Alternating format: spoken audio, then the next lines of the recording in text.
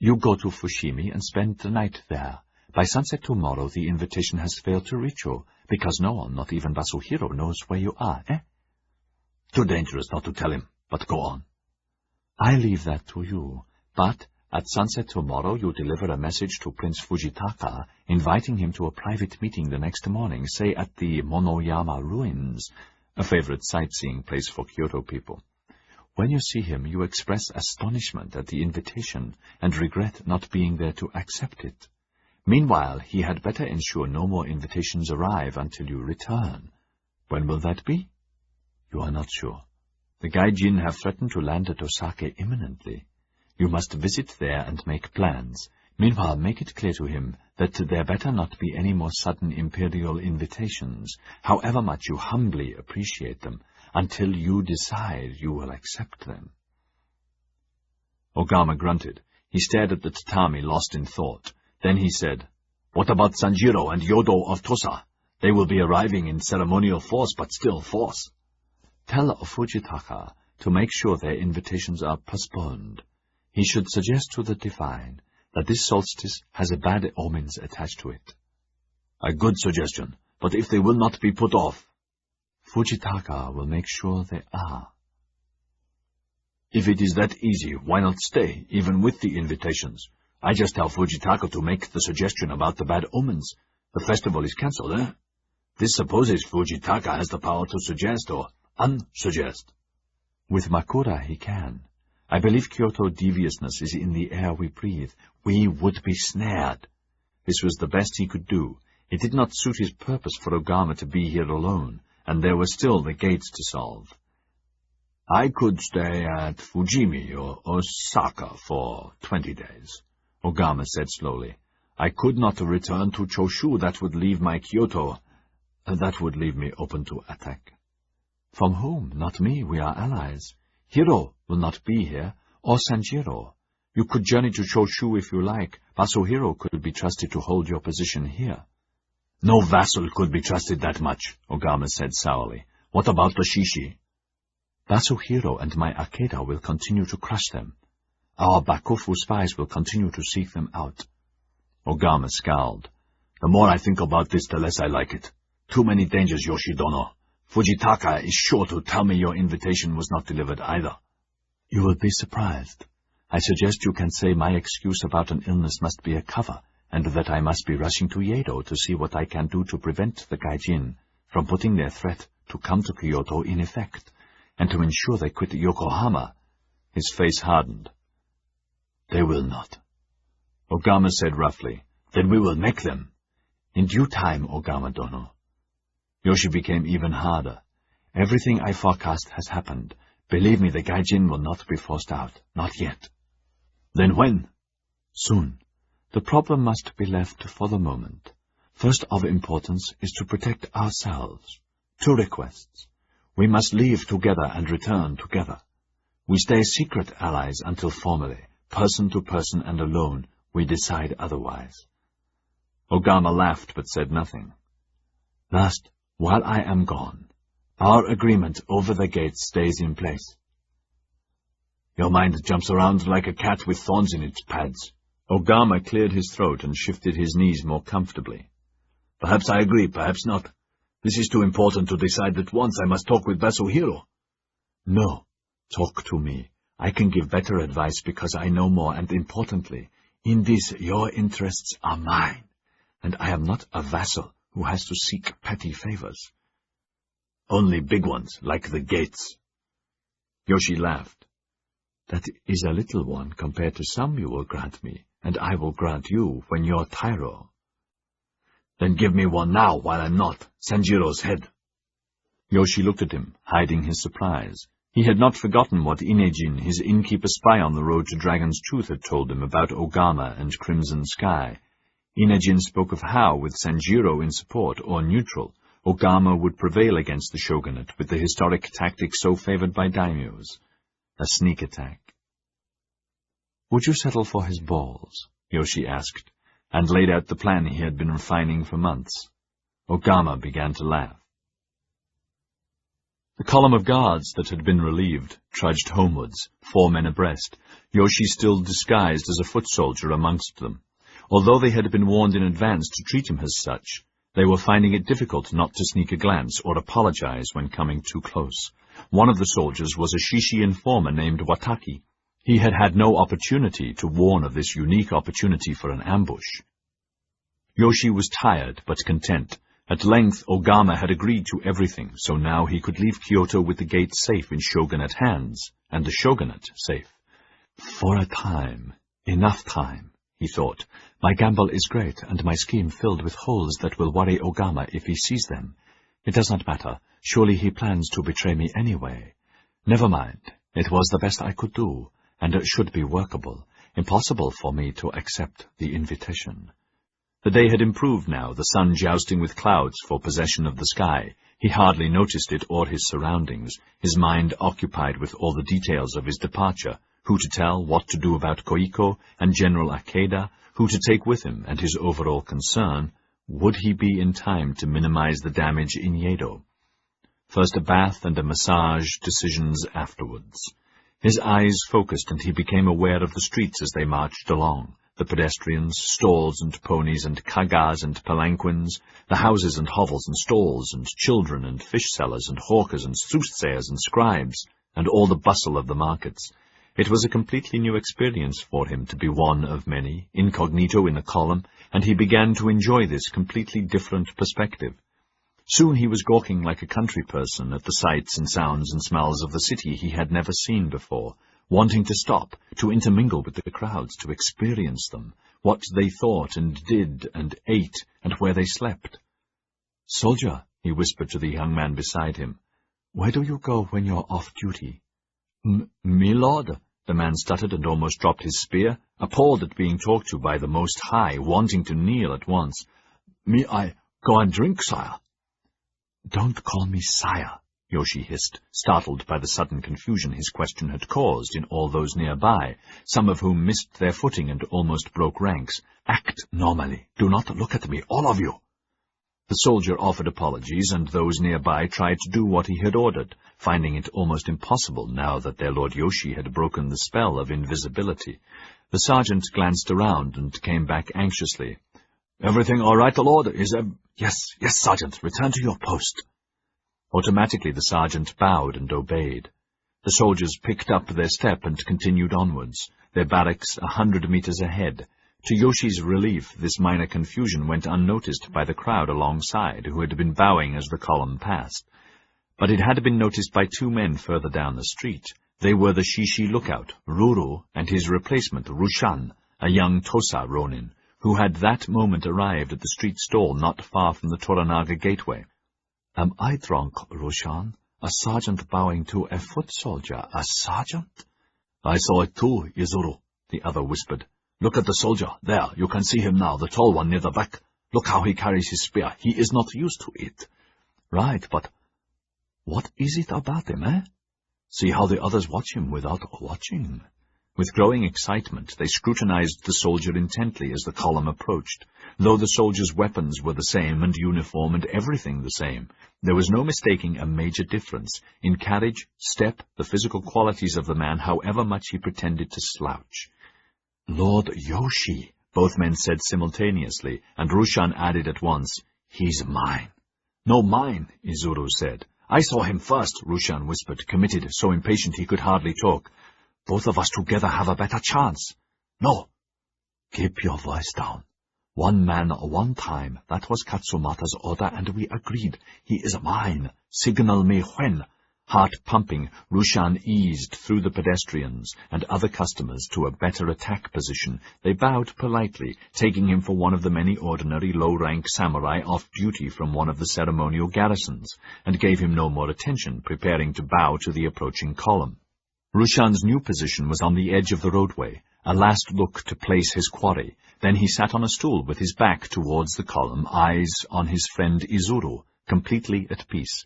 His death poem for his parents was in the hands of his village shoya, given years ago when he and 10 other student samurai had rebelled. They were all goshi and had rebelled when they were refused entrance to the school for higher education. Their parents could not afford the necessary bribes to local officials.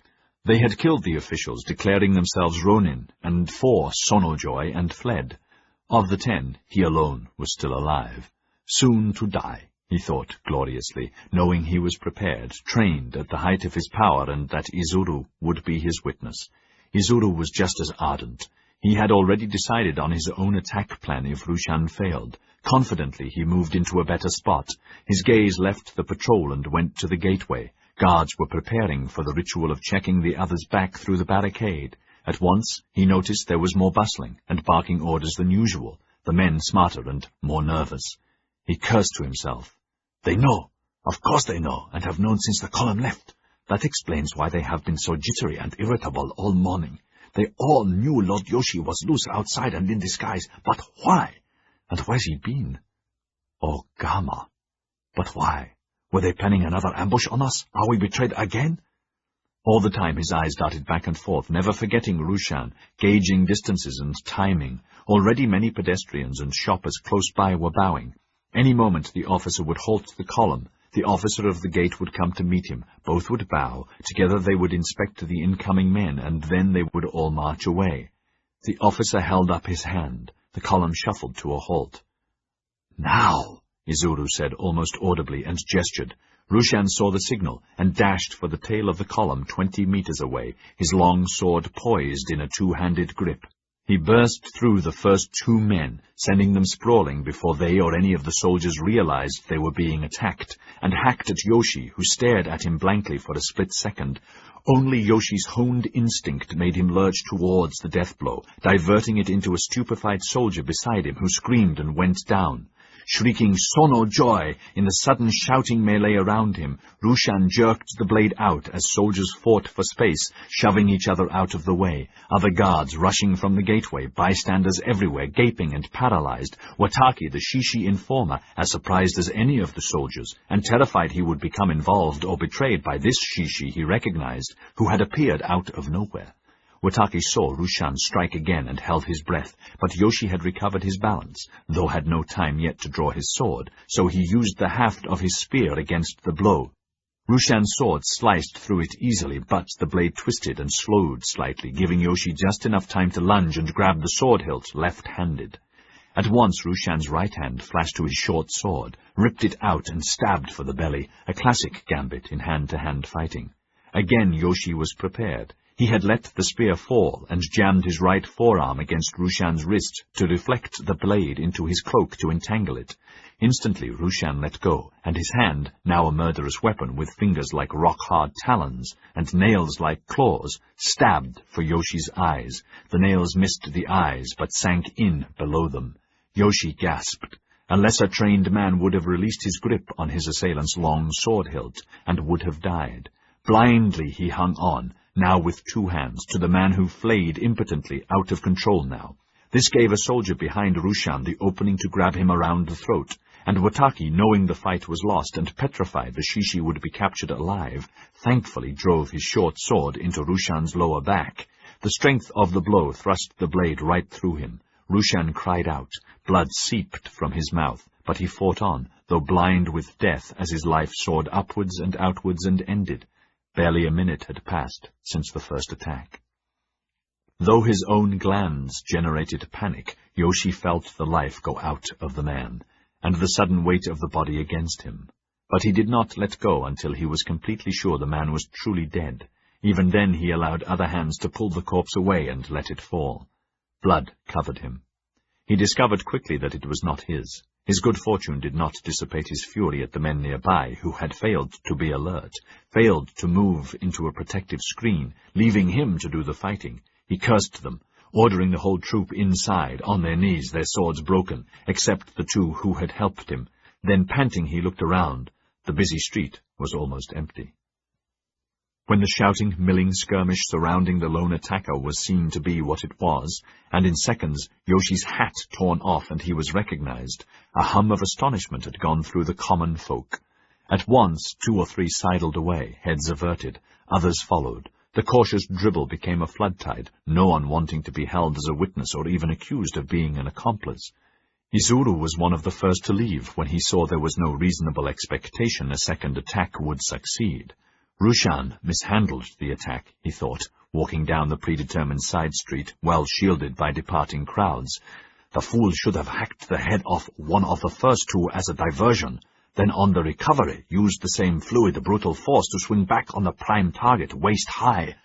No likelihood of Yoshi escaping that blow. None. Katsumata would be furious. He demonstrated it enough times, told us enough times. A unique opportunity wasted.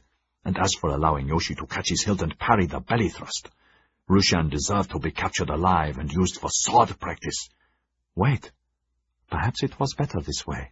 If Rushan was so inept in his supreme duel, he probably would have broken and given away our safe houses, the ones he knew about. You can't trust Tosa people, Shishi or not.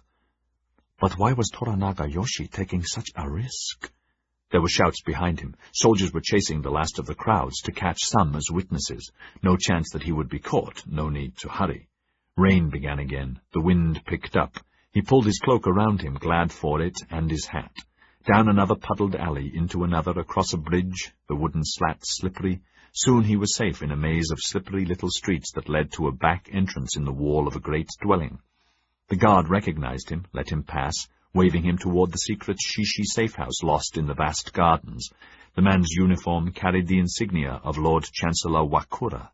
In the street of the Toranaga headquarters, the stall-keeper was being hustled to the guardhouse, loudly protesting that he knew nothing, was nothing, and begged to be allowed to go. He had dared not vanish with the others, as he was too well known there. A few stragglers who had been caught were shoved after him. The awning of the stall flapped miserably in the wind and rain. Koiko was putting the final touches to her makeup, helped by a hand mirror of polished steel. Her fingers shook slightly. Again she made a conscious effort to empty her mind and compartmentalize her fears, for Yoshi and because of him, for herself and because of herself. The other two women, Teiko, her Maiko apprentice, and Sumomo, watched intently. The room was small and functional, like the rest of the suite adjoining Yoshi's quarters, sufficient for her when she slept alone and one maid. Other quarters for her attendants were farther away. As she finished, she stared at her reflection. She could detect no worry lines, and when she tried a smile, the skin of her face crinkled only in the correct places. Her eyes were white where they should be white, dark where they should be dark, and showed none of the depth of her concern. This pleased her. Then she caught a glimpse of Sumomo. Not aware she was observed, Sumomo's face was momentarily open. Koiko's stomach twisted, seeing so many conflicts there. Training, training, training, she thought. What would we do without it? And turned to face them. Teiko, little more than a child, took the mirror without being asked, deftly touched a vagrant lock into place with a tiny hand. "It's beautiful, Lady Koiko," Sumomo said, bewitched. This was the first time she had been allowed into Koiko's private quarters. The secrets of the beauty process had been a revelation beyond her whole experience. "Yes, it is," Koiko said, thinking she meant the mirror, the perfection of its surface making it almost priceless. "And it is a kind mirror, too. Few are kind, Sumomo. Vital in this life for a woman to have a kind mirror to look into." "Oh, I meant the whole picture you make, not that," Sumomo said, embarrassed. "From your kimono to your hairstyle, your choice of colors, and how you make up your lips and eyebrows, everything. Thank you for allowing me to witness it." Koiko laughed. "I hope that with or without, the effect is not too different." "Oh, you are the most beautiful person I have ever seen," Sumomo burst out. Compared to Koiko, she felt like a country person, unsophisticated, inept, bovine, all fingers and elbows and big feet, for the first time in her life conscious of a lack of femininity. "What can my beloved Hiraga see in me?" she asked herself, dismayed. "I'm nothing. Unattractive, nothing, not even a choshu like him. I bring him no face, no lands, no prestige, and no money. I'm sure, in truth, his parents disapprove of me." "You are the most beautiful I'm ever likely to see," she said. And she was thinking, are all ladies of the floating world like you? Even the Maiko will be stunning when she is grown, though not like her mistress. No wonder men marry women like me just to control their houses and bear their children, because it is so easy for them to worship elsewhere, to enjoy beauty elsewhere, and oh, so much more." With the sincerity, Koiko saw the unhappiness and envy that could not be hidden. "You are beautiful too, Sumomo," she said, long aware she had this effect on many women. "Teiko-chan, you may go now, but prepare everything for later, and make sure we are not disturbed, Sumomo and I." "Yes, mistress." Teiko was almost 15. As with Koiko, her contract had been concluded with the Mama-san of the House of Wisteria by her farmer parents when she was 7. Her earning life would begin when she was 14 or 15. Till then, and as long as the Mama-san wanted, the contract made the Mama-san responsible for keeping her, clothing her, and training her for a life in the floating world, and, if she developed the aptitude, in its various arts, as musician or dancer or poet or conversationalist, or all of them. If the Maiko proved untrainable or difficult, the Mama-san could resell the contract at her whim, but if her choice had been wise, as with Koiko, the Mama-san's considerable financial outlay and gamble would be repaid abundantly in money and reputation. Not all Mama-sans were considerate or kind or patient. "Run along now and practice your scales," Koiko said. "Yes, mistress." Teiko knew she had been blessed to be apprenticed to Koiko, whom she adored and worked very hard to please. She bowed perfectly and, adorned by an irrepressible charm, went away. "So," Koiko looked at Sumomo, uneasily fascinated by her direct look and manner and strength. Since she had agreed to allow her to stay 5 days ago, there had been almost no opportunity to talk alone. Now it was time. She opened a mental compartment. Katsumata. "Oh, my friend, what have you done to me?" He had waylaid her during her visit to the Kyoto Mama-san, who had, at the instigation of Meikin, her own Mama-san in Yedo, arranged maids, hairdresser, masseuses while she was here. Only Teiko and a maid had traveled with her from Yedo. "I ask a lifetime favor," Katsumata had said. "No, you must not," she had said, shocked to see him, shocked that he would endanger her with such a clandestine meeting, and shocked that he would ask such a favor of her that surely must have dire consequences. Once granted, no other favor could ever be asked of the same person, the ensuing debt enormous. "We agreed when Lord Toranaga-yoshi honored me. All personal contacts between us should cease, except in an emergency. We agreed." "Yes. Hence the lifetime favor I ask." 7 years ago, in Yedo, when she was 15, Katsumata had been her first client. Quickly he had become a lot more, friend, guru, and consummate teacher. He had opened her eyes to the world, to the importance of the real world as well as the floating world. Over the years he had taught her the tea ceremony, the art of debating, calligraphy, about poetry, and inner meanings of literature, politics, and regaled her with his ideas and plans for the future, how his small band of acolyte samurai would dominate the land, would force through Sono Joy, and in time showed her how there was a vital place for her in the jigsaw called Sono Joy.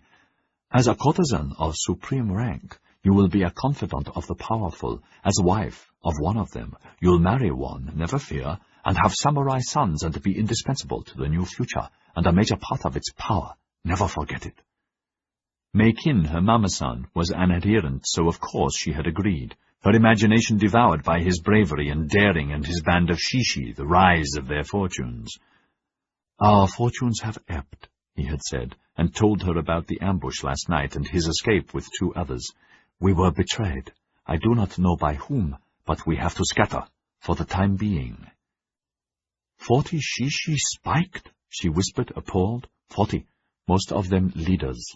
Only 3 of us escaped, another shishi and a girl, a ward of mine. Listen, Koiko-chan, there's not much time. The lifetime favor I ask is for you to guard this girl while you stay in Kyoto. Take her into your household, even back to Yedo with you, and— "Oh, but as much as I would like to, so sorry, that would be very difficult. The General, Akeda, is very particular about people. He would personally interview her. he did with all my other helpers," she said, as nicely as she could, inwardly horrified that he dared to make such a dangerous suggestion to her that she harbor a Shishi escapee, however innocent. "It would be very Of course, it would be difficult, but you will be able to arrange this without having him see her." "I do not think that possible, and then there is Lord Yoshi." She had left that hanging, frantically hoping he would withdraw the request, but he had continued softly watching her with his intense, compelling eyes, saying that Sumomo would be safe with her, that she was samurai, the affianced of a very important Shishi, a woman to be trusted. "So sorry, but I ask you to do this for Sonojoy.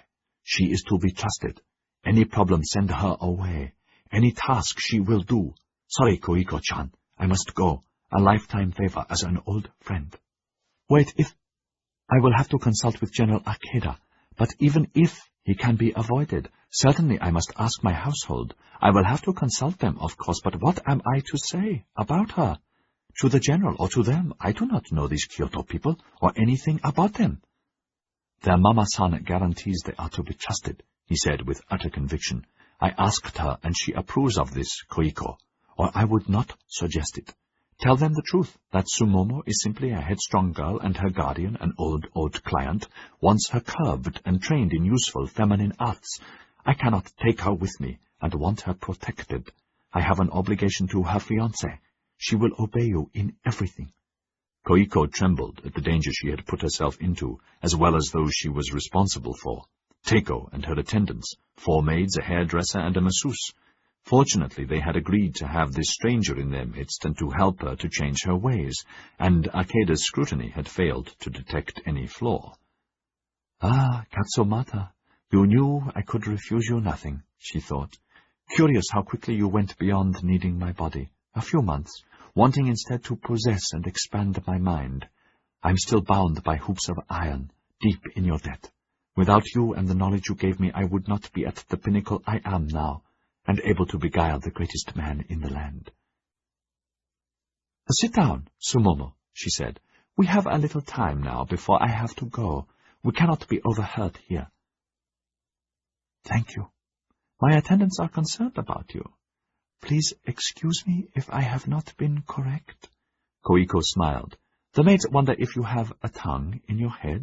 All agree your gentility needs improving, and all can understand a guardian wanting you improved." "I need improving," Sumomo said, smiling. Koiko's eyes crinkled. The young woman opposite her was not unattractive, her body lithe and strong, the face without makeup, the bloom of youth and health making up for that deficiency. Her hair is in good condition, but needs styling, she thought critically. The Kyoto style would suit her, lots of good oils on her hands and arms, some shading on her fine cheekbones, a touch of color on her lips. The girl has promise. We must bathe together, and then I would know more, though I doubt she could adapt to our life, even if she wanted to adapt. "You are a virgin, yes?" She saw the girl flush and laughed outright. "Ah, so sorry, of course you are. For a moment I forgot that you are not of our world. Please excuse me, but it is rare for us to meet outsiders, let alone a samurai lady, and to have one in your household, however briefly, that is almost unknown." Is that what you call us? Outsiders? Yes, our floating world sets us apart. Take little Teiko. Soon her other life will have vanished, and she will know only mine. That is my duty, to train her and keep her gentle and kind, to sacrifice herself for man's pleasure, not at her impulse. Koiko's eyes took on a sheen. That is what keeps men happy and content, pleasure in all its manifestations, ne? Sorry, I don't understand manifestations. So sorry, it means appearances or qualities, to show pleasure in all its degrees. Thank you, Sumomo said, awed. Please excuse me. I never knew that ladies of the floating world were so. Of course, I presumed they were beautiful, but never as beautiful as you, and never dreamed they could be so well educated and accomplished. In the few days she had been here, she had heard Koiko singing and playing the samisen, and had been inspired by the peerless quality and her repertoire. She, too, could play the samisen just a little, and knew how difficult it was. She had heard her teaching Teiko the art of haiku and other poetry, how to caress a phrase, about silks, how they are made, the warp and the weft and other mysteries, the beginnings of history and similar wonders, her range of knowledge vast. She bowed in tribute. "You astonish me, lady." Koiko laughed softly. "Learning is the most important part of our work. It's easy to satisfy a man's body, such a transient delight, but difficult to pleasure him for any length of time, to intrigue him and retain his favor. That must come through the senses of the mind. To achieve that, one must train oneself extremely carefully. You must begin to do that, too. When there are cherry blossoms to admire, who would look at carrot tops? When a man is hungry, he seeks carrots and not cherry blossoms, and he is more hungry than not." Koiko waited amused. She saw Sumomo drop her eyes at a loss. "Carrots are peasant food, lady," Sumomo said in a small voice. "So sorry. Cherries are an acquired taste, as are their flowers. Carrots can take on many flavors, if properly treated." Again she waited, but Sumomo still looked down. "Not in riddles, so you will not be confused. It is not sex that is really sought by men in my world, but romance, our most forbidden fruit." Sumomo was startled. "It is? Oh yes, for us, it is poisonous. Men seek romance in your world too, most men, and it is not forbidden you, is it?" "No. Your future husband is no different. He seeks romance too, wherever it is available. Better you make as much available at home as you can, for as long as you can." Koiko smiled. "Then you can have cherries and fine carrots. The flavors can be acquired easily." "Then, please teach me. Tell me about this man, your husband-to-be. His name is Oda, Rokan Oda," Sumomo said at once, using the cover name Katsumata had given her. "His father is a Goshi, and he comes from Kanagawa in Satsuma." "And your father?" "It is as I said, lady. He is of the line Fujahito," she said, using her new cover surname. "They are also from a village nearby, and also Goshi. Your guardian says this Rokan Oda is important." "He is too kind, lady, though Oda-sama is Shishi, and did take part in the attack on Lord Anjo at Yedo's gates, and also killed the elder Utani." Katsumata had told her it was safer to tell the truth where possible, the fewer the lies to remember. "Where is he now?" "At Yedo, lady." "How long do you want to stay with me?" "For me, lady, as long as I can. My guardian said Kyoto was dangerous for me. I cannot return home. My father disapproves of me, as he had told you, as Oda-sama's parents disapprove of him, so sorry because of me." Koiko frowned. "That will make life impossible." "Yes, karma is karma, and what is to be will be. Though I am of no value to anyone, and believe I am unknown to the Bakufu, Sensei Katsumata approves of my Oda-sama, accepted the responsibility. He said I'm to obey you in all things." "Better to obey your parents, Sumomo." "Yes, I know, but my Oda-sama forbids it." A good answer, Koiko thought, seeing the pride and the conviction. Saddened, she glanced at the half-opened window. Surely this forbidden romance would end like so many others. In suicide, together if Sumomo was blessed, or her alone when, as this Oda should, he obeys his parents and takes a wife acceptable to them. She sighed. In the garden outside, twilight was becoming night, a slight wind. The leaves are whispering to one another. What are they saying? Sumomo covered her surprise and began to listen. At length she said, "So sorry, I do not know." "Listen while I am gone. It is important to know what leaves whisper. Tonight you will stay here, Sumomo. Perhaps I will return, perhaps not. If I do, then we will talk some more, and you will tell me. If not, we will continue tomorrow, and you will tell me then. When Teiko comes back to prepare the futons, tell her I want you both to compose a haiku."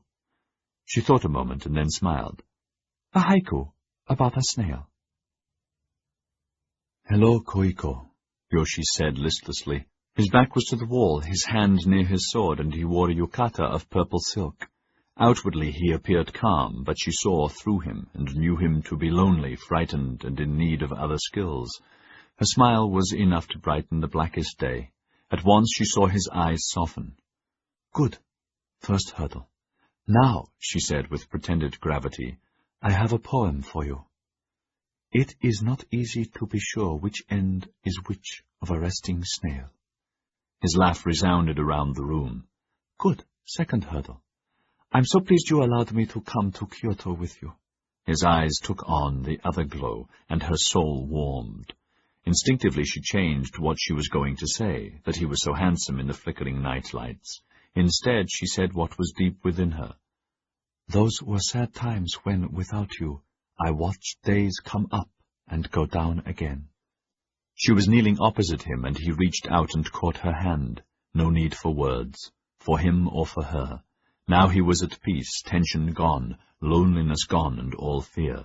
And she was at peace too. So much energy expended to take him out of himself, so much revealed, unwise to reveal so much. You are very important to me, he was saying without saying it, speaking as lovers will. You do me too much honor, she replied with a tiny frown. Then her fingers, delicately caressing the back of his hand, said, I adore thee.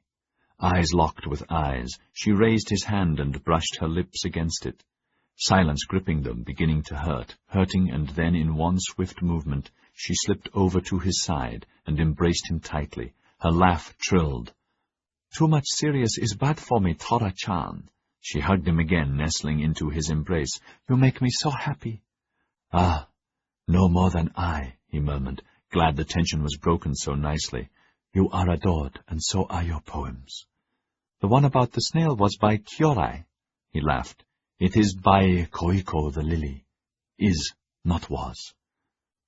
Again she nestled closer, enjoying his warmth and strength. I nearly died when I heard about this morning. Life, he said simply.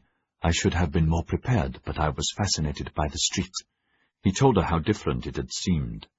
It was a rare experience, the feeling of invisibility, too good not to sample again, however dangerous. Does the danger add a spice to it? I will experiment in Yedo. At night it would be easier, and I will train special guards to accompany me. Please excuse me, but I would suggest you partake of that drug sparingly. I mean to. His arms held her, both of them comfortable. It could develop into that, yes, easily. The room adjoined his sleeping quarters. Like the whole barracks complex, it was masculine, with minimum furniture, the tatami first quality, but in need of replacement. I won't be displeased to leave this place, he thought. Their ears caught the pad of approaching feet. His hand snaked to his sword hilt, both of them tensed. Sire, a muffled voice said. What is it? Yoshi said. So sorry to disturb you, sire. A letter has just arrived from Dragon's Tooth. Without needing to be asked, Koiko went to the side of the door out of the way and stood there on guard. Yoshi readied. Open the door, sentry, he called out. The door slid open. The sentry hesitated, seeing Yoshi in a defense attack position, sword loose in its scabbard. Give the scroll to Lady Koiko. The sentry obeyed, then went away again. When he had reached the end of the corridor and had gone through that door, Koiko closed this one. She handed him the scroll, and knelt in her place opposite. He broke the seal. The letter from his wife asked after his health, and gave news that his sons and the rest of his family were well, and looking forward to his return. Then the information began. The prospectors have been traveling diligently with your vassal, Misamoto. As yet they have found no gold, but report large. The word they used was huge deposits of high-quality coal, easy to mine and near the surface. I understand them to say this is black gold, and could be profitably bartered with the Gai Jin for money. They continue to search. We hear Anjo has been made Tairo, and boasts that you will soon be invited to retire from the Council of Elders. Next, the confidant you visited on the way to Kyoto tells the following. The code word he gave you about an enemy is correct, and that a similar plan is ready, as the enemy's state policy. Crimson Sky. So a lightning attack is state policy. Will my agreement with Ogama hold? He put that question aside for later and continued reading. The Ronin Ori, who became a Gaijin spy, is dead in the Gaijin camp. The other Ronin, Hiraga, is believed to be there also. Your spy says also he intercepted the maid you sent back as ordered, and sent her far north to a very poor brothel. Her Ronin lover was killed. Yoshi smiled. This was Koiko's maid who had whispered of Utani's secret tryst to her ronin Shishi. Halfway to Kyoto, he had dismissed her, sending her back to Yedo on some imagined slight. Of course, Koiko had not objected. Good, he thought. Utani is revenged in some small measure. Next, the Gyokoyama. I have completed money matters. May I use the coal possibility as a further pledge for any armaments ordered? Perhaps we should try to deal with the Gai Jin direct, perhaps using Misamoto. Please give me your counsel. Sire, your presence and wise advice are greatly missed. Last, so sorry. Famine has begun. Yoshi reread it. Knowing Hosaki so well, the way she had used further pledge meant that the negotiation had been rough and the price high. Never mind. Next year there will be no famine, and the Gyokoyamas, if they live that long in lands I control, will be repaid. He looked up at Koiko. She was staring into space, lost in dreams he knew he could never share. Koiko. Oh, yes, sire. What were you thinking about? What leaves whisper to leaves? Intrigued, he said, It depends on the tree. She smiled sweetly. A maple, a blood-red maple. In what season? 9th month. If they were watching us, they whispered, soon we fall, never to return. But they are blessed. They grow on the tree of life, their blood, our blood. She clapped her hands, smiling at him. Perfect. And if it was a pine in spring? Not now, Koiko-chan, later. Seeing the sudden seriousness, she became serious too. Bad news, sire? No, and yes, I will leave at dawn. For Dragon's Tooth? He hesitated, and she wondered if she had made a mistake in asking, but he was wondering what to do about her. Earlier, weighing the need for another forced march, he had decided to leave her and let her follow as quickly as she could. Now, looking at her, he did not want her to be away from him. Her palanquin would hold them back. She could ride, though not well enough, and such a journey would be arduous. Either way, the plan he had agreed with Akeda would stay the same. The first party of 40 men, with a double wearing a set of my light armor, leaves just before dawn, and heads leisurely and obviously for the North Road. Halfway to Yedo, they will turn back and return here. My double vanished. The second party, mine, with the men I brought from Yedo, will leave shortly after the first, and head rapidly for the Tokaido. Forced march under the same captain. I will be disguised as an ordinary cavalry samurai, and will remain so until I am safely in Yedo Castle. Very dangerous, sire, General Akeda said heavily. Yes, you will watch Ogama and hope. It is to his advantage I succeed in curbing Anjo. Yes, but you are an irresistible target outside, an easy one. Look at what happened today. Let me go with you. Impossible. Listen. If Ogama decides to mount his strike, he will attack here first. Better expect it. You must repel him, whatever the cost. I will not fail in that, sire, the old general said. And I will not fail to reach Yedo, Yoshi thought with equal confidence. As to the attack, it only reminds me it was not the first, and will not be the last. He saw Koiko watching him. It is easier to be balanced when she is near me. The lamplight was glinting on her lips and in her eyes, and he saw the curve of her cheekbones and column of her neck, the raven hair, the perfect folds of her kimono and underkimono showing slightly from her white skin, smooth curves, her posture flawless, and her 2 hands held like flowers in her lap of azure silk. She would have to travel light, no maids, and make do with whatever was available from inn to inn. That would displease her, for she likes perfection.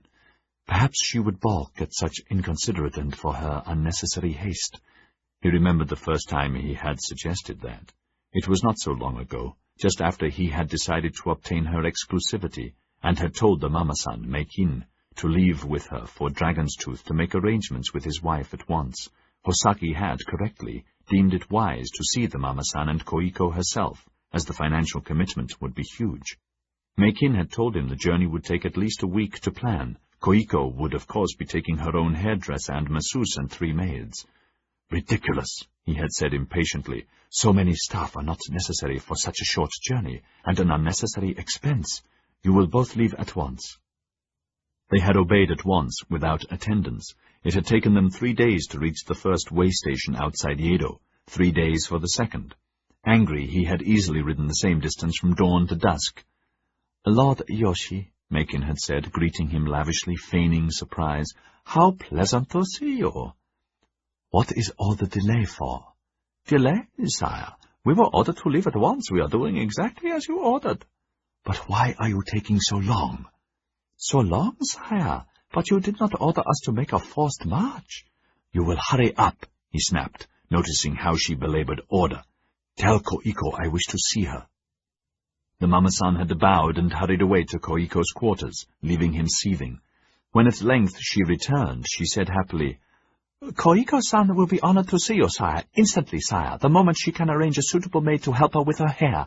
She regrets it would be impertinent to receive you without the due preparation an honored, revered person such as you would expect, and adds humbly, please be kind enough to wait. She will be as quick as she can when the maids arrive. Sourly he had glared at her, knowing that as much as he would insist, he would have to wait. His only recourse was to storm into Koiko's room and lose total face and destroy any chance that she would ever be available to him again. Who does she think she is? He had wanted to bellow. He had not. He had smiled to himself. When you purchase a rare sword, you expect it to be made of the finest steel, with the best cutting edge and a fire of its own. He nodded coolly. Send for her own maids, and hairdresser and masseuse, from Yedo very quickly indeed. It's your fault they are not here. You should have told me they were important to the Lady Koiko. She is correct not to see me improperly. I will expect this never to happen again. Makin had flooded him with apologies and bowed him away abjectly, and he laughed all the way back to Yedo, having bested them, making them lose face and giving them both a firm warning. Do not play games with me again.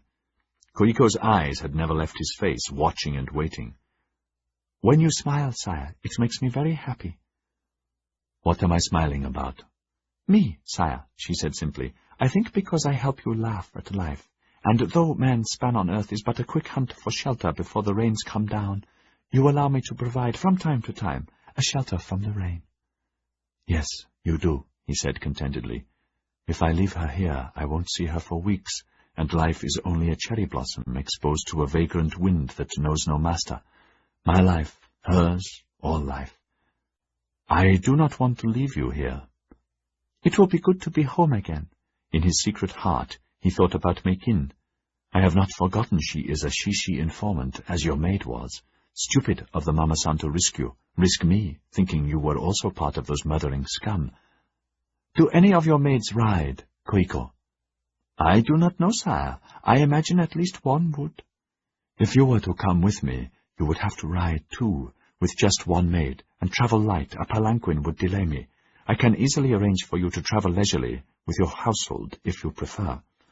Thank you, but since you would prefer me to be with you, your preference is mine, of course. If I become a burden, then it is easy for you to decide. I am honored you asked me. But there is a maid, an acceptable maid, who can also ride? If not, then you must follow as soon as possible, he said, again giving her the opportunity to decline gracefully without offense. There is one, sire, she said on a sudden impulse. A new Maiko, not quite a maid, but an apprentice and a little more. Her name is Sumomo Fujahito, daughter of a Satsumo Goshi, ward of an old friend, a client who was good to me years ago. He listened as she told him about Sumomo, and was too well versed in the customs of the floating world to ask about the other client. Intrigued, he sent for the girl. So, Sumomo, your father disapproves of your future marriage. Yes, Lord. It is unforgivable not to obey your parents. Yes, Lord. You will obey them. Yes, Lord. She looked at him fearlessly. I have already told them humbly that I will obey, but that I will die before I marry any other man. Your father should have ordered you into a nunnery for such impertinence. After a pause she muttered, Yes, Lord. Why are you here in Kyoto and not at home? I was sent here to be retrained by my guardian. He has done a very poor job, has he not? So sorry, Lord. She bowed her head to the tatami, politely and with grace, but he was certain not with any penitence. Why do I waste my time, he thought. Perhaps because I am accustomed to absolute obedience from everyone, except Koiko, who must be maneuvered like an unstable boat in a high wind. Perhaps because it might be diverting to curb this young person, to train her to the fist like the fledgling peregrine she seems to be, to use her beak and claws for my purposes, not for her lord of creation, Oda. What will you do when this Oda, this Satsuma Goshi, eventually decides to obey his parents as is his duty, and take another woman to wife? If he will accept me as a consort, even without intimacy, I will be content. As an occasional woman, I will be content. The moment he tires of me or dismisses me, so sorry, that is the day I will die. You are a stupid young woman. Yes, Lord, please excuse me, that is my karma. She dropped her eyes and remained motionless. Amused, he glanced momentarily at Koiko, who waited for him to decide. Say, your liege lord, Senjiro, orders you to marry another man, and orders you not to commit seppuku. I am samurai. I will obey without question, she said proudly, as I will obey my guardian and Oda-sama. But on my way to the wedding feast there may be a regrettable accident. He grunted. Do you have sisters? She was startled. Yes, Lord, 3. Are they as stupid and difficult as you are? They? No, sire. Can you ride? Yes, sire. Well enough to journey to Yedo? Yes, sire. Koiko, are you sure she can please you, if I agree? I believe so, sire. I am only afraid I may fail you with my lack of skill. You can never fail me, Koiko-chan. So, Sumomo, you are sure you will be able to please the Lady Koiko? Yes, sire, and I will protect her with my life. Will you also improve your manners, become less arrogant, more womanly, and less like a Domo-gozen? This was a famous woman samurai, mistress to a shogun, a vicious killer, who centuries ago rode into battle with her equally violent shogun lover. He saw her eyes widen, and she became even younger. Oh, I'm not like her, Lord, not at all. I would give anything to be even a tiny little bit like the Lady Koiko. Anything. He hid his laugh as Sumomo gorged on this first morsel he had tossed to her. You may go. I'll decide later. When they were alone again, he chuckled. A wager, Koiko. A new kimono that Sumomo will be trained by the time we reach Yedo, if I decide to bring you both with me. Trained in what way, sire? That she will contentedly agree to return to her parents and obey them and marry without seppuku. Koiko shook her head, smiling. So sorry. Whatever the wager, I am afraid you would lose, sire. That she could consider him making an error of judgment lost some of his good humor. A kimono against a favor, Yoshi said sharply, not meaning to be so sharp. I accept, she said at once with a laugh, but only on the understanding that with the gift of the kimono you accept the favor back from me that you would have asked. His eyes crinkled with admiration with the way she had twisted his mistake into a pleasantry. It was a mistake to attempt a wager, any wager, and a mistake to be confident over the wiles of a woman, a certain path to disaster. Chapter 38. Sakonoshita Village, Saturday the 6th of December. On the Tokaido Road, some 40 miles eastwards from Kyoto in the mountains, was the 6th way station, the village of Sakonoshita, and as dusk began to fall, the last of the travelers and porters, bent against a raw wind, were hurrying to pass the barrier before it closed. All were weary and anxious for hot food, hot sake, and warmth, even the half-dozen barrier guards who stamped their straw-sandaled feet against the cold, checking identity papers at random. It'll snow tonight, one grumbled. I hate winter, hate the cold, hate this posting. You hate everything. Not everything. I like eating and fornicating. In the next life I want to be born son to an Osaka money-lending rice merchant. Then I can eat and drink and fornicate only the best, and be warm, while my father buys me Hirazamurai status, or at least Goshi, not just a stinking piston Ashigaru. Zrima, you'll be reborn a landless peasant, or a bending toy boy in a tent-rank brothel. Close the barrier. It's not dark yet. Let any stragglers freeze or pay their usual. If the captain hears you, you will find yourself in the North Island, where they say your cock freezes when you try to piss. The guard looked down the road that curled away to Kyoto, now empty with the darkening, ominous sky above. A squall tugged at their straw overmantles. Hurry up, oaf! He called out impatiently at the last man, a half-naked porter, staggering past with his heavy load. He lowered the first bar, his face chapped by the wind, and then the second bar, making the barrier firm, and turned away for shelter and hot soup. "Hey, look there!" A phalanx of riders had trotted into view around the far corner. "Open the bars!" "Let them wait, they're late." The guard used the back of his hand to clean away a persistent nose dribble, squinting against the squall. With the other guards he scanned the riders, 30 or 40 he estimated, too tired to count.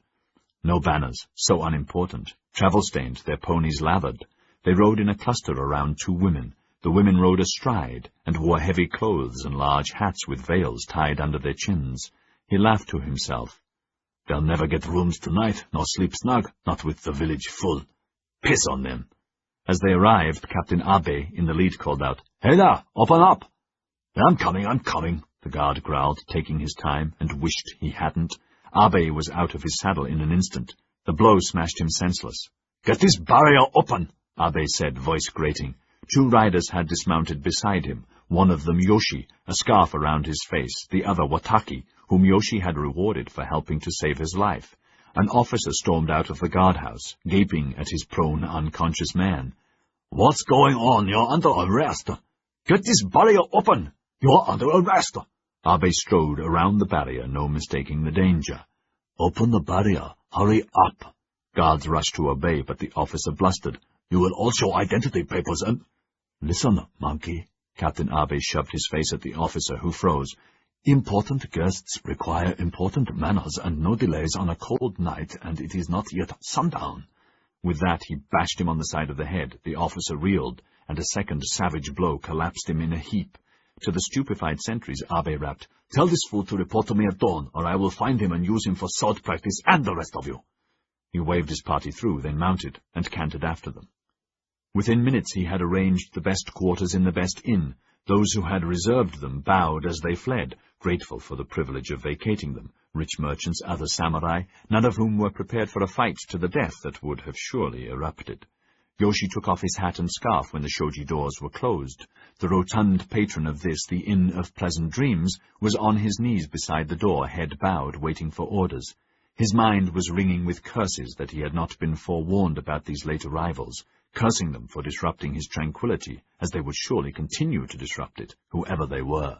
He recognized none of them, and found it extraordinary they flew no banners, wore simple bakufu uniforms and symbols, used no names, noticing that even this samurai, now treated with so much respect in private by the vile captain, and given his most expensive rooms, was not addressed by name or rank. And who are the 2 women? A daimyo's wife and maid? Or just 2 high-class whores? The news of their arrival had spread around the inn. At once he had offered a reward to the maid who discovered their identity. "Your name, landlord?" Yoshi asked. "Ichijo, sire." He thought sire the safest title. "First a bath, then massage, then food." "Instantly, sire. May I have the honor of showing you the way of myself?" "Just a bath, maid. I will eat here. Thank you. You may go." The man bowed unctuously, heaved himself to his feet, and waddled away. Captain Abe confirmed security arrangements. Sentries would surround this 8-room bungalow. Koiko's rooms were down the veranda, which would be guarded at all times. Between her quarters and Yoshi's would be a room with 2 more guards. "Good, Captain. Now get some sleep." "Thank you, but I am not tired, sir." Yoshi had ordered that he was to be treated as an ordinary goshi, except in private, when the only honorific they would use was sir. "You will get some sleep. I need you alert. We've many more days yet." Yoshi saw a flicker behind the young man's eyes, bloodshot from fatigue. "Yes?"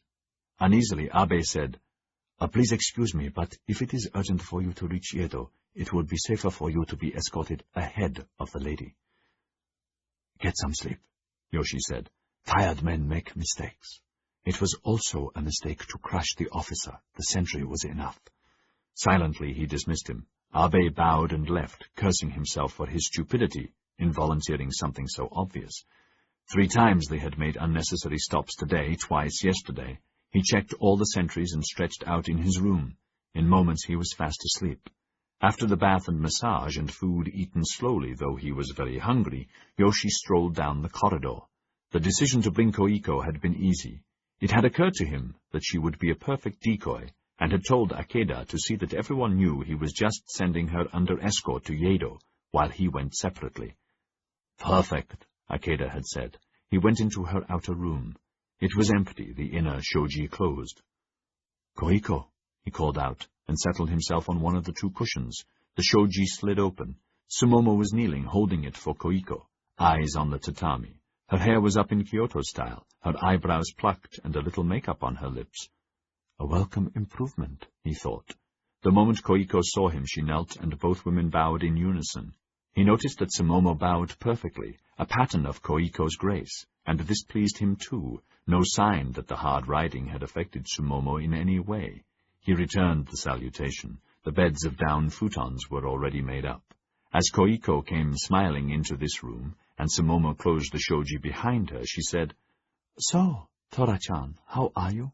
Her voice was sweet, as usual, her coiffure perfect as usual, but, as never before, the same kimono as the previous night. Uneasily he noticed a flicker of discomfort as she settled herself. "The riding is too much for you." "Oh, no, the first few days are bound to be a little difficult, but soon I will be tough as—" Her eyes were merry. "As tough as Domu Gozen." He smiled, but knew he had made an error of judgment. Yesterday 3 way stations were covered, the same today, but on neither day had he made the distance he wanted. The riding was exhausting her. "I made a mistake I should not have made. She will never complain, and will go beyond her limit, may even do herself harm. Do I need to hurry?" "Yes." "Will she be safe in a palanquin with a 10-man escort?" "Yes." "Would it be wise to reduce my bodyguard by that many?" "No. I could send for more men from Yedo tonight, but that would cost me 5 or 6 days. My instinct tells me to hurry. The Gai Jin are unpredictable. So is Anjo. So is Ogama. Did he not threaten, 'If you don't deal with them, I will'? Koiko-chan, let us go to bed. Tomorrow is tomorrow." In the night, Sumomo lay on warm futons and under coverlets in their outer room, one arm under her head, sleepy but not tired and tranquil. From the inner room she could hear Yoshi's regular breathing, Koiko's hardly perceptible. Outside were night sounds, a dog barking somewhere, night insects, wind in the foliage, occasionally a guard muttering to another, pots and pans clattering from the early kitchen detail. Her first sleep had been fine. The 2 days of exercise and vigorous massage and freedom had made her feel vibrant, and, too, the compliments from Koiko about the way she had arranged her hair tonight, as Teiko had taught her, and how to add color to her lips, had also pleased her. Everything was succeeding better than she had dreamed. Her immediate objective had been achieved. She had been accepted. They were on the way to Yedo, to Hiraga. She was an innermost part of Yoshi's entourage, poised. Katsumata had said, "Do not be impetuous. Under no circumstance put yourself at risk unless there is a chance of escape. Close to him you are of enormous value. Do not ruin that or involve Koiko." "She will not know about me?" "Only what I told her, the same that you know." "Then she is already involved, no? So sorry, I mean because of her Yoshi may accept me." "He will make that decision, not her. No, Sumomo, she is not your accomplice. If she was to discover your real connection, particularly about Hiraga, and your possible purpose, she would stop it. She would have to stop it." "Possible purpose? Please, what is my prime duty?" "To be ready. Better a waiting sword than a corpse." "I have no sword," she thought. "Perhaps I could grab one from a guard if I could surprise him. I have 3 shuriken, poison-tipped, hidden in my bundle beside me, and of course my obi knife always on my person. More than enough with surprise. Life is very strange. Strange that I should prefer being on my own with my own mission, so alien to our normal way of life, always being part of a unit, thinking as one, agreeing as one in our culture of consensus. I enjoyed being with the unit of Shishi, and yet to be honest, always to be honest to yourself, Sumomo-chan," her father had said over and over.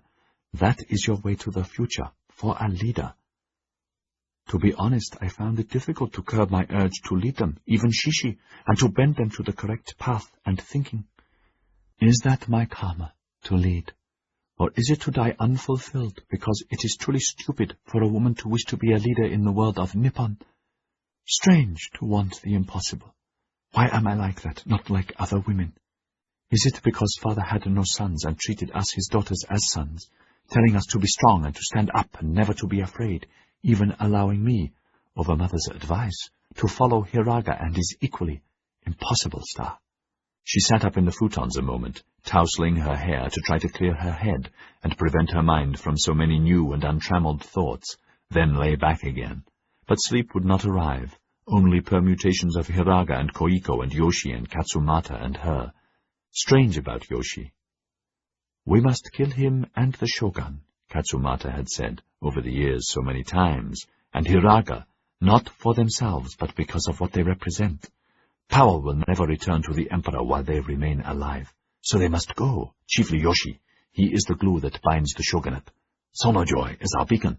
Any sacrifice must be made to achieve it. A pity to kill Lord Toranaga. Another pity that he is a good man, and not vile like Anjo. Not that I have ever seen him.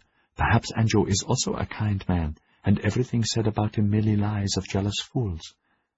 In this short time, I have seen Yoshi for what he is, dynamic, kind, strong, wise, and impassioned, and Koiko, how wonderful she is, though how sad, so sad to be so doomed. Remember what she said. The curse of our world is that as much as you bind and train yourself with all manner of defenses and resolves to treat a client as just a client, from time to time, one appears who turns your head into jelly, your resolve into froth, and your loins into a fireball. When it happens, it is frighteningly, gloriously terrible. You are lost, Sumomo. If the gods favor you, you die together, or you die when he leaves, or you allow yourself to stay alive, but you are dead even so. I'm not going to allow that to happen when I'm grown, Teiko had piped up, overhearing them. Not me. Have you been turned to jelly, mistress? Koiko had laughed. Many times, child. And you have forgotten one of your most important lessons. To close your ears when others are talking. Off to bed with you. Has Koiko's head really been turned to jelly? Yes. As a woman, I know she considers Lord Yoshi more than a client, however much she tries to hide it. Where will it end? Sadly, so very sad. He will never make her consort. And me? Will it be the same with me? Yes, I think so. What I told Lord Yoshi was the truth. I will have no other husband but Hiraga. It's the truth, she muttered aloud, and that brought her out of the downward spiral. Stop it, she murmured, following the method of her childhood, of her mother, crooning. Think only good thoughts, little one, for this is the world of tears, soon enough. Think bad thoughts, and in a blink of the eye you are in the black pit of despair. Think good thoughts. She made the effort and turned her mind. Only Hiraga makes life worthwhile. A shiver went through her body, as a new concept sprang at her with a shocking strength of reality. Foolish, this Sono Joy. It is just a slogan, as if it will change anything. A few leaders will change, that is all. Will the nuance be any better? No. Except yes, if Hiraga is one. Perhaps yes, if Katsumata is one, but so sorry, they will not live that long. Then why follow them? A tear slid down her cheek. Because Hiraga turns my head to jelly, my loins. In the dawn, Yoshi slid out of bed and padded through to the outer room, his sleeping yukata tucked up, breath visible in the cold air. Koiko stirred, saw that he was all right, and dozed off again. In the outer room, Sumomo's futons and bedclothes were already packed away in the side cupboard, the low table already set for their breakfast, their 2 cushions neatly in place. Outside the cold was sharper. He stepped into straw sandals and went along the veranda to the outhouse, nodded to the waiting manservant and chose an unoccupied bucket in the line of buckets, and began to relieve himself. His flow was strong, and that pleased him. Other men stood beside him. He paid no attention to them, or they to him. Idly he directed the stream at the swarming, ever-present flies, not expecting to drown one of them. When he had finished, he moved to the other part and squatted over a vacant hole in the bench, men and some women either side, Sumomo one of them. In his mind he was alone, his ears and eyes and nostrils shut tight against their presence as theirs were against everyone else. This imperative ability was painstakingly cultivated from infancy. You must work at this like nothing else, little one. You must, or your life will be unbearable. was drummed into him, as it was every child. Here where we live cheek by cheek, children and parents and grandparents and maids and more in each tiny house, where all walls are made of paper, privacy has to be cultivated in your head and can only exist there, your own and also as the essential politeness to others. Only this way can you be tranquil. Only this way can you be civilized. Only this way can you remain sane. Absently he waved at the flies. Once when he was young he had lost his temper at 2 or 3 that were plaguing him, and had tried to smash them to pieces.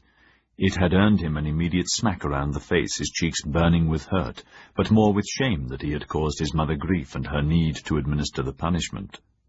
"So sorry, my son," she said softly. "Flies are like sunrise and sunset, inevitable, except they can be a torment if you allow them to be. You must learn to dismiss them. Every day for part of each day for as many days as necessary. Please, stand there and let them crawl on your face and hands without moving, until they become nothing. Flies must become nothing. Use your will, that is what you are given it for. They must become nothing to you. Then they'll not cause you to ruin your harmony, or worse, ruin the harmony of others." Now, sitting there, he felt the odd fly on his back and face. They did not offend him. Quickly he was done. The rice paper was of good quality. Feeling very alive and well, he held out his hands for the servant to pour water over them. When his hands were clean, he doused water from another container onto his face, shivered, accepted a small towel and dried himself, stepped back onto the veranda and consciously opened his senses.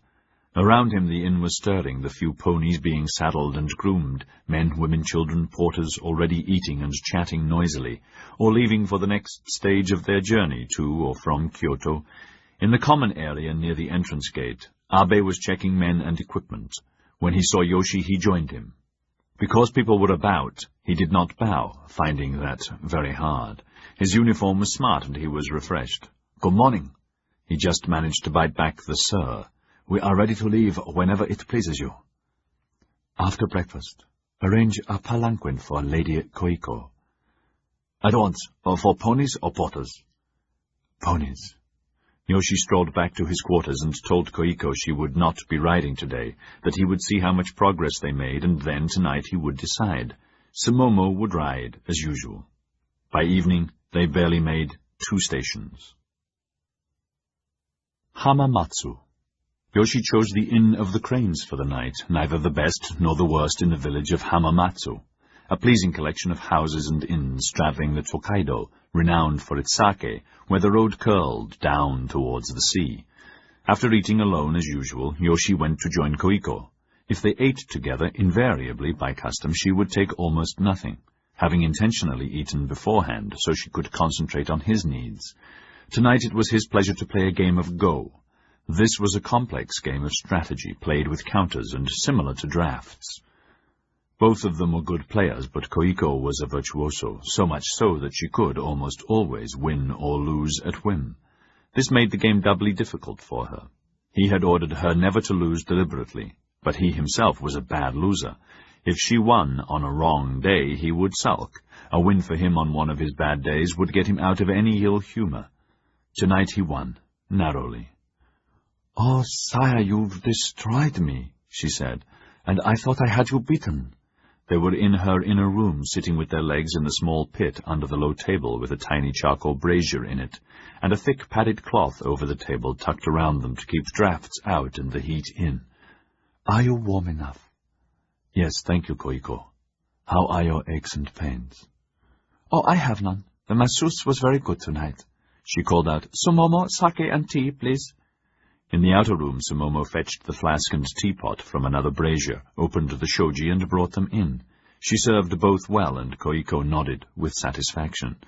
He said, "Have you learnt the tea ceremony, Sumomo?" "Yes, sire," Sumomo said, but I am afraid I am sadly lacking in skill." "Lord Yoshi is a master," Koiko said, and sipped the sake, glad for it. Her rump and back ached from the day's jolting in the palanquin, her thighs from the 2 days of riding, and her head from the effort of losing while appearing to covet victory, all of which she hid, and the fact that her spirits were down over the lack of progress today. Clearly this had disappointed him. But then, she thought, we both knew another forced march was not possible.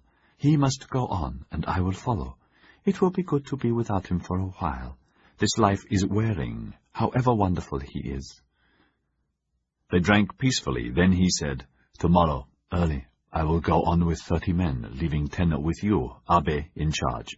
You will follow me to Yedo, leisurely." "Of course. With your permission, may I follow as quickly as possible?" He smiled. "That would please me, but only as long as you arrive not aching, either in body or in spirit." "Even if I was, your smile would instantly cure me. Another game." "Yes, but not go." She laughed. "Then I must make some preparations." She got up and went to the outer room, closing the shoji after her. He heard her talking to Sumomo, but paid them no attention, his mind occupied with tomorrow, Yedo, and Gai Jin. Their voices died away as they went out. He finished his sake, enjoying it, then walked into the innermost room where the futons and padded coverlets were spread over impeccable tatami. Winter landscapes and colors were the dominant decorations. He took off his padded yukata, shivered, and slipped under the eiderdown. When Koiko returned, he heard her pottering in the outer room. Then she came in, and she went straight to the bathroom, where there were containers for the night, should they be needed, jugs of water to drink, and others for washing. "I sent Sumomo to sleep in another room tonight," she called out to him, "and asked Abe to post a guard outside with orders not to disturb you till dawn." "Why did you do that?" She came back into the room. "This is our last night for a time. I mentioned to him I would not be traveling with you tomorrow, and I wanted you totally to myself." Leisurely she stepped out of her kimono and snuggled beside him. Though he had seen her naked many times, and felt her touch many times, and slept with her many times, tonight was many times better than it had ever been. Kyoto. In the palace in Kyoto, one of the Lord Chancellor's spies knocked on his bedroom door, waking him, and handed him the carrier pigeon message container. "This has just been intercepted, O Lord." The tiny cylinder was addressed to Chief Bakufu Palace Advisor Saito, and bore the personal seal of Tairo Nori Anjo. He hesitated, then broke the seal with a manicured nail. Anjo had sent the message at dawn. "The Gai Jin leader has insolently rejected the imperial command to leave Yokohama, and they are preparing to invade us. Draft the order for national mobilization for the Emperor's signature, which, with this document, I formally request the Emperor to sign at once. Then send copies urgently to all daimyos. Make arrangements for Shogun Nobusada to return to Yedo at once to head our forces. The Princess Yasukan, preferably, should stay in Kyoto. Lord Yoshi is formally required to return at once." The Lord Chancellor thought a while, smugly decided Saito would be overruled, and the Emperor advised never to sign a mobilization order. With great care he replaced the message and resealed the tube with his secret duplicate seal. "Put it back, make sure it is delivered," he said, and when alone he chuckled. "War, good. Anjo was the perfect choice for Tairo. They will all drown in their own urine, along with old Gai Jin and Yoshi. All of them. Except the princess. She will stay to become a widow. The sooner, the better." Chapter 39. Hamamatsu Village, Monday, the 8th of December. Sumomo awoke well before first light. Her dreams had been bad. She was no longer on the Tokaido with Koiko and Lord Yoshi, but back in Kyoto, chased by Bakufu soldiers led by Abe into the trap of the burning Shishi house.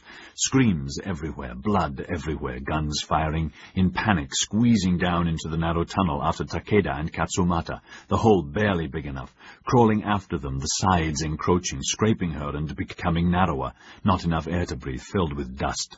Takeda's feet ahead as he wriggled onward, gasping, someone or something just behind her, then Takeda becoming Yoshi, kicking at her, stopping her, then vanishing, with nothing up ahead but an earth coffin. When her heart slowed and eyes could focus in the shaded light of the oil flame, she saw one of the guards watching her from his futons next to hers. Last night she had accompanied Koiko to talk to Abe, and he had told her to sleep in this communal room, plenty of space for her to one side. A perfectly satisfactory arrangement. 4 guards were using it, 2 sleeping and 2 on duty. There she had made a bed, not easily to sleep, her mind in turmoil, for she had overheard Yoshi telling Koiko they would not travel onward with him, and overheard Koiko saying to Abe, "Lord Yoshi has decided from tomorrow I and my party will follow leisurely." "What arrangements does he want made, lady?" "I believe he said he wants to leave you and 10 men to guide me to Yedo. So sorry to be a problem." "It is no problem for me, lady, so long as he is safe." Safe and out of reach, Sumomo had thought, dismayed by the change in plan. So much could go wrong between now and Yedo. Eventually she had slept, to dream. Normally she did not dream. Last thing at night and in the morning she would always say a prayer, Namu Amida Butsu, just the name of the Buddha Amida, which was enough if there was a god to pray to. Last night she had forgotten. Now silently she said the words and closed her eyes. In moments she was again in the Shishi hut. That had been the worst experience of her life, the attack without warning, gunfire through the walls, and in the same instant the head of the youth beside her exploded.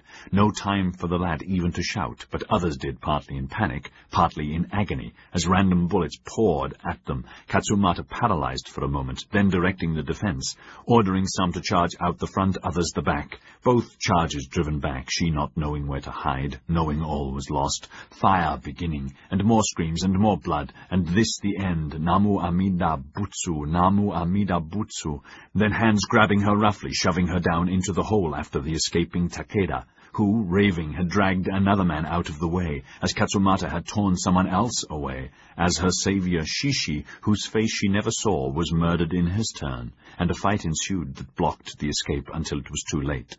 Somehow, out of that hate-filled darkness into the open air, fleeing, their panic run going on until chests bursting, Katsumata led them torturously to his haven of last resort, Iwakura's back door. Immediately a council of war with the Shishi there.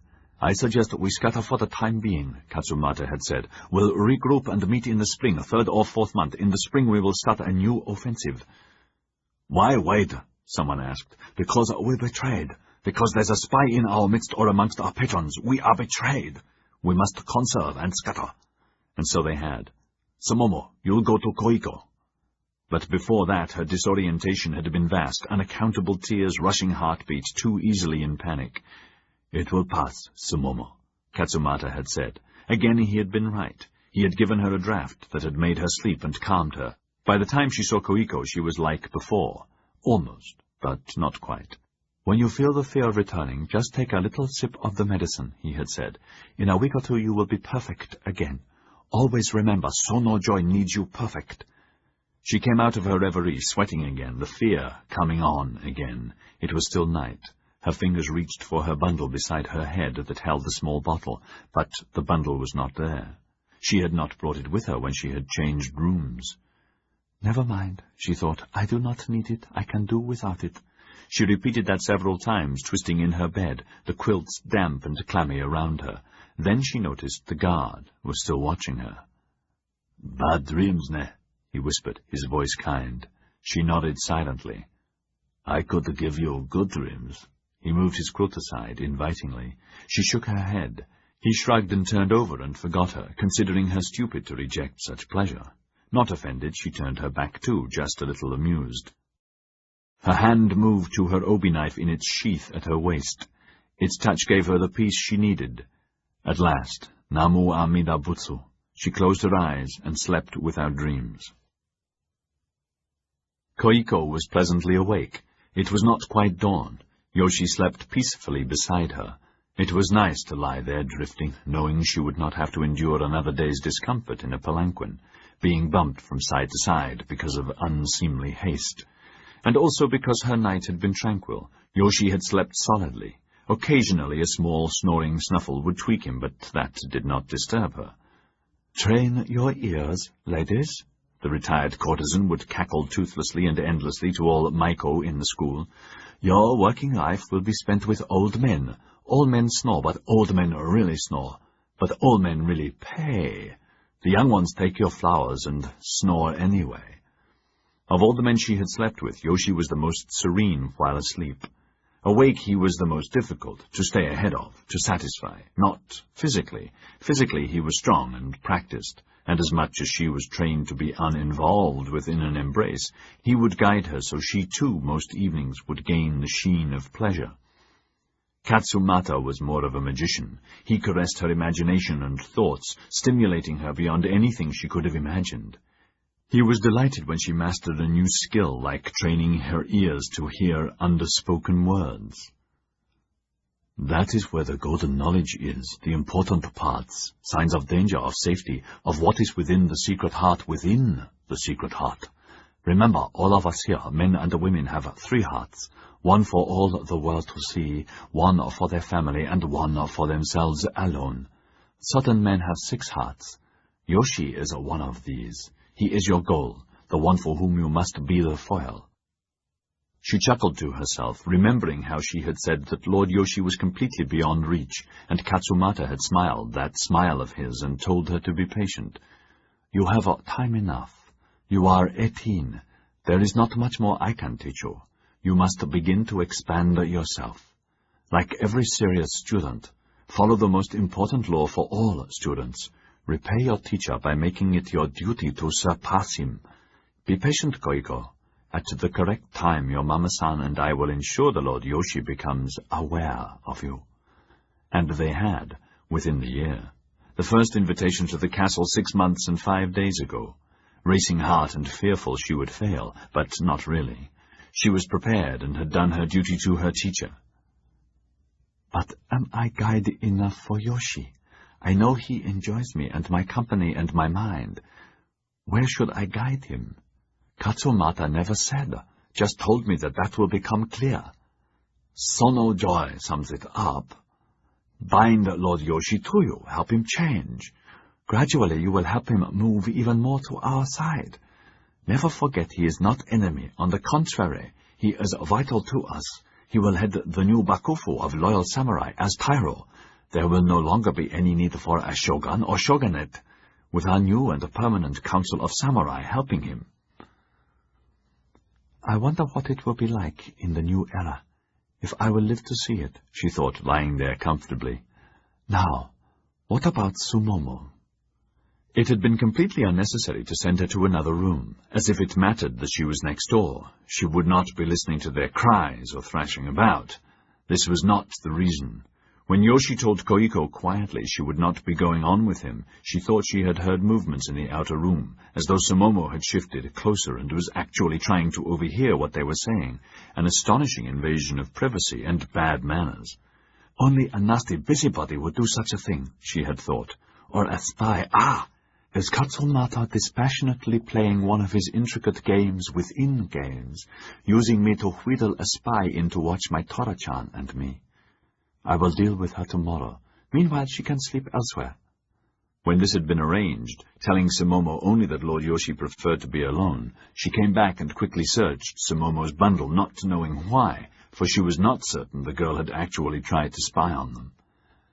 There was nothing unusual in there. A few clothes, a bottle of some kind of medicine, nothing else. The neatly folded day kimono was ordinary and merited only a cursory glance. Relieved, she had retied the bundle. As to the bottle, surely it could not be some kind of poison. Before rejoining Yoshi, she had resolved to make sure that it wasn't. Sumomo would take some. Never wrong to provide against a potential danger. Yoshi had said, "That's what killed Otani. He did not post proper sentries." "So sorry, what killed Otani was the news of the tryst whispered to my maid from the samurai barracks that I allowed her to pass on to Meikin, who told Hiraga. I wonder how Hiraga is. As a client, the 2 times he was a client when I was 16, he was no better or worse than the faceless others, but as a shishi the best. Curious." Yoshi snuffled in his sleep, but did not awaken. Her hand touched him lightly, encompassed by his warmth. "Sleep, my dear one. You please me more than I dare tell myself," she thought, then continued thinking about the past. Curious that I remember only 2 faces amongst all the others. Just Katsumata and Hiraga. Curious that I was groomed to be Lord Toranaga Yoshi's lady for a time. How fortunate I am. A year, perhaps 2, no more than 3, and then I will marry. Tora-chan will choose him for me. Whoever he is, he will be a samurai. How many sons shall I have? The old woman soothsayer said 3 sons and 2 daughters. The Chinese monk 2 sons and 2 daughters. She smiled to herself. Oh, I shall be so wise ruling my husband's household, and so good to my sons and so strict with my daughters, but never mind, they will marry well. She awoke a few seconds before Yoshi. He was up instantly, one moment asleep, the next completely ready for the day. She held his padded yukata for him, then clasping her kimono tightly around her, she opened the shoji door, then the other one, knelt and helped him into straw slippers. The guard began to bow, caught himself in time, and watched all around again as Yoshi padded off to the outhouse area. Sumomo was kneeling near the door, waiting patiently, a maid beside her with a brazier and hot tea and breakfast trays. Good morning, mistress. It's cold this morning. May I make you tea? Yes, please, Sumomo, quick as a wink. Close the door, it is chilly. Koiko hurried back to her inner rooms, calling out, We will leave mid-morning, Sumomo. We can change into traveling clothes then. Yes, mistress. Sumomo was still standing at the outer doorway, trying to contain her shock. She had seen at once that her bundle had been moved, the knot tying the square of silk holding it together, not exactly as she did it. Her day kimono was still folded nearby, but it too had been moved. Hardly breathing, she waited until the maid left, then unfolded the kimono. When her fingers felt the hidden shuriken in the secret sleeve pocket, her heart started again. But wait, she thought, blood rushing into her face. Just because they're still there does not mean that someone hasn't discovered them. Do not panic. Think. Who would search on my bundle here and why? A thief? Never. Abe? A guard? Koiko? Yoshi? If one of them, logically, I would already be dead or at least roped and answering questions and...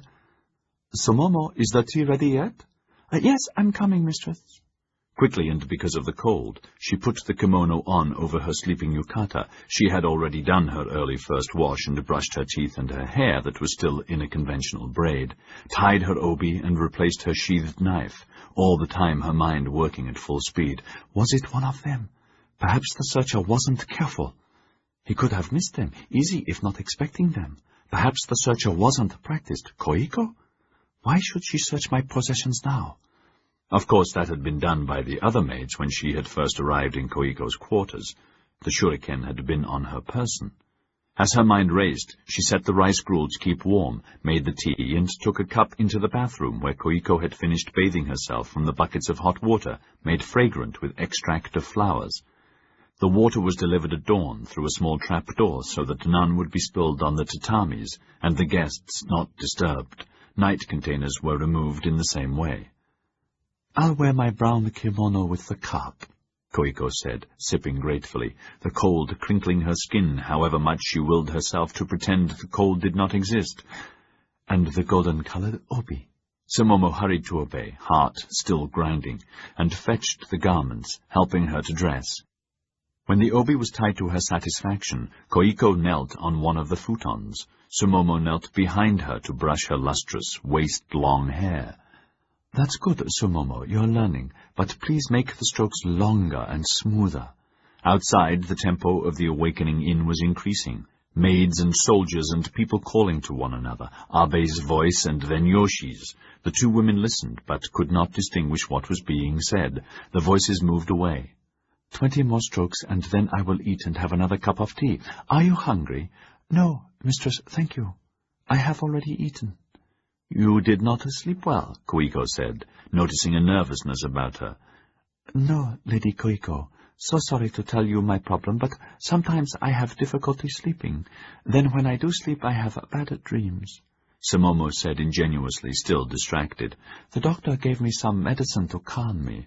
I forgot to take it with me last night when I changed rooms. Ah, is that so? Koiko hid her relief. Perhaps you should take some now. Oh, but that can wait and... Please, I insist. It's important you should be calm. Obediently and gratefully, Sumomo found the bottle. It had not been tampered with. She took a sip and recorked it. The inner warmth began almost at once. Thank you, mistress, she said, then continued brushing. After the hot rice gruel and pickles, some cold roasted eel with a sweet and sour sauce and rice cakes, Koiko said, Please sit down, Sumomo, and pour yourself some tea. Thank you, mistress. Lord Yoshi has decided I am not to accompany him any more, but to follow by palanquin at a more moderate pace. Some of the guards mentioned that while I was waiting for you. Everything will be ready whenever you wish to start. Good. Now that Koiko had discovered the truth about the bottle, she was much more at ease, but it had not changed her decision to be prudent, her duty to Katsumata already done. You are safely out of Kyoto now, she said softly, and Sumomo's stomach twisted.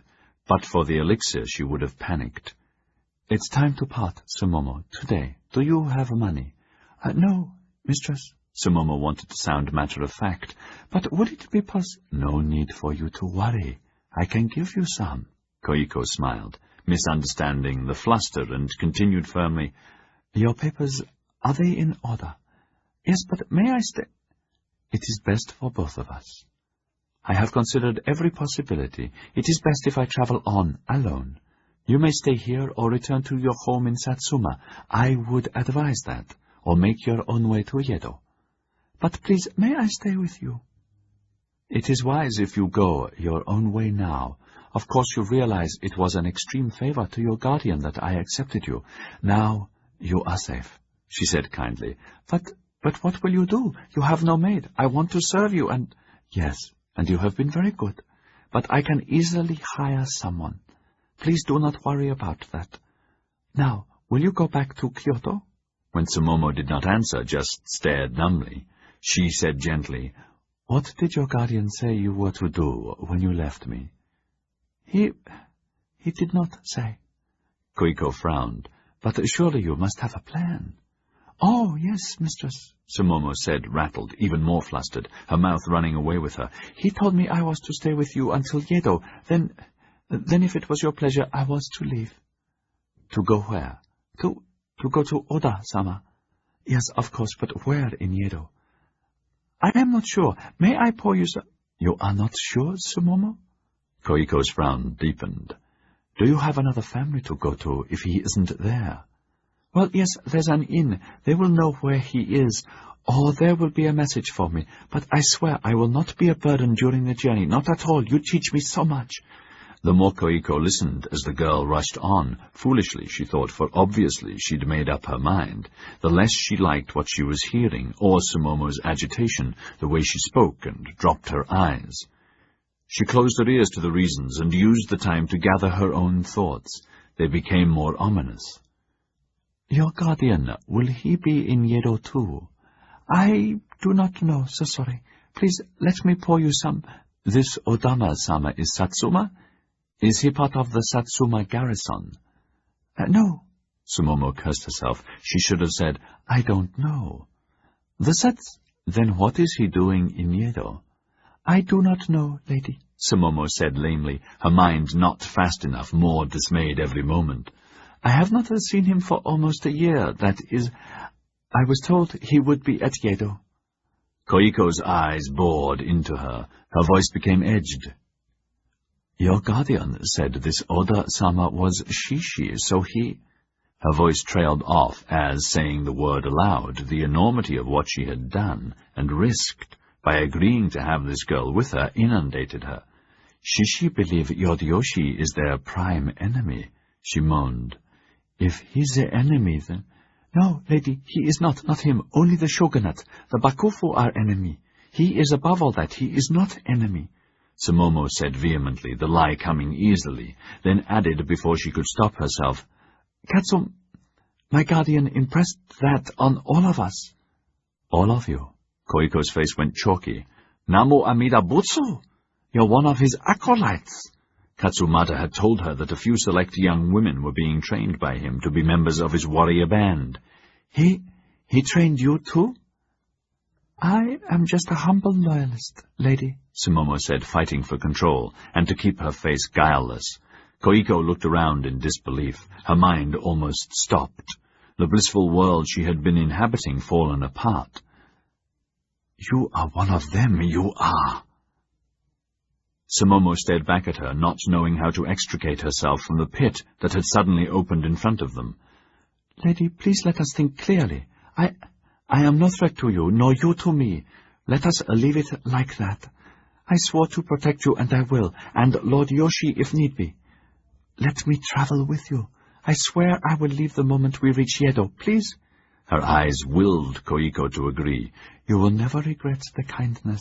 Please, my guardian asked a lifetime favor. Please, I will serve you. Koiko hardly heard the words. She watched her as a mouse would a poised cobra, no thought in her head but how to escape, how to make all this a dream.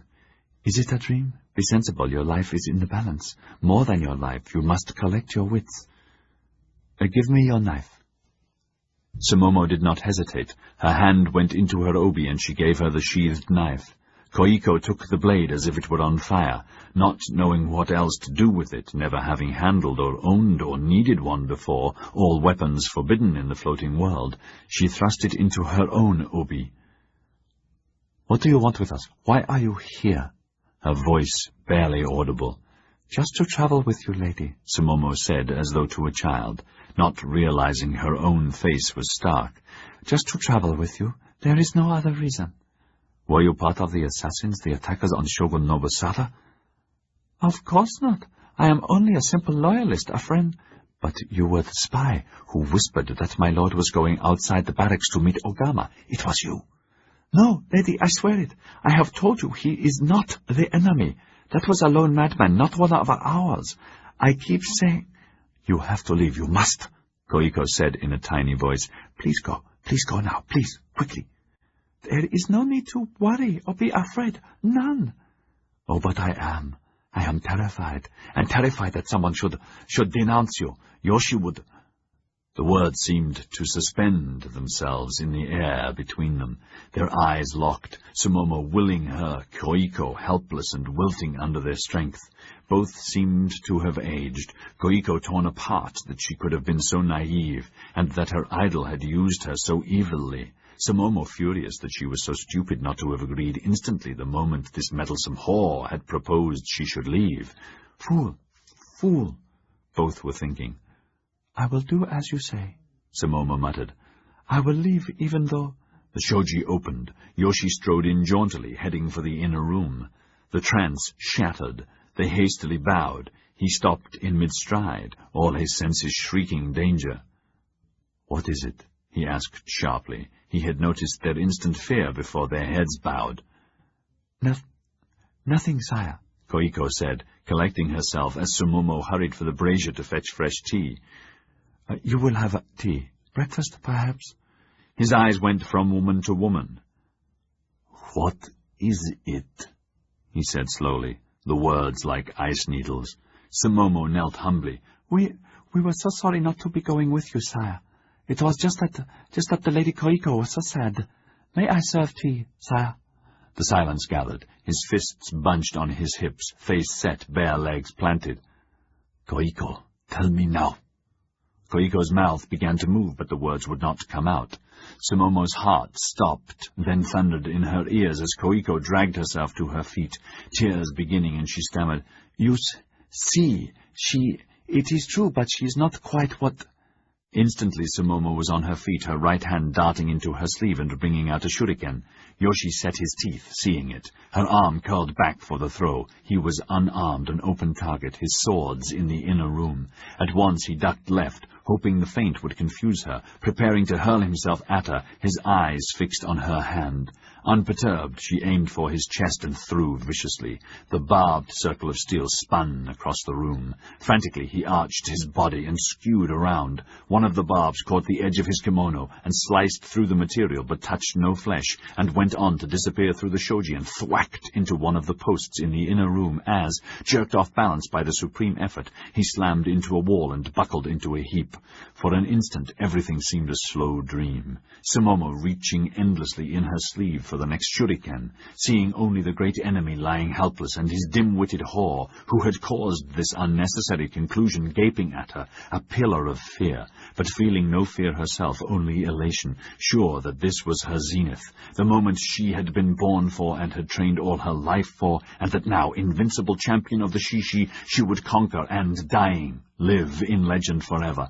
Koiko, standing paralyzed, aghast that she had been duped by the godlike guru who had betrayed her, told her nothing but lies. The girl equally a cheat, and because of them this monstrous conspiracy was happening. Her patron would die, and even if he did not die, she was disgraced and would die, either by his hand or those of the gods. Everything in this life wasted, never to marry her samurai, never to have sons, never in this life. Better to end it quickly by our own hand than foully by theirs, but how? And then she remembered Sumomo's knife. Yoshi craned around from the floor, frantic to see the next throw, hauling his feet under him for the charge he had to make or die. Everything taking so much time, his mind exploding that he had been nursing a viper in his embrace. Then his eyes saw Sumomo's hand with the second shuriken. How many does she have? Her lips drawn back from her very white teeth. The frozen instant ended. Sumomo hesitated, exulting in the kill, but the moment was too long, and she saw Koiko come out of her trance and the knife appear in her hand. Instinctively she shifted her aim, caught herself, wavered, aimed at Yoshi again and began the throw, but at that instant Koiko lurched forward, tripped over her hem, and sprawled toward her. The spinning shuriken embedded itself in Koiko's chest, and she cried out, and that gave Yoshi time to lunge at Sumomo from the floor. He caught one of her ankles and brought her down, stabbed fingers for her throat, but she was an eel and twisted away, trained in martial arts, her hand seeking the last shuriken. Before she could reach it, his iron fingers grabbed part of her kimono, tore half the sleeve off, inhibiting her. Again she squirmed from his grasp and was on her feet in a second, but now he was too. At once she shrieked a nerve-wracking battle cry, bunched her hand and threw again. He was transfixed, dead. Yet her hand was empty, the throw only a feint, the last shuriken still caught in her torn sleeve. As she groped for it, the shoji behind her was jerked open by the guard. "Quick!" she shouted, pointing at Koiko, writhing and moaning on the floor, distracting and directing him. As he darted forward, she ripped his long sword out of its sheath, raised it and hacked, wounding him, and in the same movement turned for Yoshi, but he had leapt back a pace, jumped over Koiko's prone, squirming body, and sprinted for the inner room and his swords, bursting through the closed shoji, Sumomo in fierce pursuit.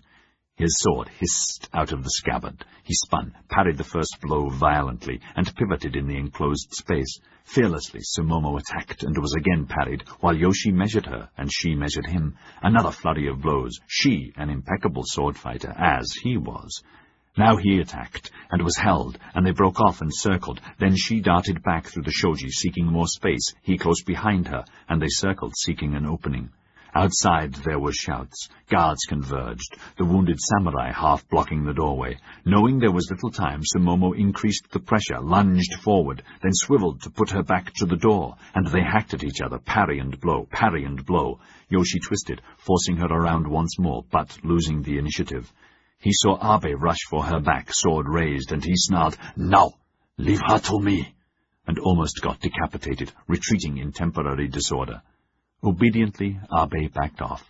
Another wild skirmish, Yoshi regaining his balance just in time. Both of them well matched. Yoshi vastly more strong, though not as practiced. Now their hilts locked. Quickly she disengaged, knowing he must beat her in such a clinch, stepped back, feinted, then hurtled forward in a blind, unorthodox blitz, her sword edge cut into his shoulder. It would have disabled the less skilled fighter, but he had anticipated the blow and suffered only a minor wound, though he cried out and dropped his guard, pretending a great hurt. Carelessly, she went in for the kill, but he was not exactly where she expected. His sword arched up ferociously from the ground, catching her unawares, the blow slicing through her left wrist and sending it flying with the sword, her fingers still gripping the hilt. She stared at the stump of her arm, astonished, blood spurting up and out in a huge stream. There was no pain. Her other hand grabbed the stump and slowed the flow. Guards raced forward to seize her, but again Yoshi cursed them away, his chest heaving as he tried to catch his breath, watching her so very carefully. "Who are you?" "Sumomo Fujahito Shishi," she gasped, her courage and strength ebbing fast. Then, with the last of her spirit, whimpered, "Sono Joy," released her grip on her wrist, groped for the last shuriken, found it, dug one of the poisoned barbs into her arm, and stumbled forward to jam it into him. But he stood ready. The great blow took her perfectly where her neck joined her body, and sliced across and through her to come out just under her arm. Those watching sucked in their breaths as one man, sure that they had witnessed a happening that would be passed from mouth to mouth for centuries, and proved this man a worthy descendant of the great shogun and bearer of his name. But all were rocked also at the sight of so much blood. Abe recovered his voice first. "What happened, Lord?" "I won," Yoshi said grimly, examining his shoulder, blood staining his kimono, an ache in his side, and his heart still violent. "Get a doctor, then we'll leave." Men raced to do his bidding. Abe tore his eyes off Sumomo's corpse. Koiko was moaning and squirming pitifully, her nails clawing the tatami, gashing it. He went towards her, stopped as Yoshi said, "Careful, fool. She was part of the conspiracy." Cautiously, Abe kicked Sumomo's knife to one side. "Turn her over." He obeyed with his foot. There was only the slightest sign of blood. The shuriken had pinned her kimono to her flesh, stanched the seepage, more than half of the steel buried in her. Apart from the pulsating agony that twisted her face in waves, she was as breathtaking as ever. Yoshi was filled with hatred. Never had he been so close to death. The other attack was nothing compared to this one. How he had managed to withstand the onslaught and sneak attack he could not understand. Half a dozen times he had been knowingly beaten, and the terror at the brink was not as he had imagined it to be. That terror will unman anyone, he thought, wanting to hack Koiko to pieces in fury for her betrayal, or to leave her to her agony. Her hands were clawing impotently at her chest, at the huge pain centered there, trying to tear away the thing that was causing it. But she could not. A shudder racked her. Her eyes opened, and she saw Yoshi standing there, and her hands left her chest and went to her face, trying to make her hair neat for him. "Help me, Tora-chan," she sobbed, her words garbled. "Please, help me. It hurts." "Who sent you? And her? Who?" "Help me. Oh, please, it hurts, it hurts. I tried to save. Her words trailed away, and she saw herself again with the knife in her hand, him defenseless, heroically doing her duty, rushing forward to protect him, to give him the knife she could not herself use, and to prevent the betrayer from wounding him with the flying steel, accepting it in his place, saving his life so he would reward her and forgive her, not that she was guilty of anything, only of serving him, pleasing him, adoring him. "What shall we do with her?" Abe was asking queasily, certain with all of them that the shuriken was poisoned and she would die, some poisons more cruel than others. "Throw her on a dung heap," was Yoshi's immediate thought, his stomach filled with sick bile, "and leave her to her pain and the dogs." He scowled, tormented now, seeing she was still beautiful, even still desirable, only the dribbling moan underscoring his ugly, acid awareness that an era had ended. Now and forevermore he would be alone. She had destroyed trust. If this woman on whom he had lavished so much affection could betray him, anyone could. Never again could he trust a woman or share so much. Never. She had destroyed that part of him forever. His face closed. Throw. And then he remembered her silly poems and happy poems, all the laughter and pleasures she had given him, the good advice and satisfactions. Abruptly he was consumed with immense sadness at the cruelty of life. His sword was still in his hand. Her neck was so small. The blow was kind. "Sono joy, eh?" he muttered, blind at her loss. "Cursed Shishi. Their fault she is dead. Who sent Sumomo? Katsumata. Must be. Same sword strokes, same guile. Twice his assassins have almost killed me. No third time. I will wipe them out. Until I am dead, Katsumata is enemy. All Shishi are enemy. Cursed the Shishi, and cursed the Gai Jin." It is really their fault, the Gai Jin. They're a plague. If it wasn't for them, none of this would have happened. There would be no stinking treaties, no Shishi, no Sonojoy, and no passing saw of Yokohama. Cursed the Gai Jin. Now they will pay. Chapter 40. Yokohama. On the afternoon of the same day, Jamie McVeigh came out of the office of the Yokohama Guardian, seething. He stuffed the latest edition of the newspaper under his arm and hurried along High Street. The breeze was salty and chill, the sea spotted with combers, grey and uninviting. His stride was as angry as his mood. "I wish to God Malcolm had told me," he was thinking. "He's off his rocker crazy, is bound to stir up trouble." "What's up?" Lunkchurch asked, seeing the crumpled paper and perturbed by Jamie's unusual haste. He himself had been on the way to collect his own copy before his afternoon siesta, and had stopped for a moment to urinate in the gutter. "Hey, the duel's in the paper, been reported, eh?" "What duel?" McVeigh snapped.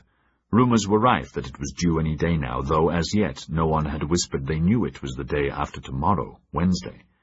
"For Christ's sake, stop spreading that chestnut." "No offence, old lad." The big, florid man buttoned up, heaving his belt up over his paunch to have it slide down again. "Well, what the F's up?" He jabbed the paper. "What's effing Nettlesmith writ that's put your dingo out of joint?" "Just more of the same," McVeigh said, avoiding the real reason. "His editorial claims the fleet's almost up to snuff, armies are sharpening their bayonets, and 10,000 sepoys are on their way from India to help us." "Effing balls, all of it." "Yes, added to that the bloody governor doing his usual sodding up Hong Kong's economy.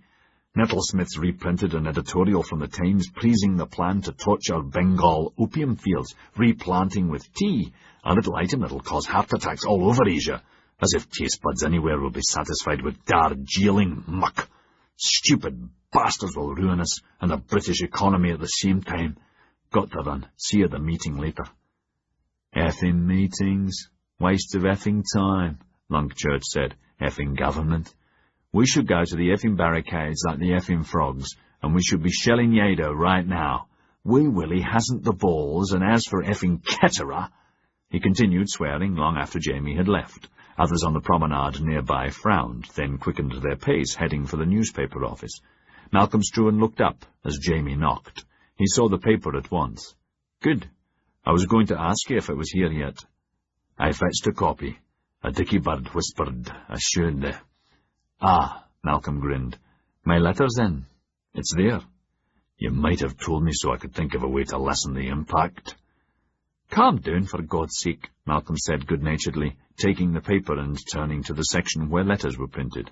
"No harm in taking a moral position. Opium's immoral, and so is gun-running. And I didn't tell you because I wanted you to be surprised too." "You've certainly done that. This will incense every trader here and throughout Asia, and it'll backfire. We need friends just as much as they need us." "I agree, but why should my letter backfire?" "Ah!" His letter was in the lead position and headlined, "Noble House to take noble stand." "Good caption, I like that." "Sorry, but I don't. It's bound to backfire because everyone knows we have to use those trade goods or we're stuffed." "You're Taipan, but you can't." Jamie paused. Malcolm was smiling at him, unperturbed. "What about the Choshu rifles, for goodness sake? We've accepted their money, though you agreed to pass them over to the other man. What an abbey for Lord someone or other. The order you increased, the 5,000. "All in due time." Malcolm remained calm, though reminded that his mother had cancelled the order that he had promptly reinstated by the fastest mail possible. Silly of her. She understands nothing about Japan. Never mind. Only a few more days and she'll be curbed. Meanwhile, Jamie, there's no harm in taking a public moral position, he said airily. We must bend with the times, don't you think? McVeigh blinked. You mean it's a ploy to confuse the opposition? Bend with the times, Malcolm repeated happily. His letter advocated at length the phasing out of opium and guns, just as the Admiral wanted, and put him squarely behind the Admiral's vehement position and the government's proposed new plan for Asia. Ways must be found at once to put our trading approach on the most perfect footing. For the greater glory of H.M. the Queen, God bless her, and our British Empire, the noble house is proud to lead the way, he had written among other flowery effusions, signing it the Taipan, Struans, as his father and grandfather had done with letters to the press. I thought it was all put rather well, don't you? Yes, it is, McVeigh said. You certainly convinced me. But if it's just He was going to say sop, but sop to who and why? But if it's just a ploy, why do it? Couldn't be a worse time. You're bound to be challenged at the meeting. Let them. They'll think you've gone mad. Let them. In a few weeks they'll have forgotten it, and anyway we'll be in Hong Kong. Malcolm beamed, filled with good humour. Don't worry. I know exactly what I'm doing. Do me a favour, leave a message for the Admiral. I'd like to drop by and see him before dinner, and Marlowe when he comes ashore. They're both dining with us at 8, yes? Yes, both accepted, McFay sighed. So you're going to keep me in suspense over the why? Don't worry. Everything's perfect. Now, much more importantly, today we must settle on next season's order for silks. Make sure Vargas has the books up to date. I want to talk to the sheriff about specie and funds as soon as possible. Don't forget tomorrow. Angel and I will be gone all day with Marlowe aboard Pearl. He would have danced a jig if he could have, but his legs and stomach were aching more than usual. Never mind, he thought. Tomorrow's the great day. I'm almost home. Then the hell with everyone. Jamie was finding him strange, not understanding him at all. Every ship from Hong Kong brought both of them another, ever more vituperative letter from Tess Struan, and yet, for the last week odd, Malcolm was completely at ease, and as he had been pre-Tokaido, good-humoured, clever, attentive, and dedicated to business affairs, though still in deep discomfort and walking badly as ever. And then there was the overriding hazard of the duel set for Wednesday, the day after tomorrow.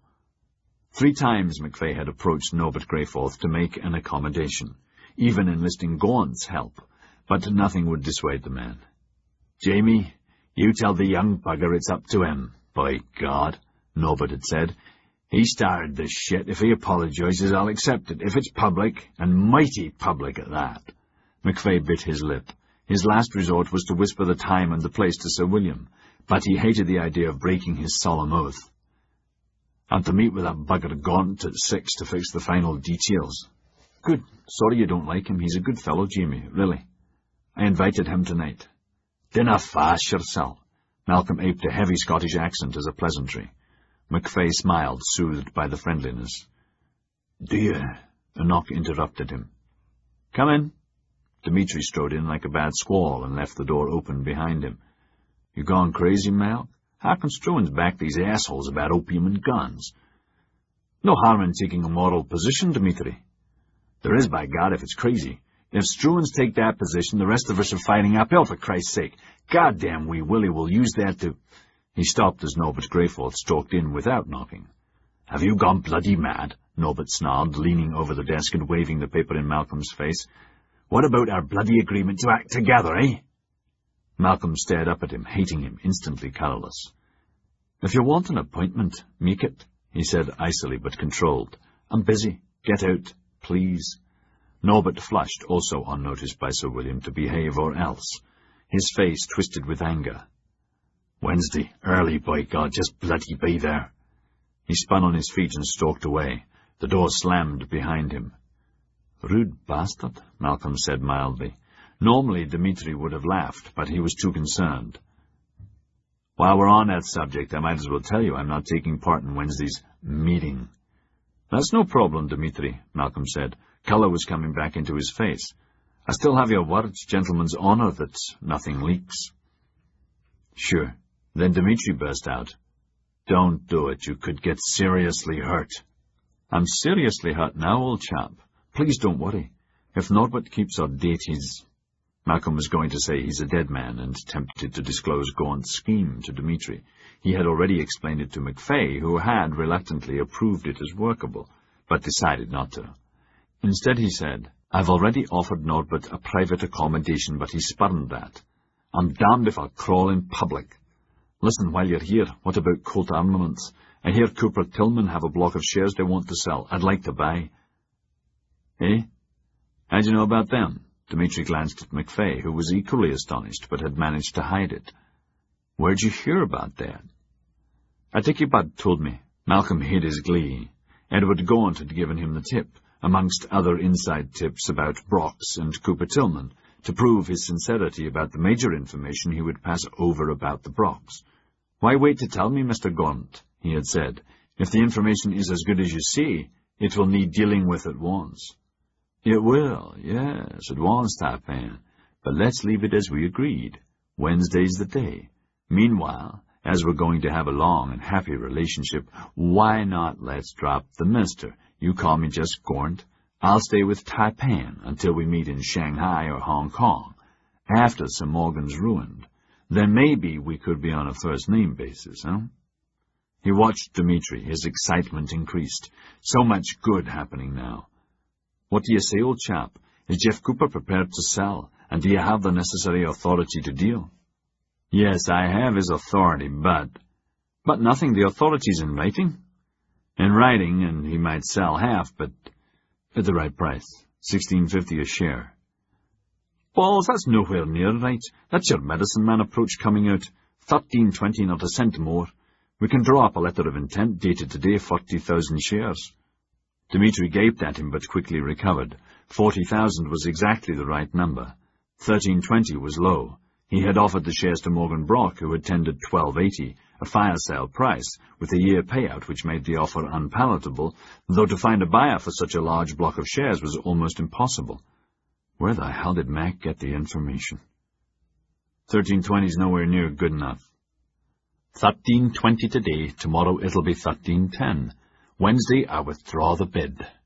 Gaunt had told him Cooper needed to sell quickly to invest in a new U.S. venture making ironclads for either Navy.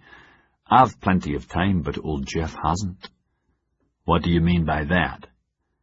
Just that I have time and Jeff hasn't, nor has the Union, or even Confederate Navy, he added pleasantly, with the war going badly for both sides.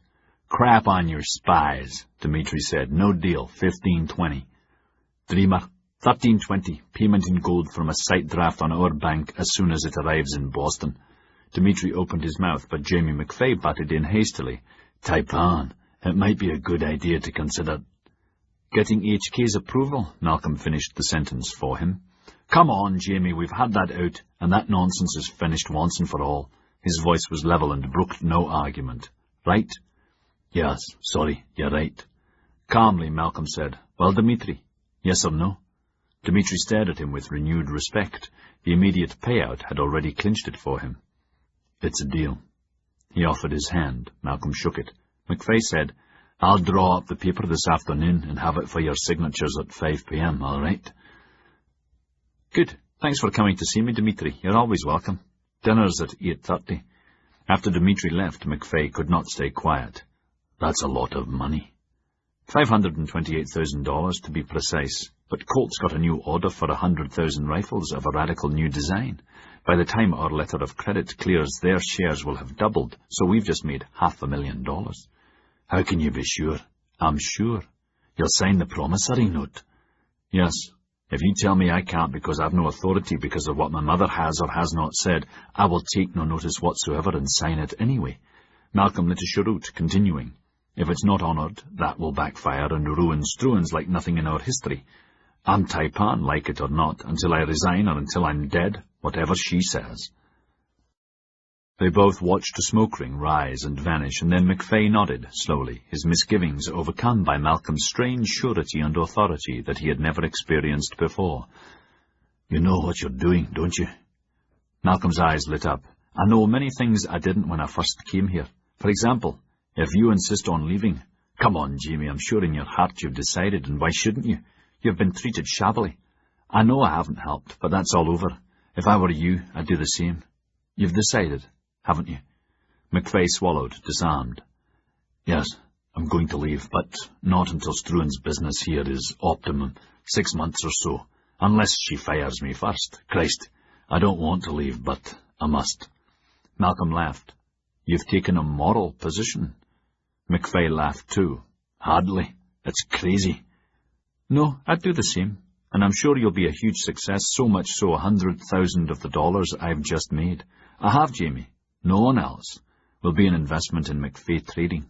For he was going to say 49% share, but changed that to give McFay face and thought, you deserve it, my friend. I'll never forget the meal you could have hanged for. Sir William would have caught us, I'm sure of that, too. A 60% share, McFay said. 25, without even thinking. 55, 35, 49%, done, if. They both laughed, and Malcolm said what McFay had been thinking. If the shares double. Then he added seriously, and if they don't, I'll find it another way. McVeigh looked at him for what seemed a long time, his mind in a thought pattern of questions but no answers. Why has Malcolm changed? Heavenly? The business over the meals, the duel? Surely not.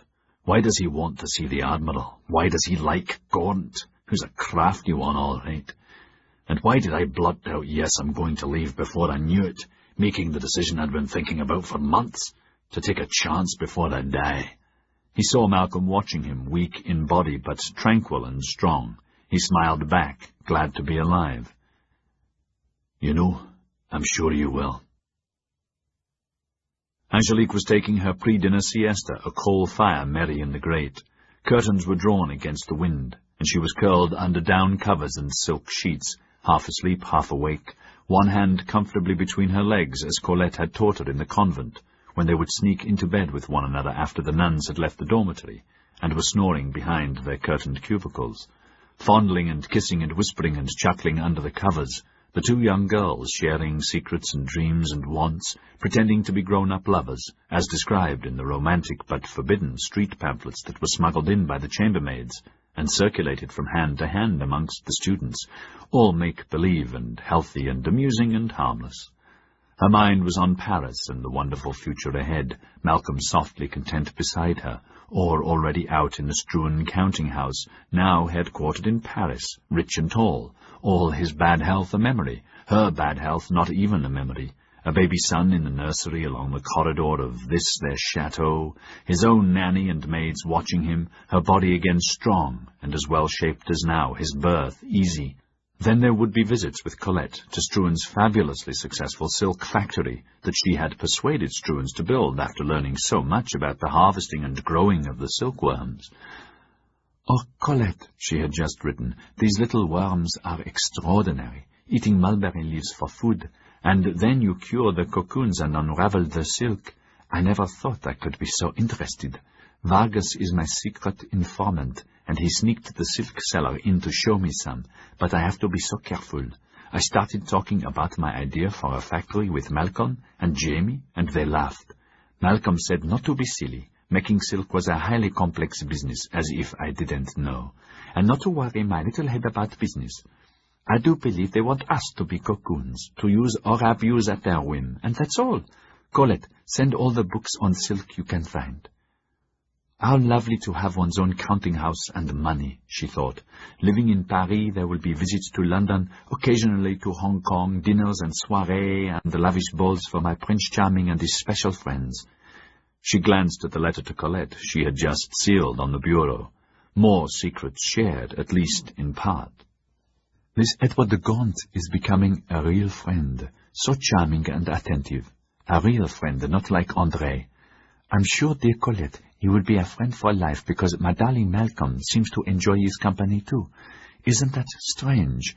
When Edward works for those awful Brocks I've told you about, and Norbert Greyforth, who gets more venomous-looking every day, like the warlock he is. Tonight we are having another big soiree. Everyone will be there. André is playing, Edward. He is a dancer, light as a butterfly. She had not written that the last time they had danced, at a dinner given by Sir William, he had held her hand differently, dangerously, with enough pressure to talk to her, once his little finger curled in his palm, touching hers. The language of lovers. I want you in bed, yes or no, and when? Don't say no. She had moved her hand, coolly and firmly. He had said nothing, his eyes smiling. And she knew that he knew she was not really angry, merely beyond reach, engaged. Nor was she angry at André, really angry. A few days ago they had met by chance at the French legation. "You're looking well, Angelique. I'm delighted to see you. Can I have a word, privately?" She had said of course, and when they were alone he had told her it was about the money he had lent her. "I'm badly strapped. Could you let me have it, please?" "But I thought the other transaction covered that?" Her heart had skipped a beat, being reminded of their stratagem over the lost earrings. "Sorry, no, it didn't. That paid for her Mama-san's advice and the medicine." Her flush had been sudden. "We agreed never to mention the matter ever again. Don't you remember?" she said quietly, wanting to shout at him for disturbing their solemn agreement. "It never happened. It didn't. That's what we agreed. It was just a bad dream." I agree. It never happened. But you mentioned a transaction, Angelique. I didn't bring it up, just about the money. Sorry, but the money's pressing. His face had gone cold. Warily she had bottled her anger, damning him for disturbing her peace. She had convinced herself nothing had ever happened, except for the one man who could dispute it. Nothing had. That was the truth. But for him. About the money, dear friend, I'll return it as soon as I can. Malcolm doesn't give me money, as you know, just lets me sign cheats. Then perhaps we'd better arrange another loss. No, she had said, her voice honeyed, and put a hand on his arm to soothe the flash of anger. That's not a good idea. Though she purged the whole affair from her mind for the most part, whenever it came back to haunt her, particularly at night, she was aware it had been a dreadful mistake. Perhaps I can think of another way. I need it now. Wednesday at the latest. Sorry. I'll try. I'll really try. And she had. Yesterday she had seen Henri Sarratat and tearfully begged and pleaded, saying she needed money for a surprise for Malcolm, that she would be always in his debt, and signed another piece of paper pledging her diamond engagement ring as surety. Wisely she had borrowed twice as much as she owed. This morning she had repaid Andre. He had thanked her and thanked her. No reason to be angry with him. He's my good and trusted friend, and I did borrow the money. What did I need it for? I forget. Sans faire rien. That's one debt repaid. Half the rest she had taken to McFay. Jamie, would you send this to my dearest aunt in Paris for me? She's poorly, and also my dear uncle, she had told him, pleased she at last could help them, and even more pleased that, as she had hoped, McFay had told Malcolm. He had asked her about it. Oh, I borrowed it from Monsieur Sarratat, my darling. I didn't want to ask you for money, and I can't send them a cheat. I hope you don't mind, but I pledged some jewellery. He had chided her, saying he would take care of the Sarratat debt, that Jamie would have a revolving fund for her, the value of 100 guineas, which she could draw against as she wished. Just give him a note of what it's for, and that he would double the amount she wanted sent. So easy when you use your intelligence. A warmth went through her, remembering how she had thanked him for his kindness, and kissed him so fondly, and how he had responded. She would have liked to have gone further, much further. Her fingers distracted her. Their smoothly knowing sensuality pleased her, and she closed her eyes and cast herself back with Colette, but that did not last long. As always, he loomed in the front of her mind, vivid and almost alive, and with him the details of their last time, the time she had been deliberately wanton, and had done everything she had dreamt possible, to save her life, not realizing she would enjoy everything as much as he had. Dearest blessed mother, we both know it was only to save my life. Isn't that true? But also true. Ah, how lucky I am I can talk openly, direct to you, and not have to go through that awful Father Leo. But also true, between us women, that somehow we must rid ourselves of him, and the memory of the 2 nights and the ecstasy, before it drives me insane. Raiko was irritable. For answer-san, I will accept this partial payment, but our agreement was very specific, so sorry. I know. Andre loathed being in debt, a phobia, to her more than any, not only because meeting the payment schedule was giving him nightmares, but also because she controlled his Hinode completely, and if he failed to conform, she would end their relationship without hesitation, and then he would kill himself. Soon can give big payment, earrings. Ah, is that so? Excellent. She smiled. Excellent. I presume Hinode is still to your liking, still pleasing you? His body dropped from him for a blessed moment. She, everything I dream of, more. She smiled strangely at him. It is unwise to be so open, my friend. A Gallic shrug. You make me a lifetime favor. Cannot say thank you enough. The eyes crinkled in her round face, puffy from drink even though it was only dusk. Her makeup was good and her kimono expensive, the evening chilly, but her rooms were warm and the whole inn inviting. I hear your Gai Jin princess is as healthy as ever. Yes. For a moment Andre thought about her and her ever-present sexuality. Think she make good a lady of night. Raiko cocked her head to one side, unable to resist taking the remark seriously. That would be interesting to me. I could get her the best prices, the best. Many in Ghetto would pay a price to sample such a gross person. I know one rice dealer, very rich, very old. No hard work for her to satisfy, who would pay huge money to be the first to examine such a jade gate, and it would be easy to show her how to become a virgin again, eh? He laughed. I tell her, one day, perhaps. Good, the best price and a secret. This rice dealer, he would pay. She shows no other signs. Signs? What sort of signs? Raiko said, the medicine varies for different ladies. Sometimes it can make them much more passionate and more difficult to satisfy. Sometimes it increases her chance to become pregnant. Sometimes it destroys any chance. Strange, no? The amusement left him. You not tell me. Would it have made any difference? After a moment he shook his head. She drank deeply. Please excuse me for speaking about our money, but a gold oban no longer buys what a gold oban should buy. Our officials have debased our currency and stink like 8-day-old fish mixed with fresh dog's droppings. True, he said, missing words but understanding about officials and old fish, and was equally disgusted. Seratad had refused to give him the advance on his salary he had expected, claiming poverty in legation funds. But Henri, I'm only asking for what you have to give me over the year. It's just a few pieces of gold, Henri. Aren't I your most valuable lady? Yes, of course you are, my dear André. But you can't get wine out of an empty vat, only a migraine. He tried a different approach, but did no better.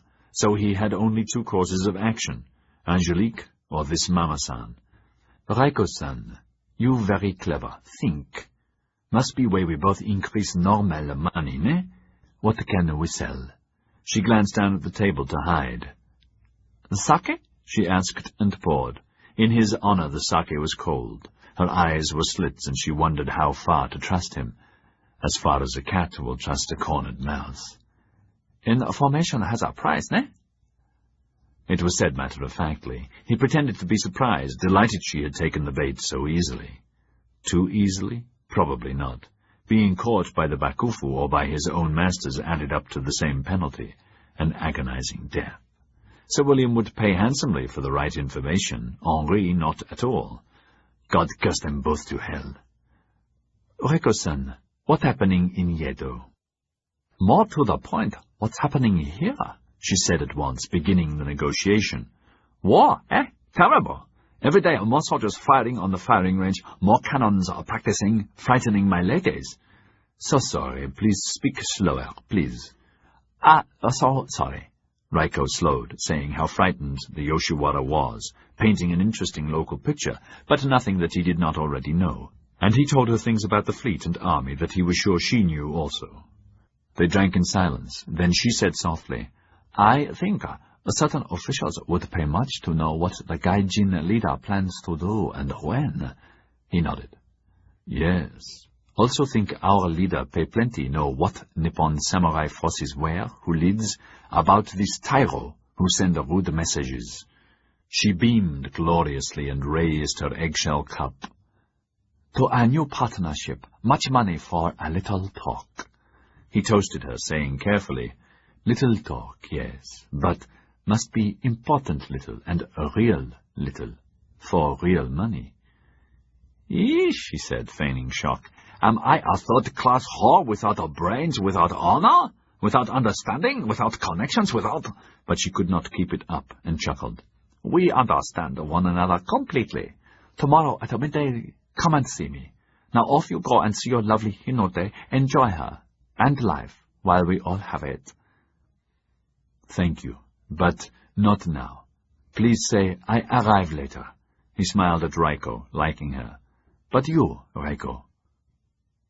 I have no Hinode to go to dream about, to write poems to fill me with ecstasy. Once it was different. Now I am more sensible. I enjoy sake and making money and sake. Off you go, she said with a hard laugh. But tomorrow return, at midday. When he was gone, she ordered her maids to bring more of the wine, but hot this time, and not to disturb her. Seeing such friendliness on his face mixed with the depth of his passion for Hinode, she had felt her sadness beginning, and so had dismissed him. She could not bear witness to her misery, and the abject tears that poured from her, unable to contain them or the grief, at the same time despising the weakness within her that was a frantic longing for her youth, for the girl she had been, vanished such a short time ago, never to return. "It's not fair, not fair, not fair," she moaned, raising the cup.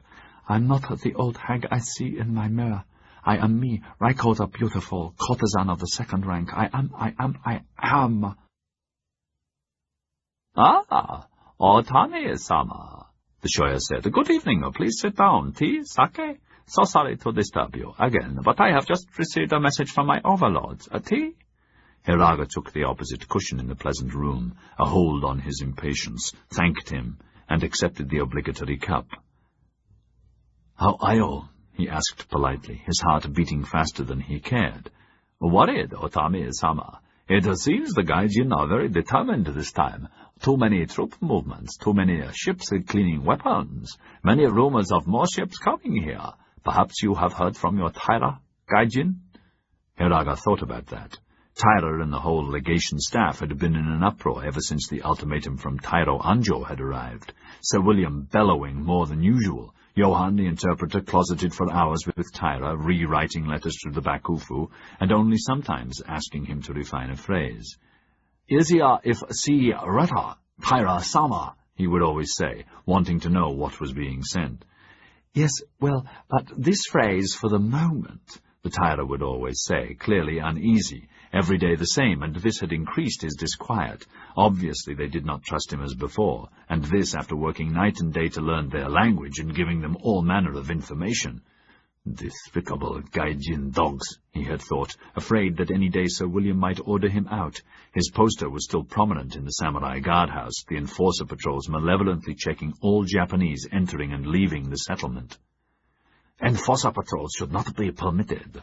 Gai Jin are so idiotic. With their sea power, I would not allow enemy guards within a league. Idiotic for Anjo to anger them with such vile manners and arrogance while their fleet is here. The Council of Elders is mad." "The Gai Jin officials tell me many things, shoya," he said, as though loath to be overheard. "Fortunately, I am party to their inner secrets. It may well be I can warn you in time if any danger threatens you. Meanwhile, I counsel them to beware of upsetting you at the village." The shoya bowed to the tatami, thanking him, then said, "These are terrible times. War is terrible, and taxes are going to be put up again." "Good," Hiraga thought, his head aching. "You can afford it. But it won't make you or any in the Gyokoyama eat less or drink less, or your wives and women dress less expensively. Only your customers. Parasites. You're already breaking ancient laws of extravagance, allowing your women to wear forbidden dress colors like red, as underkimonos, or in your homes that stupidly the Bakufu do not enforce. When we are in power, there will be a reckoning. Come on, you old fool, get to the point. I cannot waste all evening, and I am not going to lose face by asking. I have more studies tonight and another book to try to read." "I can perhaps guard your interests," he said pointedly. Again the shoya thanked him. "The message I received concerned the girl you asked about. 4 days ago, Lord Yoshi left Kyoto secretly, just before dawn, with a small escort of soldiers and disguised as one of them. She went too. Also in the party. Are you all right, Otame-sama?" "Yes, please go on," Hiraga said. "Go on, shoya." "Certainly. Also in the party, mounted, was the courtesan Koiko, and the girl who is her new Maiko, and—" "Her what?" Hiraga gasped. Koiko, with everything that her name implied, peeling in all corners of his mind. "Please, may I give you some tea or sake?" the shoya asked, seeing the impact the news was making. "Or a hot towel, or may I order some—" "No, go on," Hiraga said, his voice throaty.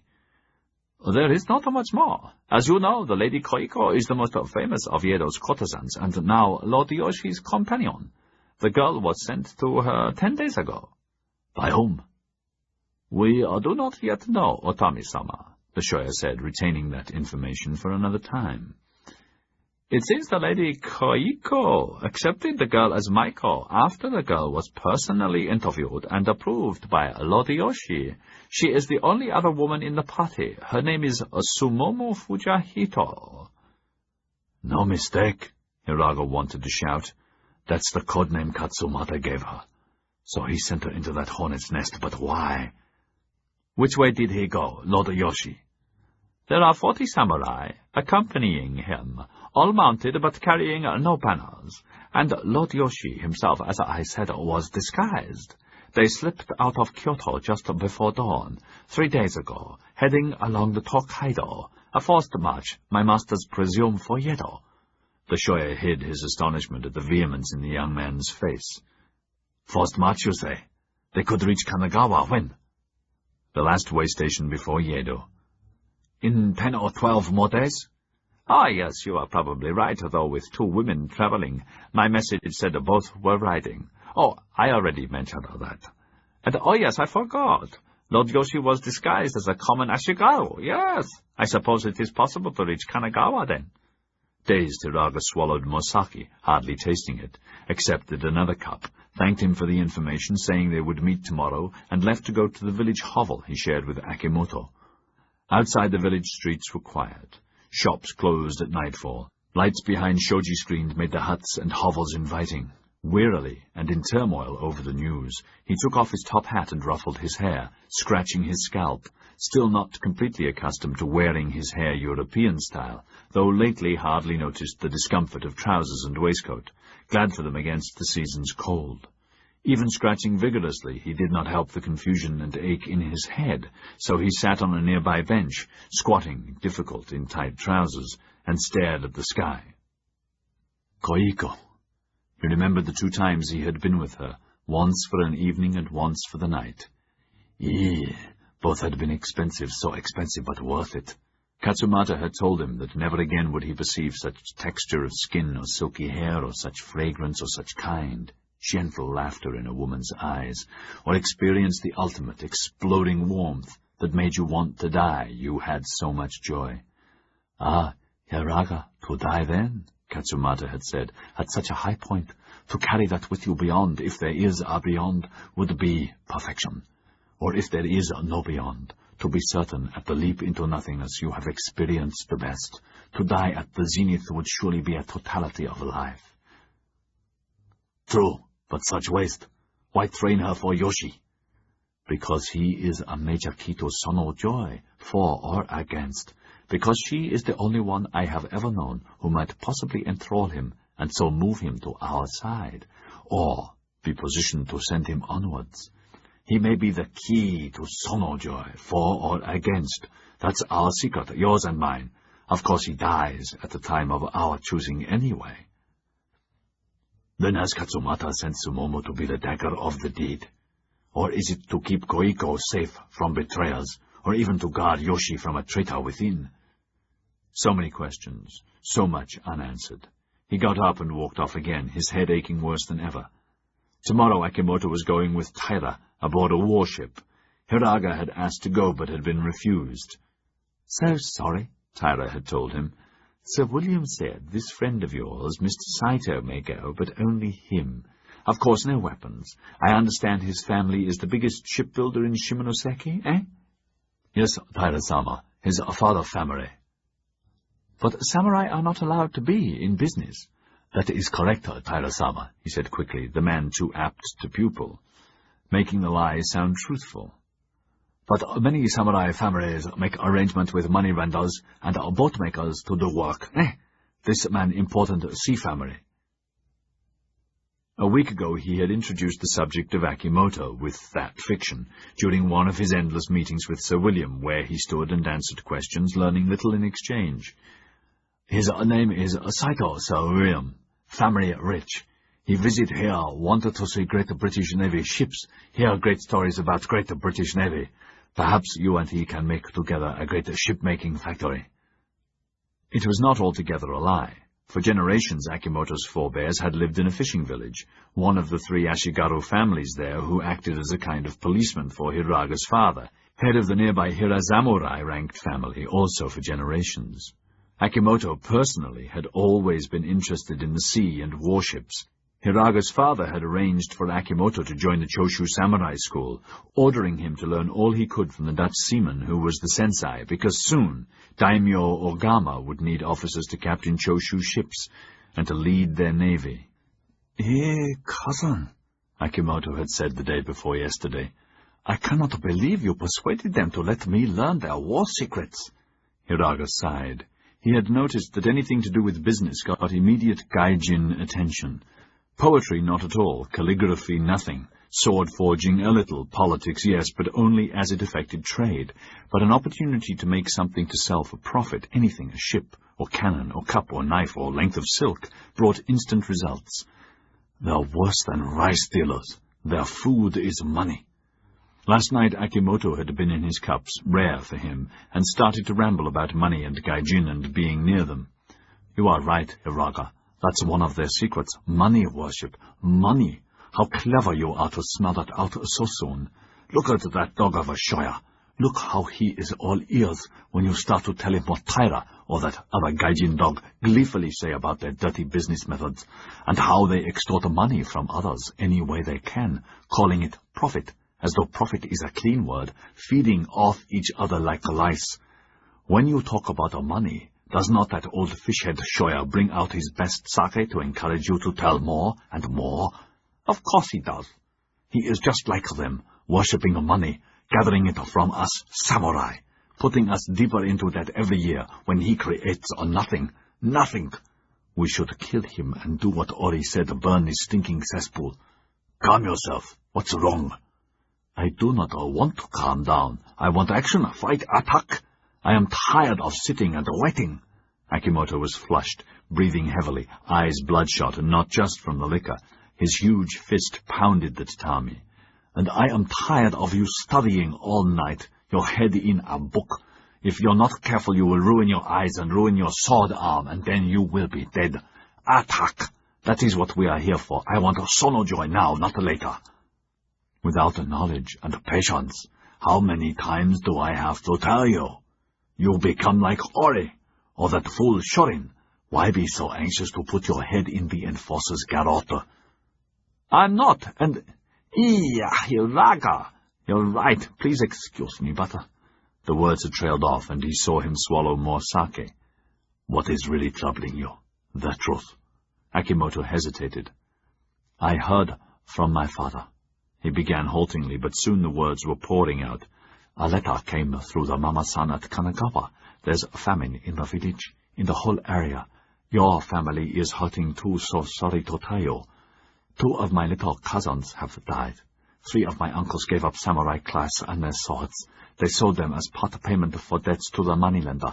Swords that were used in Sekigahara to become fishermen. At least they are working the nets for boat owners dawn to dusk to get a little cash. Tomiko, she's an aunt's widowed daughter who was living with us. She had to sell her little girl to a child broker. She was given enough to feed the rest of her family for half a year, her 2 sons and her invalid father. A week later she left the money in a teapot for my mother to find, and threw herself off the cliff. Her note said her heart was broken having to sell her own child, but the money could help the family and not be wasted on another useless mouth. The tears were pouring down his cheeks, but no sound of weeping was in his voice, only anger. Such a nice girl, such a good wife to my friend Murai. Remember him, one of our Choshu Ronin who died in the attack on Tairo Ii? I tell you, cousin, it is awful to be samurai, when you have no face, no stipend, nowhere to go, and to be Ronin is worse. Even so, me. You're right again. I think we will have to imitate stinking Gai Jin if we want warships. Even I know they do not grow in a rice paddy, and must find ways to make stinking money, and be like stinking rice-stealing moneylenders. Stinking money, stinking Gai Jin, Stop it, Hiraga had said sharply, and handed him another flask. You are alive, and you are working for Sonojoy. Tomorrow you go on a warship to learn. That is enough, cousin. Numb, Akimoto shook his head, wiping the tears away. Was there any other news of my father, my family? Well, read for yourself. He read. If Hiraga is with you, tell him His family are in sad straits. His mother is sick. They have no money and no more credit. If he has any means to send any or arrange any credit, it will save lives. Of course, his father will never ask. Tell him also his wife-to-be has not yet arrived, and his father fears for her safety." "Nothing I can do for them," Hiraga thought, nearing their village hideaway again in misery. The night wind picked up, rustling the thatched roofs and colder than before. "Nothing I can do. Stinking money.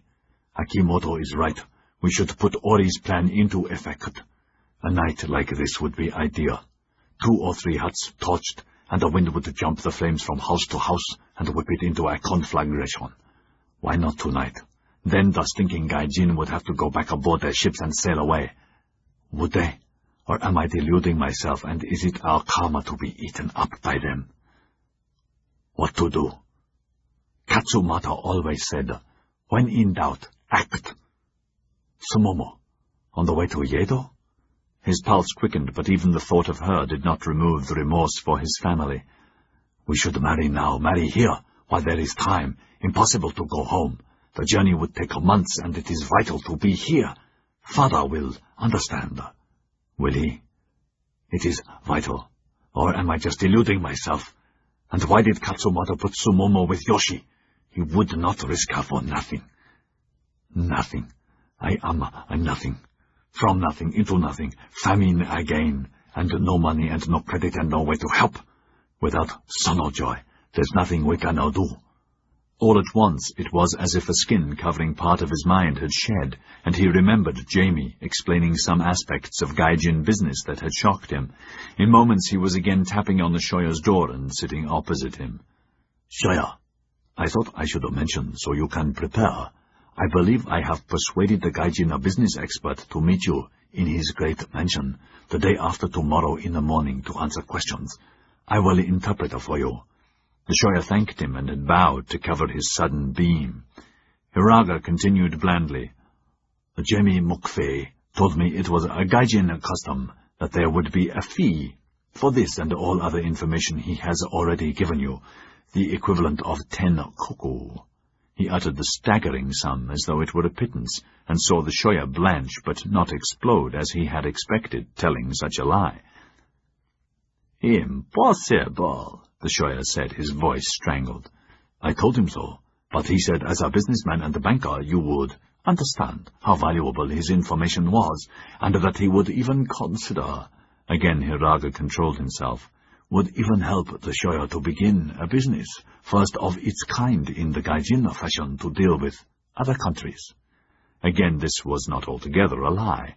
McVeigh had told him that he would be interested in meeting and talking to a Japanese banker. Hiraga had inflated the Shoya's importance and position in the Yokoyama. That more or less any day at a day's notice would suit him, and that there were all kinds of opportunities for cooperation. He watched the Shoya, exhilarated at his transparency, clearly besieged by potential opportunities to use McPhee's knowledge for profit, and being the first to do such a business. Very important to be first, McPhee had explained. Your Japanese friend will understand that if he's any sort of businessman. Easy for me to supply our business skills, easy for your Japanese friend to do the same with Japanese skills and knowledge.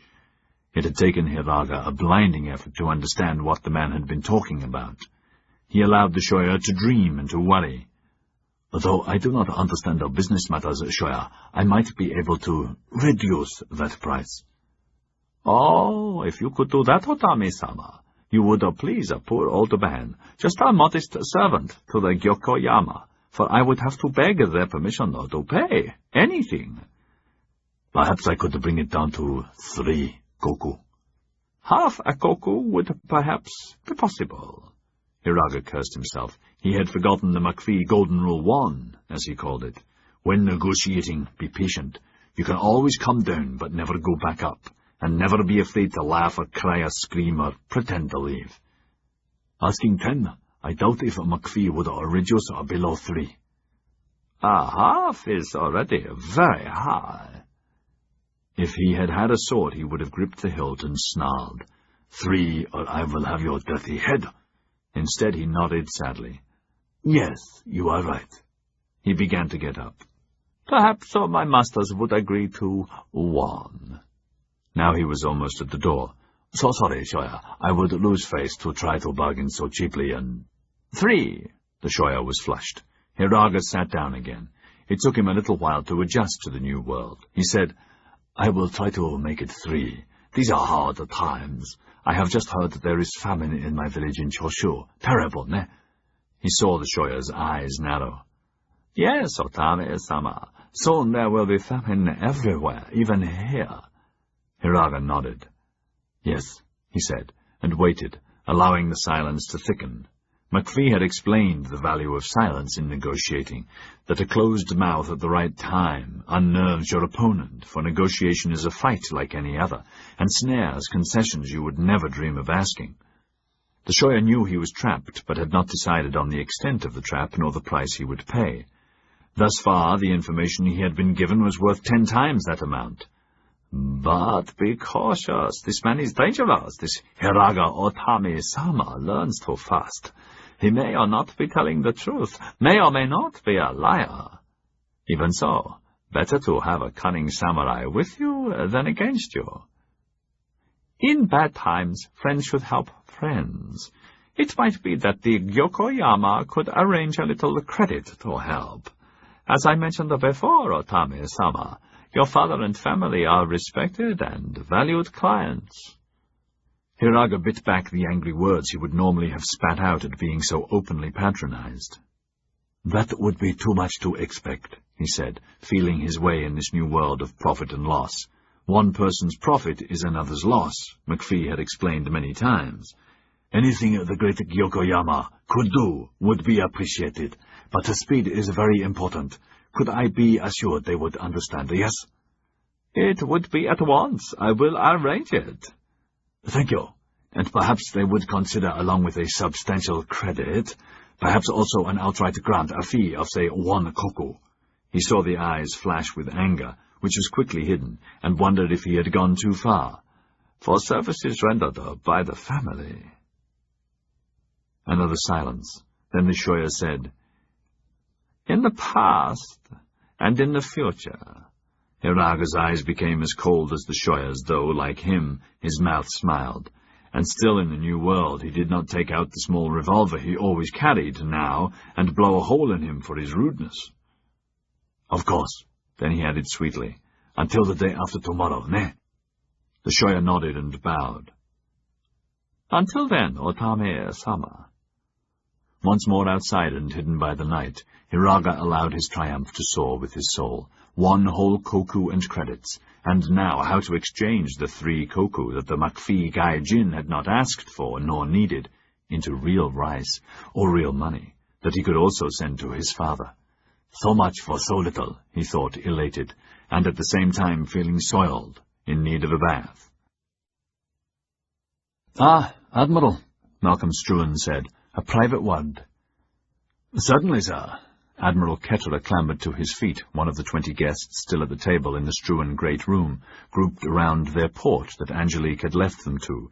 Ketterer was in evening uniform, breeches, white silk stockings, and silver-buckled shoes, more florid than usual, having enjoyed a mulligatawny soup, barbecued fish, a double helping of the roast beef and Yorkshire pudding with potatoes roasted in the dripping and vegetables imported from California, chicken and a pheasant pie, a few fried pork sausages, followed by Californian dried apple pie with a lavish portion of the now famous Noble House cream, and to top everything off, a Welsh rarebit savoury.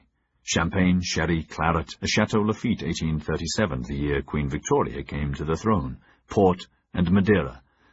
I could use a breath of air, Ketterer said. Malcolm led the way to the side French doors, the good food and wine dulling the pain. Outside it was brisk, but after the stuffy inside, refreshing. Cigar? Thank you. Number 1 Boy Chen was hovering in the background with the box. After the cigars were lit, he vanished in the smoke. You saw my letter in today's Guardian, sir? Yes, I did. Much of it well put, Ketterer said. Malcolm smiled. If the hornet's nest of protests it started at the meeting this afternoon is any indication, it put your point over rather well. My point? Damn, I do hope it's yours as well. Yes, of course. Tomorrow, Ketterer interrupted sharply. "I was rather hoping, since you share a perfectly correct and moral position, a man of your undoubted power and influence would, at the very least, have formally led the way and outlawed all contraband on all Struan ships, and have done with it." "All contraband is already proscribed, Admiral," Malcolm said. "Slowly, catchy monkey, is the way to go. In a month or two, we'll be in the majority." The Admiral just raised his thick eyebrows and puffed his cigar and turned his attention to the sea. The fleet looked grand under riding lights. "Looks as though there could be a storm tonight or tomorrow. Not the sort of weather for a joyride, for a lady, I would think." Anxiously, Malcolm looked up at the sky and sniffed the wind. No danger signs. As tomorrow's weather was a major concern, he had gone to great lengths to check it. To his joy, as for the last few days, the forecast had been for smooth seas and fair wind.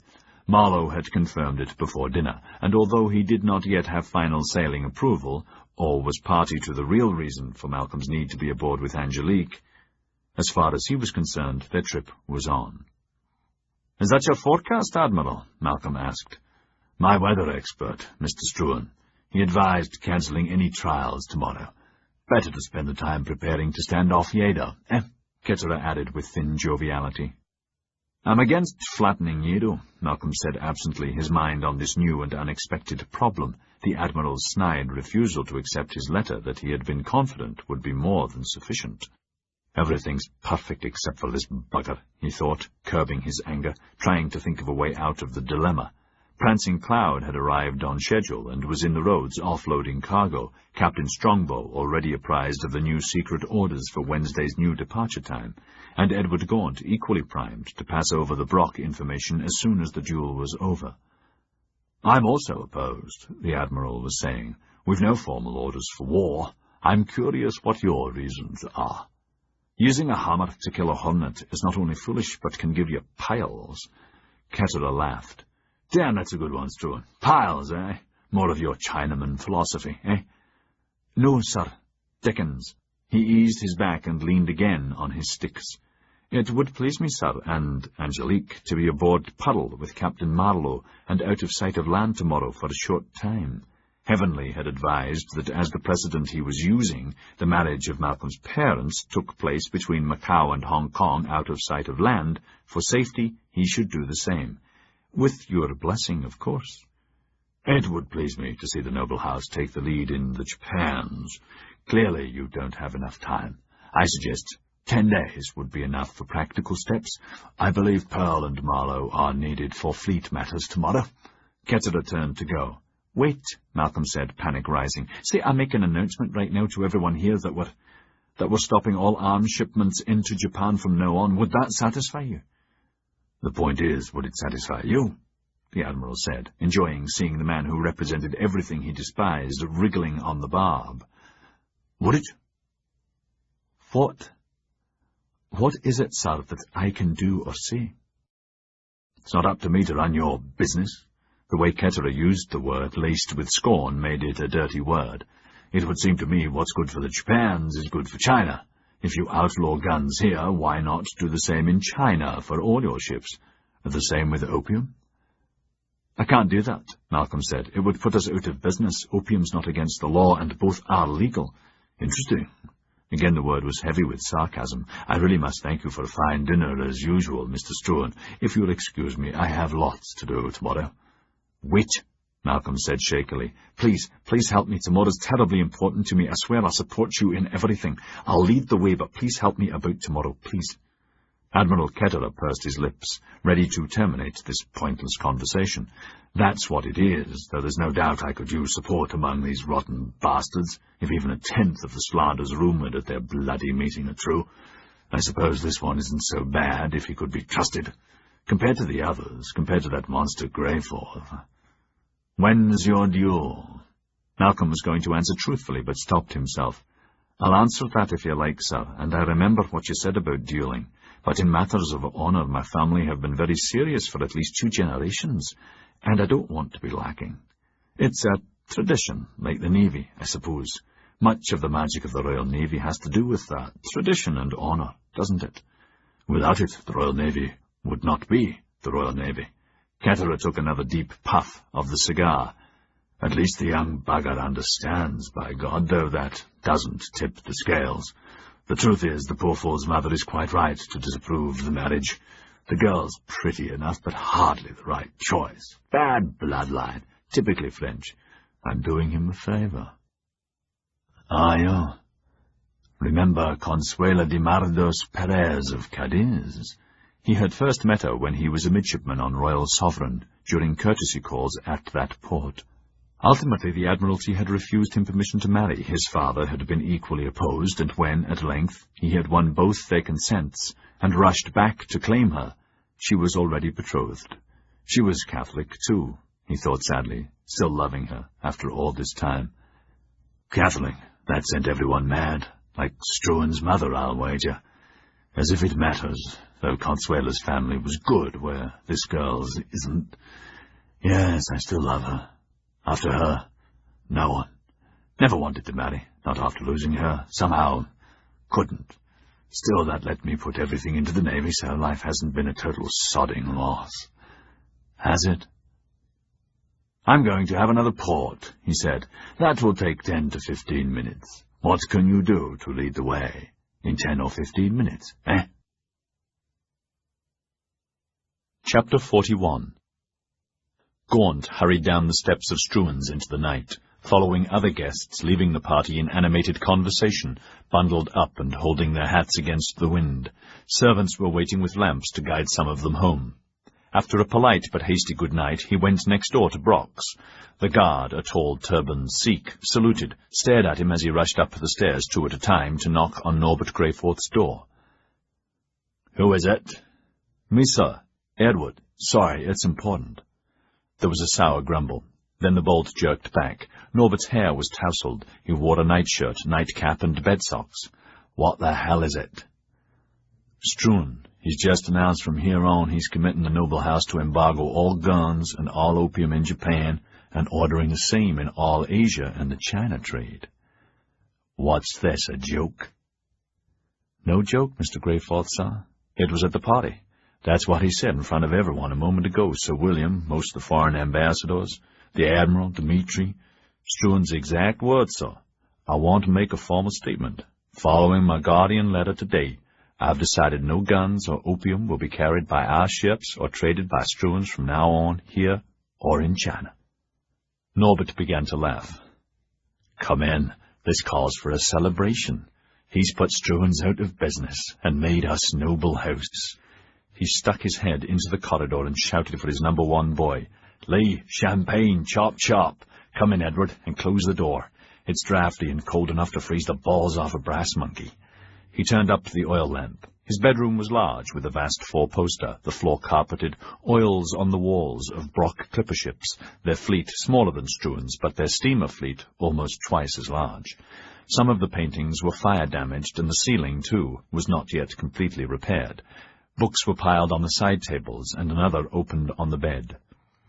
The poor bastard's really gone, Norbert chuckled. First thing we do is to cancel the duel. Got to keep him alive. Now this is what... His smile vanished. Wait a minute. What am I talking about? It's all a storm in a pesspot. He's no more taipan of Struan's than I am. You're the fool. Whatever he says means nothing, and much as his Bible-thumping mother would like to do the same, she'd never agree, couldn't. It'd ruin them. Gaunt smiled. I disagree. Norbert glanced at him sharply. Eh? She'll agree. Oh? Why? Secret. What sort of secret? Norbert glanced at the door as it opened. Lee, an elderly Cantonese with a long, thick queue, wearing neat livery, white jacket, black trousers, waddled in with glasses, champagne in an ice bucket, a neat towel over his arm. In moments 2 glasses were served. When the door had closed, Norbert raised his glass. Health and death to all Struans. What secret? You told me to try to befriend him. I have. Now he confides in me. First, he does. Up to a point, but it's better every day. First, about tonight. The reason he wrote the letter and made the announcement was to curry favor with the Admiral, secretly. Eh? May I? Gaunt motioned at the champagne. Of course, sit down and explain yourself. He needs the Admiral's approval to get aboard Pearl tomorrow. That's the reason. What the hell are you talking about? I happened to overhear them talking privately. They went outside after dinner. I was looking at some of his paintings nearby. I'd noticed a couple of Aristotle quances, and, well, their voices carried. Gaunt related almost word for word their conversation. Ketterer ended by saying, "Let's see what you can do in 10 or 15 minutes." That was all. Nothing about what's aboard or what's so important about Pearl. No, sir. Weird. That's weird. What could it be? I don't know. The whole evening was strange. All during dinner I'd catch Struan glancing at the Admiral from time to time, but never once did he catch his eye. It was as though the Admiral deliberately avoided him without being too obvious. That's what prompted my curiosity, sir. Where was he sitting? The Admiral. Next to Angelique, place of honor on her right, Sir William the other side. Should have been the other way around. Another curiosity. I was next to Marlowe. He was stargazing at Angelique and talking boring naval talk. Nothing about any trip tomorrow, though I got the impression from what Struan had said. It had been planned for some time, pending the Admiral's okay. After the Admiral left, I brought the conversation with Marlowe back to tomorrow, but he just said, "Might be doing some trials, old boy, if the old man approves." Why? I told him I enjoyed ships and asked if I could come along. He laughed and said he'd certainly arrange a future trip. Then he left, too. Nothing about Struan and the girl. No, sir. He's all eyes for her, though. It's her tits, Norbert grunted. When Struan made the announcement, what happened? First, there was a silence. Then, pandemonium, questions, some laughter, a few catcalls. Marlowe and the other naval officers cheered, and there was a lot of anger. McVeigh went white. Dmitri almost spat. Sir William stared at Struan, shaking his head as though the poor fellow was an object of pity. I'd concentrated on Ketterer. He made no sign one way or another, said nothing to Struan other than, "Interesting."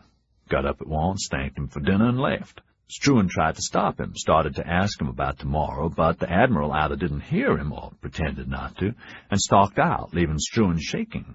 At the same time, sir, everyone talking and no one listening, like in a Chinese market.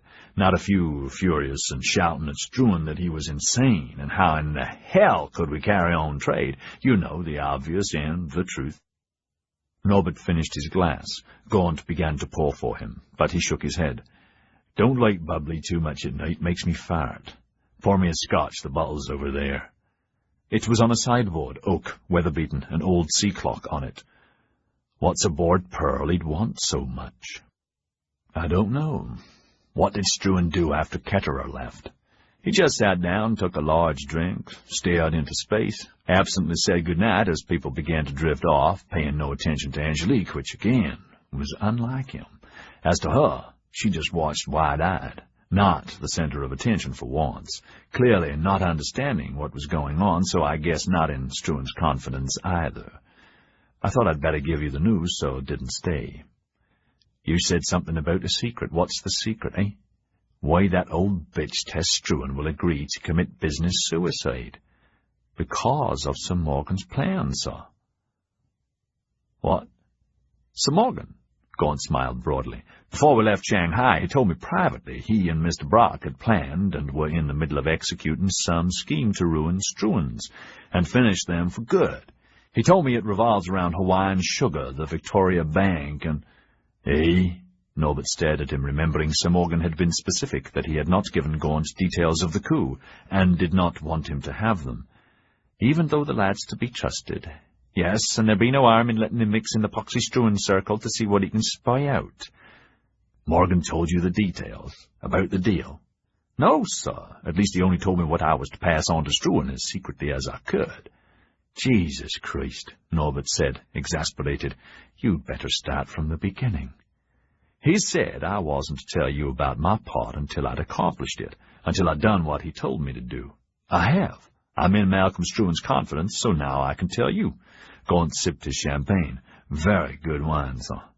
Get on with it. Sir Morgan told me to tell Struan a series of stories. He said it was near enough to the truth to hook Struan, and through him the real Taipan, Tess Struan. Sir, I can almost guarantee the last of the Struan Taipans is firmly hooked. Quickly Gaunt gave him the substance of exactly what he had told Malcolm Struan. Ending it, he laughed. I'm to give him the secret details after the duel, en route to his ship. What are you to tell him? The older man listened carefully. Knowing the real details, he was fascinated to hear more of Morgan's craftiness. If Tess Struan acted on this false information, it would certainly buy Sir Morgan the extra few weeks he wanted. But Sir Morgan, Norbert had said in Shanghai when the plan had been laid out, it's foolproof now, you don't need extra time. I can do my part in Yokohama before Christmas. Yes, thee can, and well, but me and Dad, we likes to be safer than safe, lad, and extra time will make sure our necks be away from any ropes and our arses out of prison. Norbert suppressed a shudder at the thought of being caught. No rope, but prison for fraud, probably, and debtor's prison a certainty. Sir Morgan's a crafty bugger, all right, just like him to tell me one thing and Gaunt another. He saved me one risk, killing Struan. So it's England for me and 5,000 a year, but I lose the cream, the manor house, and being rich. Better safe than sorry. Norbert sighed. I was looking forward to putting a bullet into Malcolm and reaping the cream, he thought. Old man Brock's words etched in his memory. Norbert, there be cream in thy retirement. Thy bonus be up by 5,000 guineas a year if thee kills him, 1,000 bonus for a bad wounding. Thee's beached if thee's humbled. Morgan's clever, plan's foolproof, he said with a smile, to make sure, testing him, added casually. Isn't it? So? The small changes make all the difference, don't they? He was watching him carefully. Sorry, sir, I don't know any details, other than what I've told you, and he said to pass on to Struan. I'll have another scotch. Help yourself to wine, Norbert said, satisfied, then drank in silence until he had thought everything through. You continue as if you haven't told me. Tomorrow I'll cancel the duel. Can't afford to kill or put the bugger out of action. Yes, sir, that was my immediate thought, too. Gaunt handed him Malcolm Struan's letter, the equivalent of the one Norbert had signed. He gave me this for you, but I suggest you don't cancel tomorrow. That might make him suspicious, and we might find out what's so important about Pearl, if he goes or if he doesn't. All right, Edward, good idea. Norbert guffawed. So Wednesday, young Nipper Struan's on his way to disaster, eh? Gaunt grinned. On his merry way, sir. Their noble house is finished, and ours begins. Yes, the warmth of the Scotch mixed with the warmth of the future. Then you've decided to join us? Yes, sir, if you approve. Sir Morgan said you'd have to approve. You keep this up, and you're approved. Tonight was a good night's work, tip-top. Night. He bolted the door after him. Before he climbed back into the high bed, he used the chamber pot and felt even better. His glass was on his side table, perched on a pile of books and magazines, still a quarter full. He settled himself against the high pillows he favored and picked up the half-opened book, City of the Saints, Burton's account of a stay among the mysterious polygamous Mormons in Salt Lake City, Utah, another first for this, the most famous adventurer and explorer in the world, who spoke 30 or more languages and whose exploits and idiosyncrasies were avidly followed in minutest detail. He read a few paragraphs, then, distracted, tossed it aside. It's not as good as pilgrimage to El Medina and Mecca, he thought, or about discovering Lake Tanganyika. Amongst all that Mormon snatch, you'd think Burton, who openly favours polygamy, which any fool knows is the right idea, would describe his conquests. He's done it enough times in other books to raise the old hackles. Some papers reported he had a baker's dozen of them, all at the same time, presented personally by Brigham Young, head of their Latter-day Saints Church and governor of Utah. What lawyers! But my God, what a man! He's done more and seen more than any Englishman alive. Makes you even prouder to be English. And with all the freedom to go where he wants, live as he wants, how he wants, what's he do but go back to England and get married to a good Englishwoman like any normal man? Of course he left after a month, and now they say he's somewhere in parts unknown, the Hindu Kush, or up in the secret land on top of the world, living with the snow giants. He sipped more of the drink and thought about Gaunt. That young bugger's not as smart as he thinks. Anyone can work out what's aboard Pearl and Moy. Ketterer can keep a secret, so can Wee Willie, but Michaelmas Tweed can't, nor Heavenly when he's in his cups. So I'd heard about Tess Struan's letters, and that she's boxed Wee Willie, blocked the church, blocked all ship captains, and through Ketterer the Navy, excepting she's no power over the Navy. And aboard Pearl is Marlowe. Marlowe could marry him, if Ketterer allows it." He chuckled.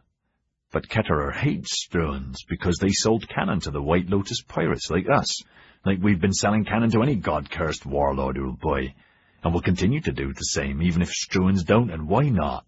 They're legal, and always will be. Parliament needs armament factories because armament's a great business, and all governments like war. Because war is a great business, and most of all because war covers up their own sodden incompetence.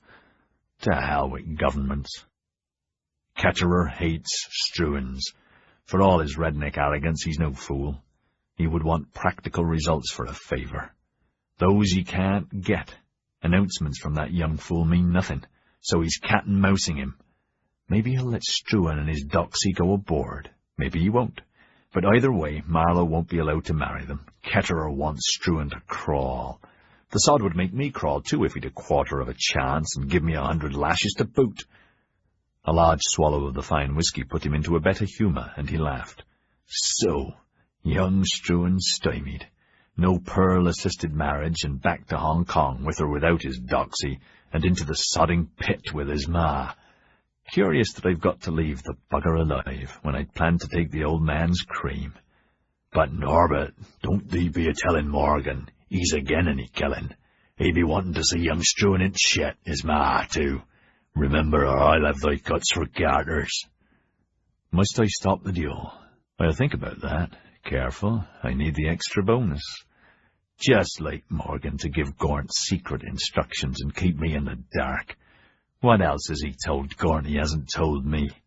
Never mind. Morgan's the clever one, with all of his old man's nerves, but smooth with it. Modern, no madness and no risk. None of his dad's brutal, merciless obsessions. Morgan's our real Taipan, and he'll be the Taipan of the new noble house. It's only taken 20 years to crush Dirk's company, the biggest that's ever been in Asia. Satisfied, he finished his drink, turned down the wick, and settled himself with a yawn. Sorry I never saw the old man in his heyday, or the Taipan, old green-eyed devil himself, whom only the devil winds of the great typhoon could kill. Lucky that young fool inherited none of his qualities. Now the last guest had gone. Only Angelique, Jamie McFay, and Malcolm remained. The embers in the huge Inglenook fireplace glowed as draughts came down the chimney and went away. Silently, Malcolm was frowning at the fire, watching pictures in the coals. She sat on the arm of his chair, unsettled. McFay was leaning against the table. "I'll say good night, Taipan," he said. Malcolm came out of his reverie. "Oh, hang on a moment." He smiled up at Angelique. "Sorry, Angel, I've a few things to discuss with Jamie. Do you mind?" "Of course not. Night, Jamie." She bent and kissed Struan affectionately. "Good night, Malcolm. Sleep well."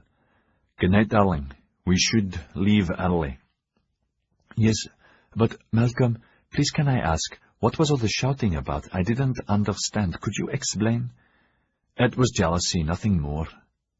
"Oh, of course, how strong you were, and how modern. How right you are about guns and opium. Oh, la, chérie, and wise. Thank you. Of course." She kissed him again. "What time do we leave in the morning? I'm so excited. The voyage will be such a changement superbe." "Just after dawn. I'll see you're awakened in good time, but don't be surprised if there's a change of plan. Marlowe said the weather might change." "But he swore the wind would drop, and it would be a grand day for a voyage." "I said might change, Angel." He gave her a hug. "If not tomorrow, the earliest possible day," he promised. "I do hope it's tomorrow. Je t'aime, chérie. Je t'aime." When she was gone, the silence in the room congealed. Chen peered around the door again. Malcolm said, "Close the bloody door and don't come back." It closed with alacrity. Jamie began to talk, but he held up his hand. "Don't say a thing about ships or cannon or opium, please." "Very well. Sit down, Jamie." Malcolm had thought all around the corners of the Admiral, and devised a plan for each of the various possibilities. If the Admiral decided, they could make the trip with his blessing, or if they could make the trip, but Marlowe was forbidden to perform the ceremony, or if the trip was postponed till sometime in the future. For the moment he put countermeasures aside. "Would you have our steam cutter alongside Peril just before dawn? The bosun to find out from Marlowe if our trip's on or not. If it is, or if it isn't, tell the bosun to report to me here with the answer. All right?" "Of course. I wrote the letter for Norbert and gave it to Gaunt tonight. So that's done. Have I forgotten anything? About Wednesday? Yes. Nothing I know of. Routes and times you know about. The pistols are standard. No doctors will be present as both Babcock and Hogue are considered unsafe. The letters are your only defence. No witnesses except Gaunt and me. Good. You ready to leave with Prancing Cloud? I'll send a valise aboard with her mails tomorrow. No one should notice.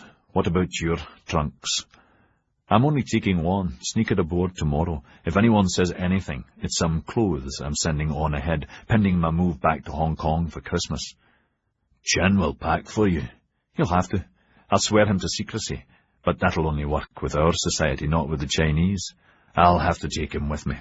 Talk's a problem, but she can stay here pending our real move. I'll have to let So into the secret. She'll come with us to Hong Kong. Angelique, no need to tell her. If we go aboard Pearl, So can pack a trunk of clothes and send that aboard with the same excuse after nightfall tomorrow for safety. All right? Yes.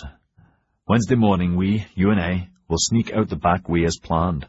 A little later, Chen, So and Angelique, well cloaked, will go across the road to our wharf, where you'll have the steam cutter waiting to take them to the clipper. Excuse me butting in, but if this is the final plan, better to use an oared cutter, less noise. For safety, the steam cutter should be waiting for us at Drunktown Wharf. That's better, Jamie, thank you. An oared cutter, then. After dealing with Norbert, we get aboard as fast as we can. Tomorrow, tell Vargas to organize a meeting with our Japanese silk dealers for Friday. Make it look as if we've a heavy schedule for the rest of this week and next. All right? Yes. Anything else, Jamie? May I make a suggestion? Of course. After tomorrow's trip in Pearl, McFay hesitated. You said there might be a change of plan. Because of weather? Weather's forecast is good, isn't it? Yes, that was just in case Marlowe has to stay in port, he said easily. With all the fleet's preparations to savage Yero or threaten it, you never know what Ketterer or Sir William might decide. What's your suggestion, Jamie? Actually, I've a couple. After you come back tomorrow, Marlowe said you'd be back by sunset. Why don't you and Angelique go aboard Prancing Cloud for dinner with Captain Strongbow, even stay aboard overnight? At dawn, you and I could come ashore and... That's a much better plan, Struan said at once, jumping ahead with a beam. Much better. Then Angelique's already aboard, so is her luggage, so we don't have to worry about her, and after Norbert, we can come straight back. Great thinking, Jamie. Our stuff can be sent aboard with Chen and So. No reason why they shouldn't stay aboard too. No one should suspect anything. His smile was fine and genuine. You're very clever to think of that. You're very clever, which is why I don't want you to leave Struan's. Jamie smiled ruefully. We'll see. By the way, in case there's an accident, Malcolm said calmly, eyes level and without fear, if I'm wounded but mobile enough to get aboard, that's what I want to do. If there's a real emergency, well, just fetch either Babcock or Hogue. Plan to bring Hogue aboard anyway. We'll take him back to Hong Kong. Check their Kanagawa clinic, but that's on Thursday, so they'll both be here. You think of everything? No, wish I could, and wish you'd cancel the duel. There won't be any accident. I pray you're right, but whatever happens, it's better that I stay here until you get back, or you send for me. But Mother said in her letter that... I know. Let's be honest, Taipan. I'm out, one way or another. It's best I'm here, to cover your tail, if Norbert's all right or if he isn't, and to keep an eye on Gaunt. Sorry, I still don't trust that fellow. My job's here, not in Hong Kong. In the spring, I've quit. That's the best, and we should agree on it now, but not before your 21st. The two men looked at each other, eyes locked. Both broke off sharply as coals fell into the hearth. The coals flickered and died without danger. You're a wonderful friend, Malcolm said quietly. Truly? No, just trying to keep my oath to the Taipan of the noble house. Andre and Philip Tyra were outside the British legation. Malcolm's idea of an embargo, however moral, would be a disaster for every trading company in Asia, Tyra said, including yours. Not that you'd follow suit, or the Germans, or Russians, or Yanks. The wind ruffled his hair, but he was not cold, with all the alcohol he had consumed and the excitement. Sir William doubts if the governor in Hong Kong will approve, could approve, whatever Parliament orders. He'd prevaricate. Not that I can officially speak for either of them. Parliament's a law unto itself, he added with a yawn. I'm beat, aren't you? I have a debt. Ah, Tyler had seen the flash of expectation. Lucky man. You've certainly seemed a lot happier recently, a very lot happier. We were all quite worried. André changed to French and dropped his voice. I'm fine now, the best I've ever been. Can't tell you how happy I am, and the girl, well, she treats me like a king. Best I've ever had. No more wandering for me. I have an exclusive. Wonderful. Listen, talking of that, what about Fujiko? Raiko's getting nervous, and so is she. I hear the poor girl's crushed, cries all the time. Oh, Tyler felt a shaft in his loins.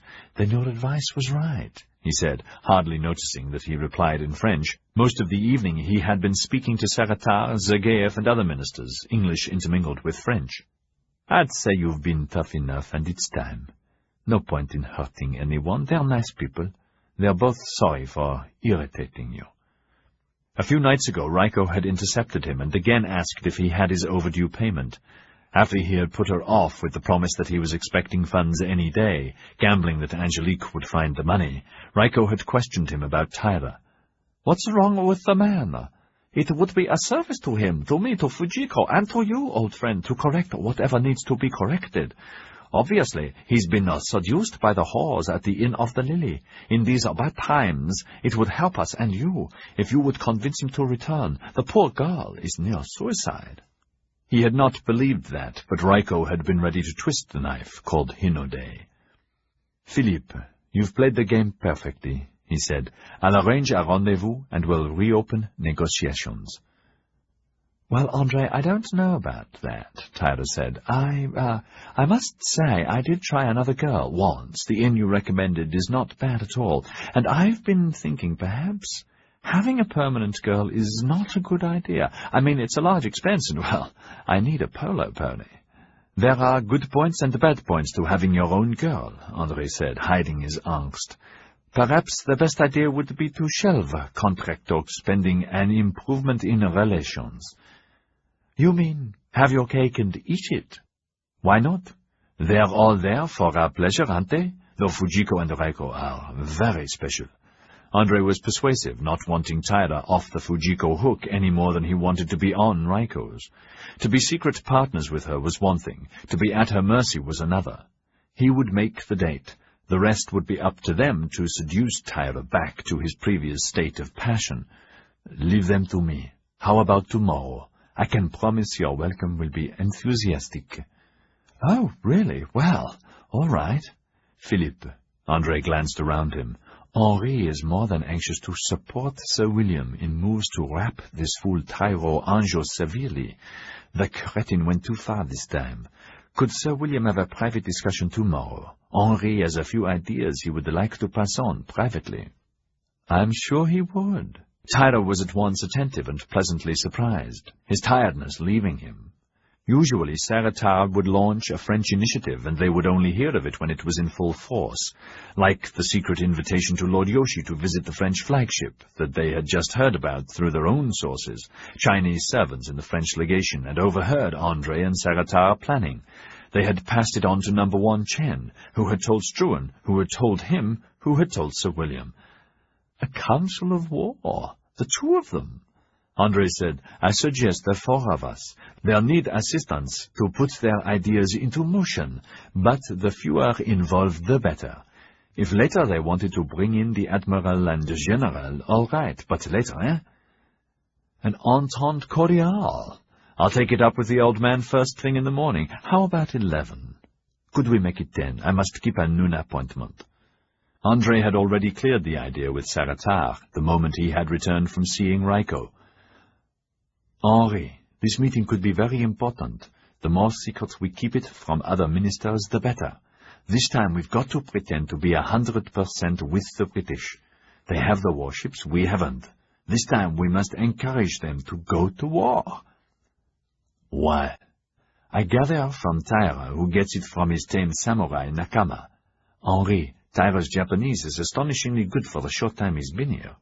He has a remarkable aptitude for it, so we should seriously watch him and befriend him. Taira has found out that there's no love lost between this Anjo and Toranaga Yoshi, who is a patrician like you, whereas Anjo is more of a commoner. It had amused him to see Saratar puff up at the flattery, no more a patrician than he was himself. We secretly encouraged the British to smash Anjo while distancing ourselves at the last moment from the actual conflict, while cultivating Yoshi as urgent secret national policy. We make him an ally, we must. Then through him, we'll dump the British back in their sewer and control the foreign presence here. How do we do that, André? Cultivate him?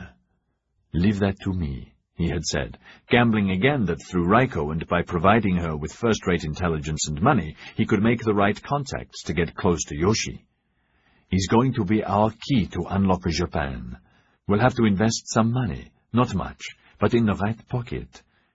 With a little wandering into mine, he had chortled, I'll guarantee success. He's going to be our knight in shining armor. We're going to help him become Sir Galahad to wreck Wee Willie's King Arthur.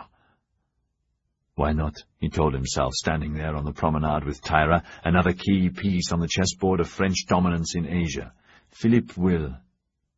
My God! He almost burst out, as the wild idea jumped into his mind. If Struan gets killed in his duel, and Angelique becomes a free card, could she become a Guinevere for this Japo Yoshi? Why not? He might enjoy a different tidbit. Through Raiko, perhaps Angelique would... for she would be perilously without funds and therefore vulnerable. He laughed and put the thought aside as too heady to consider seriously tonight. Philippe, he said, wanting him to consider him to be his best friend. If we can help our masters to arrive at a firm solution and put it into effect, That would be marvelous, André. One day you'll be ambassador here. Taira laughed. Don't be silly. I'm not. In spite of the fact they would always be on opposite sides, and he needed to be able to influence him, he genuinely liked Taira. In a year, you'll speak and write fluent Japanese. You're trusted by Wee Willie. You've your wild card, Nakama, to assist you. Why not? Why not? Taira said with a grin. It's a nice idea to end the night on. Happy dreams, André. Almost no one in the settlement was sleeping as contentedly as Angelique. Struan's bombshell tonight, coupled with anxiety over the coming war here and in Europe, and the resultant hazards for business, kept most awake. As if there's not enough to worry about with our own civil war, Dmitri muttered to his pillow in the deep darkness of his room in the Cooper-Tillman building. News from home was getting worse and worse, whichever side you supported, and he had family on both sides. Dreadful numbers of casualties on both sides, looting and burning and atrocities, and mutinies and brutalities and corruptions and monstrous tragedies, again on both sides. An uncle had written from Maryland that whole towns were being burnt and pillaged by Quantrill's raiders for the south and the Jayhawkers for the north, and that by now most important men in the north had legally bought themselves and their sons out of the army draft. The war is being fought by the poor, the undernourished, the ill-equipped, and the half-starving. This is the end of our country, Dmitri. His father wrote from Richmond the same. There'll be nothing left if this goes on another year, nothing. Terrible to tell you, my darling son, your brother Janny was killed at the second battle at Bull Run. Poor lad, our cavalry was decimated. Carnage. Dmitri twisted and turned in his bed, striving to put the pain for his nation away from him, but could not. In the club, a noisy drunken row was still in progress amongst the few remaining traders at the bar. A few naval and army officers, Tweet, and others were at tables scattered about the room, having final nightcaps. Near the window, Count Zageyev and the newly arrived Swiss minister, Fritz Ehrlicher, sat at a table. The Russian hid his amusement and leaned over the glasses of port. "They're all fools, Herr Ehrlicher," he said above the hubbub. "Do you think this young Struan means it?" "He means it, but whether or not the policy is ever implemented remains to be seen." They spoke French, and Zageyev explained the conflict of mother and son within Struan's. "That's the current rumor. She pulls the strings, though he has the title quite legally." If it's implemented, it would be good for us both. Ah, you have a proposal. An idea, Count Sergeyev. Erlicher untied his cravat and breathed easier, the air in the club smoky and close, the smell of beer and urine heavy, and the sawdust of the floor in need of replacement. We are a small, independent nation with few resources, but plenty of courage and skills. The British, for whom you have no love, monopolize most arms manufacturing and sales throughout Europe. So Krupp's factory looks promising. The bearded, heavy-set man smiled. We hear Mother Russia already has a substantial interest there. You astonish me. Erlicher laughed. I astonish myself sometimes, Herr Count. But I wanted to mention we've the beginnings of fine gun and cannon foundries. Privately, I can tell you we are negotiating with Gatling to make his machine gun under license, and can supply you liberally with any arms you might need on a long-term basis. Thank you, my dear sir, but we've no such need. Tsar Alexander II is a peace-loving reformer. Last year he emancipated our serfs. This year he's reforming the army, navy, bureaucracy, the judiciary, education, everything. Erlicher grinned. And meanwhile, he's presiding over the biggest land conquest in history, with the subjugation of more peoples in history, except for Genghis Khan and his Mongol hordes. Genghis rode westwards. His smile became a beam. While your Tsar's hordes spread eastwards, over the whole continent. Imagine that! Over the whole continent to the sea, through Siberia to the Kamchatka Peninsula, and that's not the end, is it? Isn't it? The Count said, smiling. We hear the Tsar's hoping to pass through your new fortress of Vladivostok to the Japans, then north to the Kurils, north again to the Aleutians, at last to join with Russian Alaska that rolls down to northern California. While the world sleeps. Astonishing. Erlicher brought out his cigar case and offered it. Please, they're the best Cuban. Sergeyev took one and smelt it and rolled it between his fingers and accepted a flame. Thank you, excellent. Are all the Swiss dreamers like you? He asked pleasantly. No, sir, Count, but we are peace lovers, and good hosts to peace lovers. But we stay in our mountains, well armed, and watch the world outside. Happily, our mountains are prickly to those who come uninvited. Another burst of shouting distracted them for a moment. Lunkchurch, Swan, Grimm, and others more vociferous than usual. I've never been to Switzerland. You should see Russia. We have many sights there to feast the eye. I've been to your beautiful St. Petersburg 3 years ago. I was in our embassy there for a few months. Best city in Europe, I think. If you are nobility, wealthy, or a foreign diplomat, you must miss it. I bleed for it more than you can imagine, Sergeyev sighed. Not long now and I'll be there. I'm told my next posting will be London. Then I will visit your mountains. I would be honored to be your host. Erlicher puffed his cigar and blew a smoke ring. Then my business suggestion doesn't interest you. It's certainly true that the British monopolize all manner of enterprises, all sea routes and seas, all manner of wealth from subjugated lands. Now there was no warmth in Sergeyev's smile, which should be shared. Then we could talk again in quieter surroundings? Over lunch, why not? I would certainly inform my superiors of any discussion. If there is ever a future need, where should I contact you or your superiors? Here is my card. If you ask for me in Zurich, I'm easily found. Erlicher watched him reading the superb calligraphy of the miraculous new printing process they had just developed. Count Sergeyev had elegant features, patrician in every pore, with perfect clothes where he knew his own were mediocre and that his forebears were peasants. But he did not envy him. I'm Swiss, he was thinking. I'm free. I don't have to bow a knee or doff my cap to any king or tsar or priest or man, if I don't want to. This poor fellow's still a serf in a way. Thank God for my mountains and my valleys and my brothers and sisters, and living amongst them, all free as I am, and will remain free.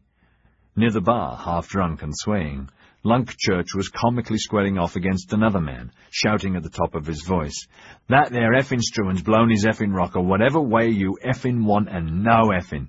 "For goodness sake, Barnaby, stop your foul language," the Reverend Tweet shouted, pushing through the crush for the door, his collar slightly askew and his face flushed and sweating. "When you think about it from a fair English point of view, you have to agree morally young Struan has the right approach." Lunk Church drunkenly made a very rude gesture in his face. "Stuff your effing sanctimonio effing doodle-doo." Purple with rage, the Reverend Tweet bunched his fist and threw an ineffectual blow.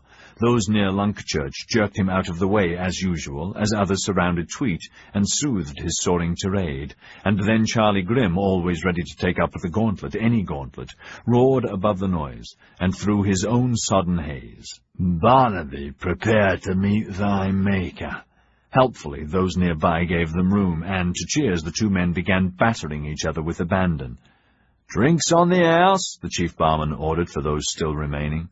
"Scotch for the Rev, port for the Count and his guest. Now you two stop fighting." Tweet accepted the drink and tottered to a table well away from the fighters, who were now rolling on the floor, their belligerence undiminished. The barman sighed, emptied a bucket of slop over them, walked around the bar, picked up one in each hand, and to more cheers, cast them into High Street. "Gents, it's time, gents, please," he said to howls that were quickly muted. Everyone finished their drinks and began to leave. Sergeyev and Fritz Ehrlicher raised their hats politely to the clergyman. "Rev," Swan said, he was the thin trader who acted as the deacon, "how about looking in on the sinners in Drunk Town?" "Well, Mr. Swan, it is, how shall I say, on the way." In her little house in the Yoshiwara, Hinode waited. Franzo-san had said he would arrive tonight, but he might be late. She was dressed to undress, her night kimono and underkimonos the finest, her hair shining, tortoiseshell and silver combs decorating the swept-up coiffure that showed the nape of her neck perfectly, the combs only there to take away, to allow her hair to fall to her waist, hiding the erotic. "I wonder what is so erotic about the nape of a woman's neck to men?" she asked him. But she knew that letting her hair fall excited Franzo-san like any client, and this was her only concession to their pact. This alone she would do in the light. In the dark before dawn, when he was with her, her Maiko would softly awaken her, and she would dress in the dark, if he awoke or if he did not.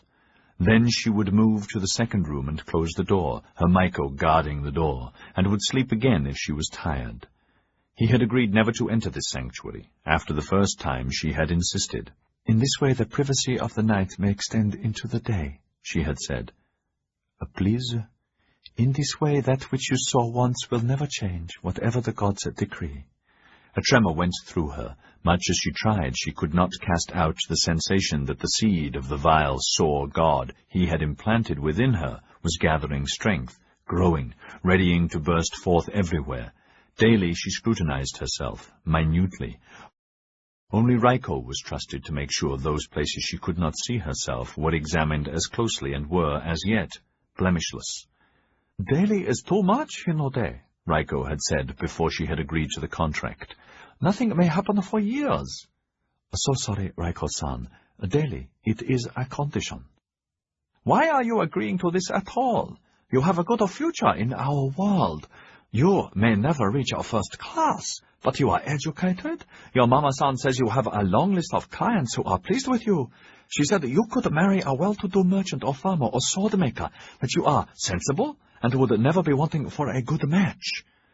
"Thank you for your concern, Raiko-san, but you agreed with my mama-san that you would not question me or pry into my past, where I come from, or to seek reasons. In return, you share with her a percentage of the money I will earn for this year, and perhaps another. Let me say again, the reason I accept the possible contract is that I wish it." "Oh yes, I wish it, and how lucky I am." Now she was 22, born on a farm outside Nagasaki in the province of Hizen on the South Island, and when she was 5, she was invited into the floating world by one of the many women intermediaries who traveled the country, seeking children who could become possible geisha, art persons, those who would be trained like Koiko in the arts, and not purely as a Netsujo Jin, a person for passion. Her parents agreed and were given money and a promissory note for 5 yearly payments beginning in 10 years, the amount depending on the child's success. As an art person she had not been successful, at the samisen or singing or dancing or as an actress. But as a person of passion from 15 when she made her debut, better educated than her contemporaries, she soon became important to her mama-san and to herself. In those days her name was Gekko, Moonbeam, and though there were many foreigners in Nagasaki at that time, she knew not one of them, her house catering only to Japanese of the highest order. One October, the month without gods, she received a new client. He was a year older than her, 18, a goshi, and the son of a goshi, an average swordsman, average soldier, but to her, her dream person. His name was Shin Komoda. Their passion blossomed. As much as the mama-san tried to curb their mutual magnetism, the youth was poor, his bills remained unpaid. Nothing she could say or do had any effect. Until the spring of the following year, without telling Gekko, the mama-san went to the youth's home and bowed before his mother and politely asked for payment. There was no money to pay. The mother asked for time. The youth was forbidden to see Gekko again. Outwardly he obeyed his parents, but inwardly nothing they said or did had any effect. Within a week, disguised, they ran away together, disappearing into the sprawling port. There they changed their names, and with some money she had saved and jewelry she brought with her, they purchased passage in steerage on a coastal ship sailing that day for Yedo. Within the week Shin Komodo was dishonored in his village and declared ronin.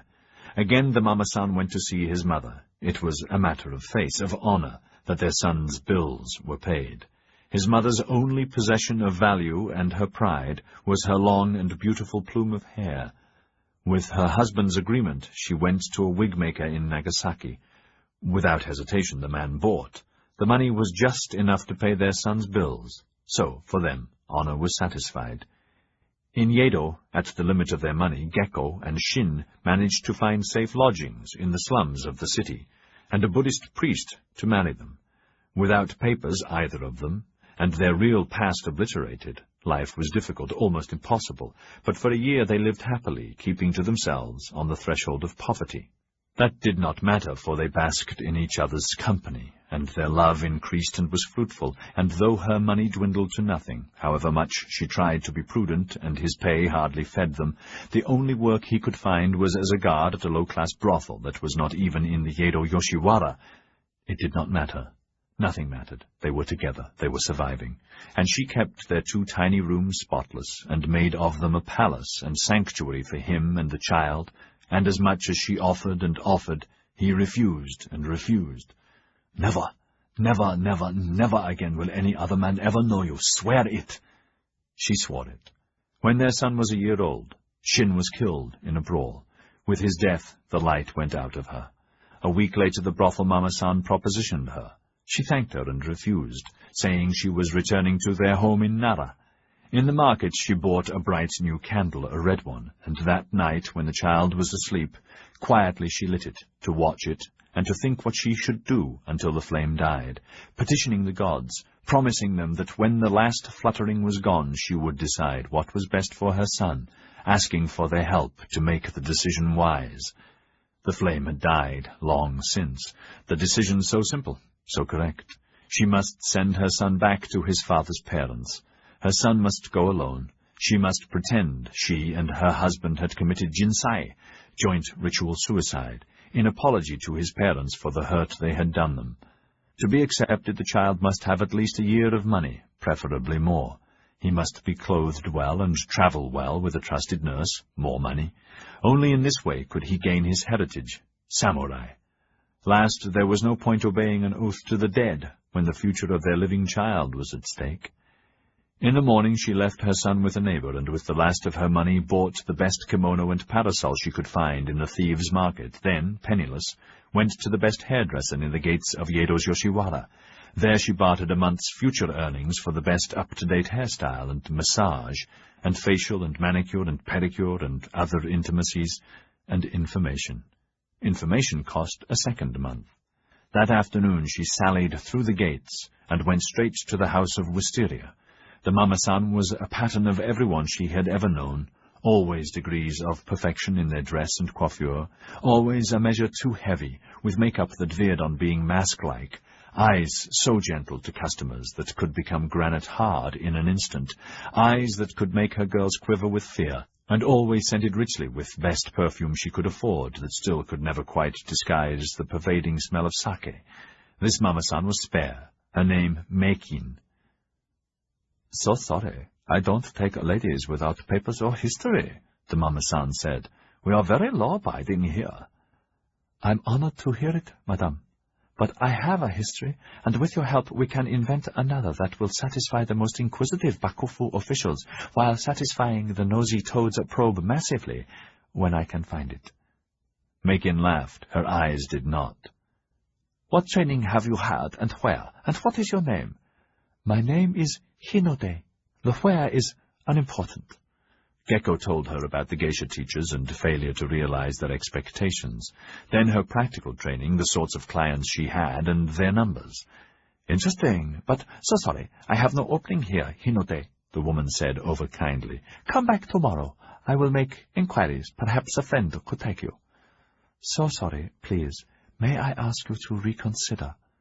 Sure that tomorrow she would not be admitted on some excuse or other. "You are the best and the most trustworthy." She gritted her teeth and, praying the information was correct, added delicately, "Even Shishi know that." The color left the Mama-san's face, though her expression did not change. "You and your lover ran away, and now he has abandoned you?" she asked calmly. "No, madam." "Then he is dead?" "Yes, madam." "You have a child or children? Which?" "A son." The older woman sighed. "A son? He is with you?" "He is with his father's family." "How old is he?" "A year and 3 months." Meikin had sent for tea, and they drank in silence, Gecko trembling inside, afraid that the threat had gone too far, sure that the other woman was wondering where the information came from, and how she, a stranger, dangerous enough in itself, came by the knowledge, or if she was a shogunate spy. If a spy, Gecko reasoned, surely I would not have said that, not on the first interview. At length the other woman said, "You may not stay here, Hinode, but I have a sister who has a fine house in the next street. There's a price for the introduction." "In advance, may I humbly thank you for helping me?" "First you will swear to excise bad thoughts from your head forever." "On my life." "On your son's life is better." "On my son's life." "Second, you will be a model lady of our world, calm, obedient, and worthy of trust." "On my life and my son's life." "Third—" "The third can wait, until we see if my sister agrees to succor the person I see before me."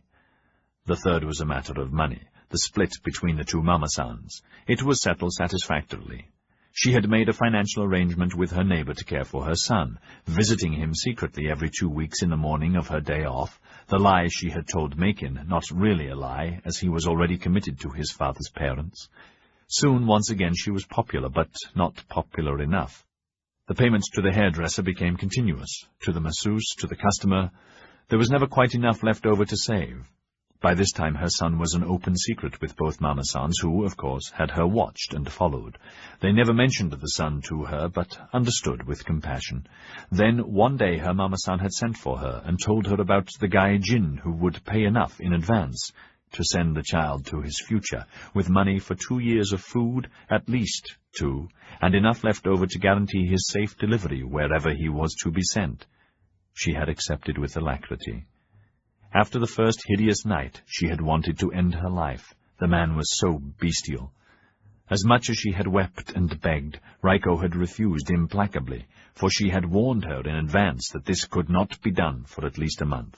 Fortunately, there were days to recover, and to plan a new defense between them. The defense had conquered the beast, as she thought of him, and had changed him temporarily. Now he was docile and cried a lot, and required passion in all its aberrations, but underneath his meek and pleasant manner she could feel the violence still bubbling, ready to explode. In the quiet and lovely surroundings Hinode waited, her nerves tangled. The moment he knocked on the street gate, her Maiko would come running to alert her. She still had time. so she folded herself into the lotus seat position for meditation and sent her mind to Zen. Soon she was prepared. Joining with the beast was bearable. Curious how different he is, she thought, built differently than a civilized person. A little longer and larger, but without any of a civilized person's firmness and strength. So different from Shin, who was smooth and sweet and so strong. Curiously, there had been no sign in her husband of his Gai Jin ancestor, Anjin-san, who, 2.5 centuries before, took the name Komoda for this second family in Nagasaki, his first family living in Izu, where he built ships for his liege lord, Shogun Toranaga. Thank all gods for him. Because of him, eventually my Shin was born, and born samurai, and so is our son. She smiled so happily. Her son was almost 3 weeks on his journey, the 2 servants trustworthy. In their safekeeping was a money instrument drawn on the Gyokoyama, in the name of Shin's mother, for almost 3 years of food and lodging money for her son and for his grandparents. Everything taken care of, she thought proudly. I've done my duty to our son, Shin-sama. I have protected your honor. Everything was in order. Even Raiko's final question before we agreed the final clause of the final contract with the beast. Last Hinode, what am I to do with your body? Throw it on a dung heap for all I care, Raiko-san. It's already defiled. Leave it to the dogs. Book 4, Chapter 42, Yokohama, Tuesday the 9th of December. In the pre-dawn light, the strewn cutter sped away from the frigate Pearl and hurried for their wharf. Her bow waves were clean. She was at maximum speed, and her plume of smoke jaunty. Wind was fair and offshore, with an overcast that promised to break up by noon. The boatswain's binoculars were trained on Struan's windows. A light was on, but he could not tell if Struan was there or not. Then the engine coughed, stopped. His balls seemed to hit him under the chin, and all breathing on the boat ceased. After a couple of seconds the engine picked up, but coughed again, and picked up again, but now it sounded off-kilter. "Christ almighty, Roper, get below!" he shouted to the engineer. "Rest of you buggers get oars on deck in case we're stuffed. Jesus Christ, and McFay's got smoke out of his arse that we're up to scratch. Roper!"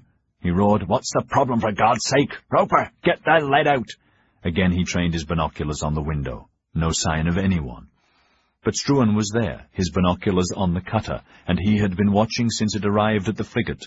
He cursed, for he could see the boatswain clearly now, and the man should have known he would be watching, and could easily give him a signal, yes or no. "Not his fault, for God's sake," he said. "You forgot to set the signal, idiot. Never mind, the weather's good enough. No harbinger of any storm at all points, not that a small one would hurt Pearl." He refocused on the flagship. Her cutter was returning from visiting Pearl. She must have been delivering orders. The door behind him swung open. Chen came in breezily with a steaming cup of tea. "Morning, Taipan. You are no slip here, good cha chop chop." "Aye, how many times do I have to tell you to talk the civilized tongue and not pidgin? Are your ears filled with the dung of your ancestors and your brains curdled?" Chen kept the smile on his face, but groaned inside. He had expected the sally to make Struan laugh. "Aye, so sorry," and added the traditional Chinese greeting, the equivalent of good morning. "Have you eaten a rice today?" "Thank ye." Through the glasses Malcolm saw an officer get out of the flagship cutter and go up the gangway. Nothing to indicate one way or another. Damn! He accepted the cup. Thanks. At the moment he had no special pain, just the normal bearable ache. He had already taken his morning dose. For the last week he had managed to cut back on the amount. Now he had one in the morning, one in the evening, and had sworn, in future, it would be one a day, if this day went well. The tea was good. It was mixed with real milk, thick with sugar, and as it was the first of the day, it was laced with a small tot of rum, a tradition started by Dirk Struan, his father had told him. "Chen, put out my heavy breeches and jersey, and I'll wear a top-coat." Chen was startled. "I heard the voyage was off, Taipan." "In the name of all gods, when did you hear that?" "Last night at Taipan. Fifth cousin in the house of Chief Foreign Devil heard him talking with Big Ship Squash Toadstool Nose, who said no voyage."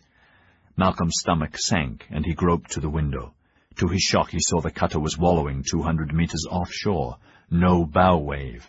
He began to curse violently, and then he saw funnel smoke begin, and the bow wave appear as the cutter picked up speed. His binoculars raked the deck, but all he could see was the boatswain shouting, with oars on deck in case of a further breakdown. At that speed, the cutter would be at their dock in under 10 minutes. With Chen's help, he dressed. A quick check showed that the cutter was almost ashore. He opened the window and craned out as the boatswain climbed onto the jetty and began running as fast as his big belly would allow. "Ho there, boatswain!" The grizzled man was panting by the time he was near enough to the window. "Captain Marlowe's compliments," he said, gasping. "Will you and the lady please step aboard?" Struan let out a whoop of joy. He sent for Ah So, told her to wake and dress Angelique quickly. Then quietly he said, "Listen, Chen, and don't interrupt, or I shall be like a firecracker," and gave him instructions what to pack and what to order Ah So to pack, and to bring the trunks aboard Prancing Cloud at sunset. "Missy and I will dine aboard and sleep aboard, and you two will stay aboard also and return to Hong Kong with us." Chen was overjoyed. "Hong Kong, ay ya, Taipan! And both of you will keep your mouths shut tighter than a fly's anus, or I will ask Noble House Chen to remove your names from the family book." He saw Chen go grey.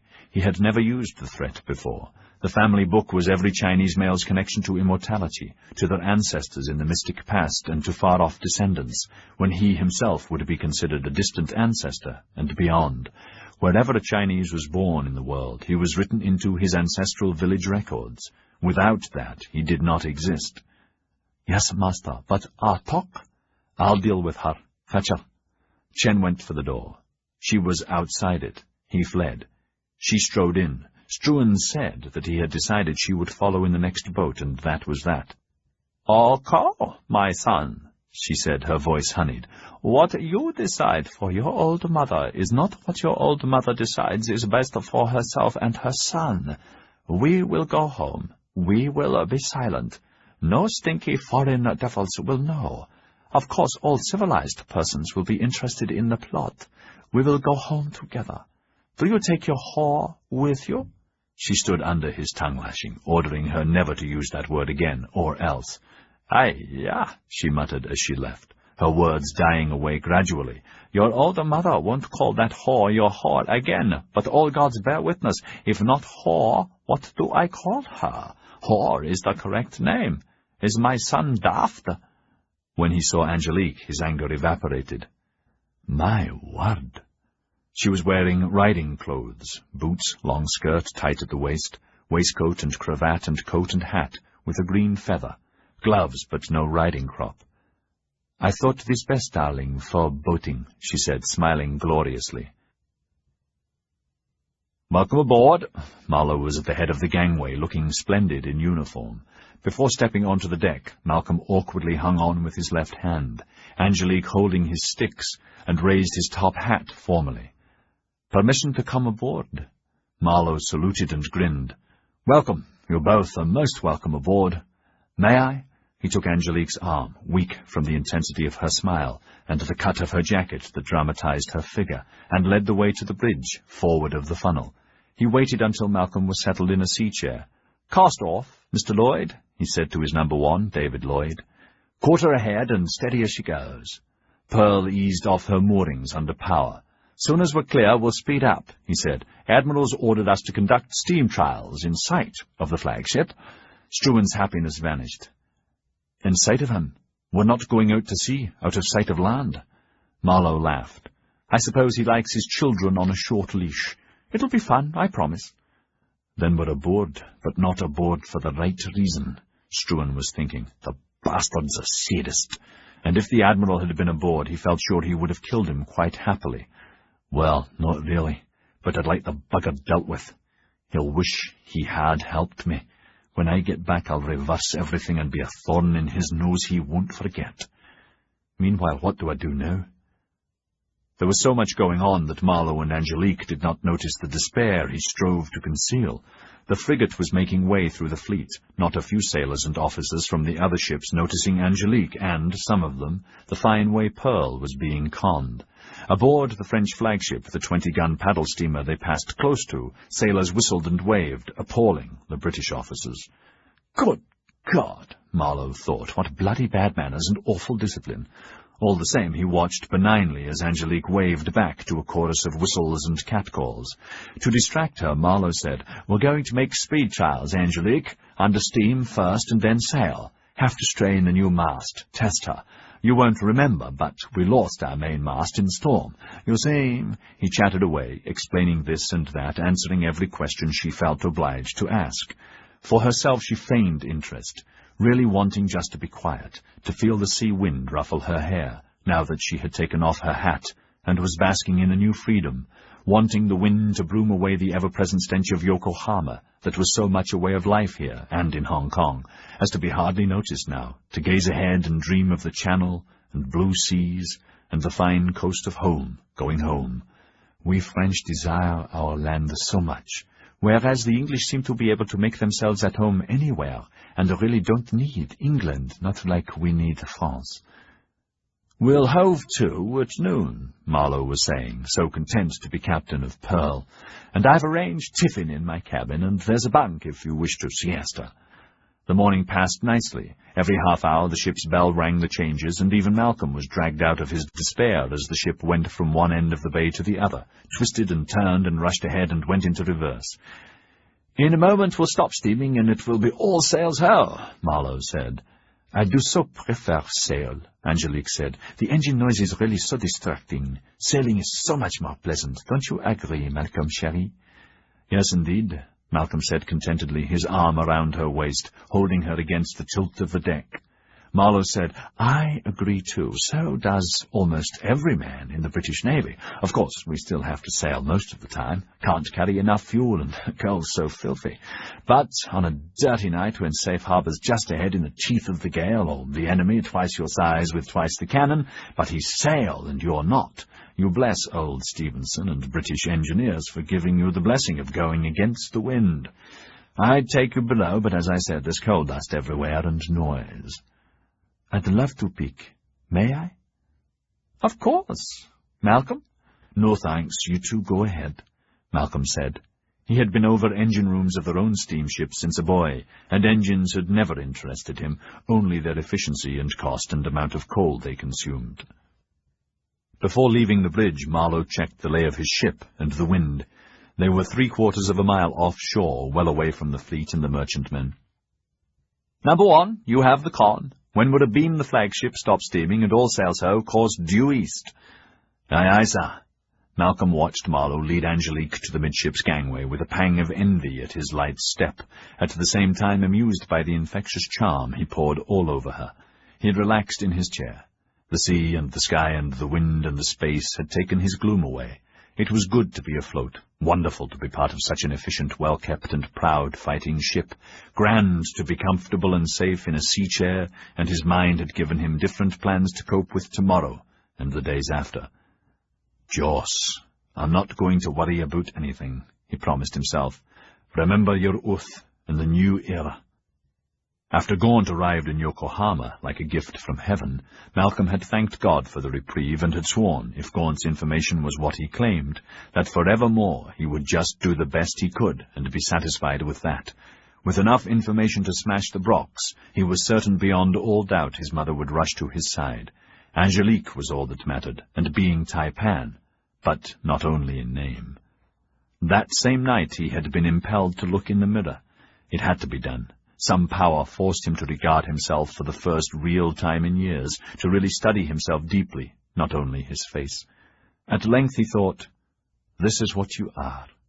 You're still badly hurt inside. You can't straighten up too well. Your legs don't work as they should. But you can stand, and you can walk, and you will improve. The rest of your body works, and your mind. Accept it. Remember what Mother and Father kept telling you since you were a child. Accept your Joss. That's what Dirk would always say. Dirk had half a foot shot off, and that didn't stop him. Dirk was shot and cut 12 times, almost killed at Trafalgar as a powder monkey, almost destroyed by Tyler Brock 6 times. Accept your Joss. Be Chinese, was Dirk's advice. Do your best, and devil take the hindmost. His heart began pounding. Dirk, Dirk, Dirk. Goddamn Dirk Struan. You've loathed having him thrown in your face. You've always been petrified you'd never measure up to his impossible image. Admit it." The reflection did not answer, but he did. "I've his blood. I've his noble house to run. I'm Taipan. I do my best, but I'll never measure up to him. I admit it. God curse him. That's the truth. That's my Jaws." "Good," his reflection seemed to say. "But why hate him? He doesn't hate you. Why hate him like you've hated him all your life? You've hated him all your life, haven't you?" "That's true. I hate him, and always have." Saying it aloud had shocked him, but it was true, and all the love and respect a sham. Yes, he had hated him, but suddenly there in front of the mirror he no longer did. Why? I don't know. Maybe it's because of Edward Gaunt. Maybe he's the good spirit who's unlocked me from my past, as he wants me to unlock him from his. Hasn't Morgan poisoned his life and his mother's and father's?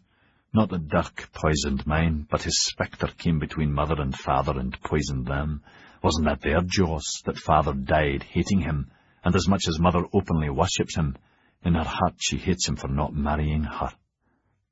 There on the bridge of the frigate he remembered the cold sweat soaking him, then later drinking some whiskey, but not the other stuff, rupturing that obsession there and then, knowing another truth. He craved it, and was addicted. Too many truths faced. Not easy to face yourself, the most difficult and dangerous task a man must do once in his life to be at peace. I've done it, like it or not. "Number 1, the young signalman said to Lieutenant Lloyd, his telescope trained on his distant counterpart. "Message from the flagship, sir." 2 decks below, the engine room was a dungeon of heat and throbbing noise and dust, and blackness and stench that was pierced with squares of blazing coals, as half-naked stokers opened furnace covers under the great boilers to shovel in more coal, or rake the embers to receive more coal, and then more. Angelique and Marlowe were standing on one of the overhead iron grills, the air swirling up, filled with the smell of coke and fire and burning oil and sweat and steam. Bodies below sheened with sweat, big-bellied men with muscles bunched, their razor-sharp shovels screeching along the iron deck into the coal bunkers to come back full, a deft throw and the coal scattered in a level bed to fire at once and be replenished. Aft, the pounding engine shone with care and oil, more men using long-nosed cans to squirt oil into joints, others cleaning with swatches of cotton waste, others tending dials and pumps and valves as the engine drove the propeller shaft against the crush of the sea. Jets of steam from valves, more oil and cleaning and constant attention to pistons and levers and cogs, and more coal, and Angelique found it vastly exciting, those below oblivious of them. Proudly Marlowe pointed and explained over the roar, and answered with a nod and a smile from time to time, holding his arm lightly to steady herself, not hearing a thing or caring to listen, possessed by the engine-room that seemed to her a masculine Valhalla, where machines were married to men, now part of them, primitive yet futuristic, slaves tending their masters, and not the other way around. Unnoticed, the signalman came up behind them and saluted. Not being heard, he came forward, saluted again, and broke her spell. He handed Marlowe the written message. Marlowe read it quickly, then nodded and shouted at the man. "Acknowledge!" He leaned over to Angelique. "Sorry, we have to go now." At that moment, signal bells from the bridge sounded below. The engineer officer acknowledged the order. Men rushed to close cocks and open others, leaning on levers and checking dials. As steam power came off the huge driving shafts and the engine began to slow, the noise lessened and the stokers leaned gratefully on their shovels, their chests gulping air heavy with coal dust, and wrung out the towels they wore about their necks. One man turned on the bunker and cursed it, still drowned by the roar, and opened his trousers and pissed on the coals in a jet that ended in steam to the laughter of other men. Marlowe hastily took her arm and guided her away up the gangway. One stoker noticed her, then another, and before she had gone, they were all staring at her departing figure, silently.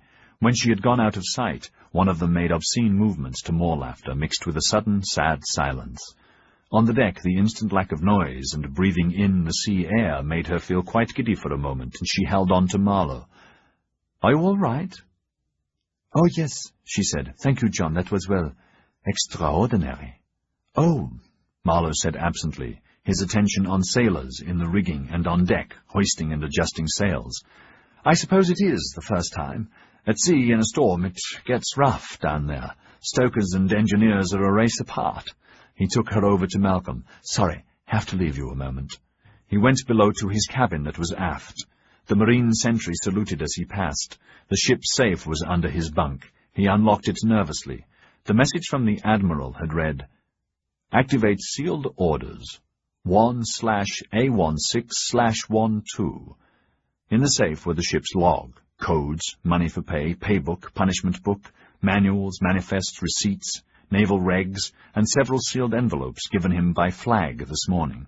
His hand shook slightly, finding the correct one. Is it the return to the fleet, prepare for war, he expected? He sat at the table that was surrounded by seats screwed to the deck, and broke the seal. It was extraordinary down there, Malcolm. Ghastly in a way. All those men down there, astonishing. And if it's like that in a small ship like this, what would it be like on a big steamer? Say like on the Great Eastern? It's astonishing, Angel. I saw her launched on the Thames the last time I was in London 4 years ago when I finished school. My, was I glad to have done with schooling. She's completely of iron, 4,000 tons burthen, the biggest in the world by far, and built to carry emigrants thousands at a time to Australia. It took weeks to launch her. They did it sideways, a complete cock-up, and she almost sank. Poor Brunel, who designed and built her, went broke many times. The companies he floated did. She was ill-fated, caught fire on her maiden voyage and almost gutted, and that killed him. Damned if I'd sail on her, ill-fated she is and was from the first plate laid. He saw Marlowe come on deck and frowned. Now there was no humour on the man's face. The boatswain rang 8 bells, noon. I have the con, number 1, Marlowe said. Yes, sir?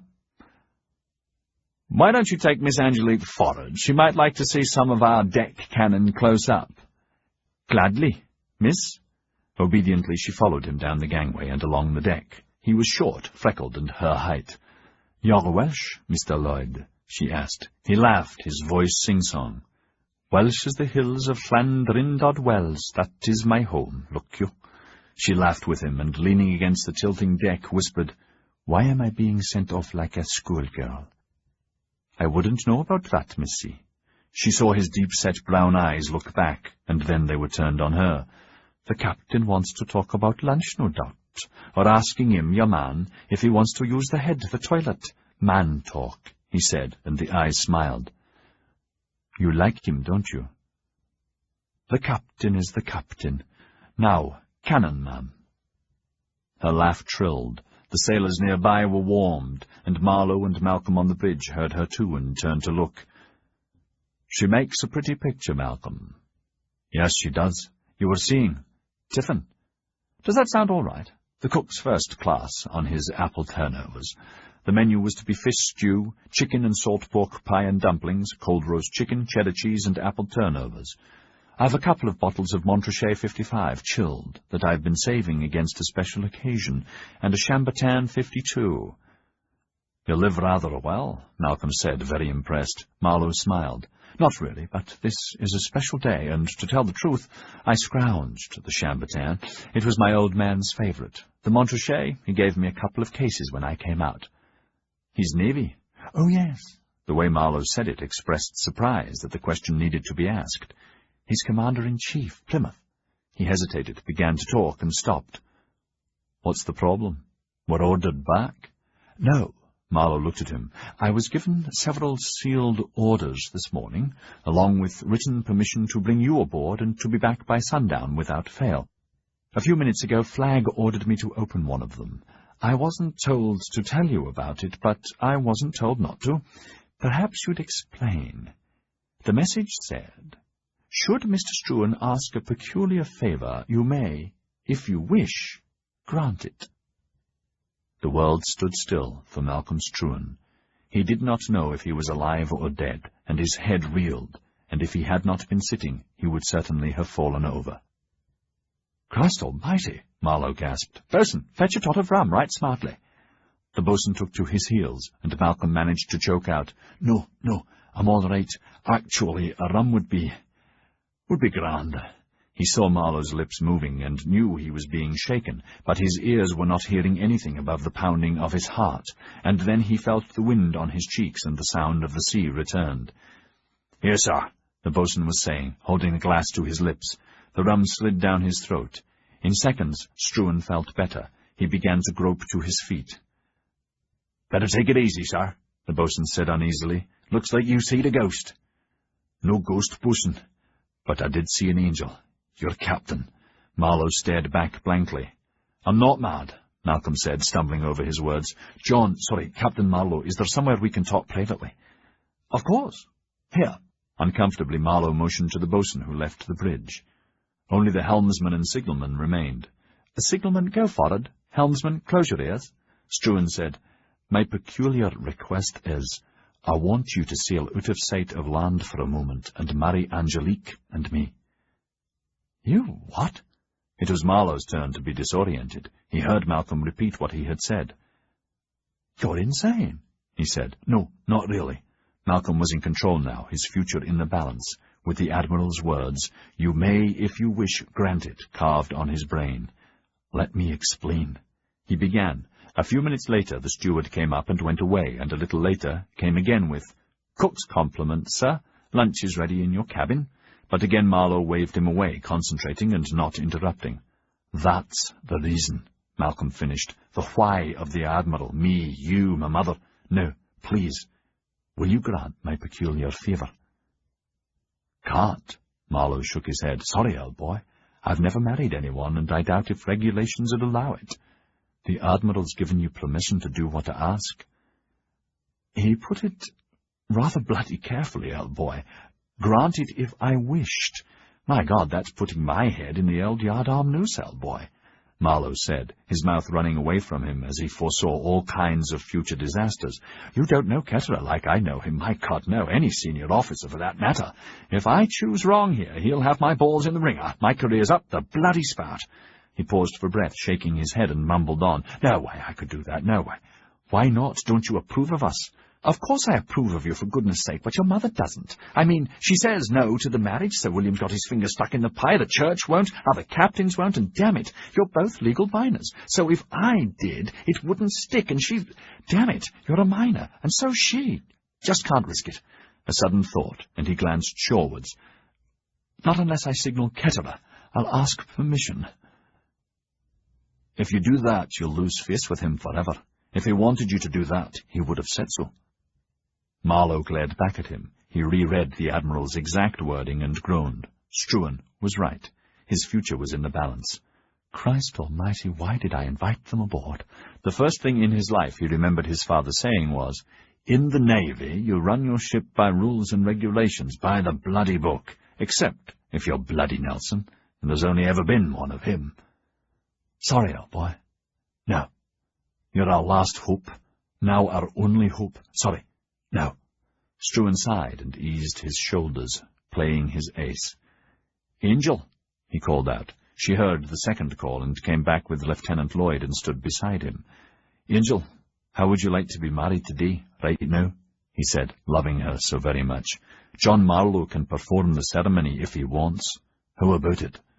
The wonder spread over her, and she did not hear Marlowe begin to say that he was so sorry he could not. But he was stopped by the passion of her embrace and kiss, and then she did the same for Struan again, and him again. Oh, yes, Jean, how wonderful you will, won't you? Oh, thank you, how wonderful, please, please, please," begging with another irresistible snuggle, and he heard himself say, "Yes, of course, why not? Glad to," saying his doom words as underplayed as he could, though inside feeling more heated than he had ever been, and still meaning to say no. The helmsman sealed the matter with a joyful shout. "3 cheers for Captain Marlowe! We've a wedding aboard!" Lunch was a hilarious pre-wedding feast. Just 2 or 3 glasses of wine to test and taste the rare quality, not too much food, the rest put aside for later, all of them too excited and too anxious to begin. Once he had made the decision, Marlowe ordered the ship out to sea under full sail and became their most enthusiastic supporter, wanting the ceremony to be memorable and perfect. But before proposing a prenuptial toast at the end of the meal, he said gravely, "God knows if it'll really be legal, but I can find nothing in naval regs that says it won't be, or it can't be done. Nothing refers to the age of the persons, only that both must formally agree before witnesses that they freely give their consent, and they sign an affidavit that's entered by me in the ship's log. Once we get ashore, all hell and/or congratulations will break out, and you may have to, perhaps should, go through a church ceremony. Both churches will scream bloody murder at our effort anyway." Angelique heard an undercurrent. "But, Jean, it's all right, isn't it? Malcolm's told me about oppositions, and as to Father Leo," her nose crinkled with distaste, "you won't get into trouble, will you?" "Perish the thought. Admiral's given permission," Marlowe told her more grandly than he really felt. "Enough said. Here's to your healths, and to future generations." Angelique began to get up to drink, too, but Struan stopped her. "Sorry, darling, it's bad luck to drink to your own health. Just an old custom, and aboard Royal Navy ships you drink toasts sitting down." "Oh, sorry." Her sleeve caught a glass, tapped it against another, and a bell-like ringing began. At once both Marlowe and Struan reached over and stopped it. Malcolm said, "Sorry, darling, just another old seafaring superstition. If you let the ringing of a glass die of its own accord, somewhere in the world a sailor drowns." "Oh," her face lost its glow. "I wish I'd known so many times in the past." "Not to worry," Marlowe said quickly. "If you don't know, then the superstition doesn't count. Right, Malcolm?" "Yes, you're right again. I would like to propose a toast, Angelique. To John Marlowe, Captain, Royal Navy, gentleman, and the best friend we have." The small cabin was filled with animated talk and laughter, and then Lloyd announced that all was ready on deck. A last kiss, so tender between them, and they had gone aloft and stood there, hand in hand, both committed. The ship was into wind, her sails and spars trembling. Those of the ship's company who could be spared were lined up, slickered and spruced, facing the quarterdeck where Malcolm and Angelique stood before the captain. He was flanked by an honor guard of 2 Marines. He opened Navy regs to the right page, and motioned to the Marine bugler, who sounded a clarion call. The boatswain blew on his pipe, and the company came to attention. "We are gathered here as witnesses to the marriage of these 2 people in the sight of God." The swell of the sea did not touch them, nor the wind that was gusting more than before. Around the horizon were nimbus clouds, not yet threatening, but potentially dangerous. Overhead the sky was still clear, and Marlowe wondered, briefly, if the weather was an omen. No cause for alarm yet, he thought. The ceremony was quickly over, strangely fast for all of them. For Struan, almost an anticlimax. He had used the signet ring from his little finger as the wedding ring. It was too big for her, but she held it solidly, staring at it with disbelief. "I now pronounce you man and wife." As they kissed, there were 3 rousing cheers. Marlowe called out, "Splice the mainbrace," the order for a tot of rum for all the company to more cheers. "Mrs. Struan, may I be the first to congratulate you." Angelique threw her arms around him passionately, tears of joy on her cheeks. "Thank you, thank you." "Nothing," Marlowe said, embarrassed, then shook Struan's hand. "Congratulations, old man. Why don't we—" A short gust crackled the canvas. "Why don't you 2 go below, and I'll join you in a moment," he said, then turned away and forgot them, tending his ship.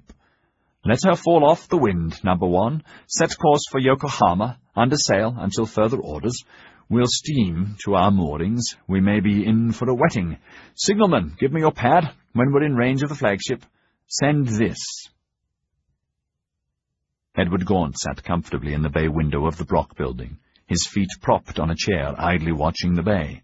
The rim of clouds had spread and promised a storm, though at this time of the year they could as quickly evaporate. Behind him Norbert Greyforth sat at his desk, engrossed in paperwork. They had seen Pearl sail off over the horizon, but put no special meaning on it. "Part of their trial, sir, I suppose," Gaunt had said. "Still can't figure what could be aboard that's so important." Norbert had nodded, secretly amused, and returned to signing and checking documents and manifests. A Brock freighter was in the harbor, due to sail in a few days, and the last of her cargo from Japan had to be accounted for. 50 pounds of silkworm eggs for the French market, 30 to 50,000 eggs to the ounce, bales of raw silk and silk cloth for the London market, lacquer goods, barrels of sake they were trying to introduce into the English market, and also for Japanese in the Philippines, cheap pottery as ballast, coal, anything and everything that could find a market, together with the remains of her inbound cargo that had not been sold and would be traded on her return journey, some guns and opium in special cases. "Cigar?" Gaunt asked. "Thanks." They lit the thin cheroots, enjoying them. "I've made a date with McFay to finalize arrangements for tomorrow, sir." "Good." Norbert blew a cloud of smoke and signed the last of the documents. He rang a bell. In a moment his chief clerk and Schroff came in. "This is the lot, Pereira." "Yes, senor." The small, fair man with slightly oriental eyes was, as with most companies, Eurasian from Macau. "What about the specials, senor?" "They stay off the manifest and in the captain's care." "There's a rumor that the Navy is going to board and check cargo at random." "Let them. None of our specials are illegal, by God, whatever the fool Struans do." Norbert dismissed him, then gave his full attention to Gaunt. Something had made him suspicious. "Edward, perhaps I should call the duel off. Tell Struan tonight I'll accept his compromise. The trap's baited, isn't it? I let him go to Hong Kong to get deeper in the shit, thinking he's won, eh? You could. But why spare him a night of fear? He has to be afraid. Why comfort him? Would he comfort you?" Norbert looked at him, and saw the thin upper lip and how it seemed to curl slightly with malicious delight. He laughed to himself, thinking about how special tonight could have been for Struan, if Ketterer were a different man, and that, now, more than ever, thought of the duel would take away what remained of Struan's sleep. "I didn't think you'd fit in with us, the Brocks. Revenge is sweet for you, too." "Me, sir?" Gaunt's eyebrows soared. "I was thinking of you. I'm to serve you. Wasn't that the idea?" It was indeed. Norbert hid his smile deep inside. "Tomorrow, then. But no will—" His sharp eyes caught a smudge on the horizon through the window behind Gaunt. "Is that Pearl?" He got up and went to the window, also training his glasses. It was the frigate, all right. "Steady as she goes," Norbert said softly, and Gaunt wondered what he meant. Pearl was in the process of furling her sails, black clouds behind her. "Wind's picked up out there," Gaunt said, and trained his own binoculars. Her smoke was pulled at right angles to her path. In the bay the rest of the fleet and merchantmen were at anchor. A few whitecaps. Norbert's glasses went to Prancing Cloud. Nothing untoward there. Then the flagship. Nothing. Back to the frigate. They waited. Pearl was coming in quite fast, bow wave churning. Again the flagship. Nothing. The frigate. Norbert could just discern Angelique standing next to a man who must be Struan. "Look," Gaunt said, his voice picking up excitement. "There. Can you see the signalman?" "Where?" "Ah, yes." "He's semaphoring the flagship. First flags of the standard opening," Gaunt said quickly. "Captain of HMS Pearl to Admiral. Message reads, agreed to request." Perplexed, he stared at Norbert for a moment. "What does that mean?" "Watch the flagship for any reply," Gaunt obeyed. "Where the hell did you learn to read Navy flags?" "In Norfolk, Virginia, sir. When I was a kid, I used to watch the ships, ours and the British. It became like a hobby. Then my pa acquired a book, one American and another British, with most of their standard phrases and some of their codes. I used to win bets for my pa when he would entertain officers, usually at cards. My mother and him, he used to entertain a lot, lavishly. That was before the cotton crash, and he lost most of his money." "Can you read any flags, any codes?" Norbert asked quickly, wondering if he could use Gaunt's knowledge. "Could you read Struan flags, ship to ship or ship to shore?" "If they use standard international flag codes, but probably, like Brock's, they have special—" "Just a moment. Message from the flagship. Standard opening. To Captain of Pearl, from Admiral Ketterer. Next standard. Return to your moorings at once. Next, when tied up and sea safe, report to the flagship at once, adding the letters with him. Last standard. Acknowledge." Gaunt glanced back quickly. "With him, Mr. Greyforth? Would that be Struan?" "Bullseye." "Standard acknowledgement." Gaunt put down the glasses and rubbed his eyes. The concentration had given him a headache. "Bullseye. You know what it all means?" "What's aboard Pearl that's so important? Captain Bloody Marlowe, R.N." It took Norbert no time at all to explain. "Married!" Gaunt burst out. "You're brilliant, sir. Never thought Ketterer would agree, but it seems he has. Why, he gains nothing. Norbert was puzzled, then smiled spitefully. Unless he's ordered Struan and Marlowe aboard to mat Marlowe and undo the deed right smartly, to jam the knife further into Struan to torture him some more. Can he? That bugger can do what the hell he likes, if the truth be known, Norbert said, and spat into the spittoon, then threw the butt of his cheroot into it as well. Every man jack aboard the fleet's duty-bound to obey him, and they would. You mean he could order them to go against the law? Let's put it this way. They're to obey immediately or suffer the consequences, which range from the cat to hanging to keel-hauling. If he wanted, he could hang you from one of his yardarms, then plead he'd been misled by juniors. He'd beat any court-martial. Meanwhile, you're dead. Then how could you be so opposed to him, to his face, Mr. Greyforth? Because Ketterer is law-abiding. They breed him like that for the Royal Navy, special, to obey orders from the next above, but mostly because we've Wee Willie. That feisty little bugger's the one above. He's our real protection from Ketterer, the General, Jappos, and every other bloody enemy. But that won't protect young Struan from Ketterer's phlegm. So, Captain Marlowe, Mr. Struan's peculiar request was for you to go out of sight of land and to marry him to Miss Angelique Richaud. Yes, sir. Marlowe stood at attention, unable to read the Admiral's face. Ketterer was flanked at the table in the great cabin aft by the flagship captain. Behind them his aide-de-camp, the flag lieutenant, stood equally frozen. And you did, knowing them to be minors? Yes, sir. Please give me a report in writing by sundown, specifying your reasons exactly and what occurred exactly. Dismissed. Marlowe saluted and began to leave as Ketterer turned to the captain, a weathered, craggy, ugly man, renowned for the toughness of his discipline and worship of naval regulations. Captain Donovan, perhaps you'd research the legal position, eh? Yes, sir. His blue eyes were merciless. Good, that's all then, for the moment. That was the last thing Marlowe heard before he closed the door, and his heart seemed to begin again. Struan was waiting in the ante-room outside. Two Marines stood guard suspiciously. Christ, did you get stick? No, not at all. Marlowe tried to sound calm.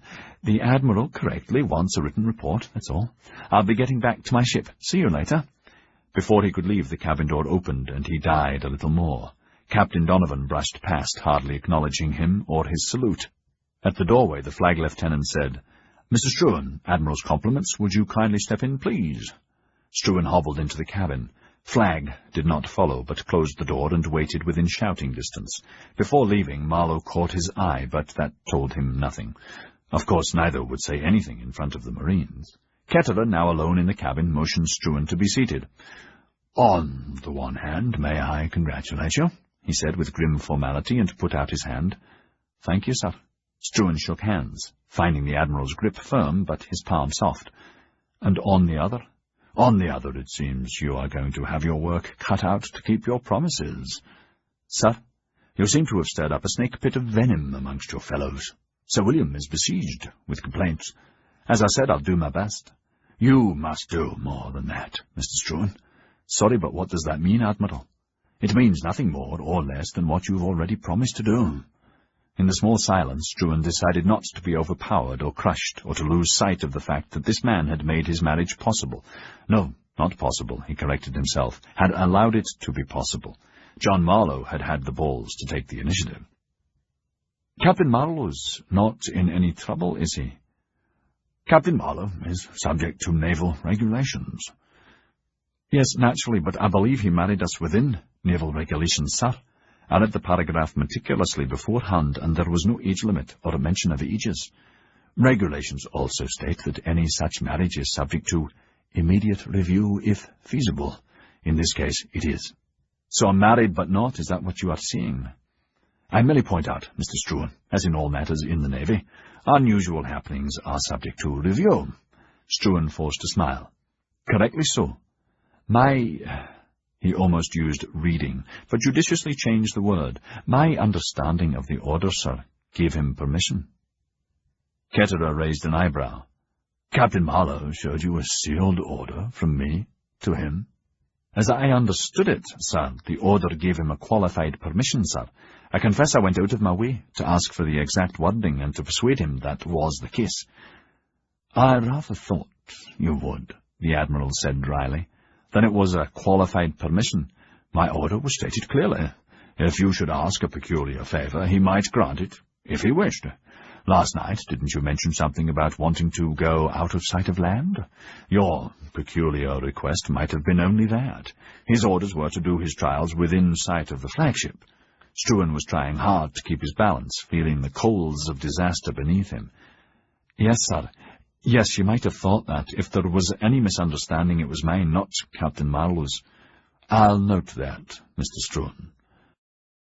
Malcolm had been watching the older man carefully, and listening even more carefully, wanting to discern where the Admiral was heading, now afraid that this was a continuation of the cat-and-mouse game. Am I again in his claws, and will never be out of them?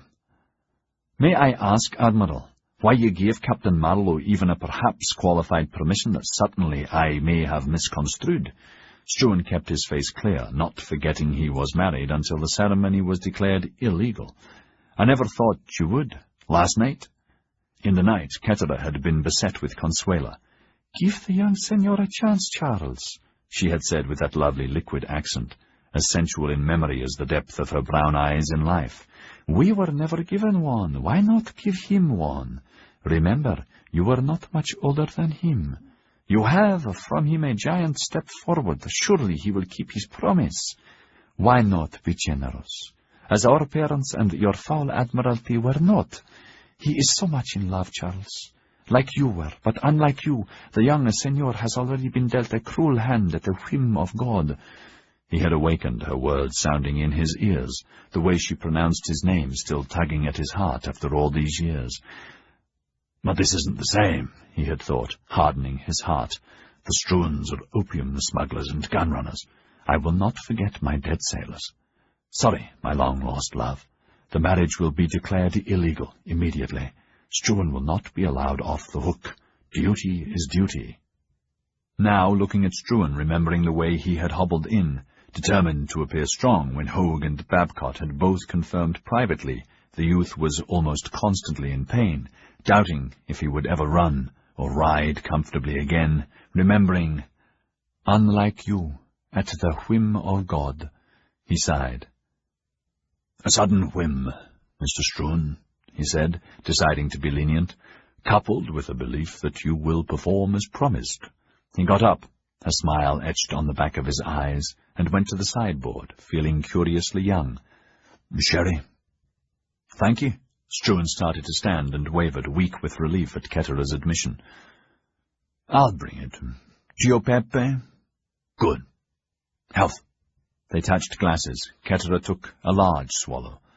Listen, young man, he said, his voice unusually quiet and kind. I shall, of course, consult Sir William, and will prevail on him to read naval regs. More than likely, Captain Marlowe's report will be accepted after due consideration. We must make sure our officers are always aware of the consequences of independent action. But he will not be in trouble, as you put it. This is to be another secret between us. Understood? Yes, sir. Thank you. I will do what I promised. Struan took a deep breath. Then my marriage is legal? That depends on your point of view. As far as I am concerned, the Navy is concerned, that is my belief, and therefore it should be in common law. As far as your two churches are concerned, and the inevitable legal broadsides you will have to endure, I suggest you both batten down your hatches and prepare for the worst. Again, congratulations, on the one hand. My compliments to Mrs. Struan, privately, of course. Chapter 43. By sunset, the news had spread throughout the settlement, Drunk Town, and the Yoshiwara. Speculation had been immediate, noisy, and argumentative, as theories were put forth for and against such a marriage, some predicting the ceremony was totally illegal, others angrily denying it, many of the more quarrelsome traders and all drunk towners using foul language, obscene gestures, and bunched fists to support their positions, while a few of the wiser said, Ah, the canny young bugger, so that's why he sucked up to the Admiral. It was a deal, clever. I'd do the same if I was Struan. Now that he's got her, will he still be anti-opium, anti-armaments? No way. With the new topics, several fights began in Drunktown, and a bar burnt down. Father Leo was rumoured to have had apoplexy and was now prostrate in front of his altar. Reverend Tweet, at this very moment, was supposed to be raving at Sir William, and in the club, Lunkchurch and Grimm, inevitably on opposing sides, had begun to battle and, as usual, were tossed into the street. Malcolm and Angelique were in the cabin of their launch. Ahead was their jetty, and, holding hands, they saw a boisterous group of well-wishers that had gathered there, headed by Jamie McFay. The promised bad weather had not materialized, with only a sprinkle late afternoon. The wind was still up, sky overcast, but this did not dampen the welcoming uproar. "Here we go, Mrs. Struan," Malcolm said, and hugged her. She kissed him, whispering, "Yes, my darling husband. Oh, Malcolm, that sounds so funny, strange, so marvelous. This isn't a dream, is it?" "No, though it feels the same to me." The cutter twisted in the chop, throwing them together to more laughter, and swung alongside to cheers and shouts, the neatest docking the boatswain had ever made. "Lively on the ropes, lads," he ordered, but there was no need, as eager hands twisted the tow-lines to bollards and sailors swarmed to help them. "Congratulations, Taipan, Mrs. Struan," Jamie shouted amidst cheers that reached the interior of the club across High Street. At once the room emptied, and everyone began to gather, doffing their hats, even Mrs. Lunkchurch and Mrs. Grimm amongst them, equally festive. Gaunt and Norbert Greyforth watched from the upper windows of their building. Outside all houses Chinese servants stood around, pop-eyed, and samurai were collecting at the north gate, mystified. Ministers and their staffs were trickling out of the legations. Sir William, hard-faced, flanked by a smiling Philip Tyra, and Michaelmas Tweet, black-browed and furious, Sergeyev beaming and cheering lustily, Dmitri shouting congratulations, waving an American flag, and Sagatad and Andrei were torn between elation that the marriage was now achieved, and fury that they had not been consulted. "Andrei, bring her in as soon as possible. Jesus, the stupid gamine should have let us into the secret. It's your job to control her," Sagatad said with the side of his mouth, enthusiastically waving back as Angelique caught his eye and waved. "Struan must execute a will conforming to the Code Napoleon at once. See to it. Only God knows what dirty tricks William will try, for or against. Whatever he says, our position is the marriage is legal, but we must insist it conform to French law. Get Father Leo. He will conduct their proper wedding next week. Mon Dieu, look at those cretins."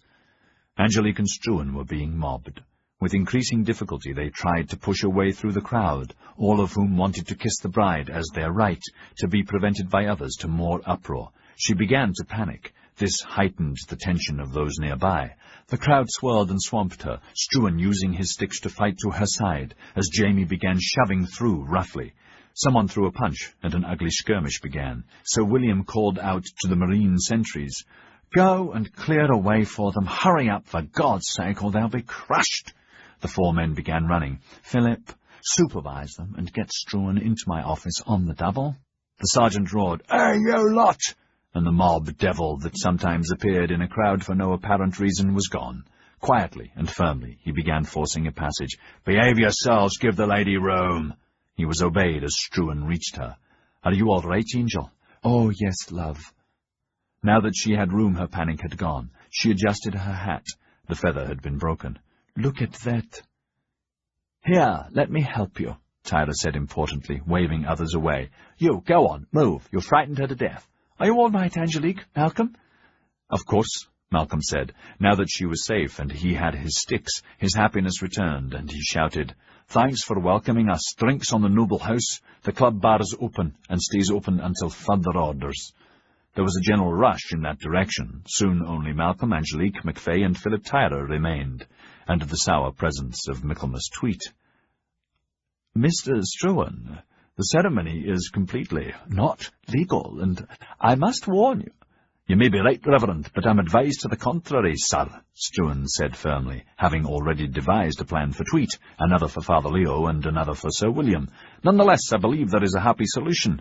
Perhaps you would like to come to my office at noon tomorrow. The house of the Lord will be satisfied, sir, you may rest assured." Then he whispered to Jamie, "Divert him, And to the others, head for the office fast as you can. They had to run the gauntlet of a few stragglers, and then Angelique whispered, Philippe, hurry. She ran on ahead with him to avoid Father Leo, who was approaching from down the street as fast as his bulk and his cassock would allow. Once in the foyer, with most of the staff lined up there, Vargas in front, Chen smiling glassily, she laughed nervously. I didn't want to have to talk to him. Why not? Philip was beaming. You're married, and that's that. At least Sir William's been spitting blood since he heard, cursing the Navy, Ketterer, Marlowe. So I imagine you are married, but all I want to say is congrats, and may I kiss the bride? He did not wait, and kissed her like a brother. She hugged him and breathed another sigh of relief. Struan came through the door with MacFay. Lock it, he ordered. Helped by Vargas, MacFay obeyed, politely but firmly shoving the few more persistent traders out and slamming the bolt home as Father Leo strode up, tried the handle, then hammered on the door, as though it were a cathedral portal. But no one paid any attention, all fleeing into the office like a group of mischievous children, where they collapsed into the chairs, all except Malcolm. Champagne, Chen. Thank you, Vargas. See you later, he said over congratulations, and added to Chen in Cantonese, Open the wine, little mealy-mouth. Jamie MacFay shut the door and sank into the last chair. Aye, ah, Malcolm said, bubbling like the wine. I didn't think it would be like this. Philip, thanks again for the good wishes. You too, Jamie. Are you all right, Angel? Yes, Mr. Struan, wonderful, thank you. Tyra said, It's all marvellous news, Malcolm. And by the way, could you see Sir William as soon as possible? The way he said it, so tentatively, so matter-of-fact, when they all knew he had been bellowed at, made a sudden silence which broke apart as they all laughed hysterically. Tomorrow afternoon, happily, Malcolm said. Their glasses were soon full, and even more quickly empty, and again filled, conversation loud and not listened to. The door eased open. Vargas signalled MacFay, then whispered to him. Jamie nodded. I'll be right there in a moment. Taipan, can you excuse me? And there's a message for Mrs. Struan. Mr. Seratard wants to add his congratulations personally at the legation as soon as possible, and the priest would like to see you both a moment. Jamie, first finish your drink. Vargas, send word to Seratard, we'll put him on top of the list. But first, tell Father Leo to be here tomorrow at 5 p.m, here, in my office. Vargas vanished. Malcolm saw the shadow on Angelique's face. I'll see him, Angel. You don't have to. And by Sunday everything will be calm, I promise. Everything's in control. As soon as it's dark, we'll slip back aboard the cutter. Cutter? Why, Malcolm? What on earth for? Another surprise. We're dining aboard Prancing Cloud and staying the night. Then tomorrow there are more surprises, lots and lots. There's a honeymoon to plan.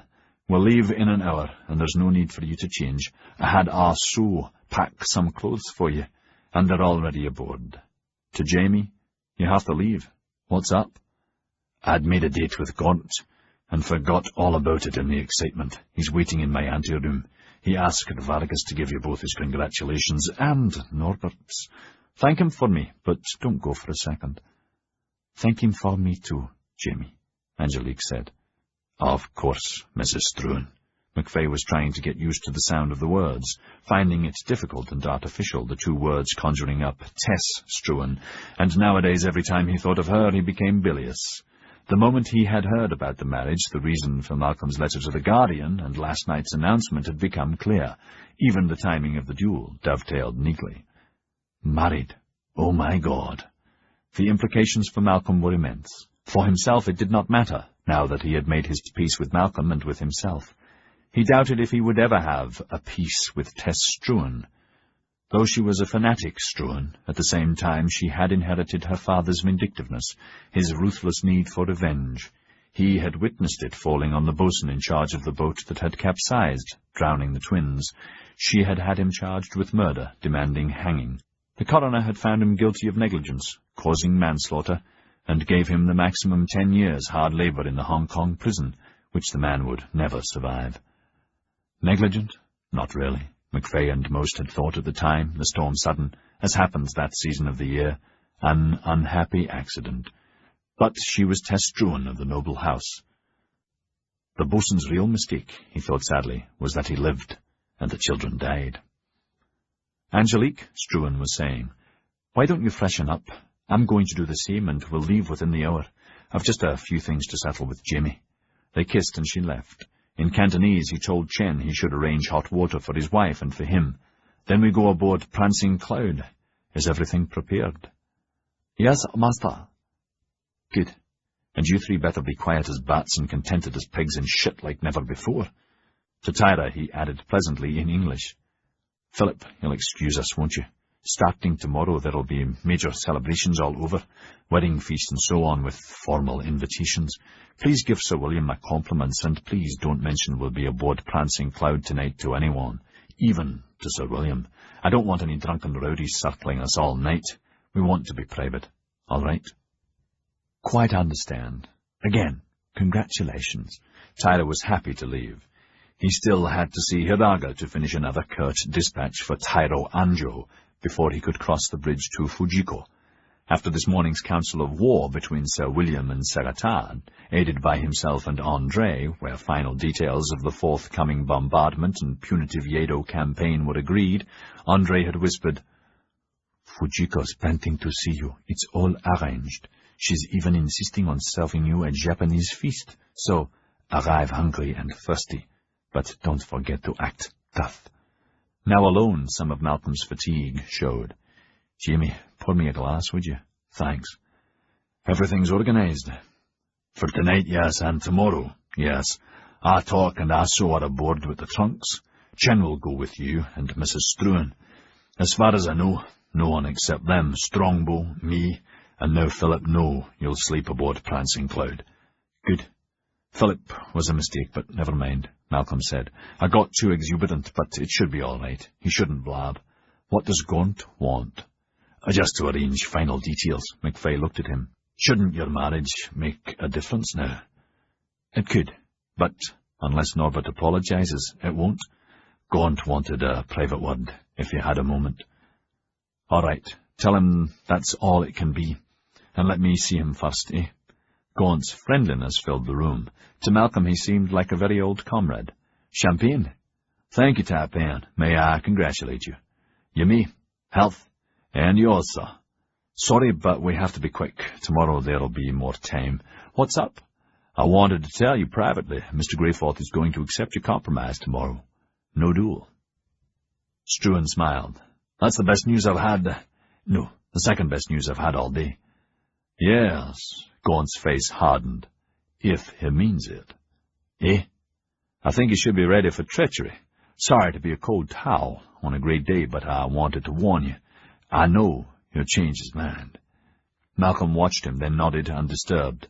"With Norbert and all the Brocks, we expect treachery for breakfast." Their glasses touched. Health and wealth and happiness. The room was warm for both of them, Malcolm noticing a curiousness about him that he could not divine. "You're still planning on tomorrow, giving me the information I need?" "Oh, yes." Gaunt got up. "And my contract?" "It's ready. My signature can be witnessed tomorrow." "Thanks. Until tomorrow, and again, congratulations." Again Malcolm sensed, more than saw, a strange humor in him. "You're looking forward to it as much as I am." Gaunt's eyes seemed to focus. "Yes, it will be another great day, an ending and a beginning."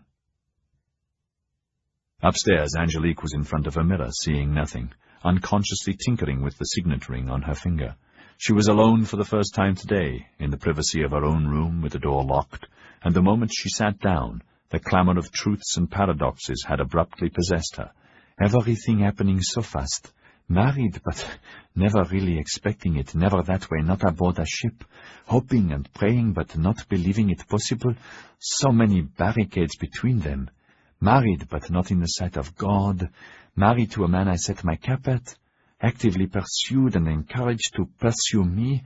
The man I adore, but have cheated. The rape, not my fault. The casting out necessary. The earrings, the only way. The secrecy, the only means to protect my life. But still a cheat. This man who loves me to oblivion. Risking all. I've stolen from, cheated, and go to my marriage bed soiled, and yet... 3 times, coming back ashore, I began to tell him.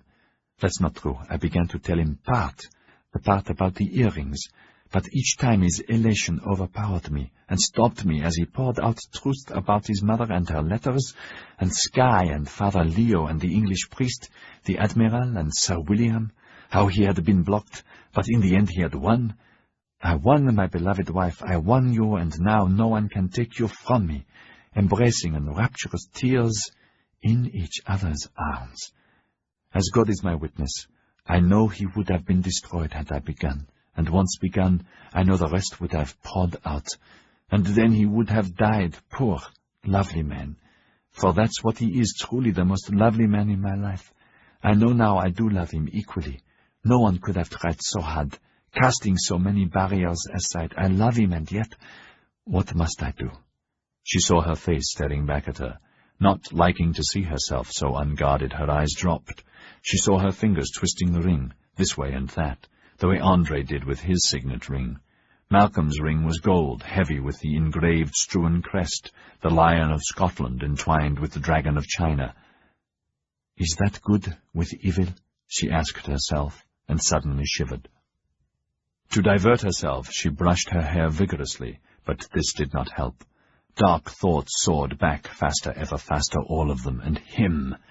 It all became like a foul vomit ready to pour out. She felt faint and pressed her hands against her temples.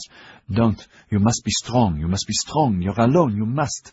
Her moaning stopped as another thought cleared the sick way.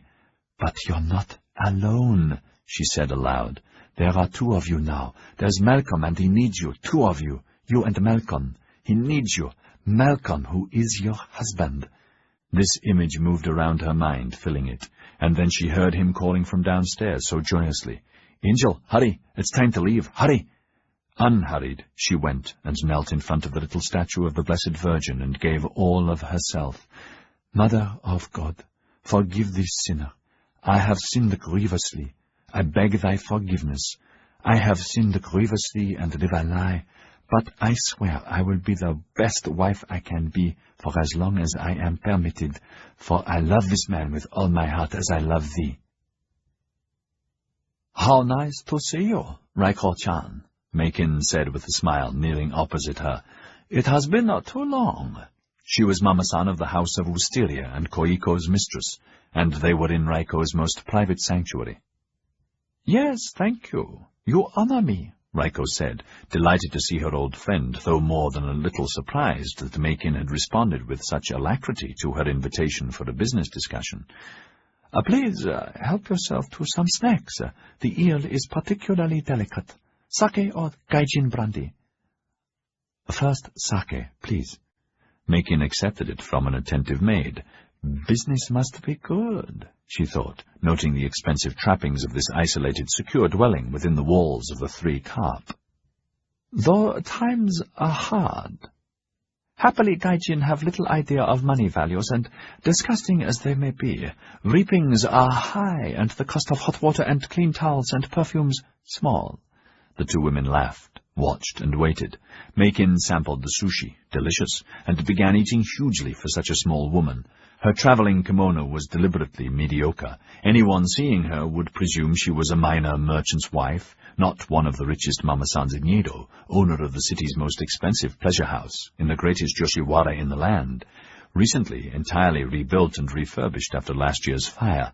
Mama-san to 10 of the most gifted geisha, 20 of the loveliest courtesans, as well as contract owner of Koiko, the lily. She looked around Raiko's most inner sanctum, reserved for special occasions, admiring the unique silks and cushions and tatamis, chatting while she ate, wondering why the request for a meeting. When food was finished, the maids dismissed. Raiko poured 2 cups of her best brandy. Health and money. Money and health. The quality of the liquor was better than any Meikin possessed. Gai Jin have their good points. In the world of wines and of fortified spirits, yes, not in their appendages, Raiko said sagely. Please allow me to give you a bottle. One of my clients is a Furanzo. Thank you. I am glad the business is so good, Raiko-chan. It could be better, always. And Hinode? Meikin asked. She owned half her contract price. When Hinode first came to see her, she had placed the girl with a cousin, the Mama-san of another house she owned. Later, by chance, she had heard of Raiko's curious and highly unorthodox request for a special kind of girl. It was easy to make the arrangements. Raiko was an old friend, known over the years and trusted over the years, from the times they were maiko, then courtesans together. The arrangement continues to be satisfactory? I have another payment for you, though the man is slow. Makin laughed. I am not surprised. You are a marvelous negotiator. She bowed her thanks. He promises a larger amount in a few days, possibly more earrings. Ah, Makin had disposed of the other set profitably. This had been a most satisfactory business. The client's down payment on Hinode's contract had been more than enough to carry all costs for at least a year. How is she? Raiko related the first and subsequent meetings to the other woman's breathless interest.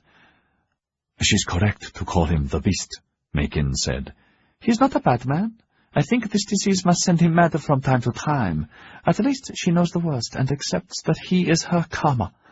May I ask, there are no signs yet? No, nothing. But every day she makes me examine the parts she cannot see herself or with a mirror. Strange, Raiko-chan. Makin settled a hair comb more comfortably. When and if anything appears that cannot be hidden, will she seek the knife? Raiko shrugged. One never knows for certain. Has she told you why she accepted this karma? No, nothing. I like her and can help only a little. Yes, strange she will not tell us, ne? Raiko sipped her brandy, captivated by the heat that slid inside, and the rare pleasure of entertaining her oldest and most trusted friend. They had been inseparable while maiko, lovers in their youth, and exchanged confidences always, safe confidences. Tonight he visits her. If you wish, you can watch them for a while. Makin chuckled. I am long past being interested or excited by the thrashings of others, violent or passionate, even by well-endowed Gai Jin. She was too happy to be with her old friend to tell the sadness of Gekko and Shin Komoda that she had insisted on knowing before sending her here. When Hinode is dead, Raiko-chan, I will tell you, and we can share a tear for the sorrows we women must endure. Until then, Hinode's secret is safe, as we agreed. The name of her son safe, and where he was sent. A glow went through her, loving secrets in the game of life. So Hinode is settled. Good. And now? Now, Raiko dropped her voice, I might have important information about Gai Jin battle plans. Color rushed into Makin's cheeks, and she became as tense as the other woman had become. Against Yedo? Yes. That might be valuable information, but so sorry it would be dangerous knowledge. Perilous. Yes, and even more dangerous to dispose of, though highly valuable to the correct person. Makin touched away a droplet of brandy that could have been perspiration. And once such knowledge is bought, proved correct or incorrect, heads have a habit of falling. True.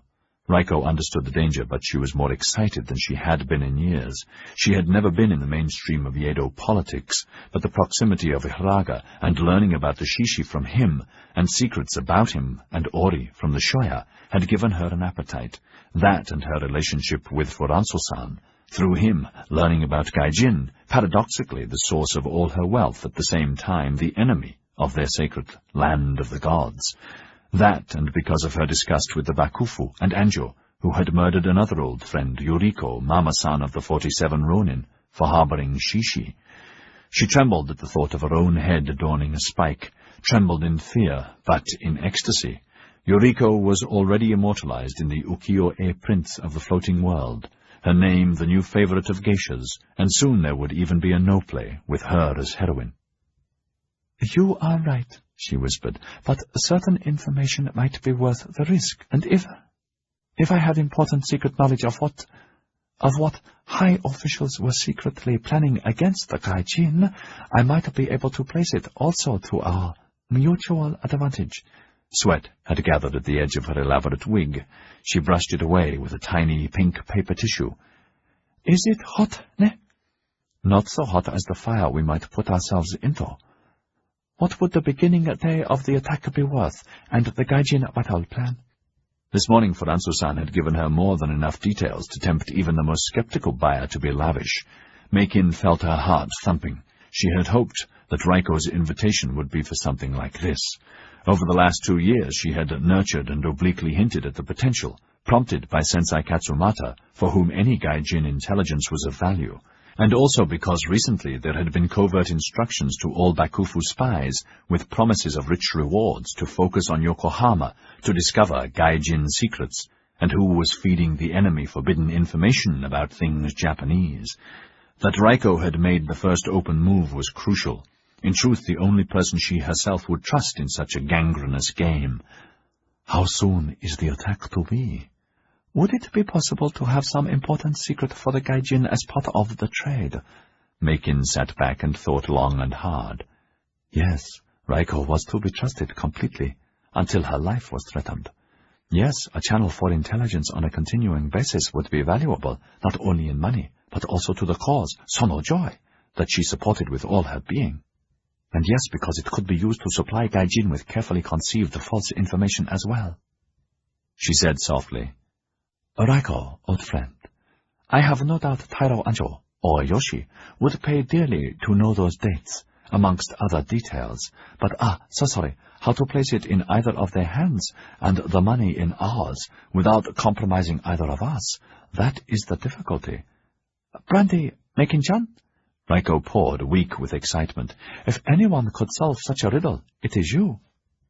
The two women measured each other and smiled. Perhaps. Yes, and now perhaps that is enough for the moment. We can continue later, or tomorrow, if it pleases you.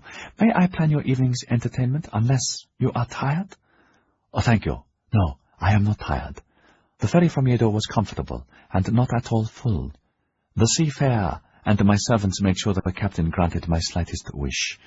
Makin had arrived at the village jetty just before nightfall. May I ask what you suggest? Oh, we have a geisha, but not up to your standards. There are some youths who might prove adequate. Raiko's eyes crinkled with her smile, remembering the good times they had when they were young. Or perhaps a Maiko. Makin chuckled and sipped her brandy.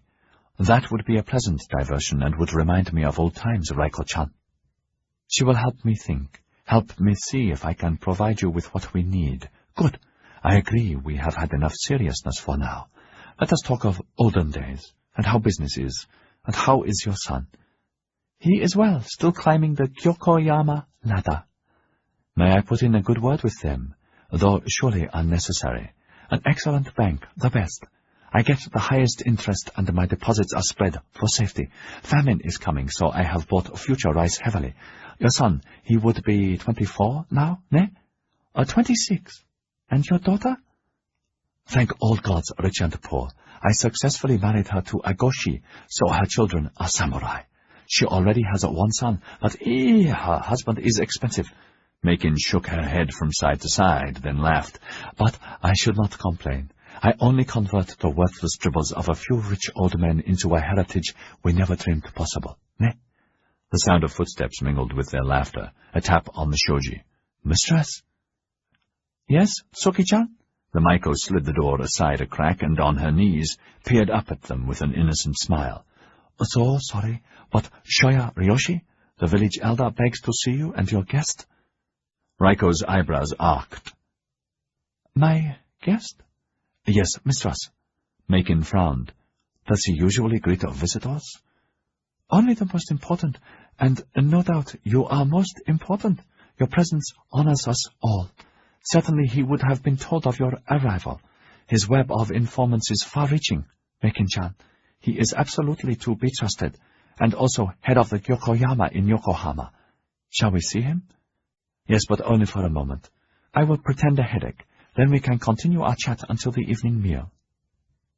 Little one, Raiko ordered, bring the shoya here. But first tell maids to bring fresh tea and hot sake, and to take these glasses away and hide my brandy. Makin-chan, if he knew I had such a sauce, he would be a daily pest. It was quickly done, and the table made clean and perfect, their breath cleansed with herbs before he was bowed in. Please excuse me, ladies, he said with untoward anxiety, kneeling and bowing and being bowed to. Please excuse my bad manners, arriving without an appointment, but I wanted to bow to such an august person and welcome her to my village. Both were surprised that he appeared so forbidding, for this was not a serious occasion.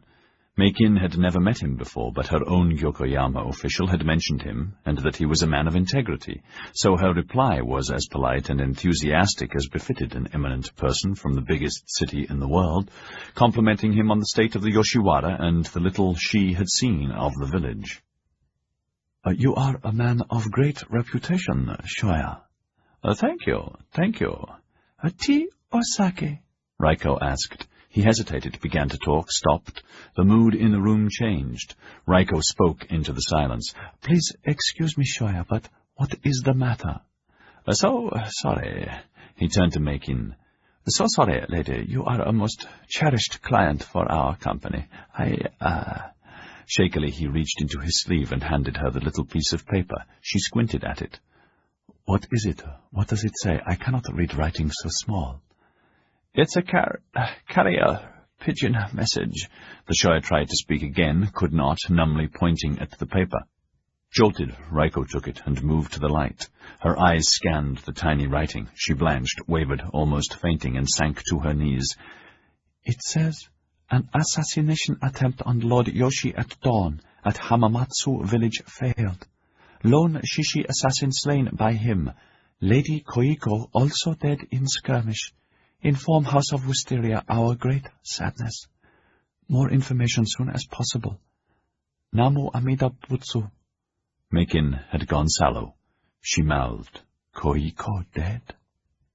"It must be a mistake," Raiko cried out in anguish. "Must be. Koiko dead? When did it happen? There's no date. Shoya, how did you—" "It must be lies. Must be lies." "So sorry. The date is in code, at the top," he mumbled. "This happened yesterday near dawn, the Tokaido Way Station, Hamamatsu.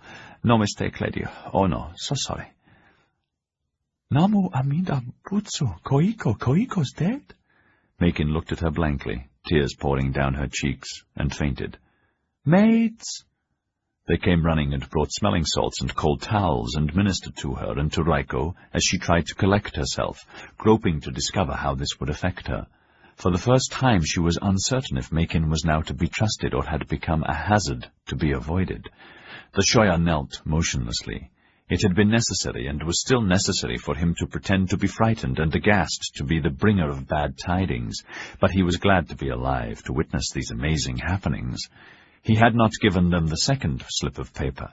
It was private to him and in code, and read, "Assassin was Sumomo. Koiko believed to be implicated in plot, wounded with shuriken, then beheaded by Yoshi. Prepare to close Meikin accounts. Avoid mentioning Sumomo. Guard Hiraga as a national treasure. His information is invaluable. Press him for more. His family is being refinanced as agreed. We urgently require Gai Jin war plans at whatever cost." The moment he had received the message, he had checked his books for Meikin's accounts that his branch owed her, even though he knew the amount to the 100th part of a bronze coin. No need to worry. When she was moved onwards by Lord Yoshi, or if she wriggled out of the trap, either way the bank would profit. If she failed, another Mama-san would take her place. They would use her residual wealth to sponsor the replacement. The Gyokoyama monopolized all Yoshiwara banking, an immense and permanent source of revenue. "How ironic life is," he thought, wondering what these two would think if they knew the reason for Gyokoyama's unbreakable hold. One of the most inner secrets of their zaibatsu was that their founder was not only a Mama-san, but a woman of genius. In the early 1600s, with the enthusiastic approval of Shogun Toranaga, she designed a walled district where, in future, all of Yedo's pleasure houses, high and low, had to conduct their business exclusively. At that time, brothels were spread all over the city, calling it the Yoshiwara, the place of reeds, after the area Toranaga had allocated to her. Next, she created a new class of courtesan, geisha, those trained and qualified in the arts who were not routinely available for pillowing. Then she began moneylending, concentrating on Yedo's Yoshiwara, soon to spread her tentacles to all others as they were institutionalized throughout the land, Shogun Toranaga wisely having foreseen that in such districts the purveyors and their clients would be more easily monitored and taxed. Lastly, incredible in those days, somehow or another, no one still knew how, she persuaded Shogun Toranaga to make her eldest son samurai. In short order, her other sons prospered, in shipbuilding as rice dealers, sake and beer makers, their descendants today owners or silent controllers of a vast network of businesses. In a few years, she obtained permission for the samurai branch to take the name Shimoda. Now the Shimoda were hereditary daimyo of the small but affluent fief of the same name, in Izu. It was she who coined the inscription over the Yoshiwara gateway. Lust cannot wait. It must be satisfied. She was 92 when she died. Her mama-san name, Hyoko, Lady Luck. "Shoya," Makin said between broken sobs, "please advise me what I should do, please." "You must wait, lady. Be patient and wait," he said hesitantly, still wearing his mask of disquiet, noticing at once, though the sobs were loud and heartbreaking, her eyes were more pitiless than he had ever seen them. "Wait for what? Of course wait, but what else?" We do not yet know all the details, lady, of what happened. So sorry, but is there a chance the Lady Koiko would be part of the plot?" he asked, twisting a knife in the ready wound for the sake of twisting it. Though Gyokoyama had no proof, Makin was suspected of dangerous Sono-Joy affiliations and a connection with the Raven, against their oblique warnings, another reason why she had been advised to buy rice futures, not only as a wise investment, but also as a bank-controlled hedge against her being accused and condemned. "Koiko in a plot? My beauty, my treasure, of course not," Makin burst out. "Of course not."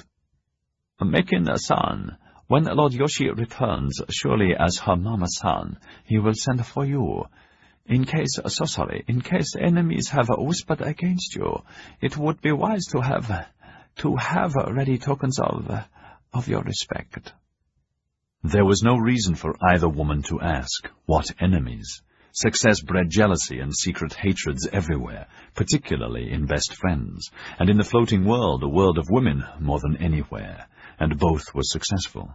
Makin was over her initial shock now, her mind concentrating on means of escape, in case Yoshi suspected or Koiko had denounced her, or he had proof that both she and Koiko supported Sono-Joy, Shishi, and knew Katsumata. There was no real way to escape, not into another identity or to another place. Nippon was too well compartmentalized. Throughout the land, 10 family heads formed the basic unit responsible for their own behavior and obedience to law. 10 of these units formed another grouping equally responsible, 10 of these the same, and so on up to the ultimate giver of law, the daimyo. So she could run nowhere, hide nowhere. "What could I possibly give the great Lord Yoshi?" she asked, her voice hoarse, feeling sicker than ever before. Perhaps information." "What kind of information?" "I do not know, so sorry," he said with pretended sadness. Tomorrow could be different. Tonight he must still pretend, to give them face, whatever he thought of their stupidity. Stupid to embrace sedition with a penis, particularly when the Shishi possessors were few, most were being scattered or killed, and they continued to commit the unforgivable sin, failure. "I do not know, lady, but Lord Yoshi must be worried, greatly worried. What the vile Gai Jin fleet will do. They prepare for war, ne?" The moment he said it, he saw Makin's eyes become even more flinty and fix on Raiko, who flushed slightly. "Ah," he thought gleefully, "they already know. And so they should, betting the loathsome Gai Jin. By all gods, if there be gods, what they know the Gyokoyama should of course be told quickly. The news would ease his pain," he said, nodding wisely as a banker would. "And yours." 100 paces away, in a dwelling within the walls, snuggled into gardens, Philip Tyler was sitting cross-legged, bathed, replete with food and sake, naked under his yukata, and in a state of rapture. Fujiko knelt behind him, her knowing hands massaging his neck muscles, finding the points of pleasure-pain. She wore a sleeping yukata, her hair loosened, and now she moved closer, delicately bit the lobe of his ear, near the center, where the erotic sights lay. Her tongue increased his pleasure dramatically. Fingers slid sensuously to his shoulders, never slowing, taking away his cares. The conferences with Sir William and Sagatard, helping his chief to deal with that Frenchman and his constant inbred devious attempts to gain a minuscule advantage when, let's face it, he had thought, the slimy rotter has only 2 mediocre ships when we have a fleet of ships of the line crewed by men, not sycophants. Taking notes and then setting out 2 alternate battle plans into correct diplomatic English and French for their governments, and into more ordinary orders for the Admiral and General to carry out, the time slipping away and his headache growing. But André had been an asset at the morning meeting, well prepared, and all the time suggesting ideas and dates, maneuvering the 2 principals into agreeing and making decisions, all 4 of them sworn to secrecy. Then, at last, slipping out of the legation and across the bridge, knocking on the door, instantly opened by Raiko herself, and being bowed in and through the garden and bathed and fed, but before that Raiko had at last begun to treat him as an important official should be treated. About bloody time, he thought, more than a little pleased, every nerve tuned to Fujiko's fingers. Most of her mind was concentrated on Raiko's warning. Some vile and hungry low-class person at the Lily has seduced our Gai Jin lord away from us. At great cost I have tempted him here, granting many concessions to go-betweens. Do not fail tonight. This may be your last chance to bind him to us with ropes of silk. Use every trick, every technique, even the moon behind the mountain. Fujiko flinched. She had never tried this before, even in the most heated embrace. Never mind, she told herself stoically. Better a few queer moments of eccentric behavior than no Gai Jin pay tonight and no pay for a year of leisure. As her fingers moved closer and her soft murmurs began, daydream pictures of her farmhouse began to intrude, the children, her fine husband, and their ripening fields of rice, so grand and kind, and firmly she put them away. Until the client is asleep, she ordered herself. Tonight you will snare the ungrateful dog forever. It's a matter of face for the whole of the House of the 3 Carp. Waylaid by a low-class person from the Lily? Ah! Chapter 44. The clipper Prancing Cloud swung at anchor with a change in the evening tide. "She's snug, sir," the first mate said. Captain Strongbow nodded and continued puffing his pipe. They were on the quarterdeck. Wind creaked the spars and blocks above. Strongbow was a clear-eyed, thick, tough man of 50. "It'll be a fair night, mister. Crisp but not cold." He smiled, adding softly, "Good for our guests, eh?"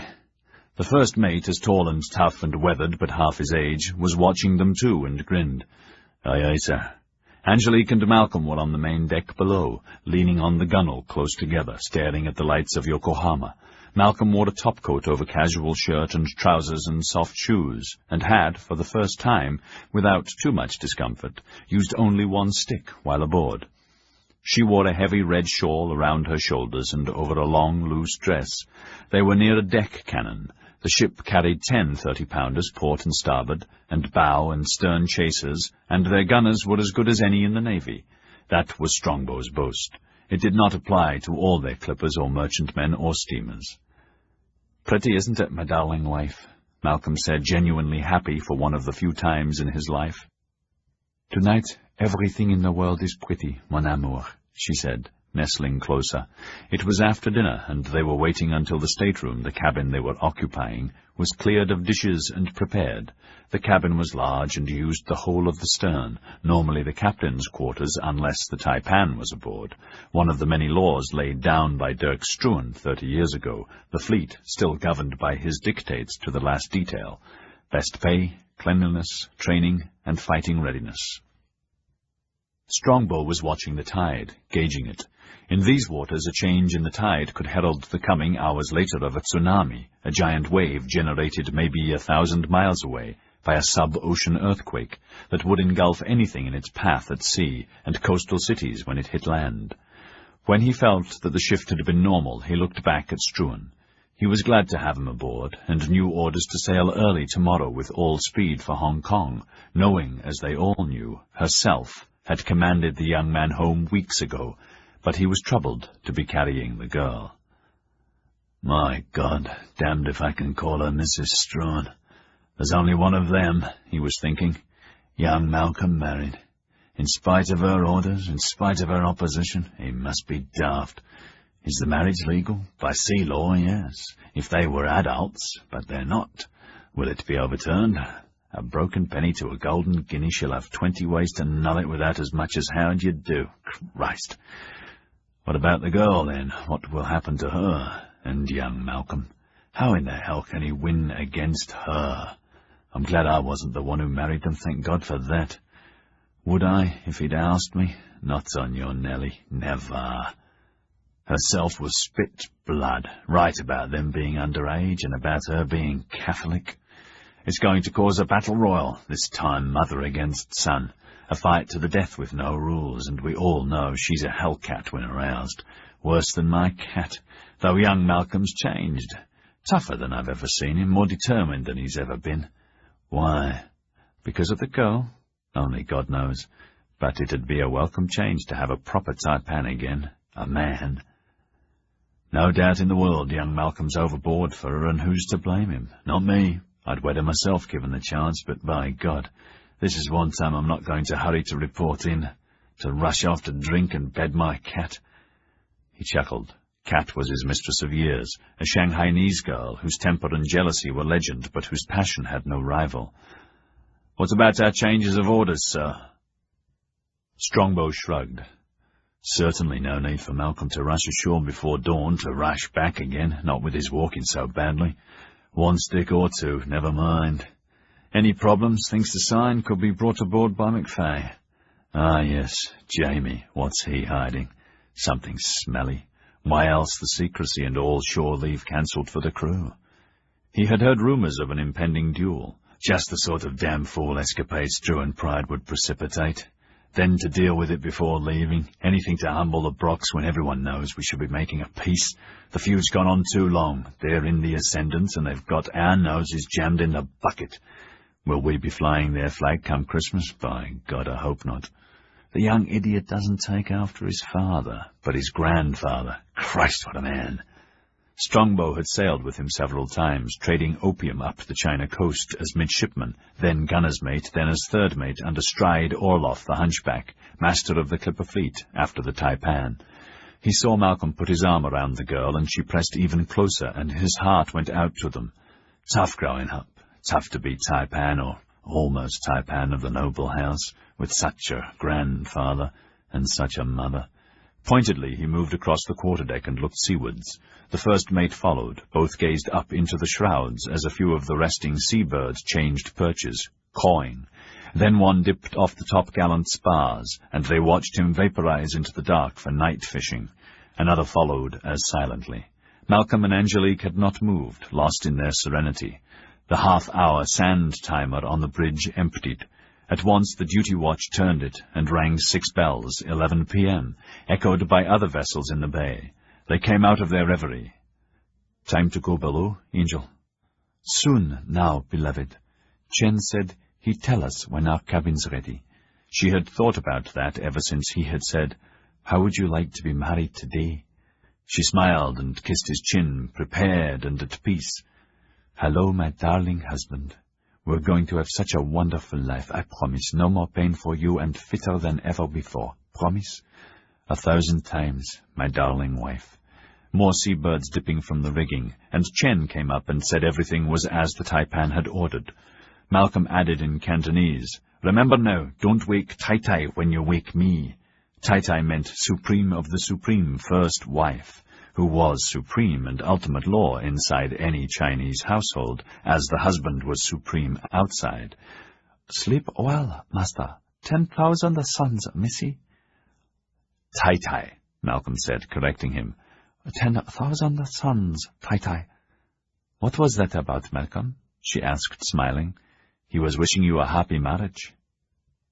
"Doje Chen." "Thank you," she said. Chen waited until they had bid the officers good night and were below, Malcolm using one stick, leaning on her. "Ay, ya," he thought. going forward to the forecastle gangway. All the gods are great and small, protect the master, and give him a night worth all the pain, past and future. But first consider me and my problems, and explain to illustrious Chen and Tai Tess this marriage was nothing to do with me." From the quarterdeck, Strongbow watched Chen go below. "They're all bedded down, the servants.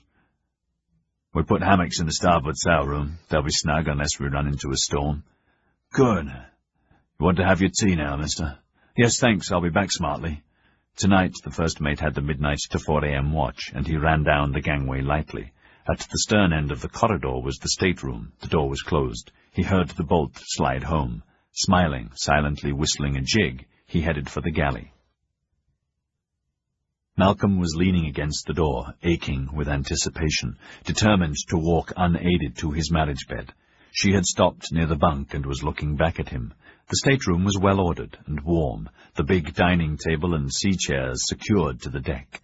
So was the roomy bunk, easily enough for two, another of the Taipan's laws.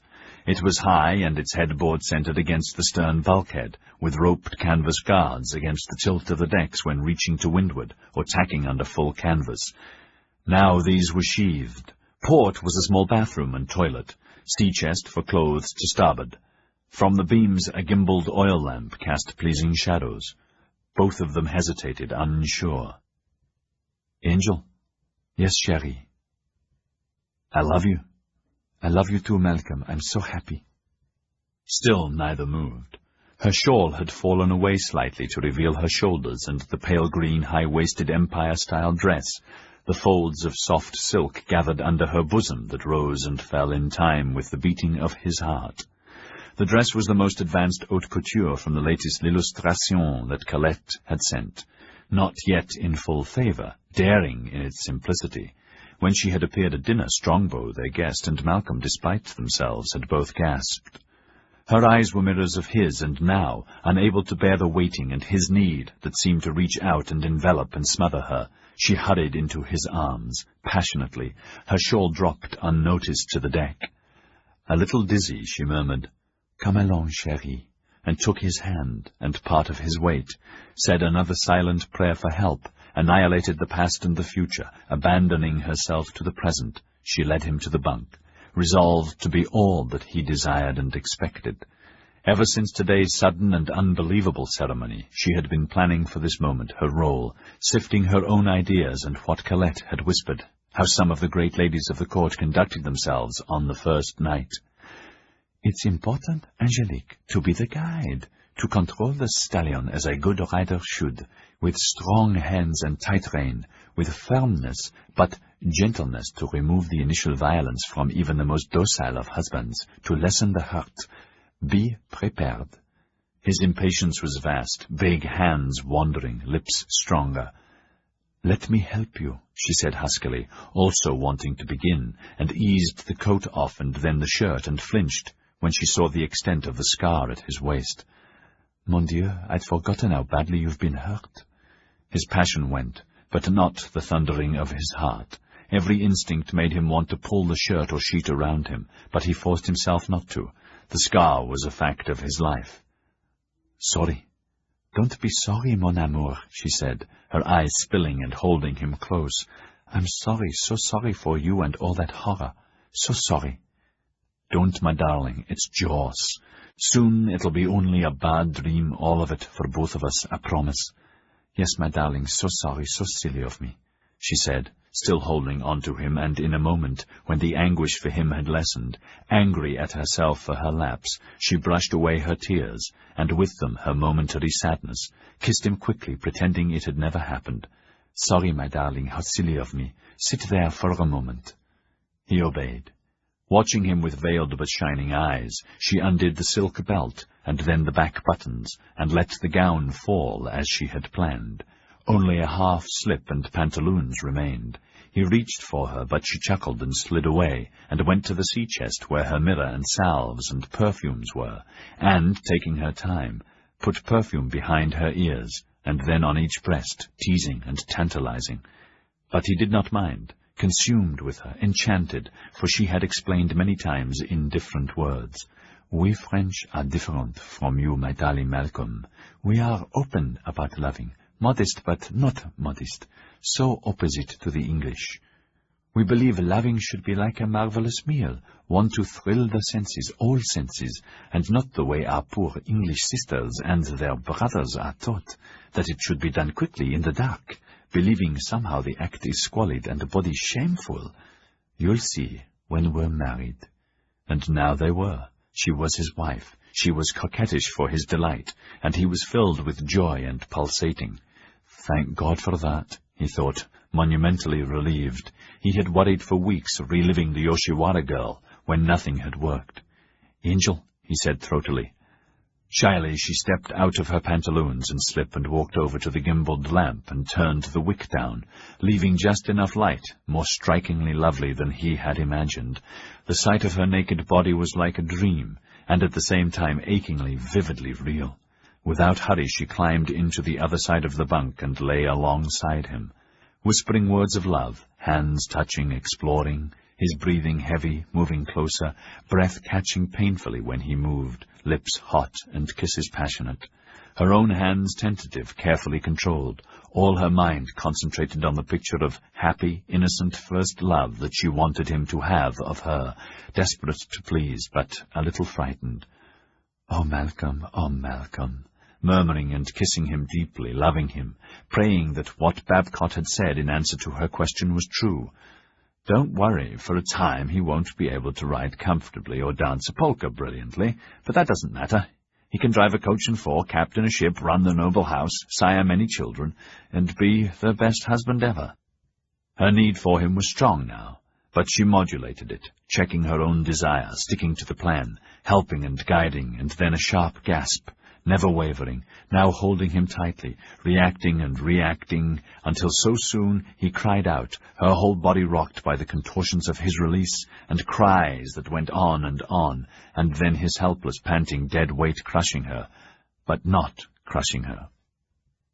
How odd that I can bear his weight so easily, everything fitting together, she thought, her mouth whispering sweet and tender words, soothing his panting whimpers, content that their first joining had been accomplished so pleasingly.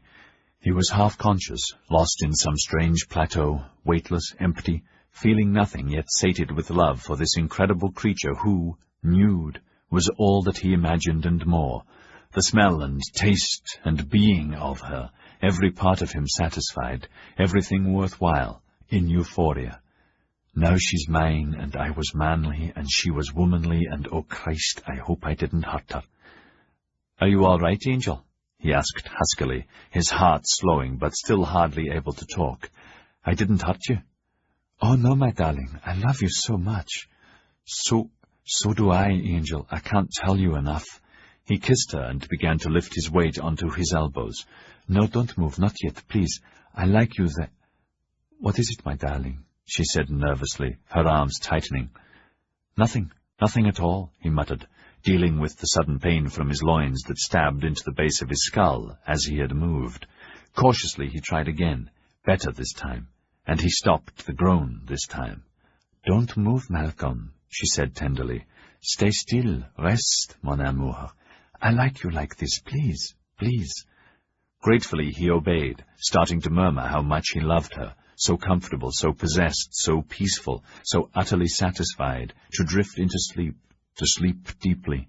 The ship's bell sounded one bell, midnight, but he did not stir, and she lay there, calmed and soothed and gratified, her future launched, enjoying the quiet of the cabin, timbers creaking sometimes, waves lapping the hull, savoring the sensation of fulfillment too. Without waking him, she slid from under him and went to the bathroom and cleansed herself. She sighed and begged forgiveness. A nick with the small knife. Andre had said, It's difficult, almost impossible for a man to tell if the girls are virgin or not on their wedding night, if he has no reason to suspect. A little fear, a gasp at the right time, a little telltale blood, the clincher, and in the morning all will be serene and as it should be. What an awful cynic Andre is, she thought. God protect me from him and forgive me my sins. I'm glad I'm married and soon off to Hong Kong so I won't need to think about him ever again, just my Malcolm. She almost danced over to the bunk, softly into bed to hold his hand and close her eyes, seeing glorious mind pictures of their future. I do love him so. Suddenly she was awake, thinking she had felt another earthquake. The cabin was dark, just the barest flame of the gimbaled lamp swaying slightly. Then she remembered dimming it before she slept, realizing the sound that had awakened her was the ship's bell and not the pealing of the cathedral during the earthquake of her dreams, the earthquake only the ship's movement, none of the dream bad. Then, seeing him there beside her, she experienced a loving glow, unlike anything before, knowing they were married and that not a dream either. 4 bells? 2 a.m. or 6 a.m.? No, silly, it can't be. Or there would be light outside the portholes, and Malcolm said he had to go ashore before we slip anchor for civilization, to beard the dragon in her lair. No, to greet a mother-in-law I will charm and beguile, who will quickly love me and be the perfect adoring grandmother. She watched him in the half-light. He was sleeping on his side, his head cradled in his right arm, his sleeping face without care lines, breathing soft, his body warm, with his good, clean, manly smell. This is my husband, and I love him, and am only his, and the other never happened. How lucky I am. Her hand began to touch him. He stirred. His hand reached for her, too. Not quite awake, he said, "Hello, Angel. Je t'aime. Je t'aime aussi." His hand sought her. She responded. Caught unawares, he flinched and turned to her, held his breath as a pain leapt to the back of his eyes, and then, as it passed, exhaled.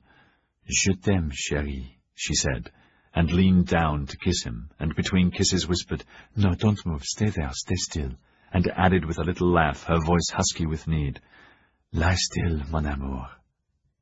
In moments passion swamped him, aroused and throbbing, everything forgotten, now sensuality shared, and now moving slowly, and then quicker and slow again and deeper, her voice throaty, urging him reacting, on and on, stronger and stronger, all his glands and muscles and yearning centering, until she was near and very near, and going and near again, holding her, helping her, thrusting until she sensed her body vanish, her weight vanish, everything vanish, and she collapsed on him, her spasms and cries pulling him further into her, his muscles stretched to the limit by his final thrust.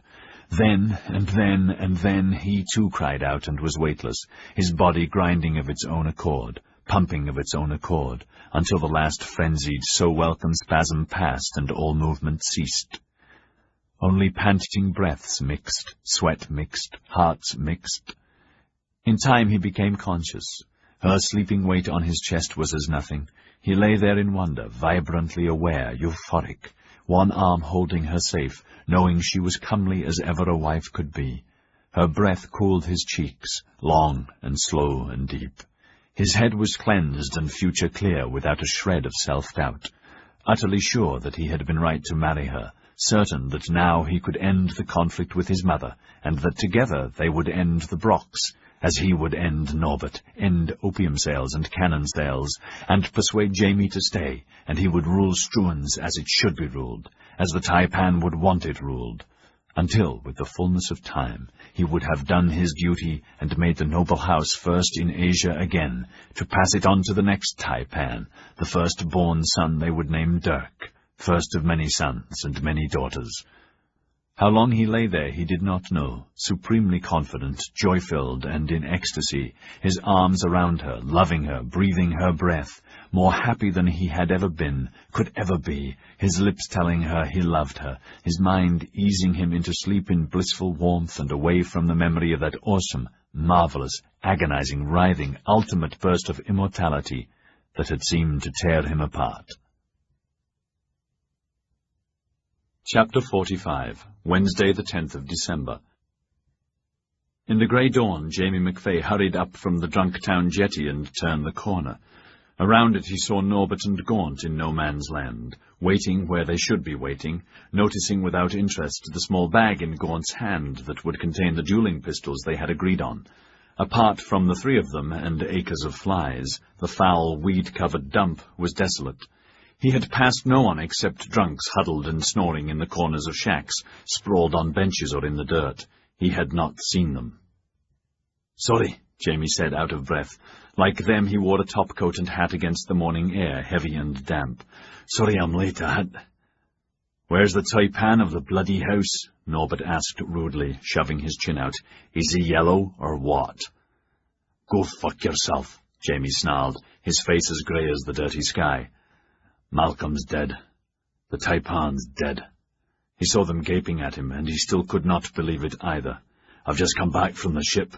Went to fetch him before dawn, and, well, he'd spent the night aboard Prancing Cloud. He was, Words failed him. His tears welled, and again he relived the going there, and seeing Strongbow at the gangway, pale and frightened, yelling out long before he had come alongside that young Malcolm was dead, that he'd sent their cutter for a doctor, but for Christ's sake, he's dead.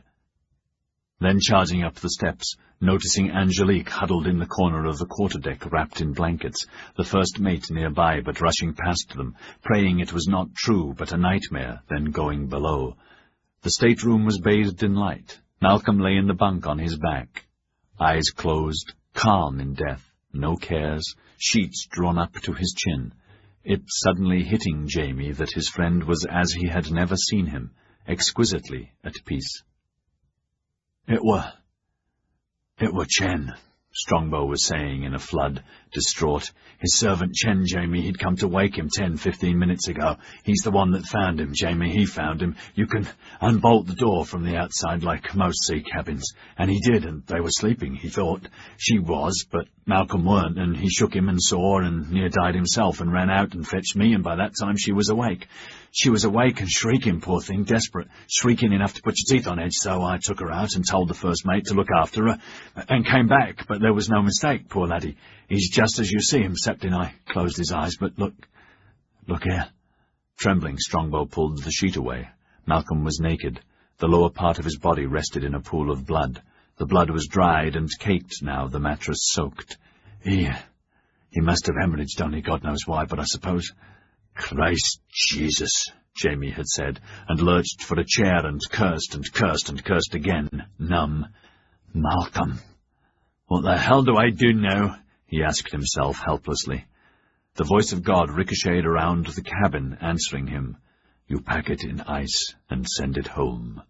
Frightened, he leapt to his feet. Strongbow was staring at him, perplexed, and all at once Jamie realized it was the captain who had answered him, unaware that he himself had spoken the question aloud. "Is that all you can bloody see, for Christ's sake?" he shouted. "Sorry, Jamie, I didn't mean to be." Strongbow wiped his forehead. "What do you want me to do?" After another age, ears still pounding, head scourged, he muttered, "I don't know. Normally we would bury him at sea. Can't keep... You could bury him ashore. What do you want me to do?" Jamie's mind seemed to be in slow motion. Then he noticed Artok squatting near the bunk, tiny, now an old crone rocking on her heels, mouth moving but no sound coming out. "Artok, you go upside nothing here, hear?" She paid no heed, just rocked back and forth, mouthing, and did not answer. He tried again, but it was no use. To Strongbow he said, "You'd just better wait. You wait for Babcock or Hoog." Aloft again to kneel beside Angelique in the still dark, not yet dawn. But she would not answer him, however tenderly he talked to her, saying how sorry he was, how very sorry, trying to succour her. Momentarily she looked up, without recognition, great blue eyes in the whiteness of her face, then huddled back in the blankets, staring sightlessly at the deck. "I'm going ashore, Angelique, ashore. You understand? It's best to tell Sir William, you understand." He saw her nod dully, and touched her as a father would. At the gangway he said to Strongbow, "Put the flag at half-mast. All hands to stay aboard. Your sailing orders are cancelled. I'll be back as soon as I can. Best not to touch anything till Babcock or Hoog arrive." Going back to the shore, he had been violently sick, and now he saw Norbert and Gaunt in front of him. Gaunt was shocked. Norbert's eyes glittered, and through his misery he heard him say, "Malcolm's dead. How dead, for Christ's sake?" "I don't know," he said, choked. We've sent for Babcock, but it looks like he hemorrhaged. I've got to tell Sir William." He turned to leave, but Norbert's jeering laughter stopped him. "You mean the young bugger died fucking? Died on the job? I come to kill the bugger, but he's done fucked his way through the pearly gates. Old man Brock will laugh fit to be—" Blind with rage, MacFay lashed out, his right fist smashing into Norbert's face, sending him reeling, and missed with a violent left uppercut, overbalanced and fell to his knees. Norbert had twisted like a cat and leapt to his feet, bellowing with fury, face bloody, nose ugly, and kicked violently for Jamie's head. The toe of his boot caught Jamie's collar, and that deflected and deadened the impact slightly, or it would have broken his neck instead of sending him tumbling. Norbert wiped the blood off his face as he rushed forward and again kicked savagely. But this time Jamie was ready, and he twisted aside before Norbert could reach him, and scrambled to his feet, his fists bunched, his left arm momentarily useless. For a second they squared off, pain obliterated by hatred, Gaunt trying to stop them, but at the same instant the two men charged, amuck, brushing him aside like a leaf. Fists, feet, gouging, street fighting, knees into the groin, nails clawing, tearing cloth or hair, anything to crush the other, the enmity of years exploding with surpassing ferocity. They were the same height, but Jamie was 30 pounds lighter, Norbert tougher and more vicious. His knife appeared in his hand. Both Jamie and Gaunt called out as he lunged, missed, recovered, slashed again, and drew blood this time, Jamie awkward and losing and tortured by the damaged shoulder.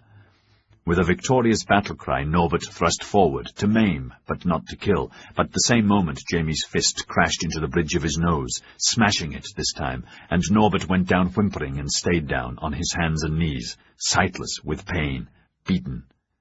Jamie stood over him panting, Gaunt expecting him to finish the other man with a kick to the groin and another to the head, then perhaps to use the heel of his boot to mash his face forever. That's what he would have done, not gentlemanly to pull a knife or jeer at the death of another man, even an enemy, he thought with satisfaction at MacFay's victory. But Malcolm's death had not pleased him at all. It was the one option he had not planned for, not today. Now his scheme would have to be revised, and quickly. In God's name, how could this brawl be used, he wondered, sifting possibilities while waiting to see what Jamie would do next.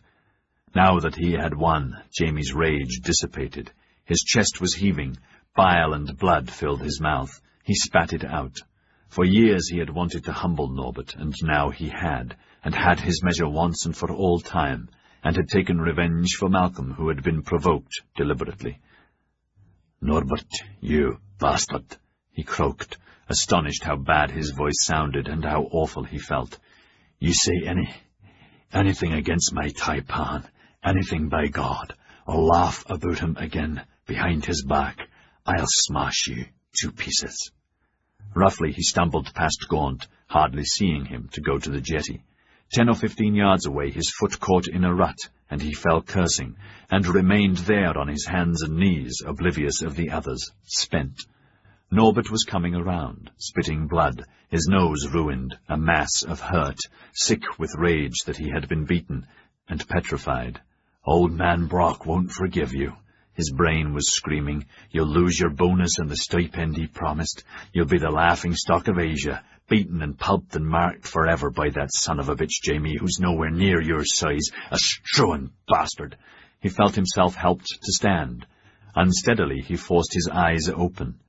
Gasping for air and confused, his face and head on fire, eyes puffed and mostly closed. He saw MacFay groping to his feet a few paces away with his back towards him, Gaunt half in front of him, still carrying the double-barreled dueling pistol. Half mad with pain, a tangle of thoughts rushed at him. "Can't miss at this distance. Gaunt's the only witness. At the inquest will say MacFay went for the gun. Sir William, we'd been fighting, yes, a struggle, yes, but he'd hit me first, didn't he, Edward? Tell the God's truth. Then terrible, Your Honour. Terrible it was. Somehow the gun went off. Poor Jamie." Norbert grabbed the pistol and raised it. "Jamie!" Gaunt called out in warning. MacFay turned, startled, gaped at the pointed gun as Norbert jeered and pulled the trigger. But Gaunt was ready, and with another warning shout deflected the shot upwards, and now, with his back towards MacFay, covered the pistol with his body, holding it in both hands with surprising strength, simulating a momentary struggle with Norbert for possession. And all the time he stared into Norbert's eyes, who saw, appalled, only death. He twisted the muzzle into Norbert's chest and squeezed the second trigger. Norbert died instantly. Then, pretending to be aghast, Gaunt let the body fall. It had taken a few seconds. "Christ almighty!" Jamie gasped. Appalled, he stumbled over and sank to his knees beside the body.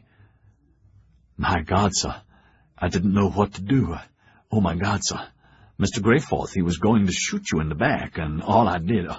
Oh, my God, Mr. McFay, you saw him yourself, didn't you? I shouted a warning, but he was going to shoot you in the back. Isn't there anything we can do? He was going to kill you."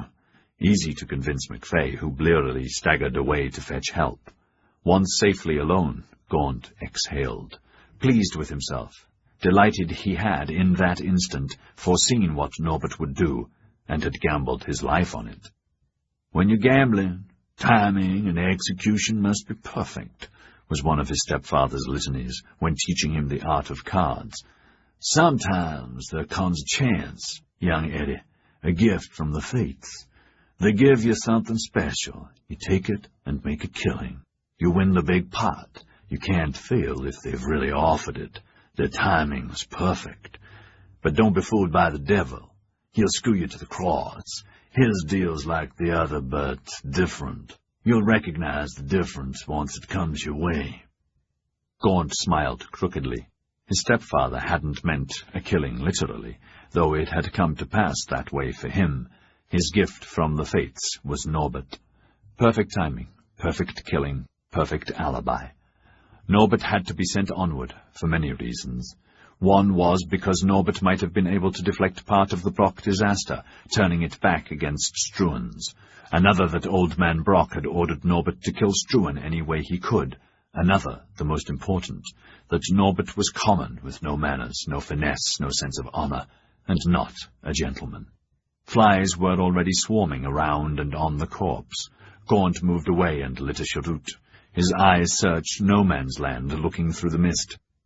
Still no alien eyes, no unstirring, dawn barely breaking the overcast. While he waited, he removed the blanks from the other pistol, Malcolm's pistol, that Norbert had insisted on. He smiled to himself. He would have switched them, giving Norbert the duds, if Norbert had decided to fight the duel instead of cancelling as agreed. What a bastard Norbert was, he thought. Good riddance. But I'm sorry about Malcolm. Never mind.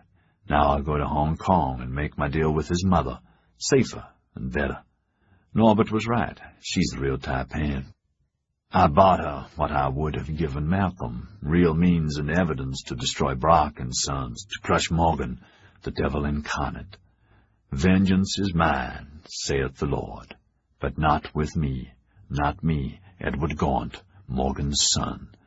Ah, Father, if you only knew how glorious revenge will be, how correct patricide is, in payment for I'll marry the slut if... It's ironic, Morgan.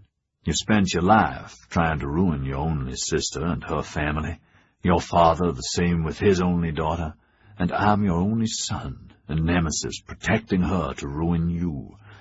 Safer dealing with Tess than Malcolm, better.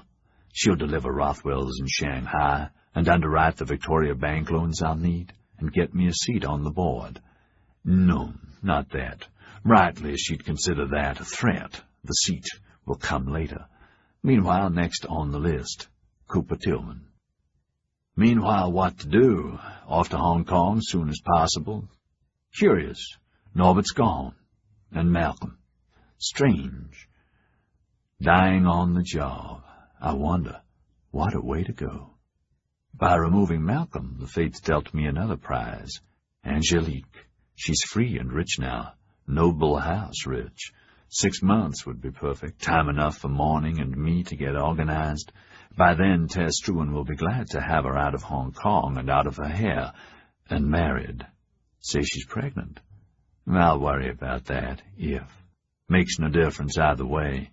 I'll get the noble house quicker than already planned. His low laugh mixed with the hum of the flies.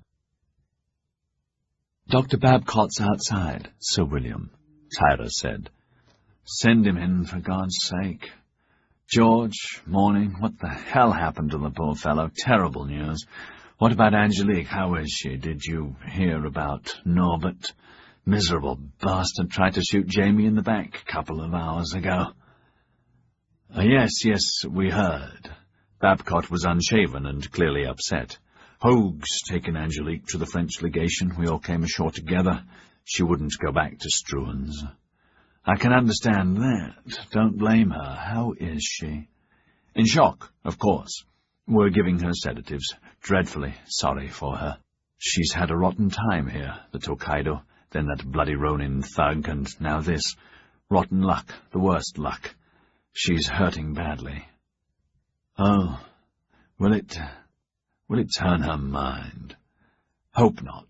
You never know. She's young and strong, but you never know. By all that's holy, I hope not. The two men were gravely concerned. Such a shame for both of them. Rotten business. Feel so damned useless. Sir William nodded.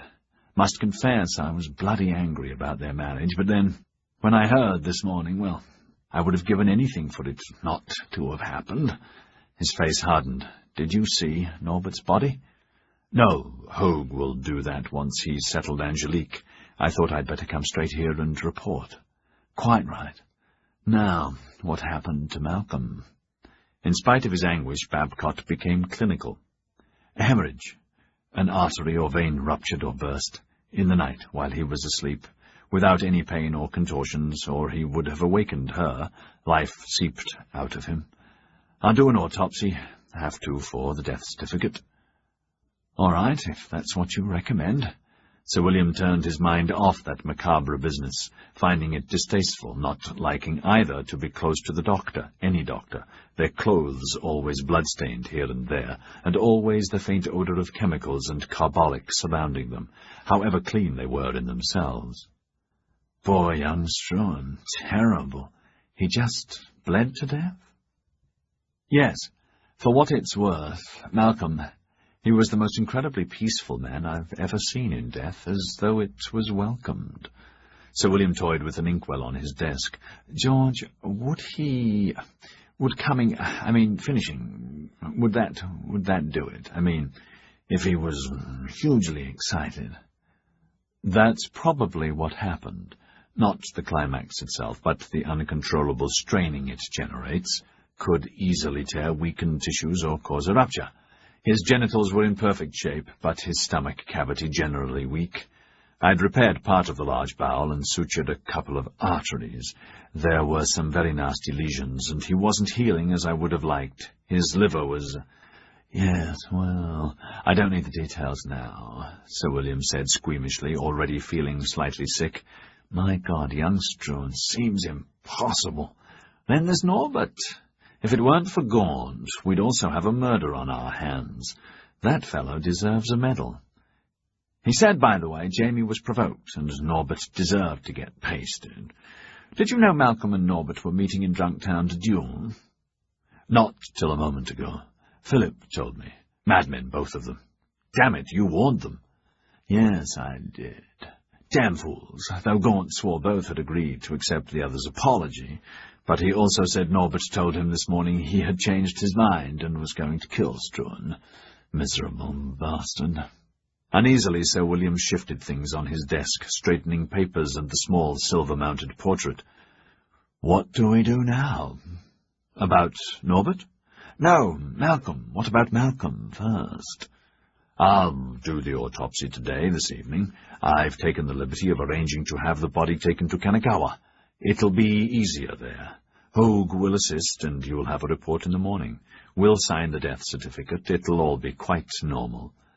I meant with the body, Sir William said testily.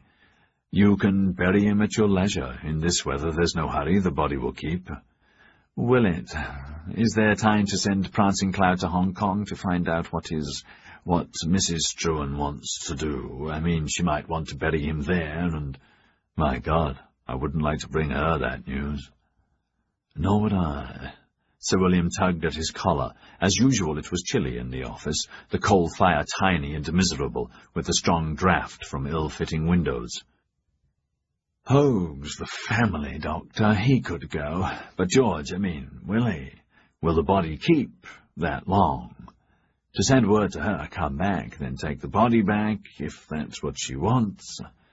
You'd better make the decision to bury him here or to send him back at once. We'd keep him on ice, surround the coffin with ice, on deck under canvas. He'll keep very well. Sir William nodded, revolted. "Philip," he shouted through the door, "ask Jamie to come by at once." "George, I think the wisest course, provided he'll keep, would be to send him back. What's your advice?" "I agree." "Good, thank you. Keep me advised about Angelique, and don't forget supper tonight. What about our bridge game?" "Best postpone both till tomorrow." "All right, fine. That'll be fine. Thanks again. Damn it, I forgot. What about Norbert?" "A quick burial, soon forgotten and not regretted." "I'll have to hold an inquest. Edward Gaunt's American, a foreign national. He's preparing a signed statement. Just as well Adamson's on leave, or he'd want to be involved. He's a lawyer, isn't he? As well as U.S. chargé d'affaires. Doesn't matter either way. Hogue and I can give medical evidence." Babcock got up and added coldly, "But the shooting in the back? Not a very good advertisement for Yokohama." "My whole point," Sir William's face screwed up. "My whole point. Wouldn't like that breezed about." "You mean to our hosts?" "Yes, they'll have to be informed. That's required. Can't formally tell them exactly what happened in either case.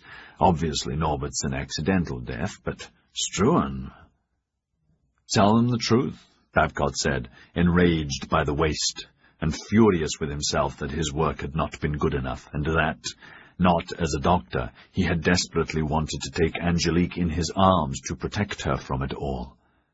"The truth is, this unnecessary early death of that fine young man was attributable directly to wounds sustained in his unprovoked attack on the Tokaido." Sir William added bitterly, "By murdering bastards who still haven't been brought to justice." "You're right." He let Babcock out, waved Tyler away, then stood at the window, upset with his present impotence. "I've got to bring the Bakufu to heel quickly, or we're finished, and our vision of opening up Japan is lost. They won't do it for themselves, so we have to help them. But they've got to behave like civilized, law-abiding people. Meanwhile, the clock's ticking.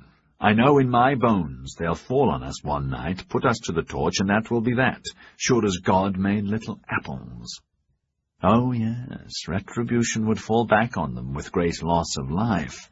Meanwhile, I will have failed in my duty, we'll all be dead, and that's a very boring thought indeed. If only Ketterer wasn't so pig-headed. How the hell do I turn that obstinate bastard to my will?" He sighed, knowing one answer. "First, you'd better make a peace with him."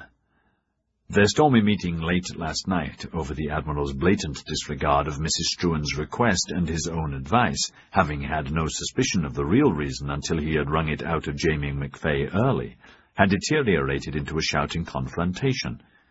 "It was ill-advised to allow Marlowe to—" "I thought it best. Now you listen to me." "Best? God damn it! I've just learned you thought it best to stupidly interfere in political and trade matters by trying to barter a non-enforceable agreement with the pretender to the Struan throne and so alienate the true head forevermore," he had said furiously. "Didn't you?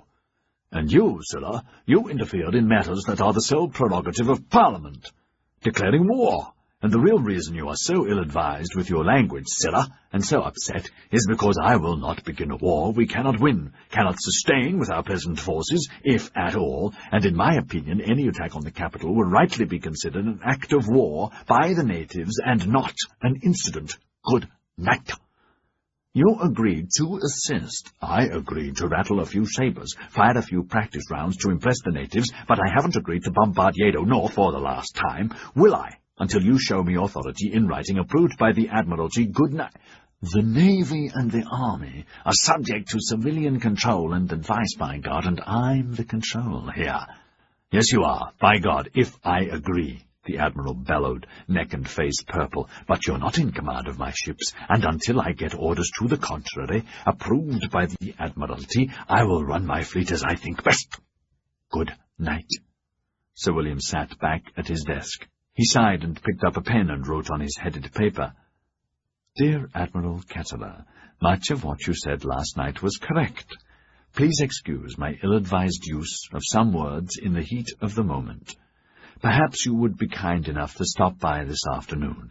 You will have heard of young Struan's sad death that, according to Dr. Babcock, is directly attributable to wounds caused by the unprovoked Tokaido attack.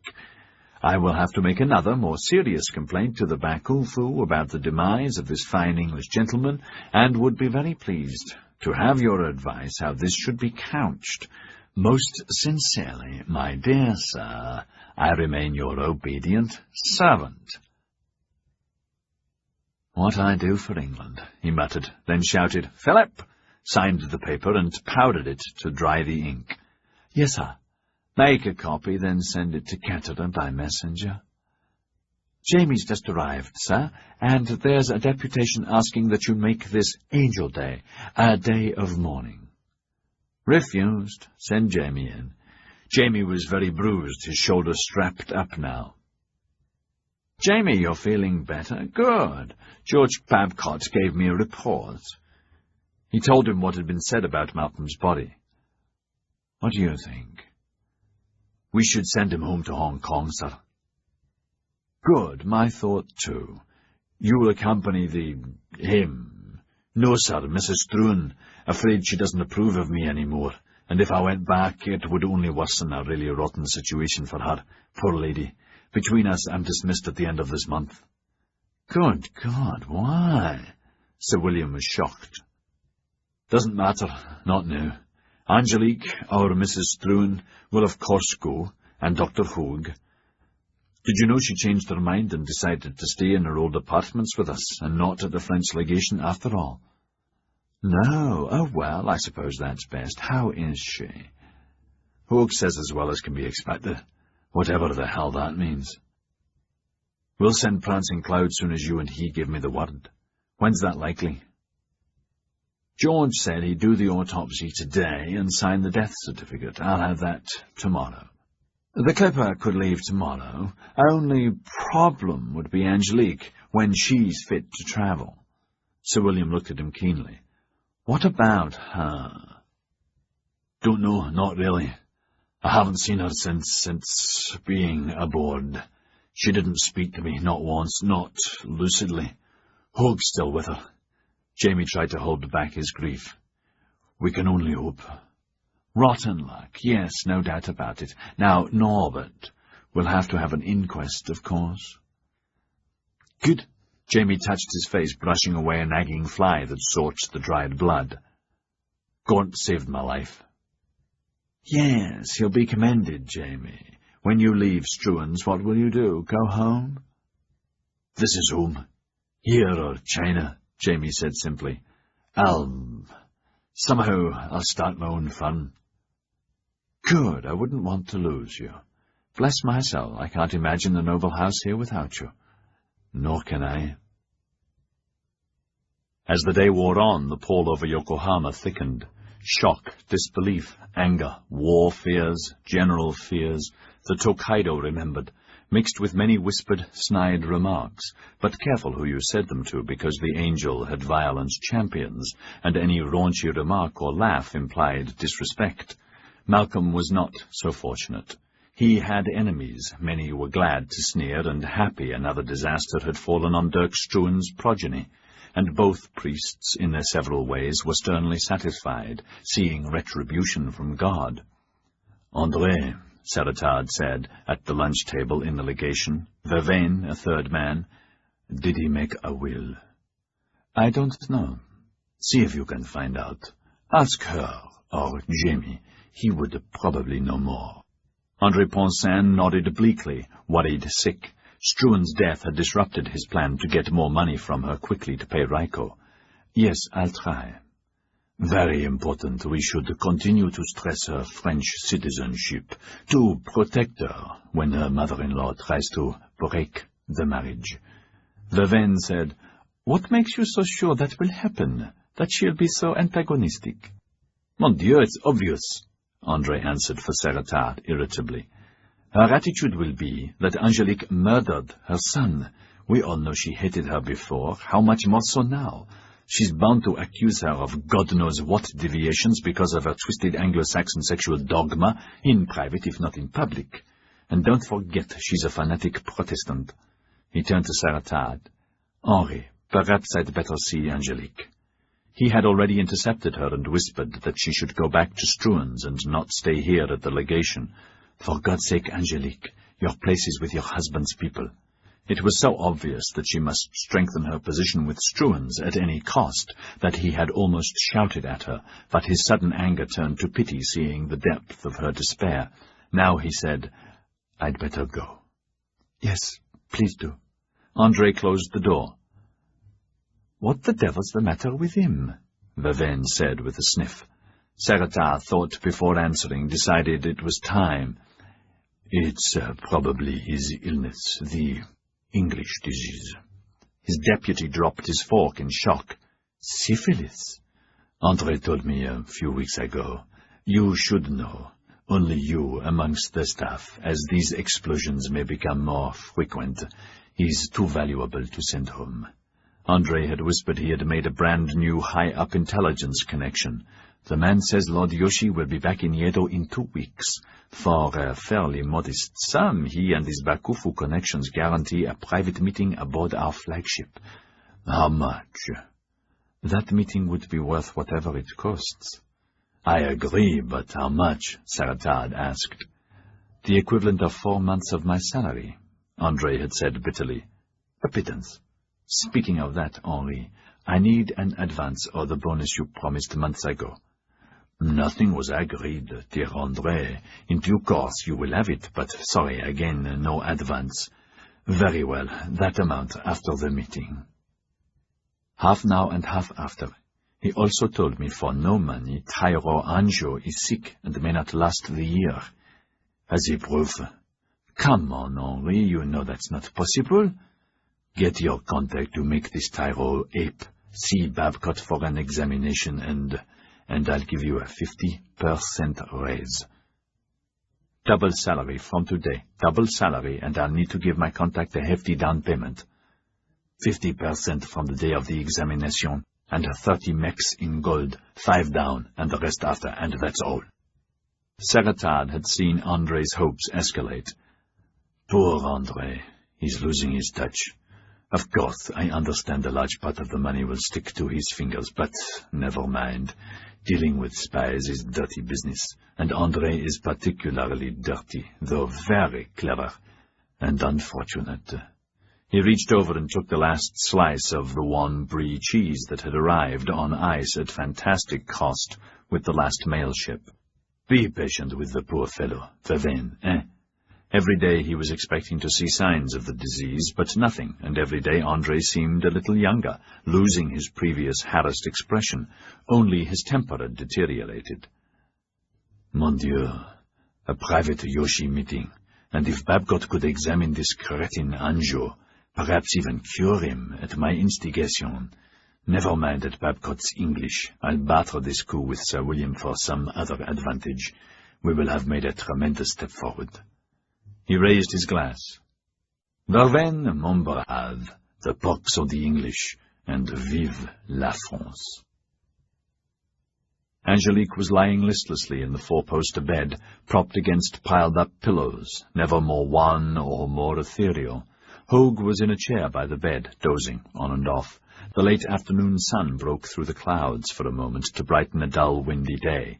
In the roads, ships tugged at their moorings. Half an hour ago, to her a minute or hour the same, the signal gun had announced the imminent arrival of the mail ship, waking her, not that she had really been asleep, wafting instead from consciousness to unconsciousness, no border between. Her eyes drifted past Hogue. Beyond him she saw the door to Malcolm's rooms. Not his rooms, nor their rooms, just rooms now for another man, another taipan. The tears returned in full flood. "Don't cry, Angelique," Hogue said softly, tenderly, every fibre concentrated, watching for telltale signs of looming disaster. "All's well. Life will go on, and you're fine now. Truly fine." He was holding her hand. With a handkerchief, she brushed away the tears. "I would like some tea." At once, Hogue said, his ugly face filled with relief. This was the first she had spoken since this morning, properly, coherently, and first moments back were vital indicators. Almost cheering, he opened the door, for though her voice was a thread, there was no hysteria in it, or under it, or behind it. The light in her eyes was good, face no longer puffy from tears, and her pulse, he had counted while holding her hand, was firm and strong, at 98 counts per minute, no longer jumping around nauseatingly. "Ah, so," he said in Cantonese, "bring your mistress fresh tea, but not a sound. Say nothing, and then leave." He sat near the bed again. "Do you know where you are, my dear?" She just looked at him. "May I ask a few questions? If you're tired, tell me, and don't be afraid. Sorry, but it's important for you, not me." "I'm not afraid." "Do you know where you are?" "In my rooms." Her voice was flat, eyes blank. His concern increased. "You know what happened?" "Malcolm's dead." "Do you know why he died?" "He died on our marriage night in our marriage bed, and I'm responsible." Warning bells sounded in the back of his mind. "You're wrong, Angelique. Malcolm was killed on the Tokaido months ago," he said, his voice calm and unshakable. "Sorry, but that's the truth, and he'd been living on borrowed time ever since. Not your fault, never your fault. It was the will of God. But I can tell you this with all my heart. We, Babcock and I, we have never seen a man more peaceful, more at peace in death. Never, never, never." "I'm responsible." "The only part you're responsible for was the joy in the last months of his life. He did love you, didn't he?" "Yes, but he died, and," she almost added, "and so did that other man. I don't even know his name, but he died too. He loved me too, and he died too, and now Malcolm's dead, and—" "Stop it!" The snarled harshness jerked her from the brink. Hogue began breathing again, but he knew this had to be done, and done quickly, or she was lost, like others he had seen. He had to rid her of the devil lurking somewhere in her mind that was waiting to break out, waiting to pounce, to turn her into a gibbering lunatic, at least to harm her radically. "Sorry, you've got to get this correct. You are only In panic, he just caught himself before using that word, changing it to answerable for his joy. "Repeat it for me. You are only I am responsible." "Say it after me." "I am only answerable for his joy," he said carefully, more of an order, noticing with alarm her abnormal pupils. She was blinking again. "I am answerable, God damn it," he said with pretended anger. "Say after me. I am only answerable for his joy. Answerable for his joy. Say it." He saw the sweat break out on her forehead, and again she said the same, and again he cut in, repeated the correct word, answerable for his joy. And again she said the other, and again, and during this Ah So brought the tea, but neither saw her, and she fled in terror, as again and again Hogue ordered Angelique, and she refused until suddenly she shrieked in French, "All right, I'm only answerable for his joy, but he's still dead, dead. My Malcolm's dead." He wanted to hold her and tell her that all was well and that she could sleep, but he didn't, judging it was too soon. His voice was hard, but not threatening, and he said in his good French, "Thank you, Angelique, but now we will speak English. Yes, I'm terribly sorry, too. We all are that your lovely husband is dead, but it's not your fault. Say it." "Leave me alone. Get out." "When you say it, not your fault." Not. Leave me alone." "When you say it, not your fault." She stared at him, loathing the tormentor he was, then again shrieked at him, "Not my fault, it's not my fault, it's not my fault, not my fault. Now are you satisfied? Get out, get out." "When you tell me you understand your Malcolm is dead, but you are in no way responsible." "Get out." "Say it, goddammit, say it." Suddenly her voice became like the howl of a wild beast. "Your Malcolm's dead, he's dead, but you're not responsible in no way, any God-cursed way, not responsible in any way, not responsible, not..." As abruptly as she had begun, her voice changed to a whimper. Not responsible. I'm not. I'm truly not. Oh, my darling, I'm so sorry, so sorry. I don't want you dead. Oh, blessed Mother, help me. He's dead, and I feel so terrible, so terrible. Oh, Malcolm, why did you die? I loved you so much, so very much. Oh, Malcolm. This time he held her quiet, tightly, absorbing the tremors and weeping and the racking sobs. In time her voice trailed away, the sobbing lessened, and she sank into fitful sleep. Still he held her, gently but firmly. His clothes stuck to him with sweat, and did not move until the sleep was deep. Then he eased away. His back was sparking with pain, and he stood carefully, tortured, his muscles in spasm. When he had managed to ease his shoulders and neck, he sat to regain his strength. That was a near one, he thought, the pleasure that he had won this time, eliminating part of his pain, seeing her as she was, young and beautiful and safe. His memory rushed him to Kanagawa, to that other girl, the Japanese sister of the man he had operated on, as young and beautiful but Japanese. What was her name? Uki something. I saved her brother to wreak more havoc on this poor child. But I'm glad she escaped. Did she? Such a beautiful woman. Like my own darling wife that was. How terrible and thoughtless of me, how insane to take her from India to an early London death. Dharma, fate. Like this child and poor Malcolm. Poor them, poor me. No, not poor me. I've just saved a life. You may be squat and ugly, old boy, he thought, taking her pulse, but Christ almighty, you're a bloody good doctor and bloody good liar. No, not good. Just lucky. This time. Chapter 46, Thursday the 11th of December. Afternoon, Jamie, Philip Tyler said sadly. Sir William's compliments. Here are 3 copies of the death certificate. One for you, one for Angelique, and one for Strongbow to go with the body. The original, he thought, should go by diplomatic pouch to the governor's office for the chief coroner, Hong Kong, who'll register it, then pass it on to Mrs. Struan. Ghastly, isn't it? But there you are.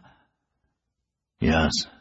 Jamie's desk was piled with incoming mail and documents concerning affairs to be arranged. His eyes were red from tiredness. How's Angelique?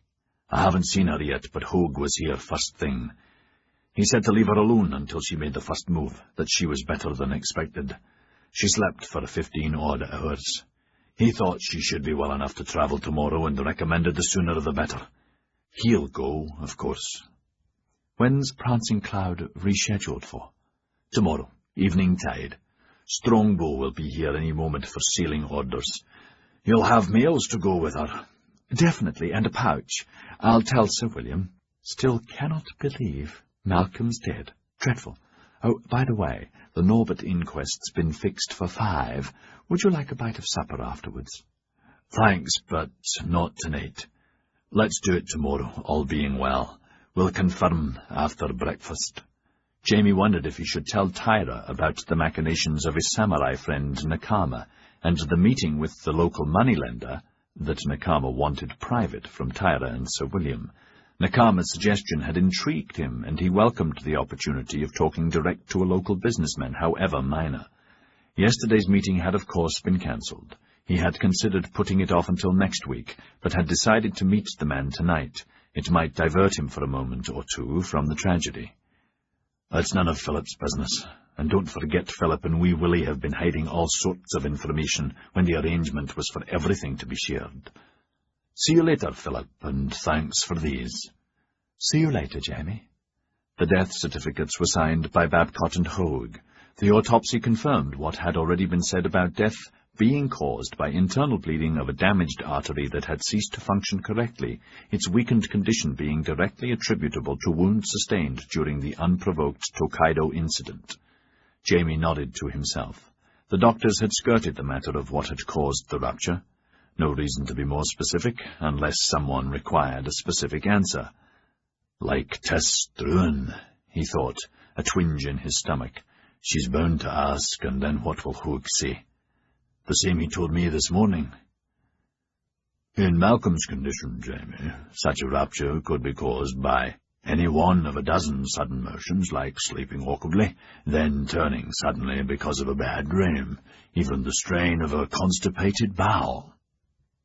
Or particularly during intercourse. Yes, that's only one of many possibilities. Why? You know Tess Struan, for God's sake. I'm not going to damn Angelique, if that's what you're asking. It takes two to bed. We both know he went out of his way to marry her and was madly in love. I'm not asking anything, Doc. Tess will damn her whatever the certificate says.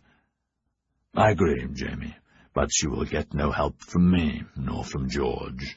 That a violent climax caused the hemorrhage, and their subsequent euphoric sleep masked the fault for both of them is logical, but not provable, and even if it did, she is in no way to blame. No way, damn it. Poor Angelique, she'll be blamed like I'll be blamed. Doesn't matter in my case. Yes, come in. Oh, hello, Edward. Do you have a second? Gaunt asked. Come in, of course. Since yesterday, his relationship with Gaunt was different. He had insisted being on a first-name basis.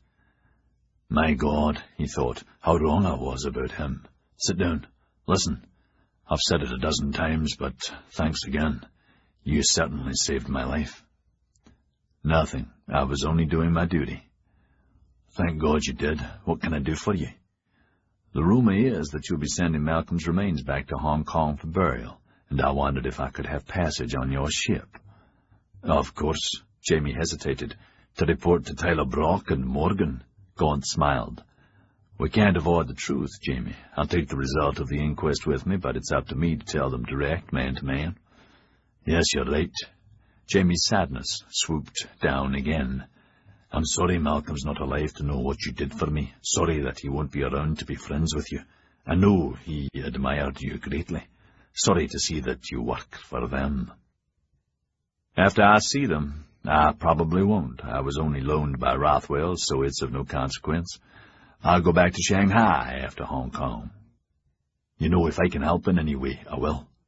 You owe me nothing. I was just doing my duty, but a man always needs a real friend. Thanks. If I get lost, I'll ask. The cabin's all right, then, on Prancing Cloud. She'll leave tomorrow evening. I suppose Mrs. Struan will accompany him. Difficult to think of him as dead, isn't it? Yes. Dr. Hogue says she'll be fit to travel then. Rotten luck. Terrible. Thanks. See you later.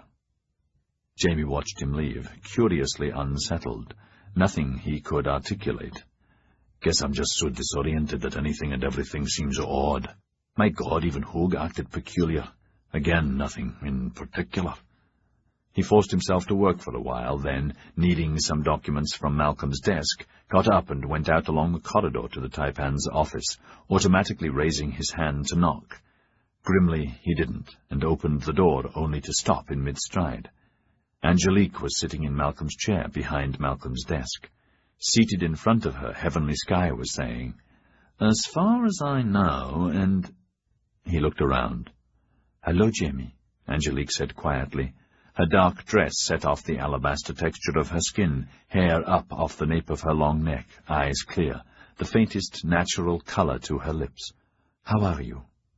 "Oh, fine," Jamie said, nonplussed by her poise and new beauty, different from before, now somehow distant, unattainable, but even more attractive.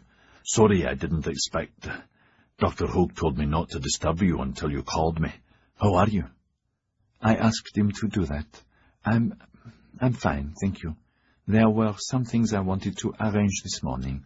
I was sorry to hear about your ill luck with Norbert Greyforth. Poor Jamie. You're very bruised. Are you all right?" "Yes, thank you," Jamie said, even more off balance. Her voice was calm, too calm, and there was a dignity about her that he could not for the moment isolate. "Edward Gaunt saved my life. Did you hear that?" "Yes, he told me about it a few minutes ago. Actually, that's not right. He came here a few minutes ago to add his condolences, and I saw him. Mr. Sky told me about his bravery and about the duel." "Oh," Jamie wanted to curse Sky for his interference. "Poor Malcolm," she said. "I'm awfully glad I didn't know about that foolishness. If I had, I would somehow have stopped it. But Edward, how lucky he was there, but how awful some people are. Yes, but more important, how are you, really? Not good and not bad. I'm nothing and, well, empty. That's the right word, empty. Me too. Jamie looked at Heavenly, who smiled non-committally. The silence gathered. Discomforted, he knew they both wanted him to leave. Anything I can do for you? Not at the moment. Thank you, Jamie. Jamie nodded thoughtfully. I need a few papers. Please help yourself. She sat back in the chair that dwarfed her, composed and in control. Uncomfortably, he began to sift through the laden in and out trays, deciding to take them as they were and put one on top of the other. If there's anything, just call. After Mr. Sky and I are through, perhaps a few minutes if you're free. Whenever, of course, just ring that bell. Sky said, Jamie, did you get the death certificates yet, by chance? Yes, I did. Could I see a copy, please? Jamie stared at him. For what purpose? To check it. Angelique said, my husband had retained the services of Mr. Sky. I believe you knew that, Jamie. Yes, I did. Jamie had noticed the way she had changed Malcolm to my husband and saw Heavenly nod approvingly, and a danger signal went through him. So? Sky said smoothly, when I heard the disastrous news, I felt beholden to offer my services to his widow. The word was imperceptibly accented, which she has kindly accepted. The Taipan had asked me to undertake certain research for him, which I thought Mrs. Struan might wish to continue. Good. Jamie nodded politely and began to leave. The death certificate, Jamie? What's your pleasure, Angelique? Mrs. Struan. Mr. Sky is my solicitor now, Jamie. He understands these things, which I don't, and he has agreed to act for me. She said clearly in the same unemotional way, I would like you, please, to give him whatever help he needs. Of course. If you'll follow me, Heavenly. Jamie walked out and went into his office and stood behind his desk, pretending to look for the papers that he had put into his drawer for safety. Would you shut the door? There's a terrible draught.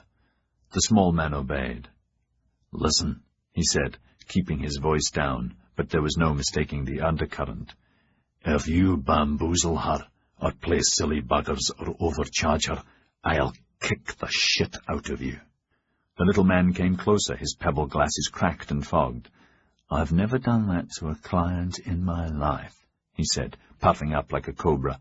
A few big bills, yes, but never more than the market could stand. That woman needs help, for God's sake. I can give it to her, you can't. I can and will, by God. I don't agree. Malcolm told me the other Mrs. Struan, the woman in Hong Kong, fired you. True or false?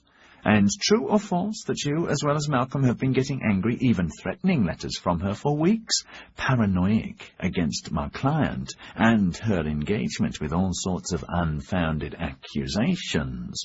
True or false, for God's sake, that girl needs friends? I agree she needs friends. I don't object to her having a solicitor. I just want to be sure you'll act correctly. God damn it, I've never buggered a client in my life. Jamie, I may be a hungry lawyer, but I'm a good one, and we're on the same side. She needs friends. Malcolm loved her. You were Malcolm's friend, for God's sake. He told me about the letters you would have risked hanging for. Never mind that. I'm not arguing with you, Jamie. She's my client, and I swear I'll do my best for her. The death certificate, please. Seething, Jamie opened the drawer and gave him a copy. Thanks. 3, eh? One for your files, one to go with the body, and one for her. Quite correct. Though I'm surprised they bothered to think of her. Original by special to Hong Kong.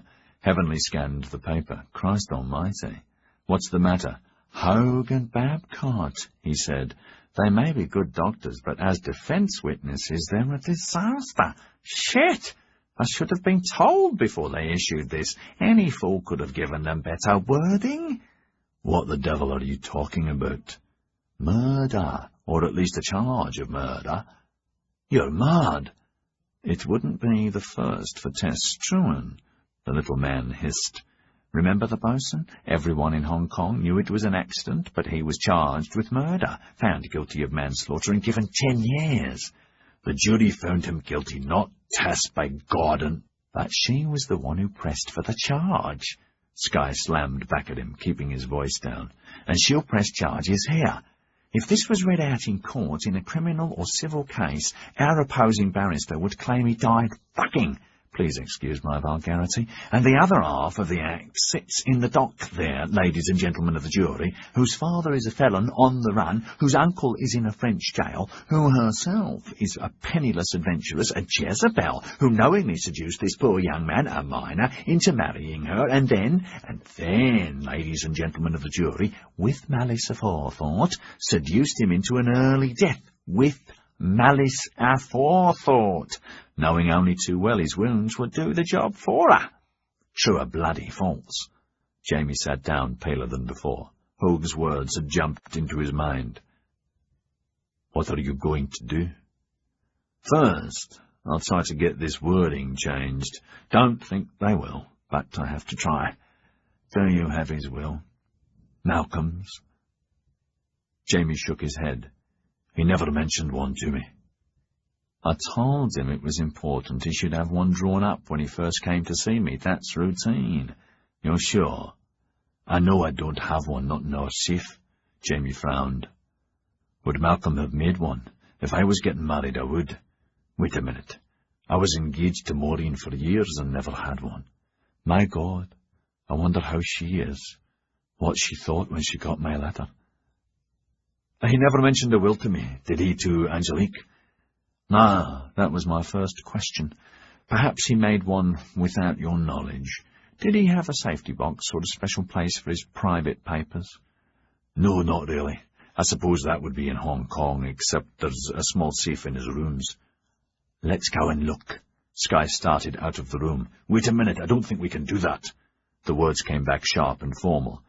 Mrs. Angelique Struan was his legal wife and is his widow, therefore his immediate heir and inheritor of all his worldly goods, unless his will states otherwise.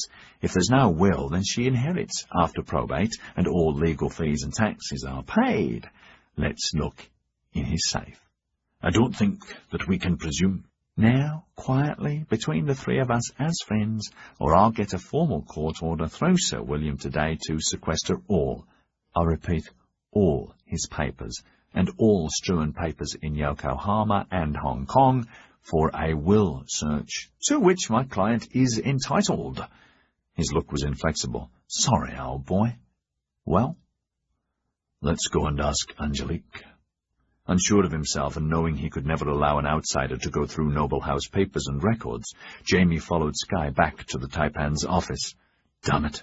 Why do I think of it as that? He thought irritably. I suppose because it is the Taipan's office. Who's the new Taipan? Christ, what a mess! Angelique was sitting where they had left her. Impassively she listened to Sky. There's no need for you to accompany us, Mrs. Struan. Rest assured I act for you.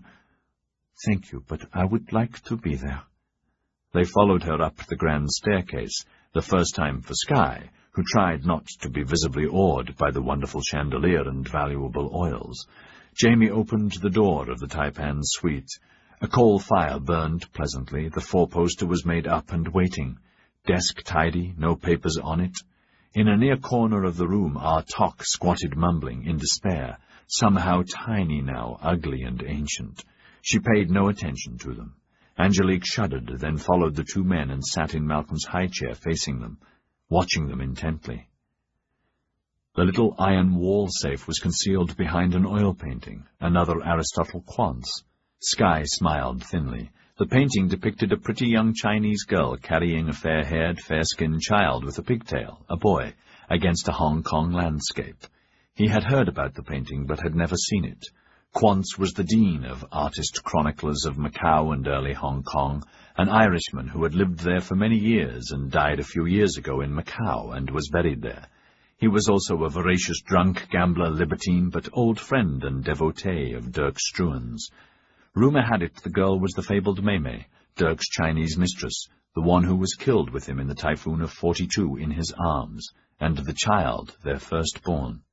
He glanced at Angelique, who watched Jamie impassively searching through a bunch of keys, and wondered if she knew about Malcolm's Eurasian cousins and his uncle, Comprador Gordon Chen, Dirk's son by another mistress, who, according to Hong Kong gossip, knew more secrets and had more tales of gold than an ox had hairs.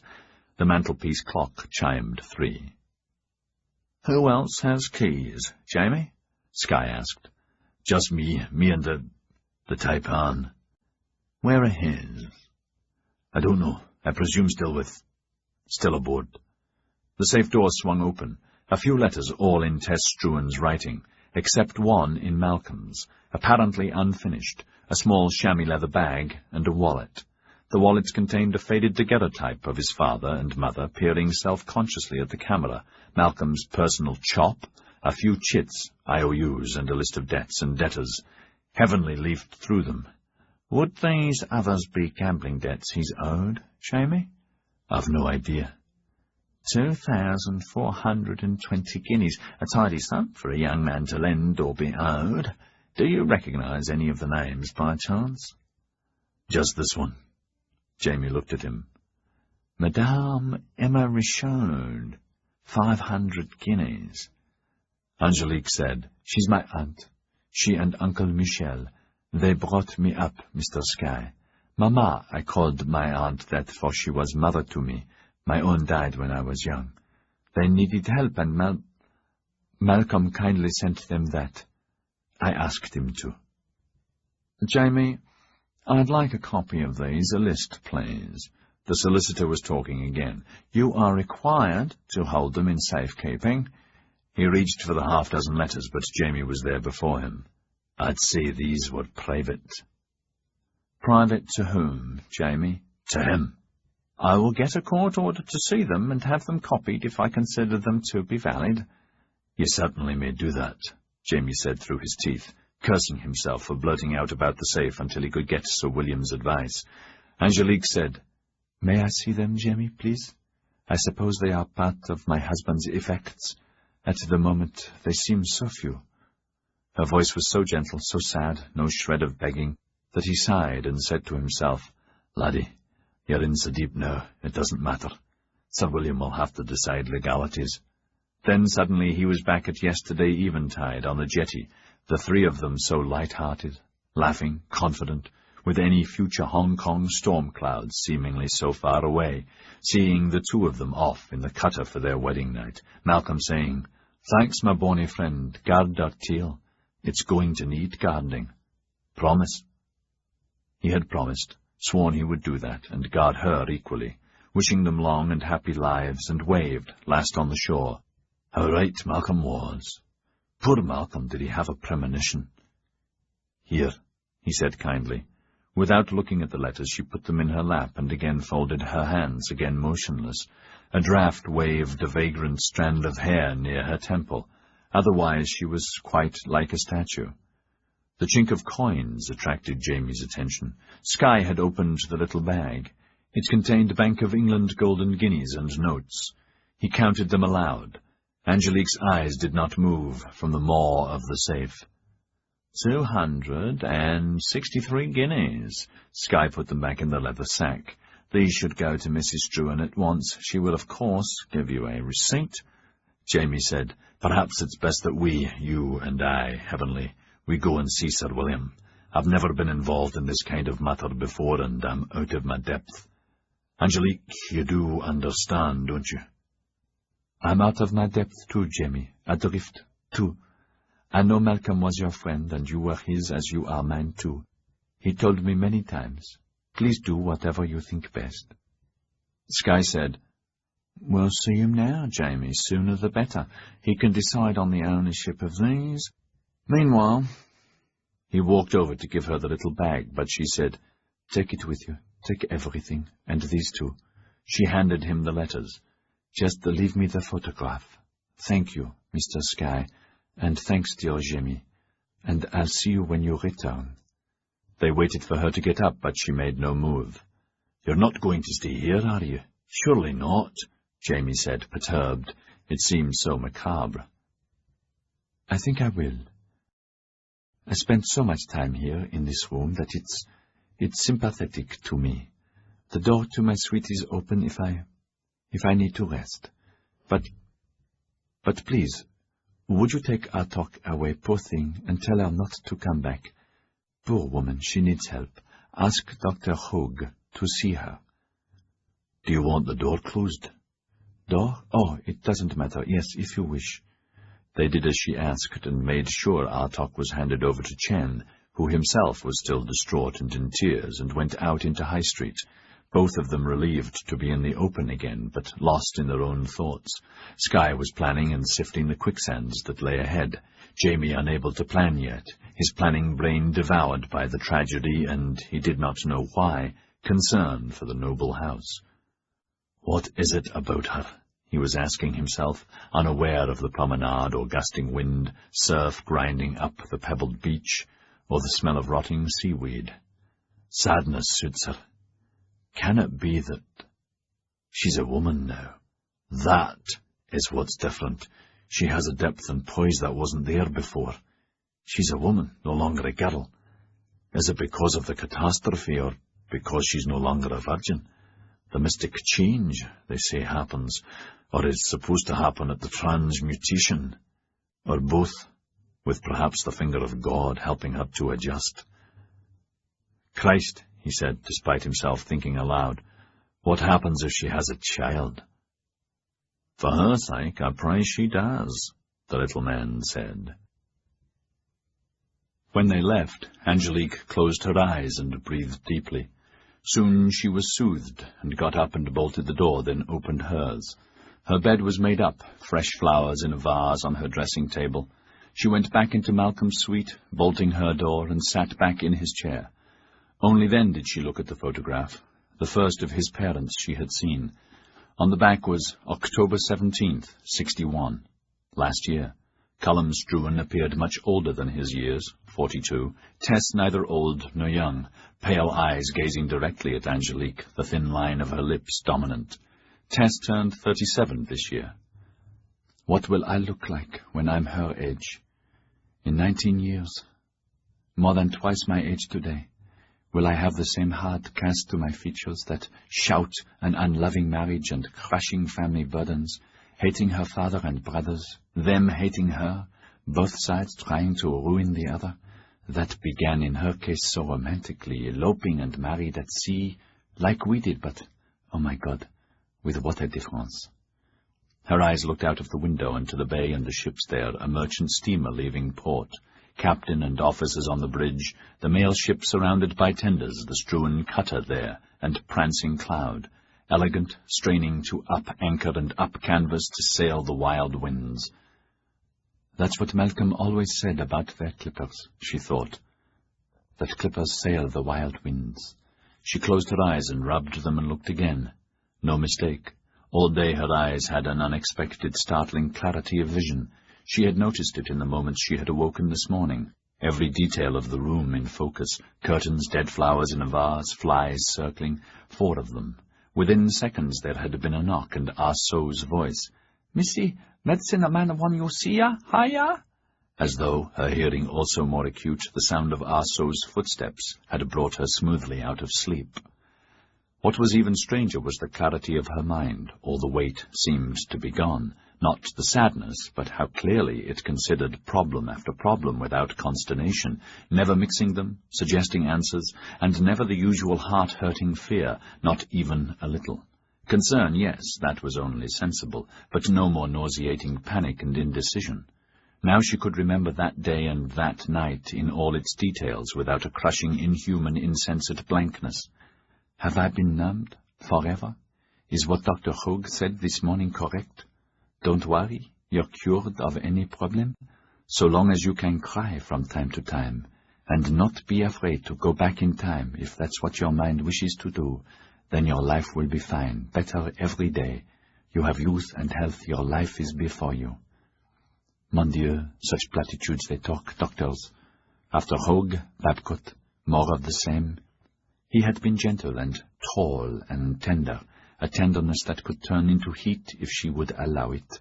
No more heat, she thought, not until I am free and safe and free. Her body was rested, No blinding headache, not even a little one, no screams inside. Knowing at once where she was, who she was, and why she was here, and why alone, and what had happened.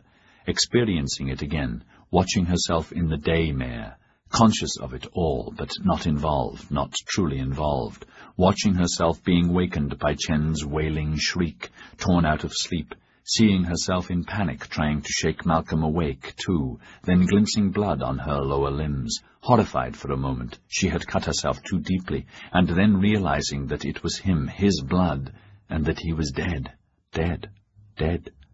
Leaping out of bed naked, not aware of it, terrified and shrieking, disbelieving what her eyes and ears told her, praying it was a dream, others rushing into the cabin, talk, someone covering her, voices and shouting and screams and questions and more questions, until the cabin smashed her into blackness and terror. Now on the bridge, freezing and burning, and questions and no answers, her mouth locked, head afire, stench of blood, taste of blood, blood on her loins and on her hands and in her hair, stomach rebelling. So helping her into a bath, the water cool, never enough hot to clean away his death, more sickness, and then the blinding poison filling her, drowning her until she saw herself shrieking at Hogue, a picture of ugliness, so ugly. She shivered. Must I look like that when I'm old? How old is old? Not very for some. What exactly she had said to Hogue, even now she could not recall, only that the poison had gushed away, and with the torrent good sleep came to pass. I've much to thank Hogue for, and Babcock to loathe for. His sleeping draught began my sink into despair. I'm no longer afraid, no longer in despair. I don't understand why, but it's true. Thanks to Malcolm and Hogue, to that smelly little lawyer with his foul breath, and to André. André is still wise, still my confidant, and will remain so long as I pay. Yes, he's a blackmailer. That doesn't matter. To help himself he has to protect me, and then, well, there is a God in heaven, and the mills of God grind slowly, but they grind exceedingly small. I can deal with my life now, I think, if I'm careful. Madonna, we agreed so long ago that I had to help myself, and could not be dependent on a man or men like the rest of my poor sisterhood. I know I'm a sinner. Malcolm was truly the only man I've ever met I really wanted, really loved, and really wanted to marry, loved as much as a silly teenager could love. Is first love true love, or is love an adult emotion? I'm adult now. Was my love for Malcolm adult? I think so. Hope so. But my darling is dead. I accept that. And now? Tess? Hong Kong? André? Gaunt? Home? Tess? One at a time. First, my darling must be put to rest, properly. She saw the safe, its door shut, but not locked. She got up and opened it fully, reaching into the back, touching a small concealed indentation. Part of the left wall swung open. In the cavity were some papers, another personal chop, another bag of coins and notes, a bottle of his medicine, a small box. A week ago Malcolm had shown her the secret hollow, smiling at her. There's nothing much to hide yet. All the important stuff's in Hong Kong with Mother. Papers about being Taipan, a copy of Father's will, Mother's will, and so on, the Taipan's chop. This is for... He shrugged, his eyes alight. For odds and ends and secret presents I might give you, if you're very good and love me to distraction. She opened the box. A gold ring set with rubies. Not very valuable, but valuable enough. The papers were business papers she did not understand, lists of figures. And no will. Damn, she thought without anger. It would have made the future more simple. André had pointed that out. He had been summoned this morning by Vargas at her request from the list of people who had called and left cards. Monsieur Vargas, first my tailor. I must have morning clothes urgently. After him, Monsieur André. Then Mr. Sky. No need to disturb Mr. McVeigh until I send for him. To anyone else I'm resting. And Monsieur, she added carefully, please treat all this with the discretion my husband told me you possess. I'll see everyone in the Taipan's office. She had seen a flicker in Vargas' eyes at Taipan, but he had said nothing, so no need to be firm. The office had been chosen with care, and when the old dressmaker arrived with Vargas, she said, Please ask how long it would take to make a morning dress black like this. The one she wore was long-sleeved, high-necked, dark blue. He says 3 days. Morning, Senora. The color for morning in China is white. I want it in black, silk, and tomorrow. 3 days. If he takes my other dress, the pale blue one he made for me, and dyes it black, how long? He says 2 days. Tell him the widow of the taipan of the noble house requires such a black dress tomorrow morning. The old Chinese had sighed and bowed and went away. Then Vargas announced André Poncin. Hello, André. Hello. I've never seen you more beautiful. It was a statement, not a compliment. I need advice, quickly, privately. We must be very quick, very wise. My marriage is legal, yes? We think so, yes, according to British naval law. We're not sure about French law. Both are grey areas. I don't understand. Subject to argument. If there was an argument between French and British lawyers, British law would prevail. The reality of him being a minor, both of you, in fact, though in this he's the important one, sorry, and his disobedience of the written dictates of his legal guardian, means that the marriage ceremony will probably be challenged. Where? Here? By whom? By Testruan. Who else? He said mockingly. Malcolm's death is meaningless to you, isn't it? On the contrary. It has complicated my life immeasurably, madame, he added, the first time using the title. It is a serious complication for both of us. She had chosen to sit behind Malcolm's desk in Malcolm's office, for her future was at stake, and she had to have 100% of this man's cunning, and then more. In her suite, she would be less confident, though ordinarily at her best in her boudoir. Is that why men have offices and women are limited to the shares and the femininity of a semi-bedroom? How can this be made uncomplicated, André? The first complication you've already uncomplicated. When she had fled in misery to the legation, he had intercepted her, almost dragged her into his office, cursing her once the door was closed, shaking her angrily, saying, "You stupid bitch, are you mad? Get back to his house and stay there and don't move. You can't hide here or you'll ruin yourself. Go back there, you fool. We'll talk later, and for God's sake, don't sign anything. Don't agree to anything. Go on, get out." You are quite right, André, she said, not resenting his venom or violence, understanding clearly. Thank you for telling it to me so it got through to me, got through my anguish. That was the first. Next. The lines in his forehead deepened. This was a new Angelique, an unknown quantity, unexpected. He had seen such a change twice before in men, never a woman. Both had been enemy spies released after extreme torture. The doctors had no explanation other than to say the men no longer feared, or feared more torture, or feared dying. They had been dragged to the brink and had survived, and were now convinced beyond doubt they would survive again whatever was done to them, or they would die, and that no longer mattered. The doctors had said that death itself wouldn't matter until the day, weeks or months or years ahead, when the terror raised its vile head again, as it was bound to do. Poor Angelique, sitting there, so confident, so grand. There'll come a day when it will all spill out, will tear you asunder. Will you conquer it, or end up in the madhouse? For himself, he would have bet that so many calamities would prove too much for such a young girl.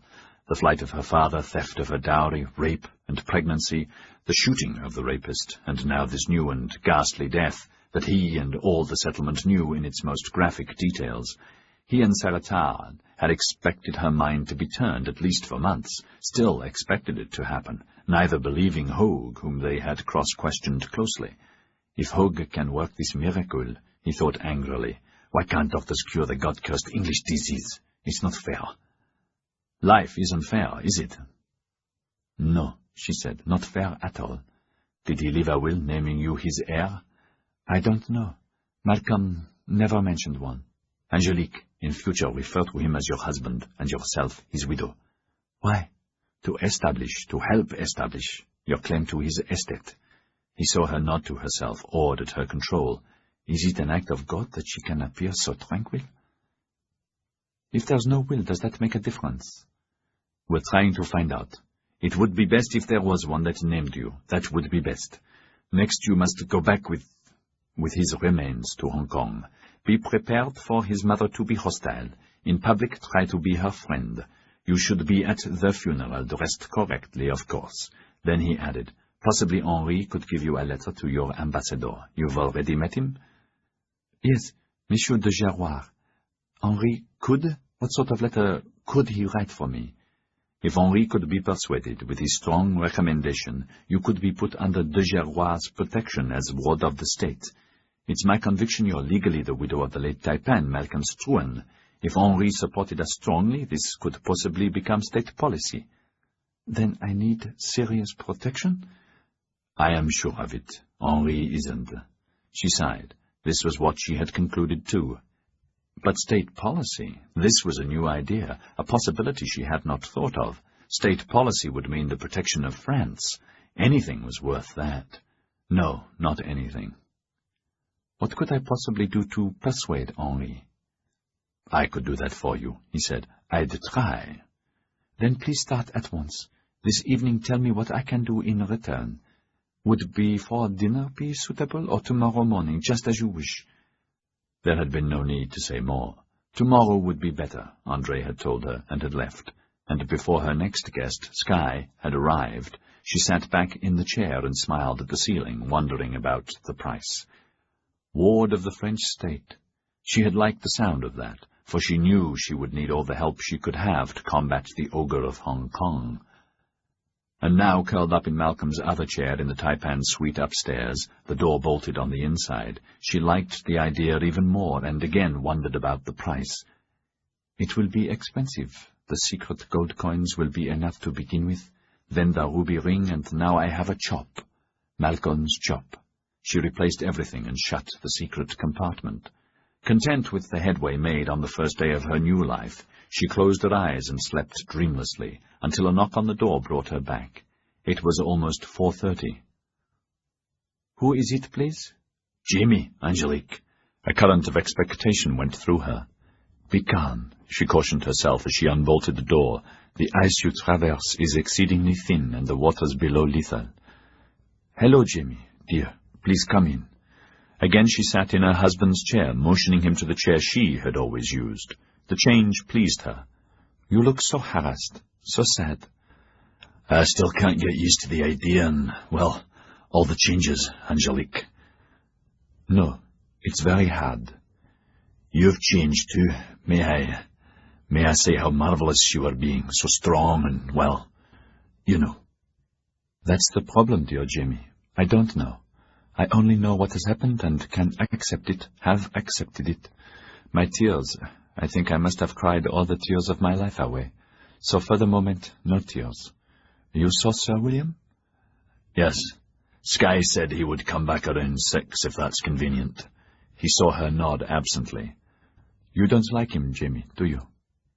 Don't like any lawyers. They always mean trouble, though he's not a bad man. I think he'll be all right for you. If you get worried, tell me at once.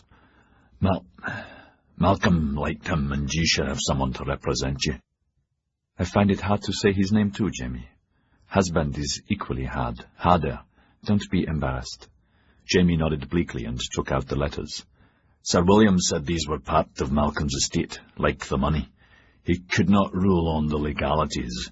He would write post-haste to the Solicitor General in Hong Kong, but he saw no reason why you shouldn't have these if you promise not to destroy them. As to the sovereigns, you should keep them. I told him I didn't think you had any money of your own at the moment, but he asks please to give him a receipt for them. Whatever he wants. Did he read them? No, no one did. Hesitantly, he put them on the mantelpiece. There are a couple of other things. We've made some arrangements. Would you like me to tell you now, or I can easily come back later? No, I'm fine. What arrangements, Jimmy? He took a deep breath, hating to have to say all this, but it was his duty. In consultation with Sir William, Babcock and Hogue, we've arranged to send the body back to Hong Kong tomorrow for burial. We all agreed.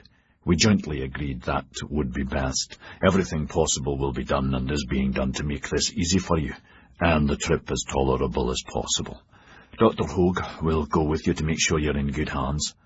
Jamie's smile was empty and his face a mirror of unhappiness. Can't tell you how sorry this all makes me.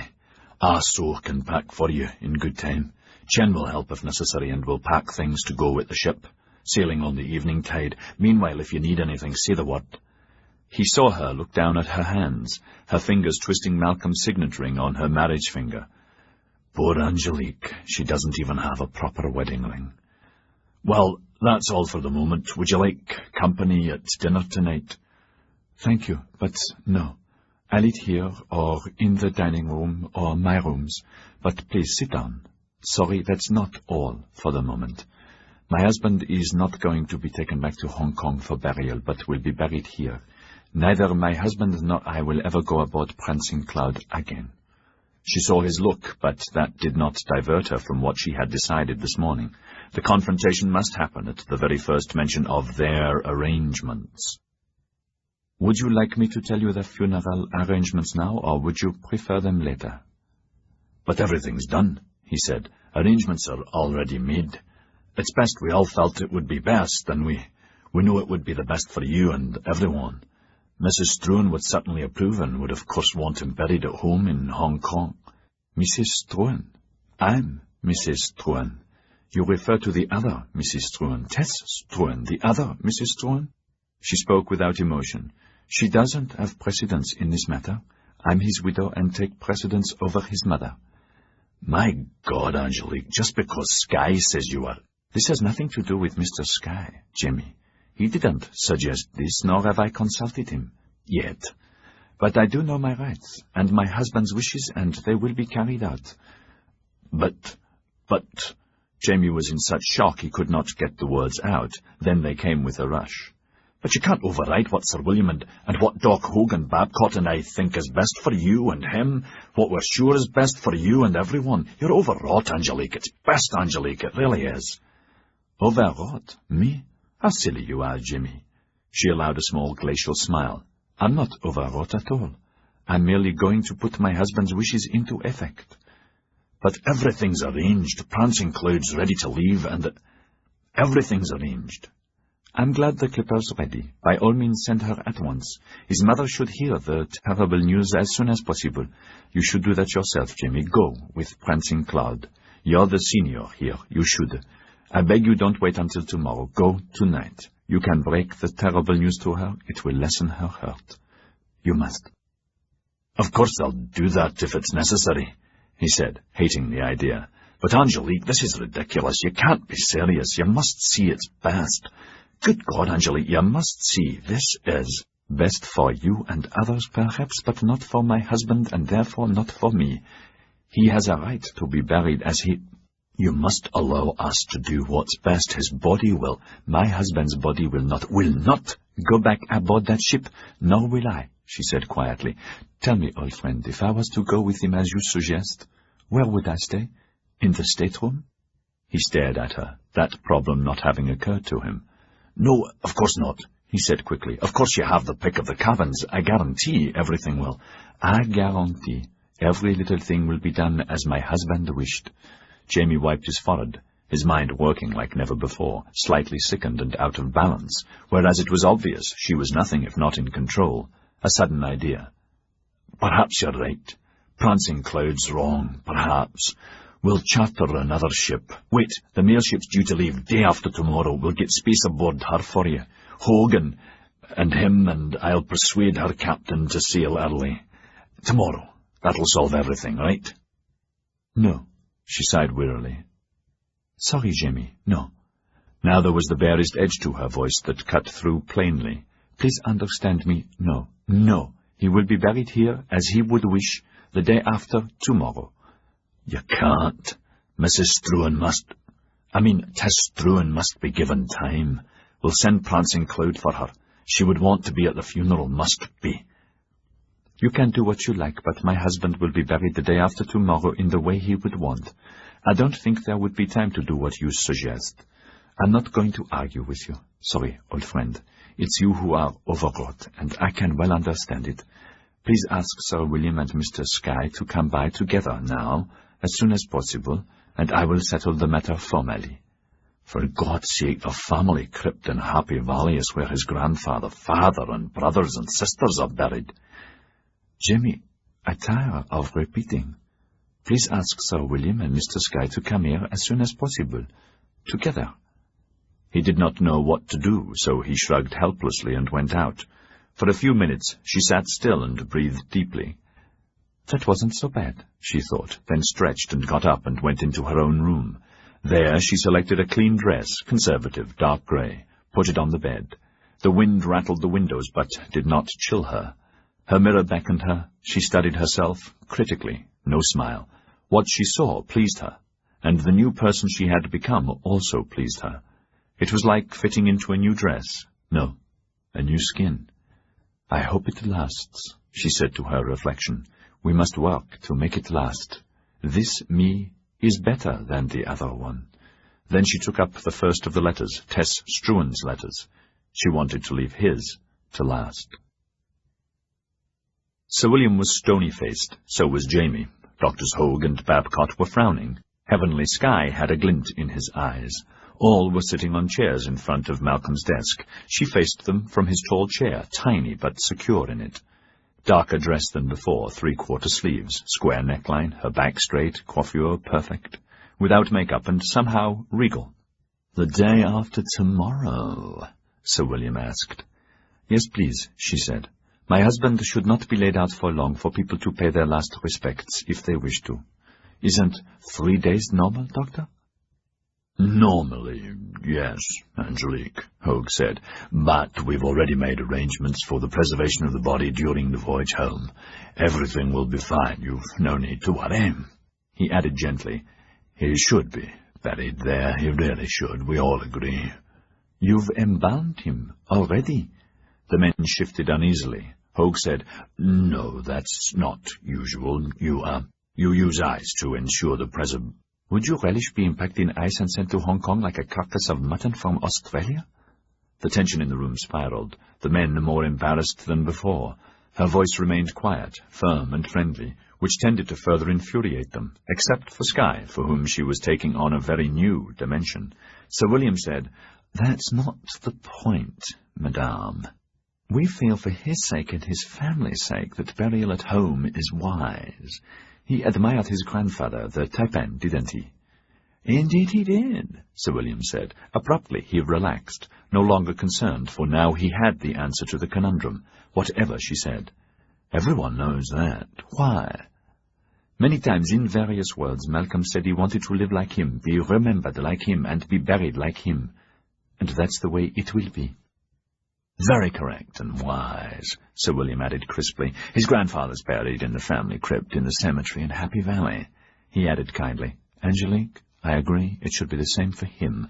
Now I understand." "But Dirk Struan wasn't buried in Hong Kong," she said, startling them. "Oh, I know his name's carved into the stone, but he was buried at sea. My husband will be buried at sea in the same way." "Sorry, Angelique, but you're wrong," Jamie said. "I was there. I'd just joined Struan's, an apprentice China trader fresh from England, and went to the funeral. It was an immense affair. All Hong Kong went. There was even a huge separate procession in Chinatown organized by Gordon Chen." "Sorry, Jamie, but you are wrong. An empty coffin was interred in the crypt. He was buried at sea with his mistress, Mei Mei, in international waters of Hong Kong." She felt tears near. "No tears," she ordered herself, "not yet. He was buried at sea. It was a Christian service done correctly as he wished, and the witnesses were Callum and Tess Struan, Gordon Chen and Aristotle Quantz." "That's not possible," Jamie said. "Oh, yes, it is, and that's what happened. Your church hierarchy refused to allow them to be buried together, refused them a Christian burial in hallowed ground in Happy Valley." "But Angelique, I saw the funeral. He was buried there. I don't know where Mimi was buried, but I agree she wasn't with him." "You saw a sham, Jamie. The coffin was empty." "This is nonsense," Sir William said. "The hierarchy were adamant against a joint burial," she said, as though he had not spoken. "It was unheard of. They had been scandalized by Dirk Struan for many reasons, as you know only too well, Sir William. But the idea was too much for them. In his will, part of his testament that's handed down from Taipan to Taipan, he had written 2 weeks before he died that if he and the Mei Mei died together, they were to be buried together, that it was his intention to marry her, and he actually wrote that. He was going to marry her," Sir William said. The others equally shocked, for even today marriage to a Chinese was unthinkable. Ostracism would be permanent, even for Dirk Struan. "He actually wrote that." Yes, she said, seeing that Hogue alone did not share Sir William's consternation. The English, the British are such awful people in many ways, she was thinking. Such hypocrites, bigots, uncivilized and different from us, only too aware of their antagonism to marriage of Protestant to Catholic, let alone their detestation of intermarriage with peoples of their empire. Why consider intermarriage a heinous sin? She wanted to shout, while you have native mistresses and children by them openly, such hypocrisy. It's never been like that with us, in our French colonies or empire. If a Frenchman marries a native woman, she becomes not only his wife, but French with all the protection of French law. We even encourage intermarriage, correctly. A man is a man, a woman, whatever the color of her skin. But not to you people. God protect me from becoming English. Thank God I can never give up my French citizenship, whoever I marry. What am I saying? She thought with a jolt, bringing herself back to the room and these enemies of her husband. Time enough for such luxury later. I find some British attitudes difficult to understand, Sir William, about intermarriage, but then I am French. That aside, with the funeral of my husband's grandfather there was an impasse. Your church was outraged and would not agree to joint burial. The new taipan, his son, Callum, was insisting on it. Anything other than a proper Christian burial for Dirk Struan was unthinkable. Callum more so than Tess, who was very disturbed by Dirk's wishes and his flouting of conventions that were the bedrock of all her beliefs. Her father, Tyler Brock, now the most powerful trader on the island, was vehemently opposed. So was Tess's mother. So were most traders publicly, whatever they felt in private. The governor supported the church. Quite right, Sir William muttered. Yes, she said. If Hong Kong had been Catholic, my church would have been equally hostile. So the scandal threatened the colony. And this when most of Hong Kong lay in ruins after the typhoon. With no ice, she added thinly. They shifted in their seats, except Sky, who slouched in his chair with the same slight smile. Babcock said gently, It's normal, correct medical practice for important people in these circumstances, Angelique. Your husband was and is important to us. You must believe that. I do. She took her eyes off him and addressed Sir William as before, continuing in the same matter-of-fact way. To break the impasse, a compromise was arranged. The compromise was arranged by Aristotle Quantz and Gordon Chen. It was oral, nothing in writing. Quietly, the word should be secretly, because that was what it was. The bodies were put aboard China Cloud. The Church of England ceremony was officiated at by a naval chaplain and Captain Orloff. It was a proper Christian burial. Dirk Struan and his mistress Mei Sheng were buried together as he had desired. If it was so secret, how do you know this is true? It was recorded in the ship's log, Sir William, which was at once put into the taipan's private vault, and all witnesses, Callum and Tess Struan, Aristotle Quantz and Gordon Chen, and of course the minimum crew aboard, were sworn by holy oath to secrecy. The naval chaplain, who he was, I don't know, was sent back to England at once. The other funeral took place with all the pomp due the taipan of the noble house. The silence stayed in the room, broken only by the breath of the wind against the window panes. The afternoon outside fair. Sir William said, Have you seen the log? No, nor spoken to his mother about it.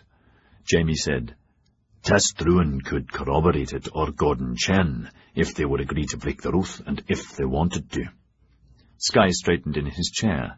This morning, Mrs. Struan asked me if the story her late husband had told her was true. Happily, I was able to corroborate certain details. And you know it's true because I happened to meet one of the crew who was less susceptible to secrecy than the others, a seaman, Henry Fairchild. I've no idea if he's alive or dead now, but when I first came to Hong Kong, Sir William, I made it my business to learn all I could about the noble house, the Brocks, Quants, about the founding of Hong Kong, and the various corruptions that took place in high places. Sir William nodded sourly, finding his bad breath and bad teeth more overpowering than usual, knowing some of the dirty scandals that had been kept from public view and had preceded him. That's hearsay evidence. It would not have much weight in court, Sir William, but it is true. What to do? The minister asked himself. Have to do the right thing, by God. The judgment of Paris? No, This is all a typhoon in a wine glass. Very well, madam. By all means, let us respect his wishes. Jamie, send the body at once to Hong Kong for burial at sea, he said crisply, and thought, once there, Tess Struan can have at Angelique Struan, and I'm damned if I'm going to get between them. What the devil's come over Angelique? Never seen such a change.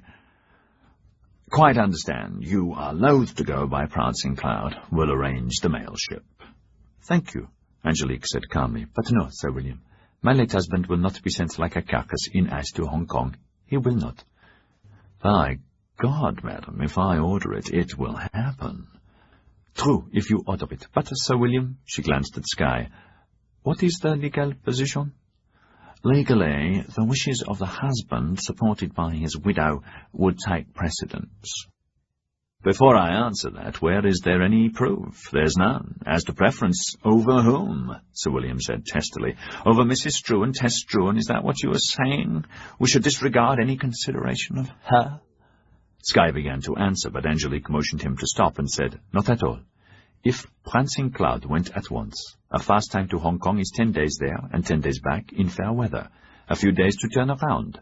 Dr. Hogue, is there time for your ice? She said distastefully, to preserve my husband's mortal remains properly over that time for his mother to be brought here, if she wished to come?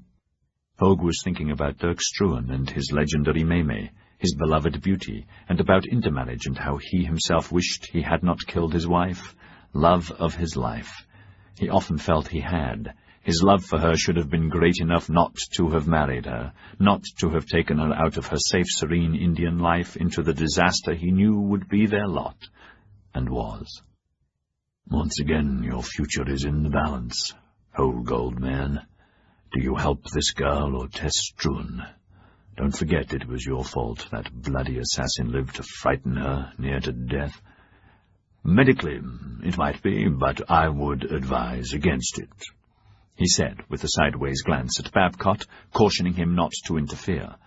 The decision, Sir William, is really whether he should be sent back or not. If not, I think he should be buried as his wife wants.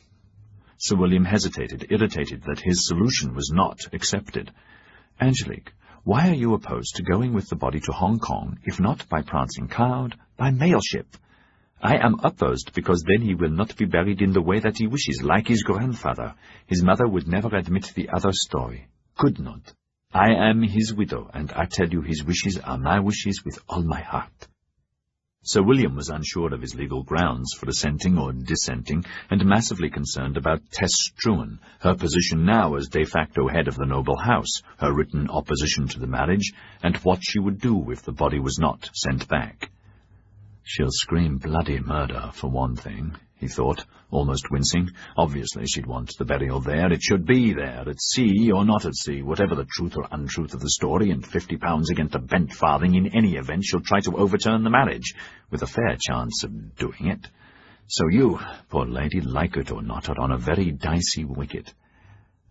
I'm afraid you are making an already tragic happening even more complicated than it need be. The poor fellow can be buried at sea just as easily from Hong Kong as here. So the best thing— Excuse me for butting in, Sir William, Sky said, then added, as a brilliant Queen's Counsel cross-examining would, but unless you are formally challenging the legality of my client's marriage, she does have certain rights. May I therefore ask you to approve that her late husband's wishes and hers prevail in this matter, and let him be buried here?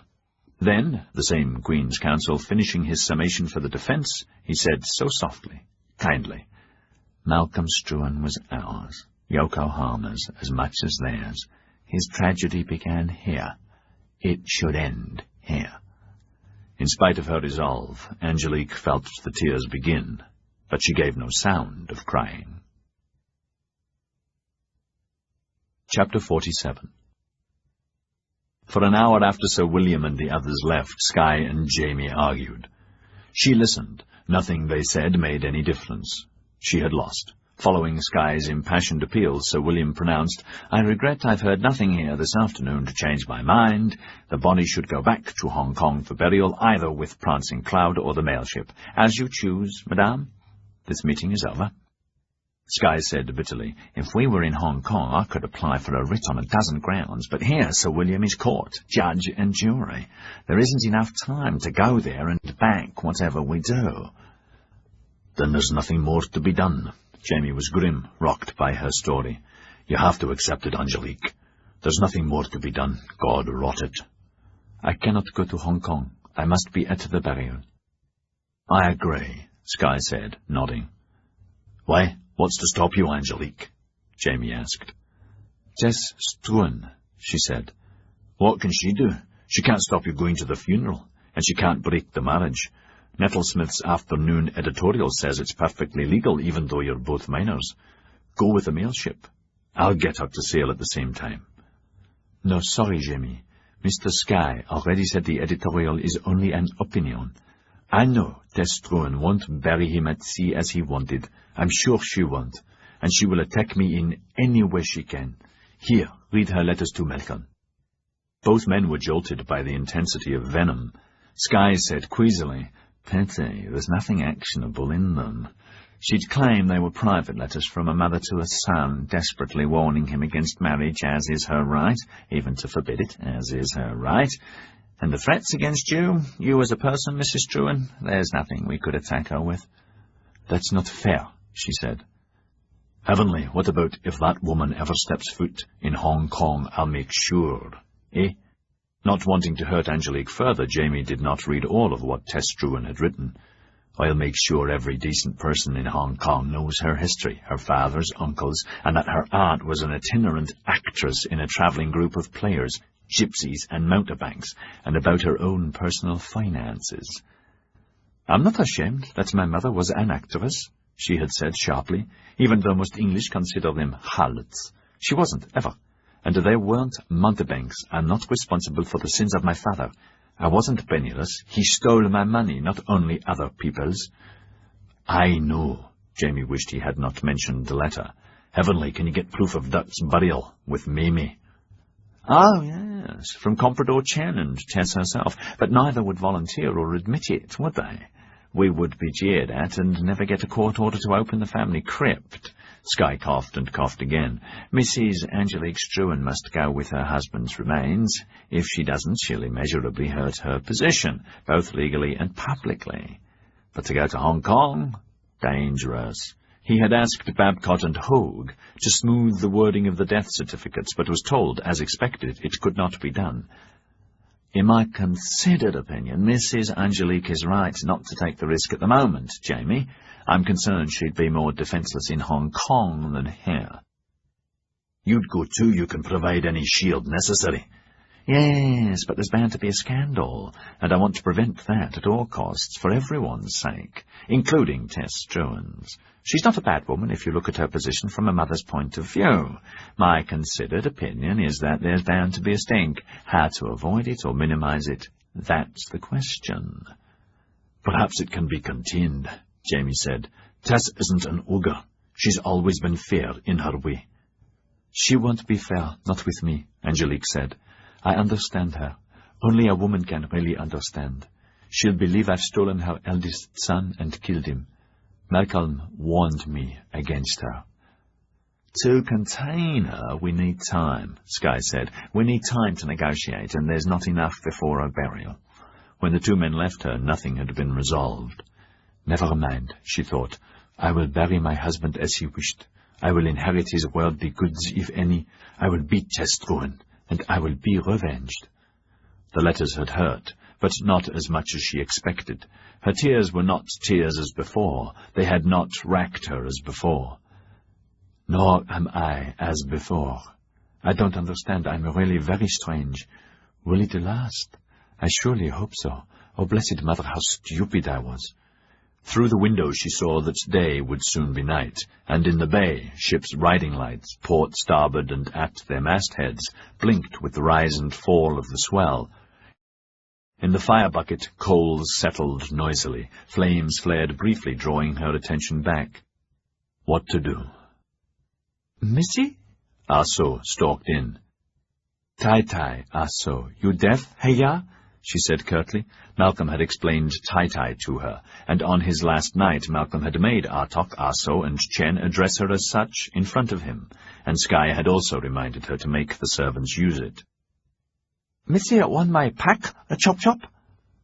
Tai-Tai, you deaf, heya? You want my pack, chop-chop? Tai-Tai? No, tomorrow, if at all, she added quietly. Missy? She sighed. Tai-Tai. Missy Tai-Tai? Go away. Medicine man want see her? She was going to say, go away again, then changed her mind. Medicine man what? Medicine frog, Missy Tai-Tai. Hogue. Yes, he is frog-like, she thought, and was surprised to find that she was smiling. Yes, see now. And when he came in, she said, Evening, Doctor. How are you? I'm fine, thanks to you. Are you? His eyes were red from fatigue, face pasty and pug-like as ever, but still a warmth about him that was comely. He peered at her. Yes, I can see that. Be cautious, don't press yourself. Take it easy, Angelique. Be wise. I will, I promise. You were marvelous this afternoon. But I lost. Yes. George Babcock and I were sorry about that. Outraged after your story and Heavenly's appeal. George is seeing Wee Willie for dinner, and I will try again, but we don't hold out much hope. He saw her shrug, just a small gesture, and continue watching him, eyes enormous in the paleness of her face. Do you need anything to sleep or to calm? No, I can see you don't need any calming. I'm glad, so glad. I wanted to talk to you. Chat. Do you mind? Of course not. Please sit down. How did the inquest go? Oh, there's whiskey or other drinks there if you want. Thanks. On the sideboard, Waterford glasses and cut-glass decanters were lined up like soldiers in silver holders, with silver labels around their necks, the silver Georgian. Whiskey, cognac, sherry, port. He chose whiskey and poured himself half a glass. The inquest went as expected. Edward Gaunt was exonerated of any blame and commended for bravery. The coroner, Sky, found that Greyforth's death was accidental, and Gaunt perfectly correct in trying to stop what could have been a brutal murder. We were surprised he used such strong words, even though it was the truth. He sat facing her, raised his glass. Health. Salut. I'm glad for Edward. He deserves much praise. And so do you. Your story touched me deeply, Hogue said. It's true. Don't you believe me either? I believe it. That's what I wanted to talk about. You see, I understand it only too well. Then eloquently, Hogue told her his own story, of his days in the Indian Army and falling in love and marrying against all conventions, the ostracism immediate, awful, then going home. Nothing better there. It was worse, in fact. Arjumand died.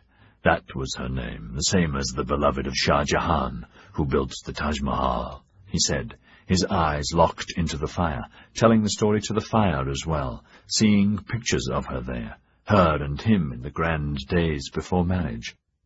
I'm so sad, and yet glad that she didn't linger in the hatred, that she caught cold and died quickly like a gorgeous hothouse plant in an icy draught. That's what she was. You can't believe how exquisite, any more than I can believe she loved me. I know how ugly I look. I loved her to madness and killed her. When you speak of her, your face changes. You didn't kill her. It was fate. You weren't responsible. There's that word again, she thought. I was. Marrying her and taking her home. May would have died too, forlorn, lonely, and desperate for home. Even the great Dirk Struan himself couldn't buck public opinion, not if they'd married. They were both lucky to have died like that. She watched him, his eyes misty. Was Malcolm lucky to have died, like he died? I mean, you said he was so peaceful. Was he dying anyway? Hogue said, I'm afraid so. He could have gone any day, any hour.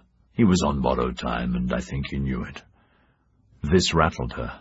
Why wasn't he told? Why didn't you warn him, warn us? It was an act of God. We didn't know, not for certain as we do now. Impossible to know, or we would have.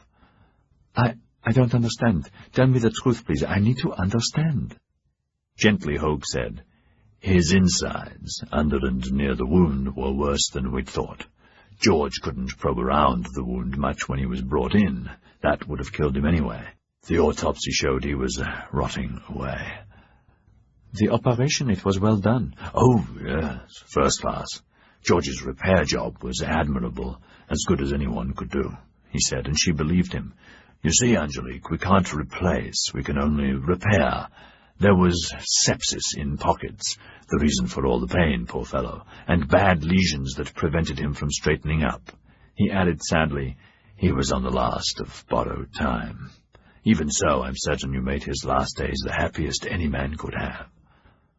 A coal fell into the hearth. Her eyes went to it. The flame flared and flickered and died.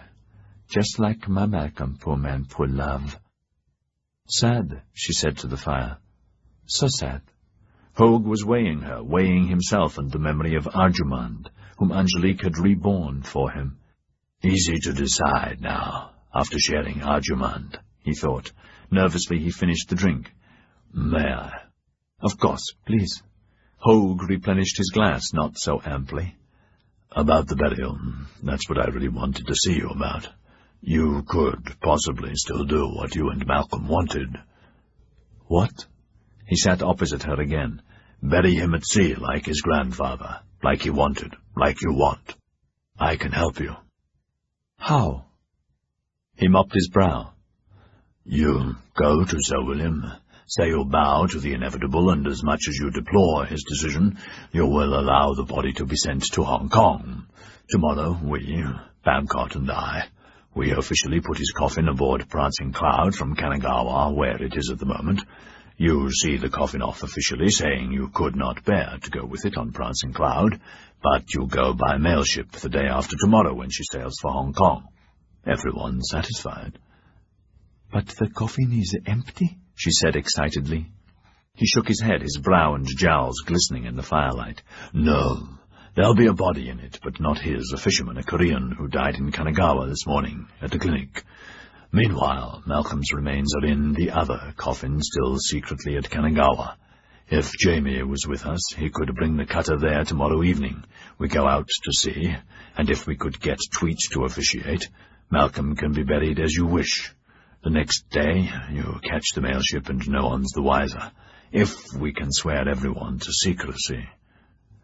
So many ifs, she muttered, her heart thumping. Many more than I've thought of, he said, drying his forehead, throat tight. It was just, the idea jumped into me a little while ago. I haven't thought it through. I may be quite off the mark, but I wanted to help. With or without George, I can do the first part, substituting the bodies. You have to do the other things. Perhaps I can help, I don't know. Adding lamely, I'm not good at keeping secrets. Sorry, we have to decide now if... I'll have to get back to Kanagawa tonight while George is dining here. What do you think? She was out of her chair in a flash and put her arms around him, embracing him in a perfumed envelope of softness and gratitude. Let's try. And thank you, thank you. You wanted to see me, ma'am, Gaunt said. Yes, please, come and sit down. Angelique sat by the bay window of the Taipan's office where lounging chairs, an oak table and sideboard were. Chen stood nearby. May I say again how sorry I am about all this. If there's anything I can do, you only have to ask, ma'am. I know, thank you, Edward. Yes, you can help. We all need friends. I'm glad the inquest went properly. You should get a medal. It was very brave of you. I'd like to thank you for Jamie. I don't know what I would do without him. A good fire burnt in the hearth, and fine tie-silk curtains shut out the night. Chen went over to the ice bucket with the opened bottle. My husband said you liked champagne? Sure, yes, ma'am, yes, I do, Gaunt said, thinking of the inquest and the heavenly verdict that put the dangerous Norbert chapter to bed. The coroner, Heavenly Sky, was well named. She motioned to Chen, who poured 2 tall glasses. Dojie, thanks, Gaunt said, accepting his glass. Chen gaped at him as though he had not understood, despising this impertinent foreign devil even more for daring to speak a civilized dialect. Angelique said, "Chen, you wait outside. If I want, I use bell, yeah?" She indicated the silver bell on the side table. "Yes, monsieur." She glared at him. "Tai Tai." "Yes, monsieur, Tai Tai." Chen left, pleased with small victories. The servants had requested a conference that he had chaired. Tok, her mind wandering, had wanted them to employ a soothsayer to put the evil eye on this possessor of a death-filled duct, but he had said, "No, we can't, and it isn't. The master's death was not her doing. The master married her and made us call her Tai Tai in front of him and her. Our compromise is to call her Missy first, then Missy Tai Tai, until the matter is decided by illustrious Chen, to whom my urgent detailed report is already aboard Prancing Cloud." "Salut, Edward." "Your health, ma'am." She took the tiniest sip he drank with enjoyment. "Champagne's a source of life for me," he said, immediately wishing he had not said it that way. "I've never been able to afford it, except on festive occasions." "I like champagne too, though not tonight. But soon you'll be able to afford all you want, no? My husband told me your affairs were going to improve tremendously, and that you had many secrets to share with him for mutual profit." "He did." Gaunt was caught off guard, for he and Malcolm Struan had agreed to tell no one else. Norbert? Norbert didn't count. That was just more of the plan, to confuse the enemy, and Norbert had always been enemy. "Secrets, ma'am. He told me he liked you, trusted you, as I do, that you were a man who could keep secrets as well as know them, and who understood the value of old friends, in the Chinese sense." "That part's true. I liked and trusted him, too." "Jimmy said you've booked a passage on Prancing Cloud." "Yes, that's right, ma'am." "My husband said you were going to give him special information about how to ruin the Brox. You were going to tell him yesterday morning after... Was it only yesterday? It seems a lifetime ago. For Malcolm it was. Poor Malcolm." He sighed, sad for her. "Yes, may I say you've changed, ma'am. You're different. Without wanting to be impertinent or careless, may I say the change suits you very much." "I would prefer 10,000 times to have my husband alive, and not to have changed." Her openness surprised her, though like Malcolm she had always found Gaunt easy to talk to. "I'm not yet sure about the change, if I like it. Growing up so fast is, I don't know the right word, is aching, scare-making." She got up and refilled his glass, then put the iced champagne bucket on the table, closer to him. "Thanks," he said, aware of her more than ever before. "I've decided not to go to Hong Kong by the Clipper." "Ah, yes, ma'am, I'd heard the rumor. Something about you not wanting to go aboard her again, or your husband's remains, that you'll go by mail ship." As soon as he had heard, for safety he had seen the agent to reserve passage also, but all cabins were taken. Cursing, he had tried to find Jamie, but Jamie was not in the building. "I can understand you not wanting to go on the Cloud." Her hands were tranquil in her lap, her voice quiet and as controlled.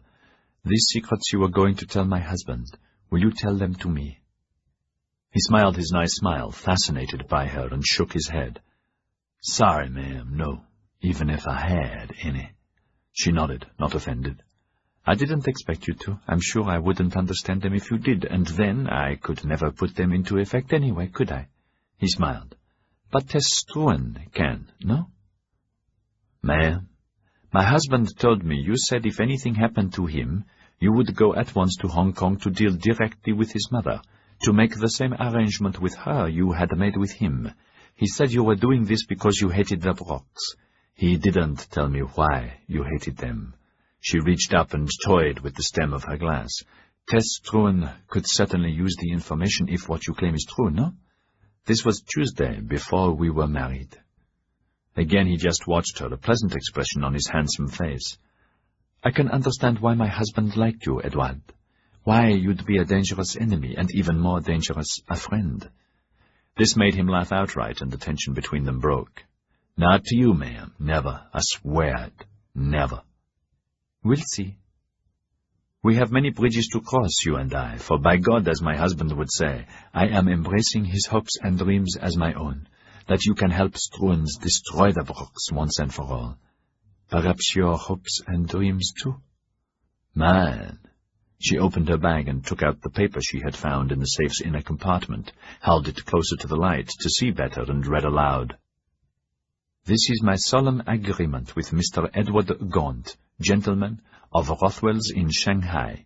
If information provided by him assists Struens to break Brock and Sons, causing them to go under within the next 6 months, on behalf of Struens, I guarantee that he will receive from their wreckage the Brock 50% interest in Rothwell's free and clear, that we will assist him in good faith, as best we can with the Victoria Bank, to raise the necessary loan to purchase the other 50% belonging to Jefferson Cooper, that from this date, for 20 years, Struens grants him, or any company he personally controls, favor the nation's status on any mutually agreed business dealings.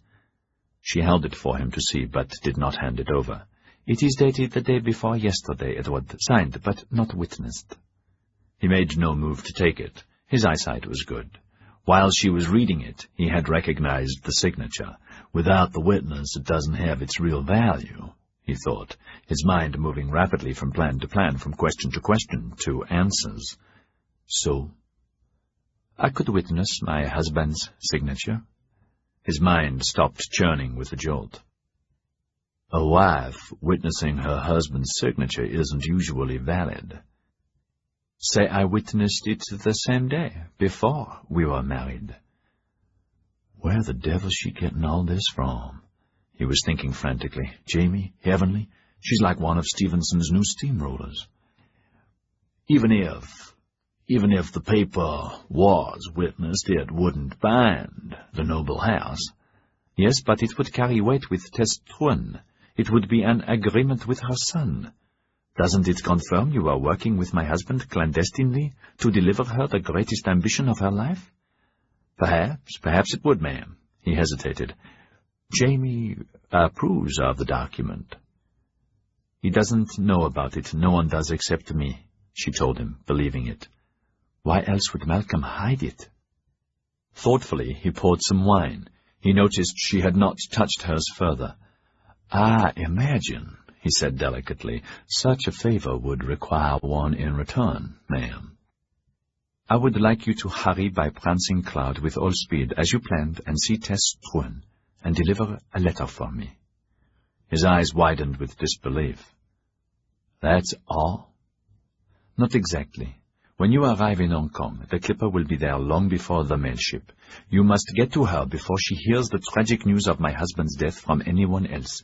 It is essential that you get to her first, telling her you bring her terrible news, but also secret information, vital information that guarantees the ruin of Brock's forever, that will put them out of business forever, quickly.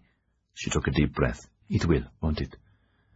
Yes, he said softly, no longer a need to deny it. Next, tell her the Brocks had planned to murder Malcolm using Norbert Greyforth. Third, that they what? Isn't that true? Wasn't that part of Tyler Brock's plot? Or Morgan's? Certainly Jamie is of that opinion. He would swear to it. Mr. Skye told me about the duel. The rest I forced from Jamie, why there was a duel. Wasn't Norbert just a pawn for murder? Maybe, Gaunt said, overwhelmed by her. Probably. Next? Next. Her voice became quieter, but oddly clearer. Please tell her, it's because of me you're bringing her the evidence to destroy Brock's. You must keep stressing that. Because of you. Because of me. Yes, emphasize that. It's important to me, not much to ask, and you will get what you want anyway. You sure? Yes. You tell her you are going to forget this written contract you had with her son, believing it to be valueless now. But because I asked you, pleaded with you to see her in his stead, you decided to rush to Hong Kong to see her. She leaned closer. The information, must it be acted on quickly? Yes, he said. Then emphasize that. But most of all, keep stressing it was I who persuaded you to go to her. My pleading persuaded you to see her, to give her the evidence to destroy Malcolm's enemies and hers. That I assured you she would honor the contract, or give you an equivalent. And she will. Tess Truen will, I guarantee. With your signature? That's the first thing she will notice, so mention it in advance. Say Malcolm asked me to witness his signature, saying only it was a business contract between you two, which I did in front of you without thought, on Monday, before the party. I didn't read it, nor ask about it. Last, say you have an urgent letter from me and give it to her. Angelique picked up her glass. If she reads it in front of you, she probably won't.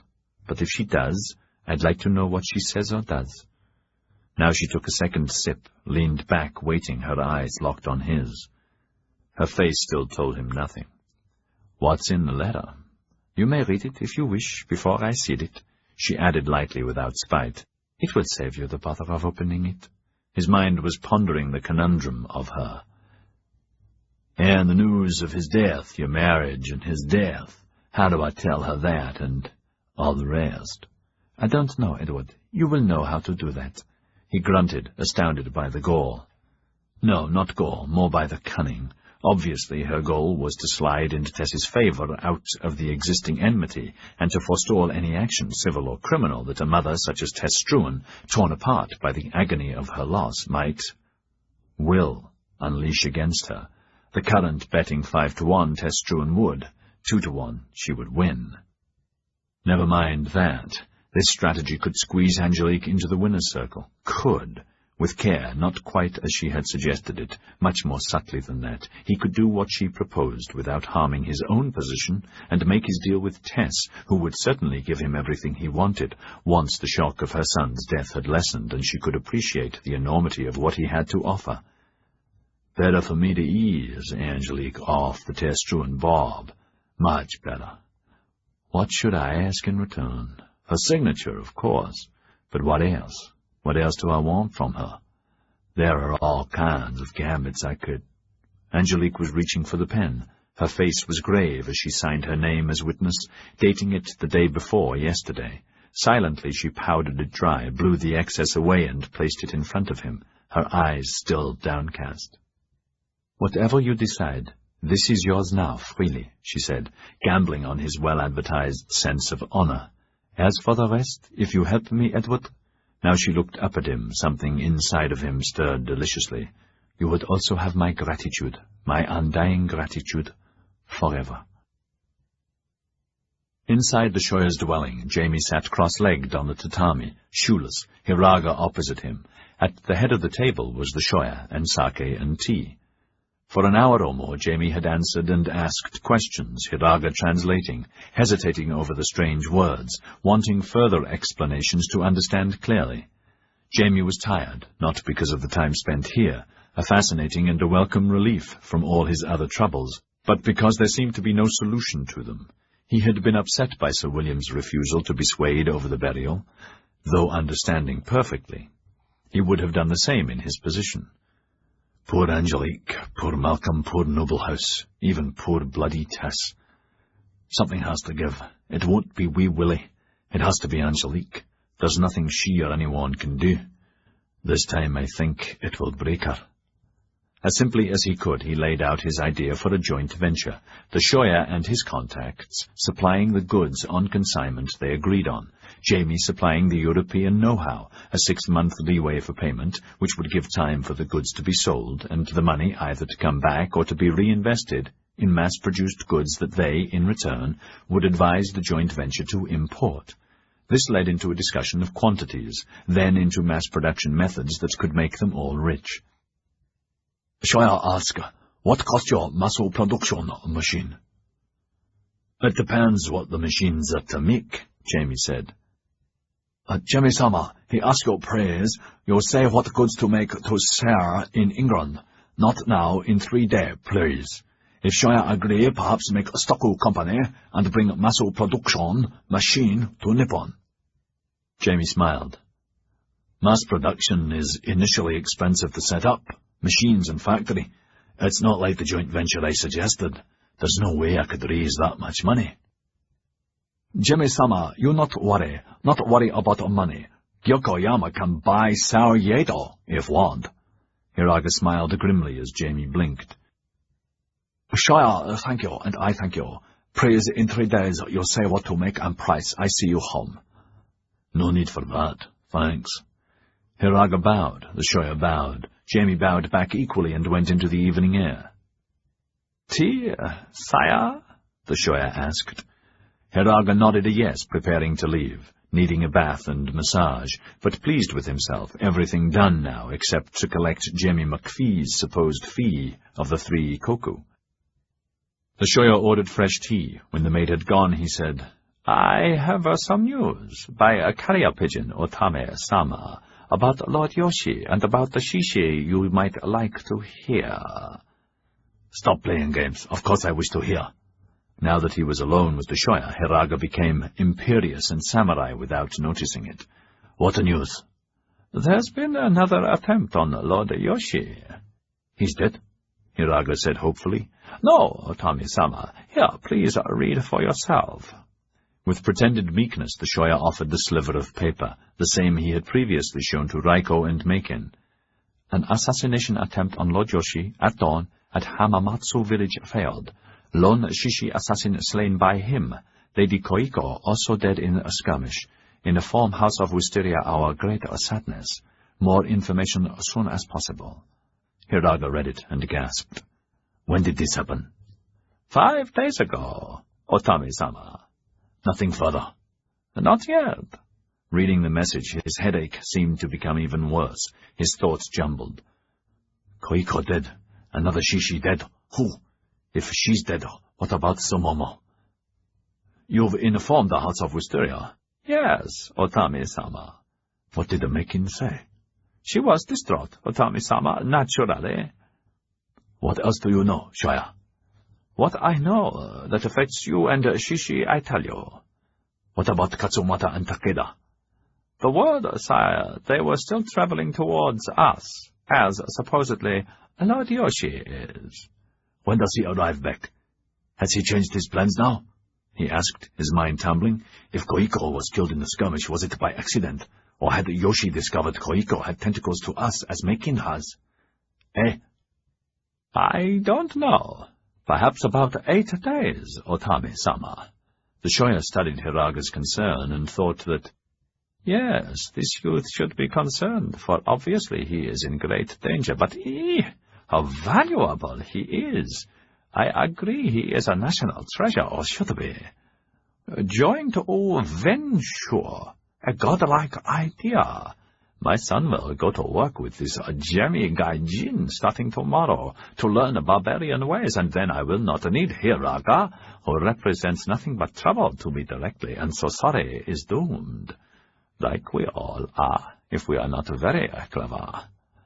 Otame-sama, there are many troop movements around us." "Eh? What kind of movements?" "The Bakufu have reinforced the 3 nearest Tokaido way stations to us.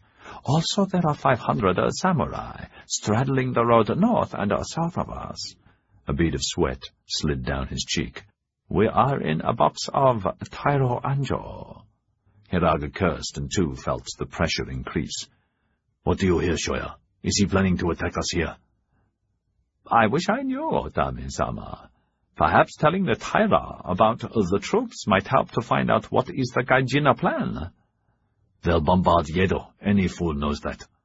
Hiraga felt sickened at the thought of the inevitable Gai Jin victory, though it would serve Sono joy like nothing else. "There's nothing the Tairo can do to prevent—" His heart skipped a beat and he stopped. "Except, Otame-sama?" "Except history's answer, the usual answer, a sudden, brutal surprise attack to destroy the fleet's base." Hiraga was astonished he had shared his thought, and been so open with such a lowly person, even though the Shoya was intelligent, a valuable ally, and soon to be a business partner. "Yeah," he told himself through the throbbing of his headache. "There's so much I do not understand. The world is turning upside down, everything are different. I am different, no longer samurai, yet totally samurai. It is these filthy Gai Jin, with their tempting, sickening, awesome, greed-making ideas. They must be thrown out. Sono joy, sono joy, sono joy. But not yet. First Masu production, the first to make rifles. Shoya, send out all spies, in case that is Anjo's plan." "Spies, Otame-sama?" Hiraga said, "The time is now to stop playing games, Shoya. You understand? No more games." I obey in everything, Otami-sama, as usual, as I have. You did very well tonight, Shoya. The moment you hear anything about Yoshi or Shishi, send me word, please. Hiraga added the please as a major concession. As quick as a hunting seabird, sire. Good night, then. So sorry. I forgot. There is the Gai Jin's fee. He asked me to remind you. The Shoya's stomach turned over. From his sleeve he extracted a small bag. It would have been very bad manners to give it to Jamie-sama direct. Here is the equal in gold oban for 1.5 koko, Otami-sama, the rest in 10 days. Hiraga shrugged and casually put it in his own sleeve, but the weight of it and the joy of it astonished him. I will tell him, and see he is here in 3 days. Thank you, Otami-sama. These troop movements terribly worrisome. War is coming. My masters say if they could have advance warning of Gai Jin plans, they would appreciate deeply any help. Perhaps your Taira-sama. Hopefully he left the name hanging. Another message from head office in Osaka had arrived today, more urgent than the last. As if I cannot read? The Shoya thought angrily. As if I'm uncaring and disloyal? I do everything I can. It is those two cussed mama's sons. 2 days and still nothing from them. Before he had left Raiko and Makin, he had impressed on them his urgent need to know everything they knew, or could find out quickly. His anger began to increase, not only because the two women had pretended to know nothing, however much he cajoled them, even though he was sure that they already had an inkling, but also because his precious gold oban were in this rapacious samurai's sleeve, fees, however well earned, for an equally rapacious Gai Jin. And where will all my lovely oban end up? Of course, in Samho's golden galley. Oh, thank you so much, Otami-sama, the Shoya said unctuously, as Hiraga left, keeping his head on his tatami to hide the gnashing of his few remaining broken teeth, wanting to humble Hiraga, make him sweat, telling him, not sorry at all. Oh, so sorry your late Hokoiko was implicated in the plot. So was your trained female assassin and wife-to-be Somomo, who had her head chopped off too. And your Shishi supporter Mekin, Mama-san to the most important men in Yedo, even Gyokoyama leaders, is not long for this earth, because we surmise Yoshi knows all this too. And though you're the cleverest samurai I've known, you're doomed. And yet my illustrious superiors expect me to treat you as a national treasure, and keep you alive as well? Ah, go! Tonight I shall get drunk, but not before congratulating myself on the imminent formation of the Ryoshi Jointo Venture Stock Company. An idea worthy of the gods. Walking home, Jamie McFay loosened his topcoat, though the evening air was cold. He was warm. The knowledge gained was substantial, and his concentration had driven away his cares. All very interesting, he thought, but neither of those two have any idea of the initial costs of mass production. And yet the way Nakama said that Gyokoyama could buy and sell Yero if they wanted, for the moment I really believed it. The Shoya will go for a joint venture, I'm sure of it. His step was brisk, and he greeted others walking the high street and went up the strewn steps into his domain. It's mine again, he thought with pride. Perhaps Tess will change her mind now. She's no fool, and I've done a good job. Vargas was waiting. Evening, Vargas. Time to lock up? Yes, but first, Senor, sorry. These came in yesterday's mail, but somehow were in my in-tray. Both letters were marked personal and confidential and addressed to him. The first was in Tess Struan's writing. His stomach heaved. The other was from Maureen Ross, his erstwhile fiancée. His unease doubled. Thanks, he said. In spite of his resolve to wait, he could not, and tore Tess's letter open. This is to inform you formally that Mr. Albert McStruan is transferred from Shanghai, arriving by steamer, Wei Fong, on the 17th. Please acquaint him with all Japanese operations. Subject to your non-compliance with previous letters, he assumes control at the end of December. His dismissal from the noble house, now that it was in effect, did not anger him as he expected. In fact, he was relieved. Weird. Just a few moments ago I thought it was my... He looked up at Vargas, who was watching narrowly. What else, Vargas? He folded the letter and put it on his desk with the other one. Mrs. Angelique is in the Taipan's office. She asked if you could see her for a moment. What's up now? Nothing that I know of, Senor. The evening has been peaceful. A message arrived from your Nami, asking if you would be visiting later. One other small matter. Captain Strongbow again asked for sailing orders. Again I told him to be patient. It will be on the evening tide? Yes, I think so. Send word to Nami. Perhaps. At once, Senor. Then it's decided. The Taipan's remains will go with Cloud, and of course the Senora. Either by clipper or the mail ship, one or the other, he said. Walked along the corridor, knocked and went in. She was curled in Malcolm's chair, which Jamie was coming to think of as her own, reading The Guardian by oil light. Hello, Jamie. Evening. I've decided to go with you and the mail ship. He tried unsuccessfully not to sound blunt. It's my job to explain to Tess Struan. Having said it, he felt better. It's my job, and I think he would like me to do that, and it might spare you a little. Yes, she said with her sweet smile. I'm sure he would. Close the door, Jamie, and sit down a moment. When he had obeyed, she dropped her voice and told him Hogue's plan. Can you bring the cutter to Kanagawa with the rest of us tomorrow evening? He was staring at her stupidly, completely off guard. You're crazy. That plan's crazy. No, not at all. Dr. Hogue thinks. He's over the moon, too. You'd never get away with it. Why? She asked calmly. 50 reasons, he said. So many reasons I'm not even going to mention any. Whole idea's ludicrous, insane. Willie will have you in irons. There's no law against what we would be doing, Mr. Sky says. The burial would be quite legal, he says. Mr. Bloody Know-It-All says that, eh? And what else is Heavenly going to do, he asked. Put his collar on backwards and read the bloody service? Mr. Sky believes we can persuade the Reverend Tweet to do that, she said as though he were a child in a tantrum. He threw up his hands. You're both crazy and Hogue is stupid. Off his head to have suggested it. We'll leave on the mail ship, you, me, and him. He stalked for the door. Jamie, can you handle the cutter by yourself, or will we need a crew? He turned back and stared at her. She smiled, determined, but nicely so. Would we need a crew? 2 men, at least. Bosun and engineer, at least. Thank you. If you don't wish to help, may I ask the bosun, yes? I can't seem to get through to you. This idea is foolhardy, extremely foolhardy. She nodded ruefully.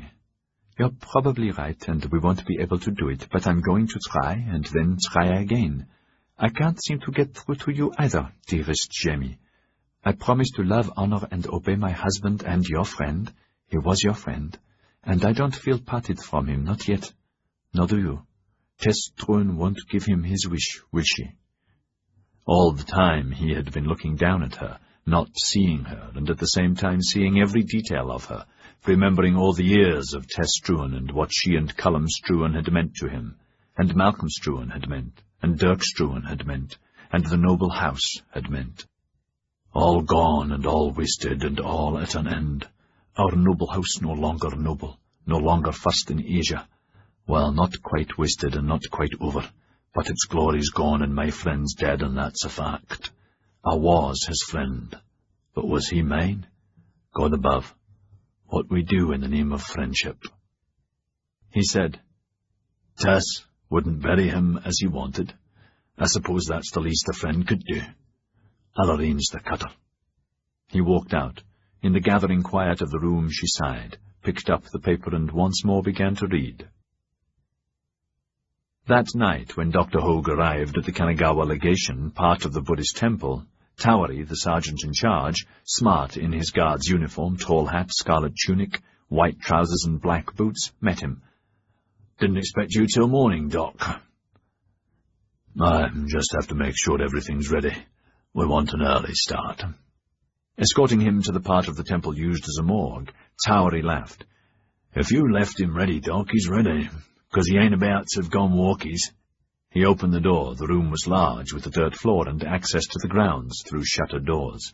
Towery sniffed the air. They don't niff yet. Never did like corpses. You want a hand?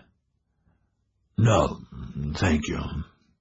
2 empty coffins were on trestles, lids beside them, others standing upright against the wall. The bodies were on marble slabs covered with sheets. At the far end were big barrels containing ice. Water seeped from them, discolouring the beaten earth floor. "What about the native? How long we've to keep him?"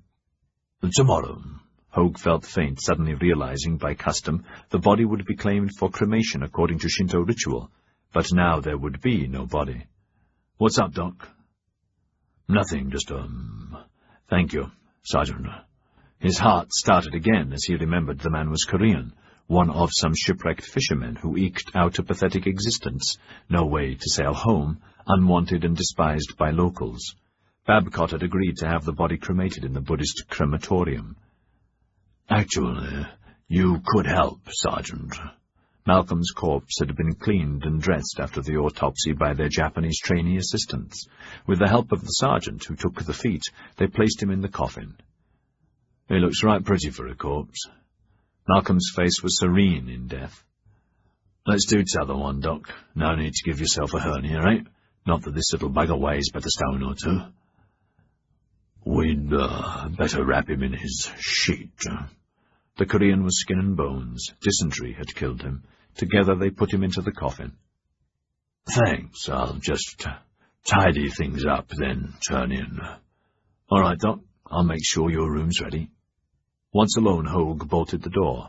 With Angelique's agreement, they had decided that there would be no traditional laying out, with the coffin open for people to pay last respects to the dead man. With care, he slid the lid into place. It took no time to nail it tight. Now the other one. There would be a great difference in weight. What to use? Earth. There was a shovel belonging to the gravediggers to one side. Not every body was cremated. Outside the earth was soft, the night cold, with a slight wind that rustled the vegetation.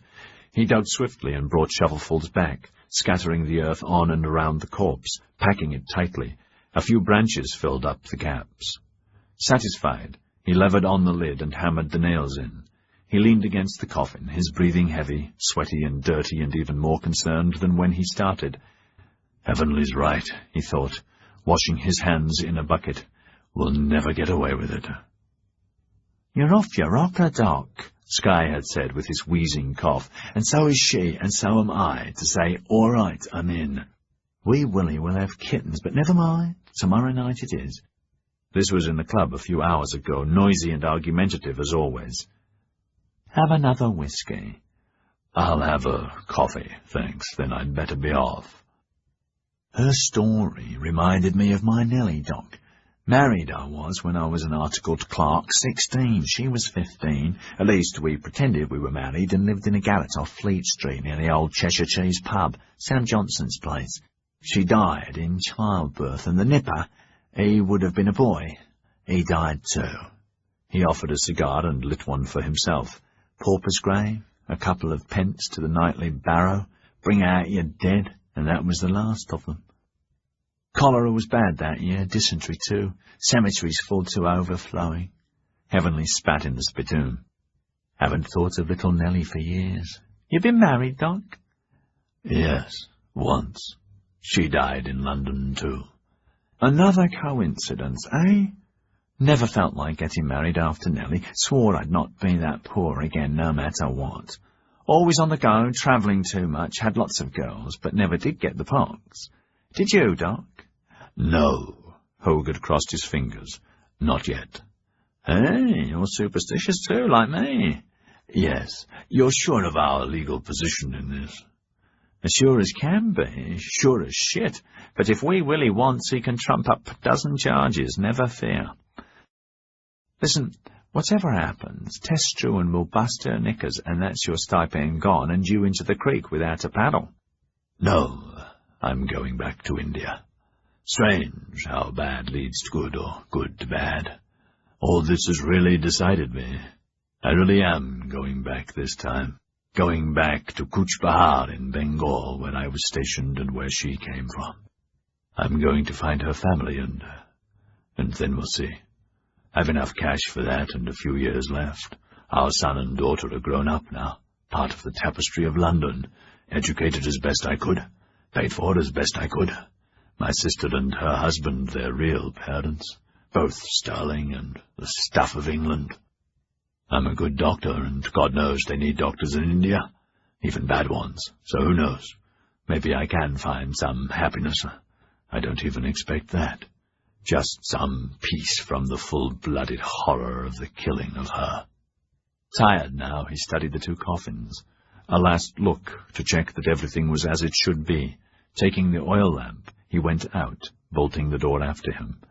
A baleful moon cast a shadow through the open windows. Silently another shadow moved.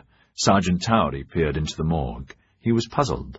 Why should Doc Hogue arrive in the middle of the night? And then why dig in the garden like a foul grave robber to pack the dead native's coffin with earth? Curiosity killed the cat, me lad, but not yours truly, not when I'm in charge. Tomorrow you'll take a closer look afore the good doctor's awake and afore Lord God Almighty Paladar arrives for inspection. He can find the answer. Chapter 48. Kanagawa, Friday the 12th of December. Paladar said icily, "Well, Doctor?" Hogue had just been summoned. He sat on the edge of a chair, uncomfortable and pale, stiff-backed and uniformed. Paladar was imposing, even though he had a bad cold. On the desk was his plumed hat, his sword beside it, the early morning light glinting off the braid. Behind him stood Sergeant Towery. Bells from the temple toned ominously. Hogue shrugged meekly. "Ballast." "For Christ's sake, Doctor, this isn't a court-martial, and personally I don't care if you pack coffins with cow shit. Kindly tell me why you did what you did last night." I thought it was a good idea." "I want to know, now." The cough stopped him. Exasperated, Paladar blew his nose and coughed, cleared his throat and coughed again. Hogue said brightly, We've some special new cough mixture in the clinic. It'll get rid of that cold in a jiffy. It's got quinine in it. Opium." He began to get up. "I'll get some." "Sit down." "The coffin, for Christ's sake. Not my cold. The sergeant saw you. Rightly, he told me. Now you tell me why." Hogue had twisted and turned, but knew he was trapped.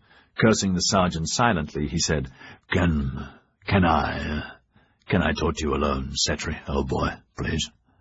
Paladar glared at him. "All right, Sergeant." Towery saluted and marched out. "Well?" "Well, you see, although Hogue had decided to tell him sharply to please mind his own business, that he wasn't subject to military discipline any more, thank God you bloody officers trampled on me before, but you're not going to do it again, he suddenly found himself pouring out the story in detail, ending, "So you see, Setri, it was the weight. The difference in weight. Earth was perfect. Listen, George Babcock is due any moment, but he's not to know. No one is. You know nothing. We just send the right coffin aboard the clipper, and tonight when the cutter arrives, God willing, we bury him as he wanted and Angel wants." Hogue fanned himself, feeling better, at the same time weak with guilt. "You know nothing. Now I'll get that cough mixture." "Will you sit down?" Paladar glowered at him. "You're a bloody fool. First, have you looked out of the window?" Hogue did as he was bidden. These windows faced seawards. The sea was grey, swell-heavy, and nimbus clouds had closed out the sun, dominating the sky.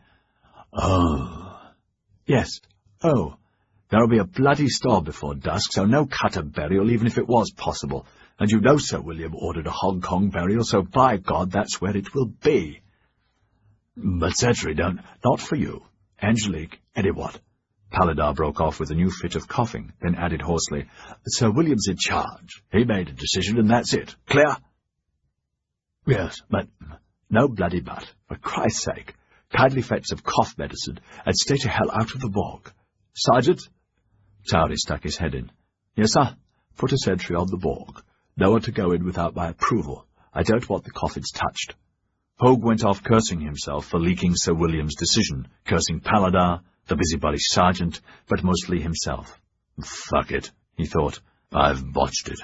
In the clinic he found the cough mixture, was tempted to add some castor oil, but decided not to. "Here, Setri, this will do the trick." Paladar took some, choked. "Filthy stuff. You're sure you didn't pee in it just for badness?" "I was tempted." Hogue smiled. "Sorry for being a perfect bloody idiot. You can still close your eyes. You could, you know. Nelson did." Yes, but he was Davy. We keep our eyes on teeth marks. Cetera. Please. Thoughtfully, Paladar sipped the medicine. You should comply with Sir William's order. Best in the long run. Hoag's attention focused on the care lines on the good-looking face. What's up? With me, nothing, except this lousy cold and cough. Plenty's up in the settlement. What now? Last few days, lots of enemy movement all around us. Samurai patrols most of them covert. Just for safety, we've been patrolling to the Tokaido and settlement limits, so we spotted them. Coming here, samurai were stacked 10 deep in places. They didn't interfere with us except for the usual gibbering. I counted almost 400 armed bastards. Tyro and Joe trying to harass us, scare us? Probably. Paladar coughed, took another gulp of the medicine. This is dreadful. I feel worse already. I'm recommending we withdraw all personnel from here for a while. Hoag whistled. We wouldn't want to close the clinic. I wouldn't want to have you dead without a coffin. These bastards love surprise attacks, like poor bloody Malcolm. Someone's going to pay for him. Hoag nodded. I agree. Idly he was looking out towards Yokohama, the countryside flat and uninteresting in winter. Hate the cold. Always have, always will. His eyes took him to Prancing Cloud, the steamer mail ship, the merchantmen, warships and tenders all busy, preparing for the coming storm or preparing to leave. Warships had smoke trickling from their funnels, fleet orders well publicized, so that the Bakufu and their spies would be aware that the whole fleet could sail on a war footing within an hour. Stupid, all the killing. But then what can we do? Those responsible must pay. Then he saw the smoke from the Struan steam cutter chugging this way, bobbing through the troughs, spray from the bow wave drenching the glass of the bridge and main cabin. His anxiety crested. Cetera, don't you think— He aborted another fervent plea, suddenly realizing that even if tonight was out for the actual burial, with luck he could still keep the first part of the plan and have the wrong coffin put aboard Prancing Cloud. I'm the only one who knows which coffin is which, except perhaps the sergeant, and I've a hunch he won't notice the difference. No one can, unless a coffin is opened. Don't you think life in Yokohama is weirder than other places, living on a powder keg as we do? It's the same everywhere, just the same, Paladar said thoughtfully, watching him. Yokohama. Jamie, Angelique, and Sky were grouped around the bay window in the Taipan's office. Rain splattered the glass. It was near midday. Tonight will be too dangerous. Then it will storm, Jamie. Yes, Angelique. Enough to stop us. Will Cloud sail tonight as planned? Yes. No storm will stop her. The cutter's gone to Kanagawa to collect the other coffin. You still want it put aboard her and not the mail ship? That's Sir William's order, not mine, she said firmly. He wants to send my husband against his wishes and mine. He says it should go as quickly as possible, and that's by clipper. A coffin will go as he wishes. Jamie, our ruse, I think our ruse is fair. As to the storm, it will be a little storm. If we can't bury my husband tonight, then we'll try tomorrow or the next day. The mail ship will sail tomorrow around noon. Could you delay her in case? I think so. I'll try. Jamie thought a moment. I'll talk to the captain. What else? Angelique smiled sadly. First, we have to see if Dr. Hoag was successful. If not, perhaps I must go with the clipper after all. More than likely Hoag will come back with the cutter. Then we can decide. Jamie added, not believing it. Somehow, it'll all work out. Don't worry. What about asking Edward Gaunt to join us? She asked. No, Jamie said. The three of us are enough with Hoag. I've arranged berths on the mail ship for Hoag, you, and me. Sky said, Angelique, it's much wiser for you to stay here. Everyone here knows we really made the decision against your wishes, and that takes some of the heat from you. If we cannot bury Malcolm, then I will go. I must be at his funeral. Have to. She sighed. We should have a captain for our venture. Jamie, it should be you.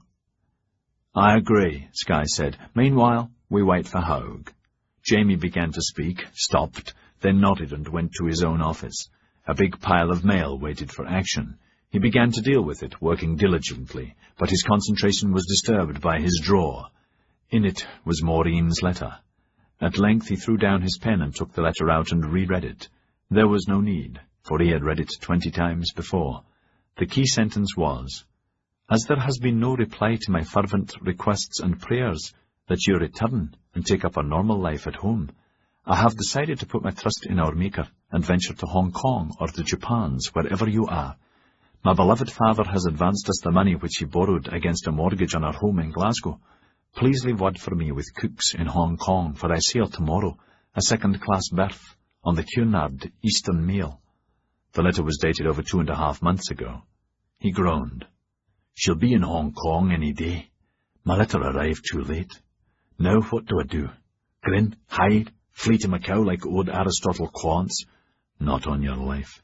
It's my life and there's no way I can support a wife. Want a wife.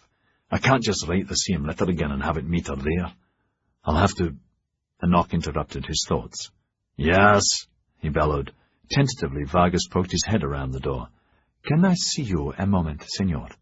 "Yes, what is it?" Jamie asked. Vargas said distastefully, "There's a man here to see you, a Mr. Cornyman, some name like that, I think he said." The name meant nothing to Jamie.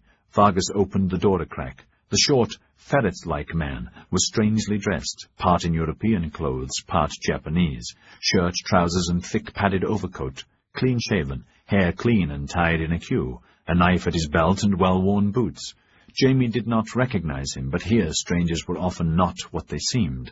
On an impulse he said, "Come in, please. Sit down." Then he remembered the mail ship. "Vargas, ask Captain Biddy to stop by a moment, will you? He should be in the club. Sit down, Mr. Corneman, is it?" "Yes, grog, mate.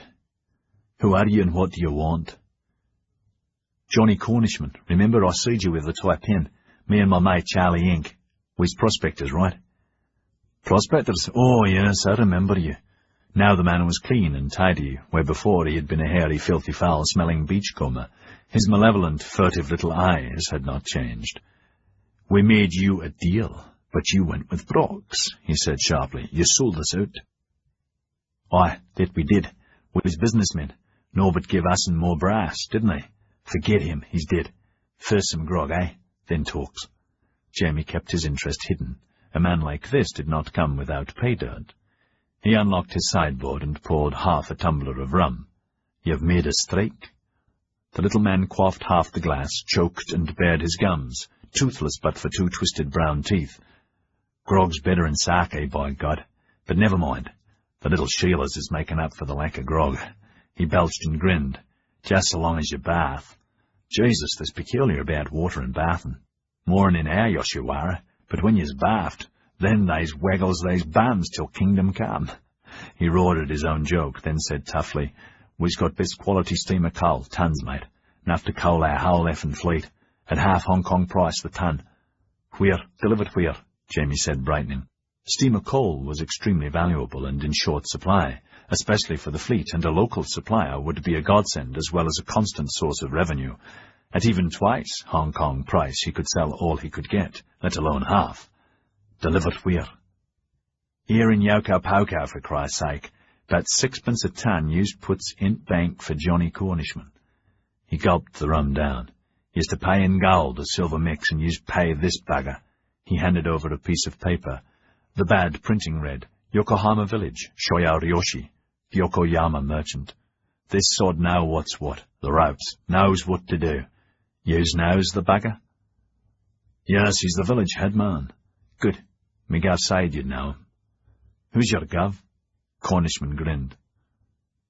"Lord Imac hisself. Yous don't need names, don't waste time. We's a deal, yes or no?" After a moment, Jamie said, "Where's the seam?" "Me strikes me own, mate, not yourn." The little man laughed nastily. "It be close, but in any me lands.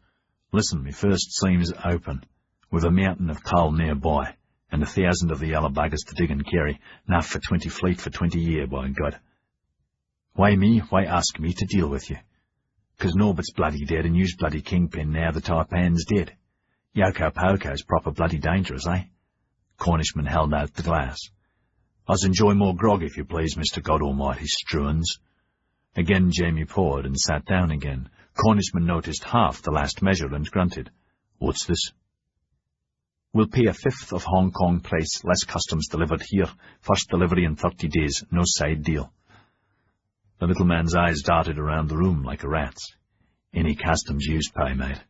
Me side deal stays. Tell you what, day after tomorrow, you send a coaling barge near Yado where I says. Day after tomorrow.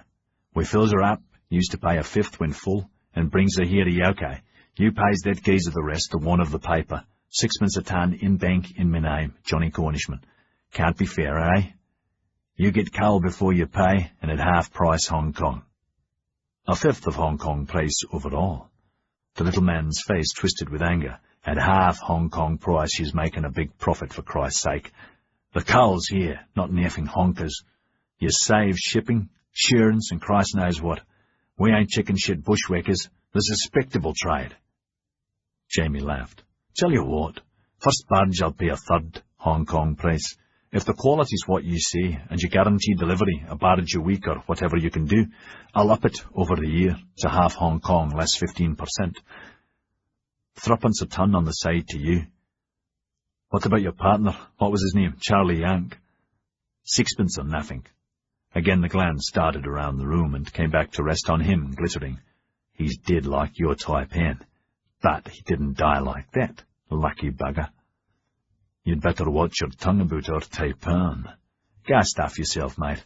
That were no disrespect. We's all like to meet old Bowney with a doxy chomping on our dingle. He finished his drink and got up. 2 days at high noon. Pick up for here. He offered a small hand-drawn map. The X was on the coast a few miles north of Kanagawa, south of Yedo proper. Yous brings tenders, we gives labour. Can't do 2 days. That's a Sunday. Make it Monday. Course, Lord's Day is the Lord's Day. Jamie studied the map. An unprotected coal barge with tenders and crew might be a tempting bushwhack. As the barge would be naval and the coal for the Navy, I imagine they'll send a frigate to stand offshore. They's can send the whole effing fleet for all I cares. Cornishman tried to be dignified. I's made a bonza strike, and we's proper, by God, very proper. I'm glad to hear it. It be 6 a ton or nothing. 4pence. Cornishman spat. 6 by God, I's knows worth of coal and worth the effing fleet, and what yous can make off 'em. Maybe I's deal direct. You could try, Jamie said, gambling. Tell you what, 4pence first 10 barges, rest 6pence. The little man glowered at him. Now I's knows why yous noble bloody house.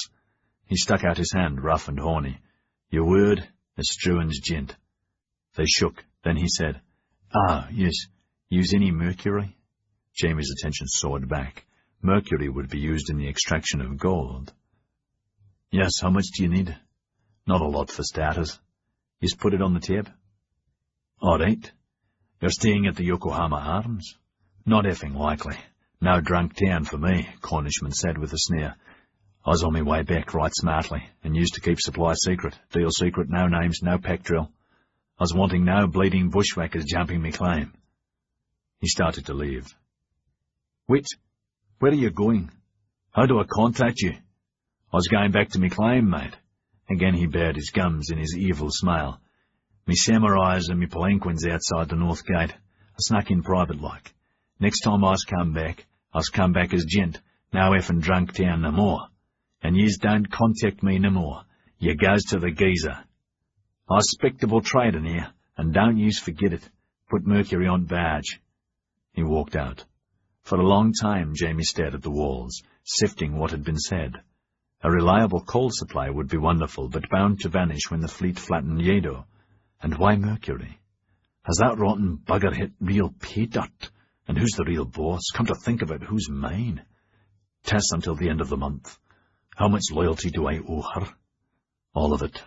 Till the end of the month. Rain battered the window. He got up and looked around the bay critically. The sea was a dirtier grey than before, the sky lowering. No doubt the storm would be bad for the cutter, but not for the ship. Ah, there she is. Their cutter was a couple of 100 yards or so off their wharf, making way carefully against the waves, shipping some water but not badly. Spray from the bow waved substantial, the strewn flag at half-mast, as the flag above their building had been since the death of the taipan. His binoculars were on the window ledge. Now he could see Hogue and Paladar clearly in the cabin, the flag-draped coffin lashed securely to one of the benches as he had ordered. A twinge went through him, seeing the entwined lion and dragon around Malcolm's coffin, a sight he had never expected to see. Then he remembered that it was not his friend's coffin, but some unknown native. At least he hoped so. "Vargas?" "Yes, senor." "Take this lot of meal, copy it and seal it. I'll deal with the rest this afternoon. I'll be back later." "Captain Abidi wasn't in the club, but expected, senor. I left a message." "Thanks." Unhurried, he put on his coat and hat and went out, leant against the rain-filled wind. He was almost alone on the high street. At the north gate, Cornishman was nowhere to be seen. A few samurai guards huddled in the lee of their customs house. Some traders were scuttling for the club and a late tiffin. A few waved. One of them stopped and urinated in the gutter. South Drunk Town seemed even more squalid under the overcast. "This is no place for a woman," he thought. "Ahoy, Jamie!" Hogue called from the cutter. "Hello, Doc. Hello, Setri." They clambered onto the rough, tarred planks, the piling timbers sunk deep in the seabed, creaking with the thrust of the waves. One look at Hogue was enough to know that the switch had been successful, however much the squat man pretended nonchalance. "So we're committed," he thought. Paladar was having a coughing fit. "Setri, you'd better get that fixed before it turns into something worse." "It already has," Paladar said sourly. "This so-called doctor gave me a potion that's bound to kill me, Doc," he said, coughing again. "If it does, when it does, the hell with you." Hogue laughed. "A double-strength toddy and you'll be right as rain tomorrow. Jamie, everything's all right?" "Yes." Paladar said, "I'm turning responsibility of the coffin over to you, Jamie. It goes aboard Cloud at once?" "About half an hour. Angelique wanted to say goodbye. Reverend's tweet will add a few words." "Then she's definitely not going by the Clipper." "I don't know, Setri, not positively. Last I heard she was going by the mail ship, but you know how women are." "Don't blame her. Going back aboard the Clipper would give me the creeps too." Paladar blew his nose and huddled deeper into his greatcoat. "If you want, I'll get Sir William to send the coffin by mail ship, and then they'd arrive together." "No," Hogue said too quickly for Jamie, then recovered. "No, Setri, old boy, I wouldn't recommend that medically. Best leave arrangements as they are, coffin by Prancing Cloud. Angelique's all right now, but a sudden shock could shove her back into a nightmare. Better she goes by mail ship and the coffin by Clipper." "Just as you want. Jamie, I'm recommending to William. We shut down Kanagawa at once. That's why I came back." "Christ almighty, why?" Paladar told him about the patrols and numerous samurai around. "Not to worry. We can blow 'em all to hell. Mind, if I have the cutter take me back, it'd save me time." "Why not go with her to Prancing Cloud and she can take you direct after that? Are you overnighting at Kanagawa?" "No, I've seen enough and just have to get my lads," Paladar said to their relief. "The clerks and guards can evacuate over the next few days. I'll see you later." He walked off, coughing. Before he was hardly out of hearing distance, Hogue said, "It went perfectly, Jamie. Not now, for Christ's sake." In spite of the cold and wet, Jamie was sweating. He led the way back to the high street, to the lee of a bungalow, safe from other ears. What happened? "It worked like a charm. This morning, as soon as the cutter arrived, we went to the morgue and—" "Who's we?" "Setri, Sergeant Towery, the boatswain, and 2 crew. We draped and secured the flag to the coffin, and they put it aboard the cutter. The other one is waiting for us tonight, or whenever, supposedly waiting for cremation." Hogue peered seawards against the rain. "No chance tonight, eh?" "No, but it'll blow itself out by morning, I think." "Good." Hogue rubbed his hands against the cold.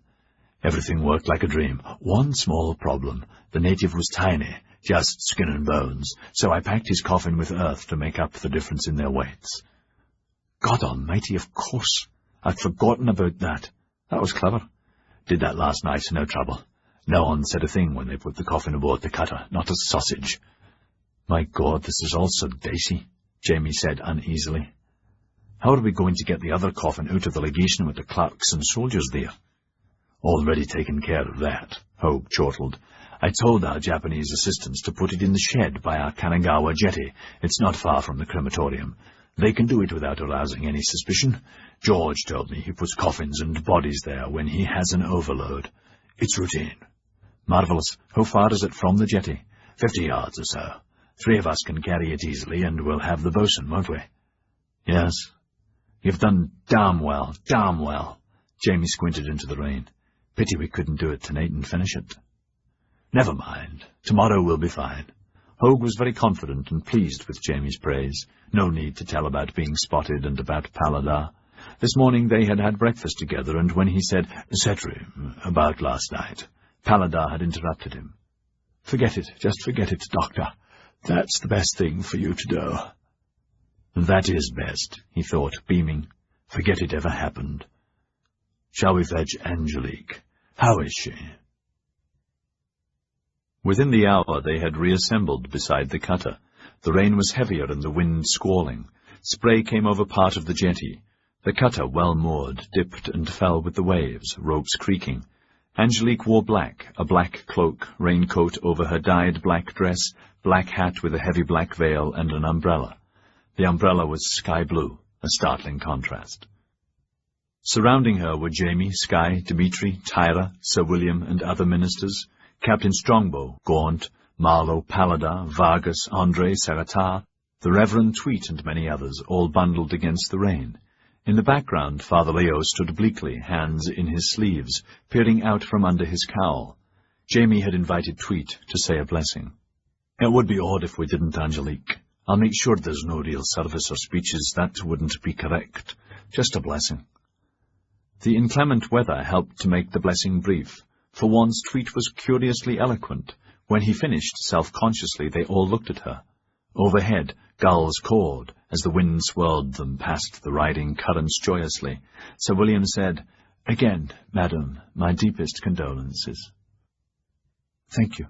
She stood straight, rain spattering off her umbrella. "I protest that I am not allowed to bury my husband openly as he and I wish." "Your protest is noted, madame." Sir William raised his hat. The rest filed past, saying their condolences and raising their hats or saluting if in uniform. Strongbow saluted and stepped into the cutter. Paladar boarded after him as Marlowe stopped in front of her, still upset. "I'm so terribly sorry," he said, saluting, and walked off. Father Leo was last. Somberly he made the sign of the cross, saying the Latin words, his face mostly hidden. "But he's not Catholic, Father," she said gently. "I think he was one of us, Signore, in his heart." Father Leo's accent was thickened with grief, his night spent in prayer, asking what should he do, should he attend or not. "He would have seen the light. You would have helped him. I am sure of it. In nomine Patris." Unhappily he ambled away. Now only Jamie, Hogue, and Skye stood with her on the jetty. "What now, Jamie?" she asked, a deep melancholy swooping over her. "We wait a minute," he said. Like the others, he was feeling that he was part of a cheat, at the same time deeply moved and not a cheat. "This is just to help a friend," he told himself. "You promised to guard his tail and hers. That's what you're doing. Yes, but it's cheating and I hate it. Forget that, you're their leader. Act like one. Captain Strongbow, cast off. Godspeed." "Aye, aye, sir, thank you." The cutter eased away, dipping in the troughs, then picked up speed. Seagulls mewed in her wake. They watched her go. "It feels so odd," she murmured, weeping silently. "It is and it isn't. We're not wrong, are we? Are we?" Again Jamie made the decision for all of them. "No," he said, and took her arm and walked her home.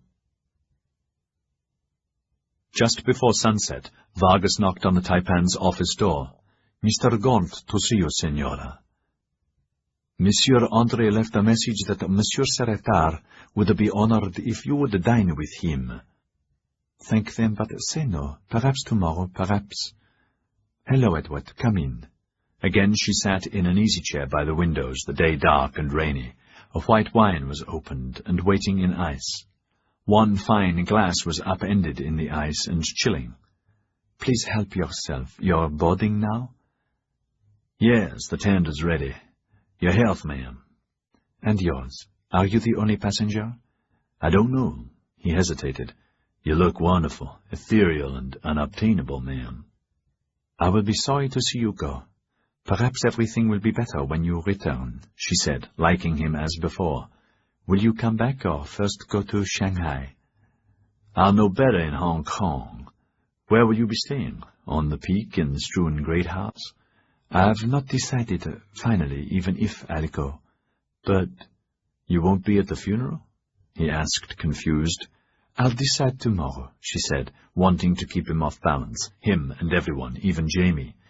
"Mr. Sky strongly advises me to stay here, and I don't feel well." She shrugged. "I'll decide tomorrow.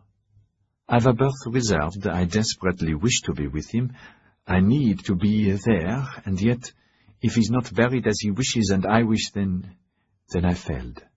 "You haven't failed him, ma'am. Everyone knows that." "You won't fail me, will you, Edward? You'll deliver my letter to her, everything, as we discussed." "At once. A promise is a promise. A matter of honor, ma'am." He looked at her directly. "And I promised too, didn't I? A matter of honor. Eternal friendship."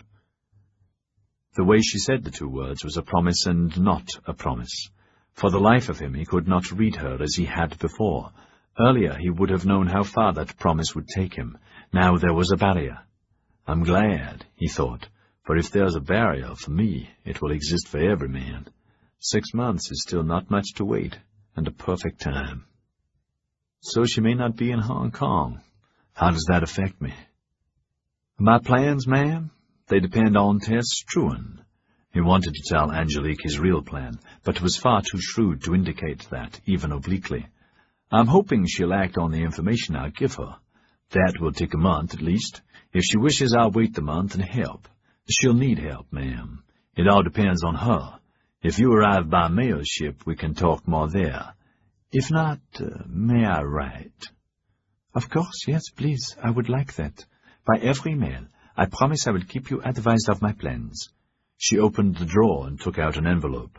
It was addressed to Mrs. Tess Struan and unsealed. "You may read it." "Thank you, ma'am, but that's not necessary." Angelique took it back, did not seal it, but just tucked the flap into the back.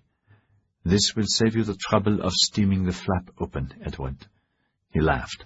"What makes you so sure I'd do that?" "I would. It would be too much of a temptation. But please seal it before you give it to her." He nodded. "You won't say it. Now you knew why your husband liked me, why I would be a dangerous enemy, an even more dangerous friend. Perhaps that applies to you, Angelique." "Perhaps it does," she said simply. "I'm feeling my way in this new world, Edward. It's fraught with difficulties and with quicksands, but you will find me very dependable once I've given my word, as I have. Do not forget, I am French." A little smile. "Read it." The letter read, "Dear Mrs. Struan, by now you will have heard the terrible news about Malcolm. Sorry that I cannot tell you in person, but I have been advised by Dr. Hogue not to travel by Prancing Cloud or the mail ship. I cannot tell you how distraught I am and have been. Let me just say simply I loved him with all my heart, and tried to do the best I could while he was alive, and too, after his death have been desperately trying to bury him as he wished, at sea, like his adored grandfather. But that was forbidden me. Please, I beg you, please do for him what I failed to do. But I have not failed him in a further duty. The bearer of this letter was your son's friend. He brings information of great importance, that he had promised to give Malcolm the day he died, that he, Malcolm, was rushing to give you by Prancing Cloud, the means to destroy your everlasting enemies Tyler and Morgan Brock. Mr. Gaunt has sworn to me he will give every last detail to you. I beg you to implement it if it is what he purports it to be. The successful conclusion to that feud and the elimination of that agony from your head is, I know only too well, all the epitaph Malcolm would wish." She had dated it and signed it Angelique Struan, Yokohama.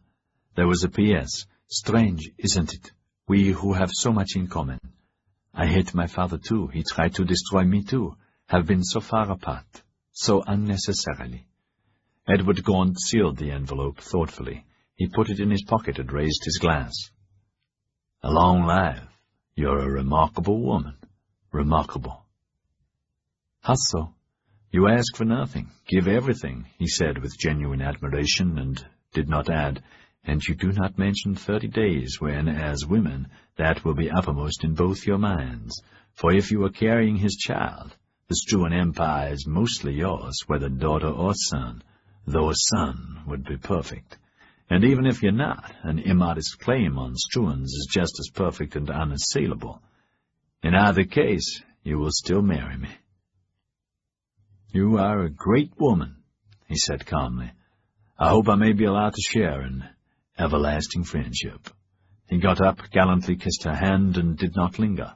Alone again she nodded to herself, content, then poured wine into his glass. There were other glasses within easy reach, but she chose his deliberately and sipped with added enjoyment, then grimly raised the glass seawards. Godspeed, prancing cloud. Another sip, and she smiled. Philip? Yes, Sir William. Here, take these. Are the rest of our dispatches ready? Yes, sir. I've done extra copies of both the inquests, the death certificates, etc. I'll get your private and confidential to the governor from the safe, and that's the lot. Best if I take them aboard Cloud personally. Yes, that's wise. I've one more. Give me a couple of minutes. Weary from all the writing and the stress of the last few days, and grinding awareness of how exposed Yokohama was, Sir William shook off his headache, thought a moment, made sure the nib was clean, chose his most official letterhead, and wrote firmly, Dear Mrs. Struan, I'm sending this by special dispatch via Prancing Cloud for special reasons, both formal and personal. First, I would like to offer my deepest condolences on the unhappy demise of your son, whom I numbered amongst my friends as well as colleagues. Second, the circumstances and facts of his marriage and death were established under oath in an official inquest, a copy of whose findings are enclosed. To the best of my belief, the shipboard marriage is legal. I have asked the Solicitor General for a formal ruling. To the best of my belief, Mrs. Angelique Struan had nothing whatsoever to do with the death of her husband, and was in no way responsible, a fact supported by medical evidence of Drs. Hogue and Babcock, and part of the inquest documents that you will no doubt receive in person. To the best of my belief, your son died as a result of wounds suffered during the unwarranted attack on the Tokaido, and was, in effect, murdered then. The king, or daimyo, who ordered these attacks has not yet been brought to justice. I assure you, he will be. To the best of my belief and personal observation, your son was in love with Mademoiselle Richaud to the point of obsession, and pursued her for marriage in every way he could conceive. She reciprocated his affections in exemplary, ladylike fashion. She is a brave young woman, and anything to the contrary are lies spread by scoundrels. Lastly, to the best of my belief, your son wanted to be buried at sea, like his grandfather.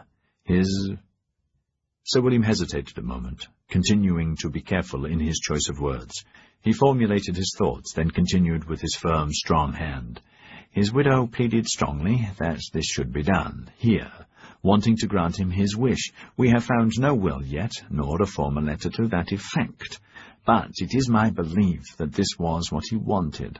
I overruled his widow's request and decided his remains should be sent to Hong Kong to you.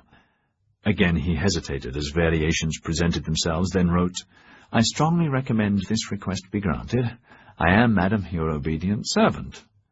For a moment he reflected, then went to his sideboard and poured a brandy, drank, and sat down again.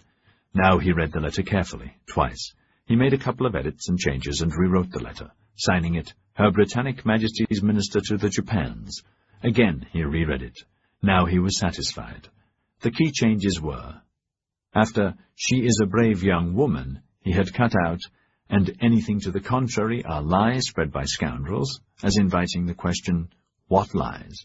Adding in its place, and I commend her strongly to your benevolence. After buried at sea, he eliminated like his grandfather, not knowing the truth of that claim. "Much better," he said aloud. "Takes the sting out of it." "Rather like that. I commend her to your benevolence," he thought, though what those two will finally do to each other only God knows. A week ago I would have wagered it was no contest, but now I'm not so sure. Thankfully he opened his desk diary and added the name Tess Struan to today's long list of letters sent by Prancing Cloud. An entry on Tuesday the 9th leapt at him. Malcolm Struan married Angelique Richaud, a bored pearl with Ketterer's connivance. It was written in Russian, as was the whole diary, a lifetime habit insisted on by his Russian mother, both to keep it private from most eyes and also to maintain his fluency. That reminded him. His fingers opened his new 1863 diary, and he put a question mark on January the 11th, adding a note, "We should know about now if A is carrying or not." Malcolm's child would simplify her life considerably, he thought gravely. He had decided to do what he could for Angelique because of her dignity yesterday, and at the wharf today, because of the pleasure she had given him with all the dancing and laughter and the lightness she had brought to Yokohama, and because she was French with all the latent panache that Frenchwomen had, above all others. He smiled. "Indeed, Angelique, you're French, and we're British and no fools, and that is why we rule the earth, and the French don't." "Philip?" Sagatard and André were at the window. Prancing Cloud let go foresails, topsails, and topgallants, and royals, and now, with full sail and the wind aft, she raced into the deep. Many others were watching too, envying her, jealous of her, wanting to sail or to own or to captain such a craft. Many wondered about her cargo, about the angel who would leave tomorrow and what life here would be like without her, and about the fate of the letters aboard. André said, "Will Ambassador de Giroir agree, Henri?" "Yes, he owes me many favors. Our mission here becomes more effective every day, and the private visit you've promised with Yoshi, that I've promised him, is arranged, isn't it?" "I am assured so," André said, his throat abruptly dry. Raiko had sworn that he could count on it, that the secret battle plans he had passed over to her were already in the heads of trusted go-betweens in Yedo for negotiation and rewards. "First Yoshi has to arrive back, Henri, then we can make a date. I'm promised he'll come aboard the flagship. I've a meeting tonight, and the down payment will fix it." "I've changed my mind about advancing the money. It's best to—" Sagatard raised his voice as André started to protest. "It's best to wait. I've decided it's best to wait." He went and sat at his desk and motioned André to sit opposite, not angrily, but with a smoothness that invited no opposition. "As soon as I know for certain he's back, you can pay these go-betweens." "But I promised them the money tonight. You agreed." "So, explain I don't trust them," Sagatard said with a deprecating smile. "Let them prove themselves. I was saying, de Giroir will make her a ward of the state, André, and so becomes part of state policy, eh?" Tonight André hated Sagatard, hated him because he was dangerous and devious and knew too much, remembered too much, and was without feeling. At breakfast this morning Sagatard had peered at him. "What is it, Henri?" "Nothing. There's a spot on your neck that wasn't there before, and I wondered if— How are you, André?" This had sent him into a panic to his bedroom mirror, petrified that the first sign of his disease had manifested itself. Ever since he had begun with Hinode, he had become achingly sensitive to the slightest mark or twinge or fever. Most evenings she would undress him in the light, telling him how much she enjoyed looking at him, touching him, massaging or caressing, her fingers and hands always sensuous, but even so, certain she was seeking telltale signs. "None yet, not yet, thank God," he had muttered to his reflection, wet with relief that the slight abrasion was only an insect bite. "André," Sagatard was saying, "tonight at dinner, we must make plans with her. I recommended that once she's a ward of the state, she should stay in the embassy and—" A knock interrupted him. "Yes?" Vervain opened the door. "A message from Vargas, monsieur. Madame Struan regrets she is not well enough for dinner." Sagatard snapped. "If she's well enough to see her coffin off, she could certainly spare us time. Thank you, Vervain." Then to André, "We must see her, before she leaves. I'll see her first thing in the morning, don't worry. But there's a rumor she might delay. Hogue's supposed to have advised against the sea voyage, for medical reasons, and certainly Heavenly Sky is openly opposed. Saratard's lip curled. I detest that man. He's so uncouth, boorish, and quite revoltingly British. Angelique was watching the departure of the clipper from the Taipan suite upstairs. A few passers-by saw her at the window, then hurried on, wet and chilled, wondering what would happen to her. One of these was Tyra, ashore after delivering the dispatches. She looked so lonely there, so funereal in her black. Never black before, only the colors of springtime. For a moment he stopped, tempted to see her, to ask if he could help in any way, but decided not to. There was still so much to do before his rendezvous with Fujiko, a monthly payment to Raiko for past services pending the conclusion of the contract, and then there was his lesson with Nakama that had to be postponed because of all the work for Sir William.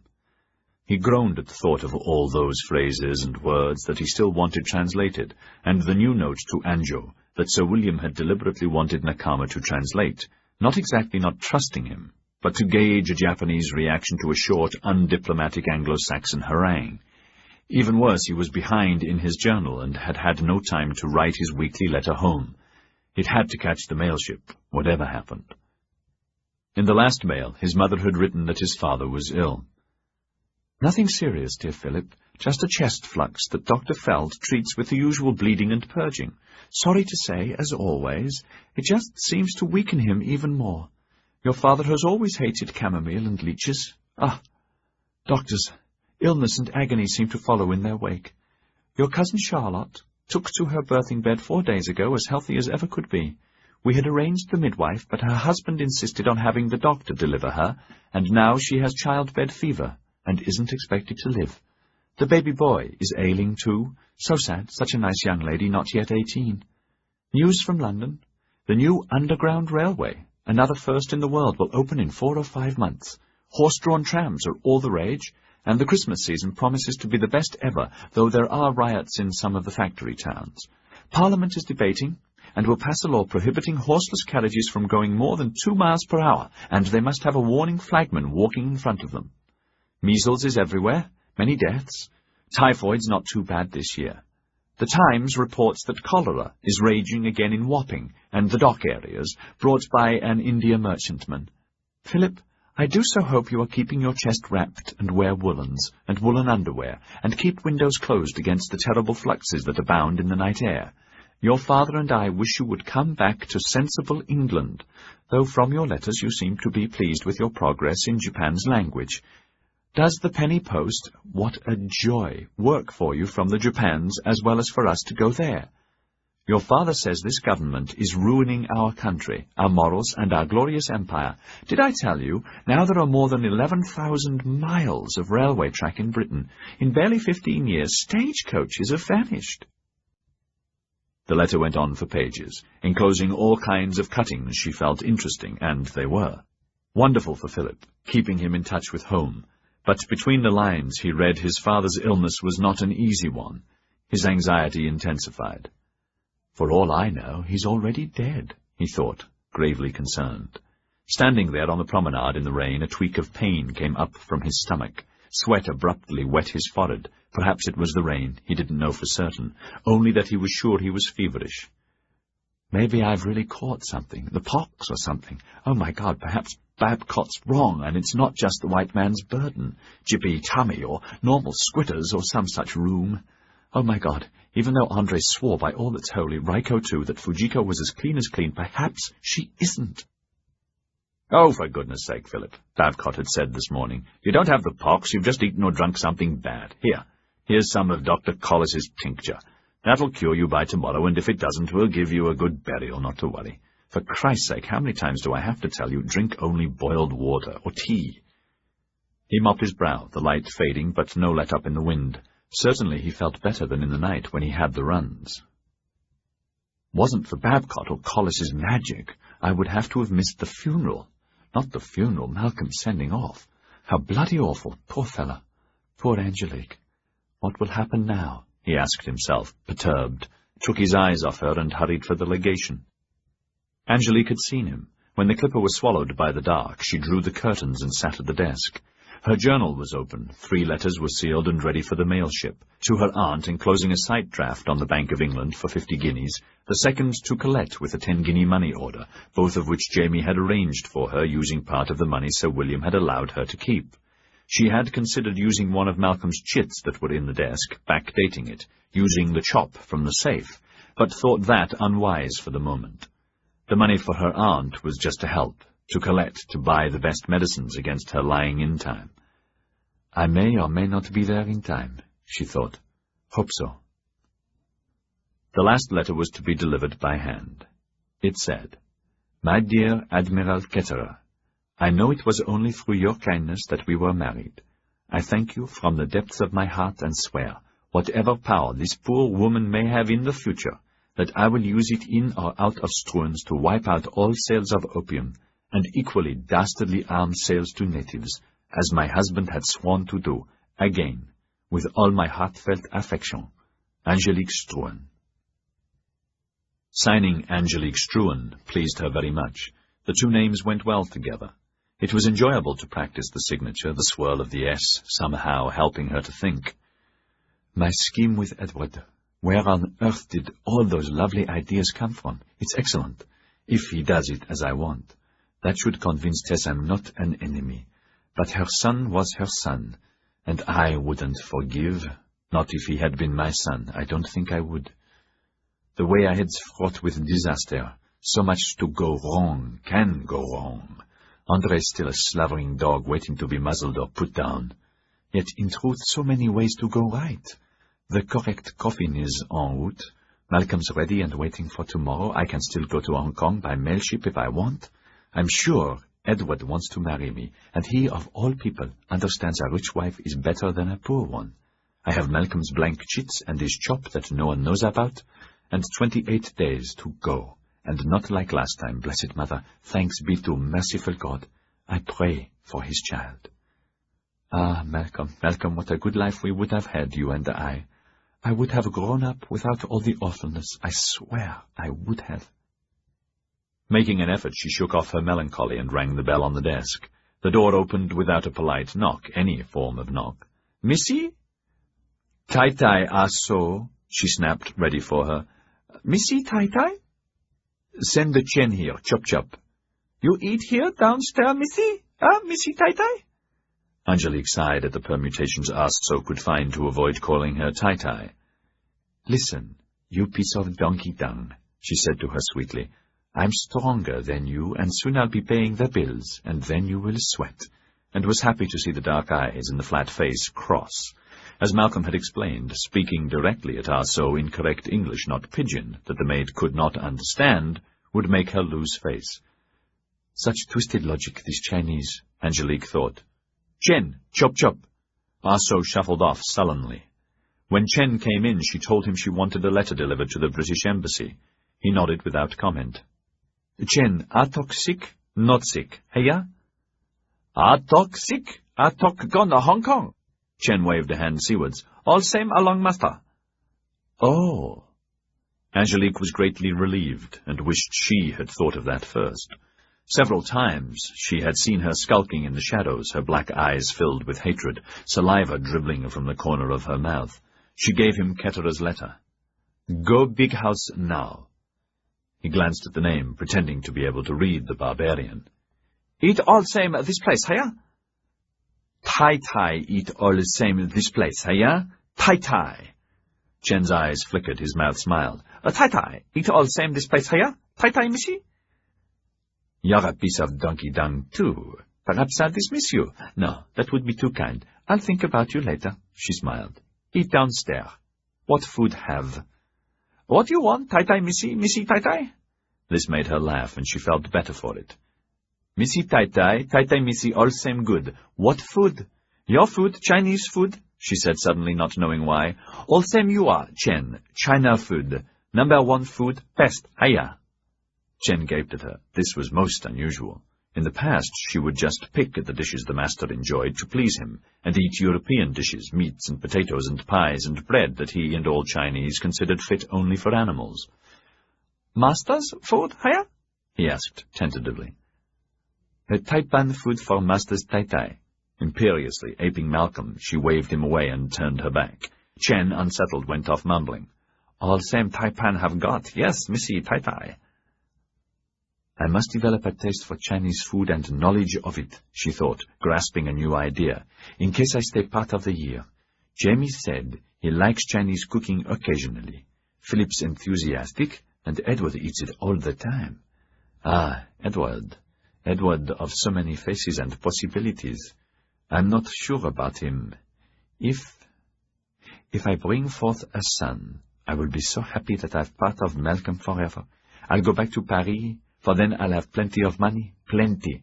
Tess Druin will be glad to have me leave, and our son will be brought up part French, part British, and be worthy of his father. If a daughter, I'll leave too, with less, but there will be more than enough, until I meet a title worthy, and a man worthy. If I'm unlucky and there's no child, then I may consider Edward, while negotiating with that woman for my widow's mite, all this subject to heavenly sky being wrong. Wrong about how vindictive and ruthless that woman is." Chapter 49. Saturday, the 13th of December. The next day the sea was the same grey, the sky the same grey, but the storm had blown itself out. Rain had stopped. Angelique, Skye, and Hogue were waiting in the cabin of the cutter, still moored to the strewn jetty and long overdue to leave for Kanagawa. Beyond the bay they could see whitecaps. Gloom, fed by the sharp, wet wind, made waiting harder. Jamie and the Reverend Tweet were half an hour late. "I wish they'd hurry," she said, nervousness creeping into her resolve. "What's keeping them?" "We won't have to go too far out, so we should still be all right," Skye said queasily, the cutter heaving gently. The men wore top hats and sweaters and heavy topcoats. Angelique her dark green riding clothes and boots as more suitable for shipboard travel. Above the cabin was the small glassed-in wheelhouse. Bosun Tinker leant on the sill of one of the opened windows, puffing a pipe, too sea-wise to ask questions. Jamie McFay had simply said, "Have the cutter at the wharf early, with a full load of coal, just you and a dependable stoker." That was enough for him. The rest would come soon enough, like why sensible people wanted to put to sea on a day when sensible seafarers were best ashore. "Look, there he is," Skye said, and cursed without noticing he had done so. Jamie was alone, hurrying along High Street towards them. Passers-by greeted him, frowned, and went about their business. He jumped aboard and closed the cabin door. "Tweet's changed his mind," he said, his chest heaving like the deck. "God damn the fellow, why? He agreed." Skye was disgusted. With Jamie they had decided the best story was to say that a Christian fisherman had died in Kanagawa and had begged to have a sea burial. Would he officiate? The rest could come later. There would be a contribution for his trouble. "He said not in this weather," Jamie said, panting from his haste and frustration. "I tried every way to convince him, but he only said, 'The fellow's dead. Tomorrow or the next day will be just as good. Weather's dicey. We probably wouldn't be back before dark. I'd forgotten Church's dinner party. After service tomorrow, or even better Monday. Rotten bastard.'" He took another breath. Rotten after he'd agreed. Angelique felt sick with disappointment. "Father Leo, I'll go and ask him. He will do it." "There's no time, not now, Angelique, and anyway Malcolm wasn't Catholic. That wouldn't be proper." "Damn Tweet," Hogue said, fuming. "We'll have to postpone. Sea's not the best. Perhaps it's just as well. I suppose we have to try tomorrow." They all looked at her. Jamie said, "Tweet's not dependable. He may want to put it off till Monday. Either way, there's the problem of the mail ship. She won't wait beyond noon." He had asked her skipper to delay, but, already behind schedule, the man had said that was the best he could do. Hogue said, "We absolutely should go aboard, no doubt about that. Angelique should absolutely be at the Hong Kong funeral." "Unopposed," Heavenly said, "but if she goes, I'll go." "Father Leo," Angelique persisted, "I'll ask him." Jamie said, "I wouldn't be proper. Listen, there's one solution, Angelique. A sea burial doesn't require a chaplain. A ship's captain can do it, just as Marlowe married." Her hope soared. "We'll ask Jean. Quick, let's—" "Not possible. I've already checked. He's aboard the flagship and busy with Ketterer." Jamie continued in a run. Angelique, I'm captain of this craft. I've a mariner's ticket, albeit an old one. I've seen enough sea burials to know what to do. I've never done it before, but that doesn't matter. We have witnesses. If you like, I can officiate. It'd be legal. He saw her confusion and looked at Sky. Heavenly. Legally, that's right. Well, isn't it, for God's sake? It'd be legal. Sky's nervousness increased as a larger-than-usual wave slapped the side of the boat, Hogue also feeling squeamish. Jamie took another deep breath. Angelique, this whole idea, the whole burial, is bizarre, to say the least. A little more won't harm Malcolm. I brought a Bible and naval rigs. I had to fetch them. That's why I was late. What do you say? In answer, she put her arms around him, the tears wetting her cheeks. Let's begin. Please, Jamie, quickly. Jamie McFay held her and found the closeness pleasing. Sky said, "What about the bosun and stoker?" Jamie snapped, "I already told you I'll deal with them." Gently, he loosed himself and slid the door back. "Bosun," he called out, "cast off. Head for Kanagawa." "Aye, aye, sir." Glad that some decision had been made, Tinker took the craft to sea and turned northwards for the far shore. Waves made her bob and weave, but not too badly, wind still well within limits, the sky promising no worse than before. Humming a sea shanty made him feel better. Soon Jamie joined in. "You head for the legation jetty. We're going to take a coffin aboard."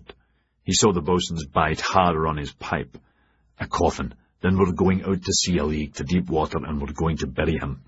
We'll have a ceremony, and you'll be part of it, you and our stoker." Jamie looked at him. "Any questions?" "Me, sir? No, sir." Jamie nodded tautly and went below again. The others said nothing, watching the coastline and Kanagawa dead ahead. In the wheelhouse, the bosun picked up the metal voice tube beside the helm, unhooked it, and bellowed to his stoker down in the engine room, "Get the lead out, Percy!" The warehouse shed was where Hogue had said, within easy distance of the jetty. The coffin was on a wooden bench. Sky, Hogue, the bosun, and stoker each took a corner and lifted it easily.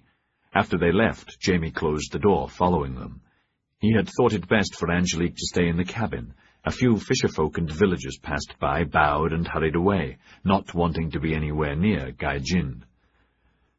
To maneuver the coffin aboard was more difficult. The rise and fall of the deck, slippery with salt water, was hazardous. "Wait a sec," the stoker gasped. "Let me get aboard." He was a short man wearing a tattered woolen skullcap with heavy shoulders and immense forearms. Once on the deck, he spread his feet wide and grasped the coffin mid-center and heaved it aboard, and partway into the cabin, almost by himself. The vain, stretching effort made him fart involuntarily and loudly. "Pardon all," he said gruffly, then hauled the box farther to safety. One end was in the cabin, the other projecting aft onto the poop. "We'll lash it there," Jamie said. "Aye, aye, sir." "Afternoon, Dr. Hogue." The voice was dour. Startled, they all looked around. Sergeant Towery and another soldier were watching them balefully. Oh, good afternoon. Hello, Sergeant," Hogue said, his voice strangled. With the others, he stood stock still. Towery came closer and looked at the coffin. "Well, now, what have we here?" "Taking the bugger, begging your pardon, ma'am, taking the coffin to Yokohama, eh?" We've, he asked to be buried at sea, Sergeant," Hogue said. Mr. McFay, kindly loaned his cutter, so here we are." "At sea, eh?" Sergeant Towery looked at them, one at a time, as though wanting to etch their faces on his memory. "Very commendable, I'll be bound." Another wait while they died a little more. Then he said, "At sea, eh? Best not waste time, or you'll be feeding fishes too." "Ma'am." Politely he saluted her and marched off, the soldier falling into step. They did not move for a moment. "Christ," Hogue muttered. "What do you make of that?" Jamie asked. "Trouble, sir." Shakily the bosun took a swig of rum from his hip flask, passed it to Jamie, who took a swig. Hogue shook his head, so did Angelique. The stoker was last. To Tinker's disgust, he swallowed most of it, belched. "Pardon?" Jamie's stomach was churning. "Bugger appeared from nowhere as though he was waiting for us. Did you see him walking up?" They all shook their heads. "We'd best be going." While they secured the coffin, the bosun conned the cutter out to sea. She rode the waves well, with only spray coming aboard, but enough to be irritating to those on deck. Below, the cabin was noisy but snug, the air clean and well ventilated, keeping out the smell of smoke from the coal-fired engine. Ahead, eastwards, where the deep was, the sky appeared meaner, and nothing beyond, between here and America. "Best be fast, sir," Tinker said quietly to Jamie in the wheelhouse. "We've no more than an hour or two of light." "You sent something, bosun?" "Best be fast, sir." Jamie looked eastwards again. The sky seemed darker. "I agree. Hold your course." He turned to go. "So that sergeant, he's bound to snitch, right?" "Yes." "You've to make a funeral, right?" "Yes." "What's so important about this here?" Tinker jerked his calloused thumb at the coffin. "To risk all that there?" He pointed at the weather. "We're burying the taipan, Malcolm Struan." The old man laughed. "His coffin's aboard Prancing Cloud, sir. We both knows that." "Yes, we both know that. This is, well, a symbolic, a token, a make-believe burial to conform with his wishes, and his widow's wishes, to be buried at sea. She doesn't think that will happen in Hong Kong." Jamie knew the risk he was taking, but there was no other way. So far he had been able to tell the truth. "Make-believe, sir?" "Yes, that's all. There's nothing to hide and nothing to be afraid of." Tinker nodded, unconvinced, and thought, "There's a body inside, must be with all that weight." But Nuff said, "Don't go asking Knobs questions you might not like answered. Less you know, the better. And let's hope to Christ the weather stays friendly and not shitty as she smells." "Thank you, sir." Jamie looked back at the bay that now was far behind. "Just go out of sight of land, bosun." A last look at all compass points, then he went back to the cabin. "Not long now." Angelique leaned closer. "What will that soldier do?" "Report us. Bound to. Doesn't matter." "They can't do anything to us, can they, Mr. Sky?" "I really can't forecast what Sir William might or might not do," Sky said, his stomach sickly conscious of the rise and fall of the deck. Jamie reached into one of the lockers and brought out the large British flag he had put there, and the lion and dragon. Helped by Hogue, he secured them both around the coffin. The cutter was rising and dipping more severely than before, and they had to hold on to steady themselves. Angelique sat near the open door. The sea air was wet and cold. She felt the tears beginning, so she let the dark veil fall, and pretended to look back at the land. "Not long now," Jamie said. By the time land was just a thread on the horizon, the light was still fair, the sea heavier, waves white-flecked, wind stronger, but everything within limits. No rain. Jamie called out, "Bosun, slow ahead, just enough to give us way." "Idly it is, sir." Cutting the high-powered thrust of the engines created a sudden pool of near silence, pleasant to their spirits, a welcome relief to the grinding noise and apprehension of being so far out. Both Hogue and Sky increasingly queasy. Only the whine of the wind now and lapping sea, the comforting ticking of the engine, felt through the decks more than heard, just enough to keep her bow into wind. The wind was firm, easterly, from the ocean, stronger than before. Jamie took a deep breath. "We'd best begin." "Yes, what shall we do?" Angelique asked. "Come on deck, here on the poop, but hold on. Bosun, lay aft, stoker too." "Best I stay here on the con, with your permission, sir," he bellowed down the voice pipe. "Percy, lay aft." It was colder now. They grouped themselves as best they could, holding on to steady themselves. Jamie positioned himself near the stern, the others facing him. "Hats off," he ordered, removing his own. Sky, Hogue, the stoker, and Bosun Tinker obeyed. He opened Naval Regs at the marked appendix. Reading and improvising, he said, "We are gathered here in the sight of God, to cast the remains of our friend Malcolm Struan, husband of Angelique Struan, taipan of the noble house, into the deep, granting him the sea burial he wished and she wishes, acting as friends should act." At the mention of the name, the stoker's eyes had widened, and he glanced back at the boatswain, who shook his head, cautioning him to keep quiet. Muttering to himself, hating funerals, he pulled his jacket closer against the chill of the wind, wanting to be below in his warm engine room. The wind picked up a knot. They all felt the change. Jamie hesitated, then continued. "Now we say the Lord's Prayer. Our Father." Each in his own way prayed and said the words, the increased surge of the deck dominating most of their minds. When the prayer was finished, Jamie squinted down at the book for a moment.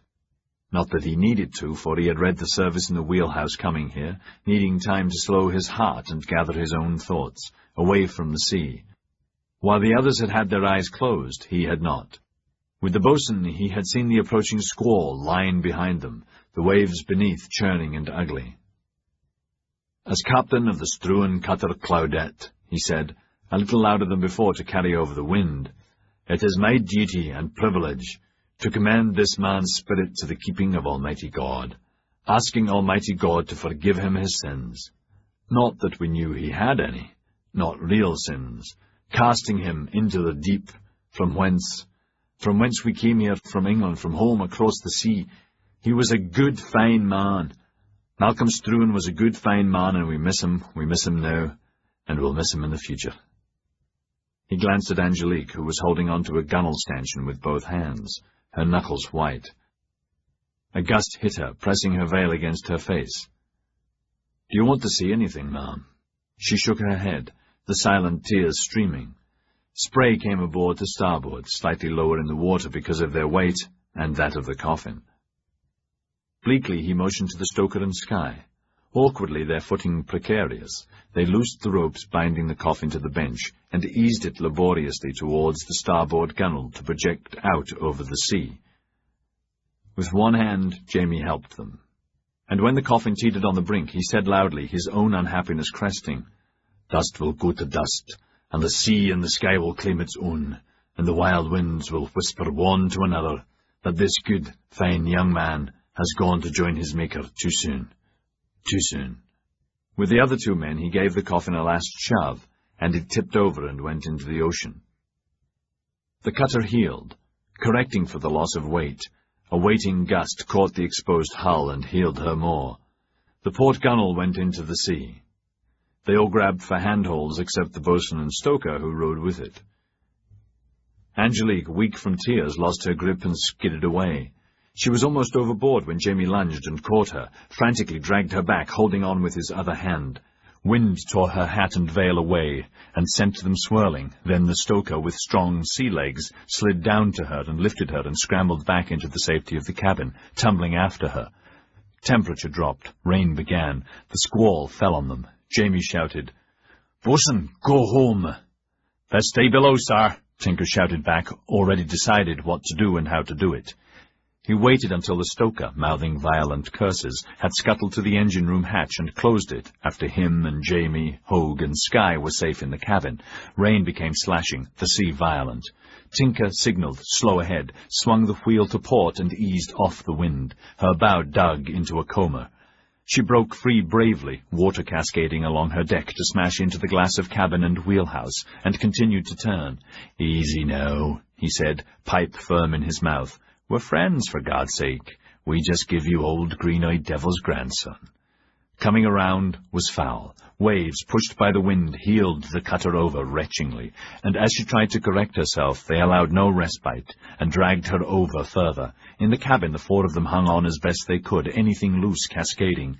Again, Angelique lost her balance, but the others held her, for the moment none of them thinking about much else than the storm. Hogue had gone dirty grey. With a bile-filled groan, he lay down. "It's just the tudden," Jamie shouted over the noise and wind, the boat corkscrewing, and Angelique buried her head in his shoulder, frightened. "It'll ease off in a moment." He saw that the sea was bad, but not revolting. Yet. Added to that, he had complete confidence in the boatswain and craft, so long as the engine continued to provide power. Not to worry. Boatswain Tinker had decided that too, and to scurry for a lee shore, plenty of time if need be to swerve back into wind, put out a storm anchor, a bucket on the end of a rope to keep her head firmly into the wind, and ride it out. "If she'll bloody ride out what she weren't never to bloody be in," he said, fighting the wheel against the press of the waves. The cutter came around and righted. Her bow dipped as the following wave went past, pushed faster by the wind. Then the craft climbed sickeningly, crested, and slammed down into the trough. All aboard winced. Again the same, and again the crash, with plenty of water aboard this time. Down, down, down, then up, up, up, ever higher, then crash, and foaming water swirled past the windows, decks awash. Angelique let out a little moan. Jamie had one arm around her, the other locked to a handhold. Rain slashed into the stern, windows, and door. Over in one corner now, Sky had his head down and was retching, Hogue prone and equally helpless. Aloft in the wheelhouse, the boatswain swayed from side to side, riding the pitching deck easily. He had his craft under control. Rain and spray were heavy on the windows, but he could see well enough, and he did not allow the waves to take her directly stern on, but gave them a little way so that the up and down did not have the full force of the sea, but muted it. The craft sliding a little. Vile for the passengers, but they're safe, ain't they? He beamed, enjoying himself. Too many storms conquered, time enough for fear over 3 or 4 hot toddies ashore in front of a toasty fire in an hour or two. Happily he resumed his rollicking chanty. Then his heart skipped a beat. Christ almighty, he burst out. The coffin was alongside, to starboard, still afloat, level in the water, dipping and climbing with them, the 2 flags still around it. From the cabin, Jamie had seen it too, and knew, equally shocked, if a big wave varied course, it could easily wash the coffin back aboard, or worse, use it as a battering ram against the fragile superstructure, or, worst of all, punch a hole in their unprotected hull. The more Tinker eased away, the closer it came. Once it bashed against the side, then swirled off, spinning like a top in a vortex, but staying parallel, and Jamie cursed that he had not had the foresight to weight it with an anchor chain. Air, or the buoyancy of the wood, was keeping it afloat. It was difficult for Jamie to watch it, holding Angelique as he did, but he was glad her head was deep in his shoulder. Again he craned around and caught sight of it, slightly aft, and lying flat in the water, now seeming to him like the ghoulish craft of a sick mind. The wind or a current turned it now, parallel to the waves. It began to tumble, but righted itself and was stable for 3 or 4 waves, and then another coma came that overturned it, and to his joy it went under. He breathed again, seeing it had gone for good. Then it surfaced. The next white cap surrounded it, lifted it, and hurled it directly at them. Involuntarily he ducked. It did not come aboard, just smashed broadside against the hull, sounding as though they had hit a reef. Momentarily Hogue lifted his head. His brain was reeling in his skull worse than the boat, so he saw nothing, and fell back groaning into his seasick miasma. Angelique too looked up, but Jamie held her close, caressing her hair to take the fear away. Just some flotsam, nothing to worry about. His eyes were on the coffin, a few yards away, parallel to them, its lines clean and deadly, torpedo-like, both flags still intact. He flinched as a frothing comber approached, but it went by and over it, and when the wave had gone, the coffin had vanished. Breathlessly he waited, searching the sea. Nothing. More waiting. Still nothing. The squall lessened slightly, and no longer howled around the cabin. The waves were still high and bullying, but Tinker was doing a masterly job, using every piece of seamanship to lessen the threat, the engine shrieking as the propeller shaft came clear of the water from time to time. "Come on," Jamie murmured. "Keep going, nice and easy." Then his eyes focused. The coffin was 50 yards away, a little aft, the nose pointed directly at them. It was keeping station with them, rising and falling as though attached by some invisible hawser. Ugly and deadly. He counted 6 waves, and never a change. Then the 7th appeared. The 7th wave was bigger than the rest. It took the coffin, made it into a missile, and hurled it at them. Jamie knew the impact point would be dead center amidships on their starboard side, and their roll would expose the hull for maximum damage. His breathing stopped.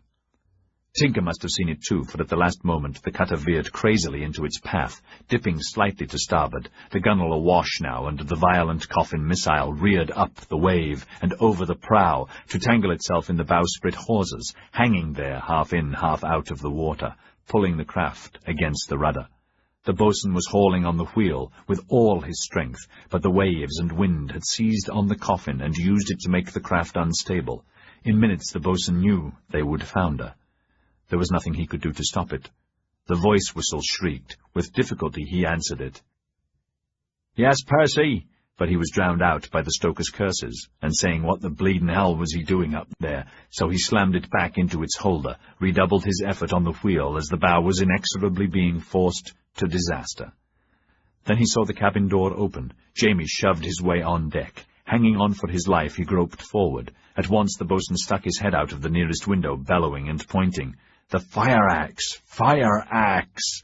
As though in a dream, Jamie heard him, and saw the axe in its red holders on the cabin roof. The deck was heaving and shivering, the soul of the boat knowing she was in a death spasm. One foot skated away from under him, but he collided with the gunwale, and found he had the axe in one hand, and was, for the moment, safe. Water came over the bow and swallowed him. Again he survived, but in its wake was a nauseating premonition. Involuntarily his stomach heaved, and the foulness passed out of him. He lay there in the scuppers, cold and frightened. His fingers dug into holds. Then more water swamped him. When he could breathe, he coughed and spat the salt water from his mouth and nostrils, and this helped shock him into action. Up ahead, the nose of the coffin was held tight by the mess of hawsers and twisted stanchions, the bulk of it shoved this way and that, as the waves roared past or sucked at it. He squinted up at the boatswain against the wind and rain, and saw him motion to hack it away. "For the love of God, watch out!" "No axe will cut that bastard away," he thought helplessly, and hugged the stanchion as a violent wave came over the side at him, slammed him against the coffin, then sucked him back to the gunwale again, choking and half drowned. When it subsided, he was astonished to find himself still aboard. "Don't waste time," his brain was shrieking at him. "The next one or the one following will take you and drown you." So he left his safe place and went forward until he was over the coffin, hating it and being here, and that he had allowed himself to be part of this stupidity, risking her and the others for nothing, but mostly hating his own fear. The next wave tore at him, but he survived it, and hacked down two-handed with all his strength, slipped, and grabbed the side of the cabin roof as another wave reached for him, battered him against the coffin's side. Gasping, he fought his way up, and hacked again, this time at the coffin itself, hating the evil thing that it had become. The blade sliced through one of the rope hawsers, but made no impression on the wired ones, a tangled mess, and buried itself into the beflagged lid or bottom, he did not know or care which, and split it. But still the coffin hung there. Using all his strength, he could not move it, shoving and kicking and cursing, the main length of it dangling overboard and in the water, dragging them, twisting them under the sea. Another blow, and another, using the head of the axe now as a sledgehammer to batter the coffin to pieces, raging at it, cursing it. The wood splintered, but held. Then a howling blow crushed the side and top, and he slipped and fell sprawling. The axe skittered out of his grasp and went overboard, and the next deluge bashed him against the coffin, then pulled him away again. When the spume had gone, and he could breathe, he forced his eyes open. Still the same, still firm as ever. Again he groped forward, but his strength had gone, and his hands could hardly hold him safe. Then he saw a single frayed hawser part. The mess of wires and ropes screeched under the tension, twisted and untangled a little, then more. Then the whole coffin slid away tail first, and as it hit the ocean began to break up. For a moment its head held the surface, then it went under, froth and bubbles in its wake. A piece of cloth that was the Struan flag surfaced. The next comber broomed the sea clean and came aboard, and grabbed his legs from under him, dragged him against the bowsprit housing, then sucked him back along the deck, Tinker fighting for control again. Astonished to be alive, Jamie found himself gasping in the stern. At the limit of his strength he groped for the door and fell into the cabin. Skye was still in his corner, retching, half-conscious, Hogue lying on his stomach, unconscious, Angelique curled up on a bench where he had left her, hanging on grimly, moaning and sobbing slightly, her eyes tightly closed. Shivering, he slumped beside her, chest heaving, mindless, knowing only that he was still alive, and they were still safe. After a while his eyes cleared. He saw land a mile or so away, and noticed that the rain had lessened, and so had the sea. Now only the occasional wave came aboard. In a locker below the seat he found blankets and wrapped one around Angelique, the other around himself. "I'm so cold, Jamie. Where have you been?" She sobbed like a frightened child, only half aware. "I'm so cold, so lonely, and feel awful, but so glad we did it, so glad. Oh, Jamie, I'm so cold." When they came alongside the Struan jetty, a few misted stars were out. It was still early, at the edge of nightfall. The sky had cleared and promised a good day tomorrow. Merchantmen and the fleet lay safe at anchor, quiet, riding lights on, only the mail ship still being worked under a multitude of oil lamps like so many fireflies. Nimbly, the stoker jumped onto the wharf with a hawser and tied the craft, then helped the others. Angelique first, then Sky and Hogue. Jamie climbed the steps easily, still wrapped in his blanket, chilled but not badly. Sky and the doctor were pasty grey, their stomachs and heads ill at ease, legs weak. Now Angelique was much better. Her headache had gone. She had not been sick nor felt seasick. Once again she had cried herself out. The last half hour she had been on deck, away from the sick, tainted air below, and had joined Jamie on the poop. There she faced the salt, sweet wind, and let it wash her brain clean again. Behind her, Hogue coughed up a wad of phlegm and spat it into the water, lapping the pilings. "I'm sorry," he muttered, needing a drink badly. Then he noticed the mess on the prow, some timbers crushed, the fore-hatch stove in, bowsprit vanished, halyards gone, most of the gunwale. What the hell happened? "Some flotsam was washed aboard. Looked like a crate. Gave me a fright for a moment," Jamie said. "Thought I heard a crash. I think I'll visit the club before turning in." "I'll join you," Sky said, needing more than one drink to settle his stomach. "Jamie, Miss Angelique?" She shook her head, and Jamie said, "Off you go. Nothing more to do tonight. Don't forget the plan." They had agreed nothing was to be said, other than, if asked, they had conducted a symbolic sea burial. Nothing more. Fortunately, none of the others had seen the coffin come aboard, or his struggle with it, except Tinker. As soon as he could, he had gone aloft to the wheelhouse. "Bosun, about the coffin. The others below saw nothing, so on your head, by God, you saw nothing, and you see nothing either. It's our secret." "Whatever you say, sir." Tinker handed him the flask and touched his forelock. "Thanks. Weren't for you, we'd be below, all of us, along with him." There was barely a swallow left, but it helped. "I thought I'd never make it."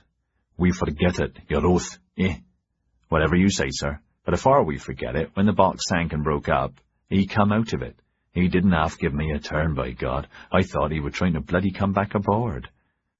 "Jesus Christ," Jamie had gasped. "You're imagining it. I saw nothing. You're imagining it." "Oh, no. I weren't, sir. My eye line's higher than yours, right? And I saw the bugger, begging your pardon. I saw him come out and flail for the surface afore he was sucked down." "You're imagining things, for Christ's sake. What an awful thing to see." "It's the God's truth, sir, so help me. Of course it were only for a moment, and sea spume were all around him, but I seed him right enough." Tinker had spat to leeward, touched wood, and made the sign against the evil eye and the devil, and pulled the lobe of his ear to make his point. "God's truth, sir, and strike me down if I lie. Made my balls jump to kingdom come. Struck out for the surface he did afore Davy Jones sucked him down, naked as a babe." "A lot of bloody cobblers. Nonsense." Jamie remembered how he had shivered and touched wood himself just in case. "You're imagining it, bosun, though I swear to God that bloody coffin seemed to have a mind of its own, an evil one at that." "My old point, sir, it were possessed by old Nick hisself." Again Tinker spat to leeward, sweating. "Flailed for the surface he did, different like, eyes open and all, and I thought he was coming at us for good." "For Christ's sake, give over. Malcolm wouldn't do anything bad to us," he had said, ill at ease. "It was a trick of your mind." "My eyeline, sir, was high." "Forget your bloody eyeline. Have you any rum left?" Tinker coughed and reached into a hidden locker and pulled out another flask. It was half empty. Jamie took a large swallow, choked, and took another. "There'll be 10 cases of rum in our warehouse for you to draw against, Tinker, with my thanks. You did a fine job, so did the stoker. 4 cases for him." Tinker thanked him effusively. The grand rum heat in his stomach had swamped all his chill. He looked at the old, weathered face and shrewd blue eyes. "I was never so bloody scared. Never in my whole life. I thought I was a goner 3 or 4 times." "Not me, sir," the boatswain said with a grin. "Not with you aboard. But I was right happy when the bugger and his box were overboard and him sucked down, cursing us all the way." Though safe ashore, again Jamie shivered, thinking of it. Angelique said, "You should get out of those wet clothes." Hogue said, "Well, I'm off." She put her arms around him and kissed his cheek, closing her nostrils to the smell of vomit. Thank you so much. See you tomorrow. She did the same to Sky. The two men went off unsteadily. Will they be all right? Jamie said, Nothing that a few whiskies and a night's sleep won't cure. They're not in shape to discuss anything, are they? No. What do you want to discuss? She took his arm in hers and hugged it. Just to decide about tomorrow. We can talk as we go. They said good-night to Tinker and the stoker, both men again thanking McFay for the rum. Then they walked off arm in arm. Angelique, before you see anything, I'm glad we did it. Oh, so am I, dear Jamie. You are a dear, and I truly am so glad and so happy nothing went wrong, no one was hurt. A wan smile. Just a little sick. Nothing to worry about. Tomorrow. I've decided not to go with the mail ship, no. Please don't say anything. I've decided I'm safer here, until I hear from Tess formally. Really, Jamie, I am. I'm safer here, and I'm sure Hogue and George would agree that medically it would be wise. I don't think you should go either. It's my job to tell Mrs. Tess Struan. You can call me Angelique. You always have, and I've only been Mrs. Struan for a moment. She sighed, continued walking towards the Struan building. It's better I stay. She'll have to declare herself better by letter here. Malcolm's buried, and that's all that I wanted. Do you have to go? In this wind, he said, thinking aloud, Prancing Cloud could make 15 to 17 knots day in, day out, and be tied up in Hong Kong in 5 days. She'll have the bit between her teeth with such important news and important cargo. They had all agreed that publicly and now privately they would consider that coffin the taipans. The mail ship will average 8 knots if she's lucky, so she'll take the usual 10-odd days. By the time I got there, the funeral will have been done. Tess will know everything from dozens of different points of view. My report's aboard, so is Sir William's, and 50 others, no doubt. She's dismissed me at the end of the month, and the new fellow arrives in a few days, and I was told to show him the ropes. Then there were reasons he decided not to say aloud. He should be canvassing other hongs, as the major companies were sometimes called, for a job. The only real suitable job available and up to his experience, and surely on offer, would be Brock and Sons. Then he had to decide about Maureen, and then there was Namie. He smiled at Angelique sadly. It adds up to no reason to go, doesn't it? She hugged his arm, oblivious of those passing. I'm glad. I won't feel lonely if you're here. Jamie! Philip Tyler had called out from the British legation doorway, hastily putting on his topcoat and hat, hurrying towards them. Evening, Angelique, Jamie, he said in an uneasy rush. Sir William's compliments. Would you two and the rest of the passengers and crew of the cutter kindly see him tomorrow morning before church, before you both board the mail ship? She sails at 2 o'clock now. For what purpose, Philip? Jamie said. I think he'd like to... Damn it. Oh, excuse me, Angelique. Obviously, he'd like to ask what on earth you were doing. Doing? The young man sighed. Sorry, old boy, it's not my idea. You're on the mat. I've delivered the message, that's all. Don't pick on me. I'm just the nearest dog's body. They both laughed, tension leaving them. 10 o'clock. Thanks, Jamie. That should be plenty of time. Tyler looked down the way at the cutter. Looks as though you had a rough crossing. What on earth happened to the prow? Jamie glanced back. The damage was clearly visible under the lamp at the head of the jetty, and, he knew, easily observable with binoculars for miles from the legation windows. Flotsam, he said readily. A crate, what looked like a crate, was washed aboard, then carried away again. No great problem. Chapter 50. Sunday, the 14th of December. I don't agree, Jamie. We have a distinct problem. Sir William sat behind his desk, facing them. Philip nearby, the mood in the drab office inquisitorial. Let's start again. You seem to be spokesman, so I'll address myself to you. I specifically said no funeral here. The body was to go back to Hong Kong, and... It's already gone, Sir William, on Prancing Cloud, Jamie repeated, his jaw set. They had been arguing for half an hour, he and Sir William, the others answering guardedly, all of them instructed by him and by Sky, only to respond when questioned directly, and even then not to volunteer anything, just to answer the questions as simply as possible. Hogue, Sky, Tinker, the stoker, and Angelique.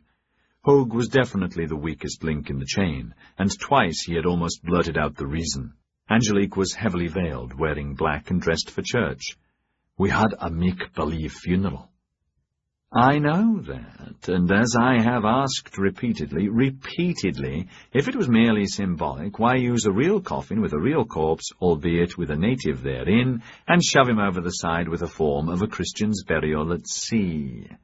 Jamie shrugged, stumped by that inevitable question. This morning Sky had said weakly, "We'd best shrug it off, brazen it out, keep our heads down. Nothing much he can do but spit blood." The coffin was there. I thought it a good idea. Ah, this was all your idea, then? Yes, Jamie said stubbornly, glaring at Hogue, who started to open his mouth. I suggested it, and the others were good enough to go along with it. It was the Taipan's wish. It was Malcolm's wish and Mrs. Struan's. No harm was done. I most assuredly disagree. The whole idea is macabre. You deliberately went against my considered opinion. There seems to be an astonishing breakdown of reasonable thinking and a desire of all assembled here to avoid telling me the truth, the simple explanation, and you have colluded to hide. To hide what? Don't you agree, Philip? Tyler jerked in his chair. Yes, sir, if you say so. Why the use of a real coffin and real body? Hogue shifted uncomfortably in his seat. They all knew that any moment he would break. Angelique decided that now was the time, and she began to cry. "Why don't you just leave us alone? We did no harm, just did what we thought best, what my husband wanted, what I wanted for him." "Angelique, please don't cry." "That he wanted, and you forbade. It's your fault, Sir William. I thought you were our friend. If you were our friend and you'd been reasonable, we wouldn't have had all this trouble. Of course it wasn't nice to do anything underhanded, even though I think you were quite wrong, and—" "Mrs. Struan, Of course that wasn't nice. None of us wanted to do that.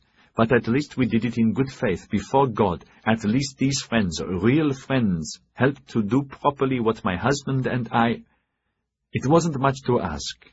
For a moment she was going to flee the room, but wisely did not, realizing that that would solve nothing and leave the others at his mercy, so she stayed where she was, dissolving into ever more heart-breaking sobs, knowing she had not lied, and had said nothing more than the truth. It was his fault. In seconds they were all around her, trying to calm her, all feeling terrible, except Sky, who was awed by the brilliance of her timing, and Sir William, who was privately amused, though, for face, pretending to be equally upset. He watched and waited, still disgusted with all of them for whatever machinations they had jointly conceived. What had possessed them, and who was the real culprit? Surely not Jamie. Bloody stupid to do what they did. Ridiculous. Stupid to risk their lives like that. People are no damn good. Even Angelique. Ah, but what a lady, and what a treasure, and what an actress. Where in the name of God does she get it all from? Like most girls of her age, her education is minimal. In her case, convent, which is a bloody sight worse. Is Heavenly coaching her for the trial of the century? Or am I just a cynical old fool? Either way, I really will be sad to lose her. His mantelpiece clock chimed 1/4 to the hour. Time for church, he thought, time to stop. He was reading the lesson and had not yet had time to skim through it. "There, Mrs. Struan," he said, as a good though stern father would. "No need for tears. We've all had enough of them recently. I must confess I still totally disapprove of the escapade. Very poor show, but under the emotional circumstances I think we'll let it rest there for the moment." Again he pretended not to hear the audible relief, or to notice the subsidence of her sobs. "Now it's time for church, and then the mail ship, and our wishes for a bon voyage, and a long life will go with you. Truly, we will be very sorry and very sad to see you leave our shores." I'm not leaving yet, Sir William." "Eh?" Sir William and Tyler were flabbergasted. Between sobs her head bowed. She said, "Dr. Hogue has advised me not to travel for at least a week." Hogue said quickly, "That's right. Medically not a good idea, Sir William. Not a good idea at all. No, not at all." This morning Sky, supported by Jamie, had insisted that it was best she did not go for a time. "A medical certificate is what she needs, Doctor. One you can attest to with Tess Struan. With all this emotion, surely she shouldn't travel or have any confrontations until she's stronger. Hogue had readily agreed and said to Sir William, "As you can see, she's easily upset, and I've given her a certificate, not that it's necessary." For a moment Sir William did not know what to think. On the one hand, they had not lost her. On the other, the irritant that she already was, and the thorn she was bound to become when Tess Struan's wrath fell on her, and all of them, would still be in his jurisdiction. "You really should go, ma'am. I would have thought it very important to be at the funeral." "I want to go, but—" Her voice broke, and a fresh sob racked her. "Dr. Hogue is going in my place. I really don't feel up to... It's best to—" "But, Jamie, you'll be going too." "No, sir. There are things I've been ordered to do here by Mrs. Tess Struan." Bless my soul. Half-heartedly Sir William tried to dissuade her, then sighed. "Well, if Dr. Hogue says so, that's the end of that. He is the Struan doctor." He got up, openly relieved. They thanked him and began to leave. "A moment, Dr. Hogue. A word, if you please." He hid his pleasure seeing Jamie and Skye blanch, and said pointedly as they hung back, "Good day, Jamie. Mr. Skye. Philip, no need for you to stay." The door closed. Hogue was like a rabbit before a cobra. "Now, doctor, quietly tell me the truth. How is she?" "She's very well, on the surface, Sir William," Hogue said at once. "It's a surface cure. What's underneath, no one knows. It could last days, weeks, a year or more. Then the nightmare will return. What will happen then?" He shrugged. "You'll be seeing Tess Struan?" "Yes, as soon as I arrive." Hogue waited shakily, dreading the questioning, knowing he would fail. Thoughtfully, Sir William got up and poured a whisky and gave it to him. The liquor vanished. "You won't be coming back here for a time, if ever. I need to know, in confidence, what medically are the chances of her carrying Malcolm's child?" Hogue blinked, the liquor and the unexpected gentleness calming him and putting him off balance, not expecting this line of questioning. He said with great sincerity, "Of course, that's up to God, sir. But Malcolm was healthy, and so is she, both fine people. Unfortunately, both star-crossed. So sad. I'd say the chances are very good, for this was no idle fancy. Their love-making must have been very passionate, as near a true love as I have ever seen." Sir William frowned. "Good. When you see Tess Struan, I think our Mrs. Struan will need all the help she can get. Eh?" "You may rest assured. I'll intercede for her." Sir William nodded and reached into his drawer. The envelope was sealed and addressed "Personal, Confidential and Private, by hand, to Sir Stanshope, Governor of Hong Kong, from Sir William Aylesbury, Minister to the Japans. I have an official commission for you, a secret one. I want you to deliver this personally to the Governor, as soon as you arrive." He scrawled on the bottom, "Delivered by hand by Dr. Hogue," and had decided to use him the moment he had heard Jamie would not be on the mail ship, there being no one aboard Prancing Cloud he could trust. "It must be given over personally, to no one else. No one is to know you are a Queen's courier. Clear?" "Yes, sir, of course, Sir William," Hogue said proudly. He knew that now Hogue was putty, and he could extract anything he wanted from him. Who began the escapade, what was in their minds at sea, and why they did what they did, what really happened at Kanagawa. He smiled to himself, enjoying his position, and for his own reasons let the matter rest. "Have a safe voyage, and I look forward to seeing you in Hong Kong." "Thank you, sir." Hogue fled, ecstatic to have escaped with his honour intact. Jamie and Skye were waiting anxiously on the high street. "Nothing, honestly," he said excitedly. "He just wanted to ask medical questions, private ones." "You're sure?" "Cross my heart and hope to die. Hurry up. Time for a quick one before church. I still feel washed out." They went off happily, not noticing Sir William watching from his window. "I wonder how happy those rotters would be if they could read my letter to the Governor," he thought, scowling. "They're not off the hook yet. None of us are. As if one coffin mattered when the whole world's falling apart, Russia teetering towards war again, Prussia licking her chops over the intestines of Central Europe, the French with their militant overblown pride, our Indian Empire and Asian colonies at risk because of misguided fools in Parliament, and us awaiting imminent Japanese liquidation. On the surface the letter was innocuous. Decoded, it read, "Urgently request all fleet and army reinforcements possible, as I expect the settlement to be attacked any day by Bakufu samurai legions, and may have to abandon our base here."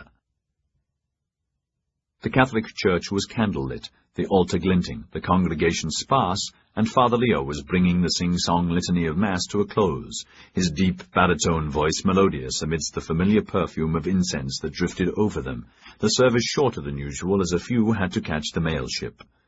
Angelique knelt at prayer in the front pew, Sarata beside her, André some rows behind, Vervain at the back with the rest of the legation staff, a few traders, Eurasian Portuguese, and some officers and men from the French ships who had shore leave.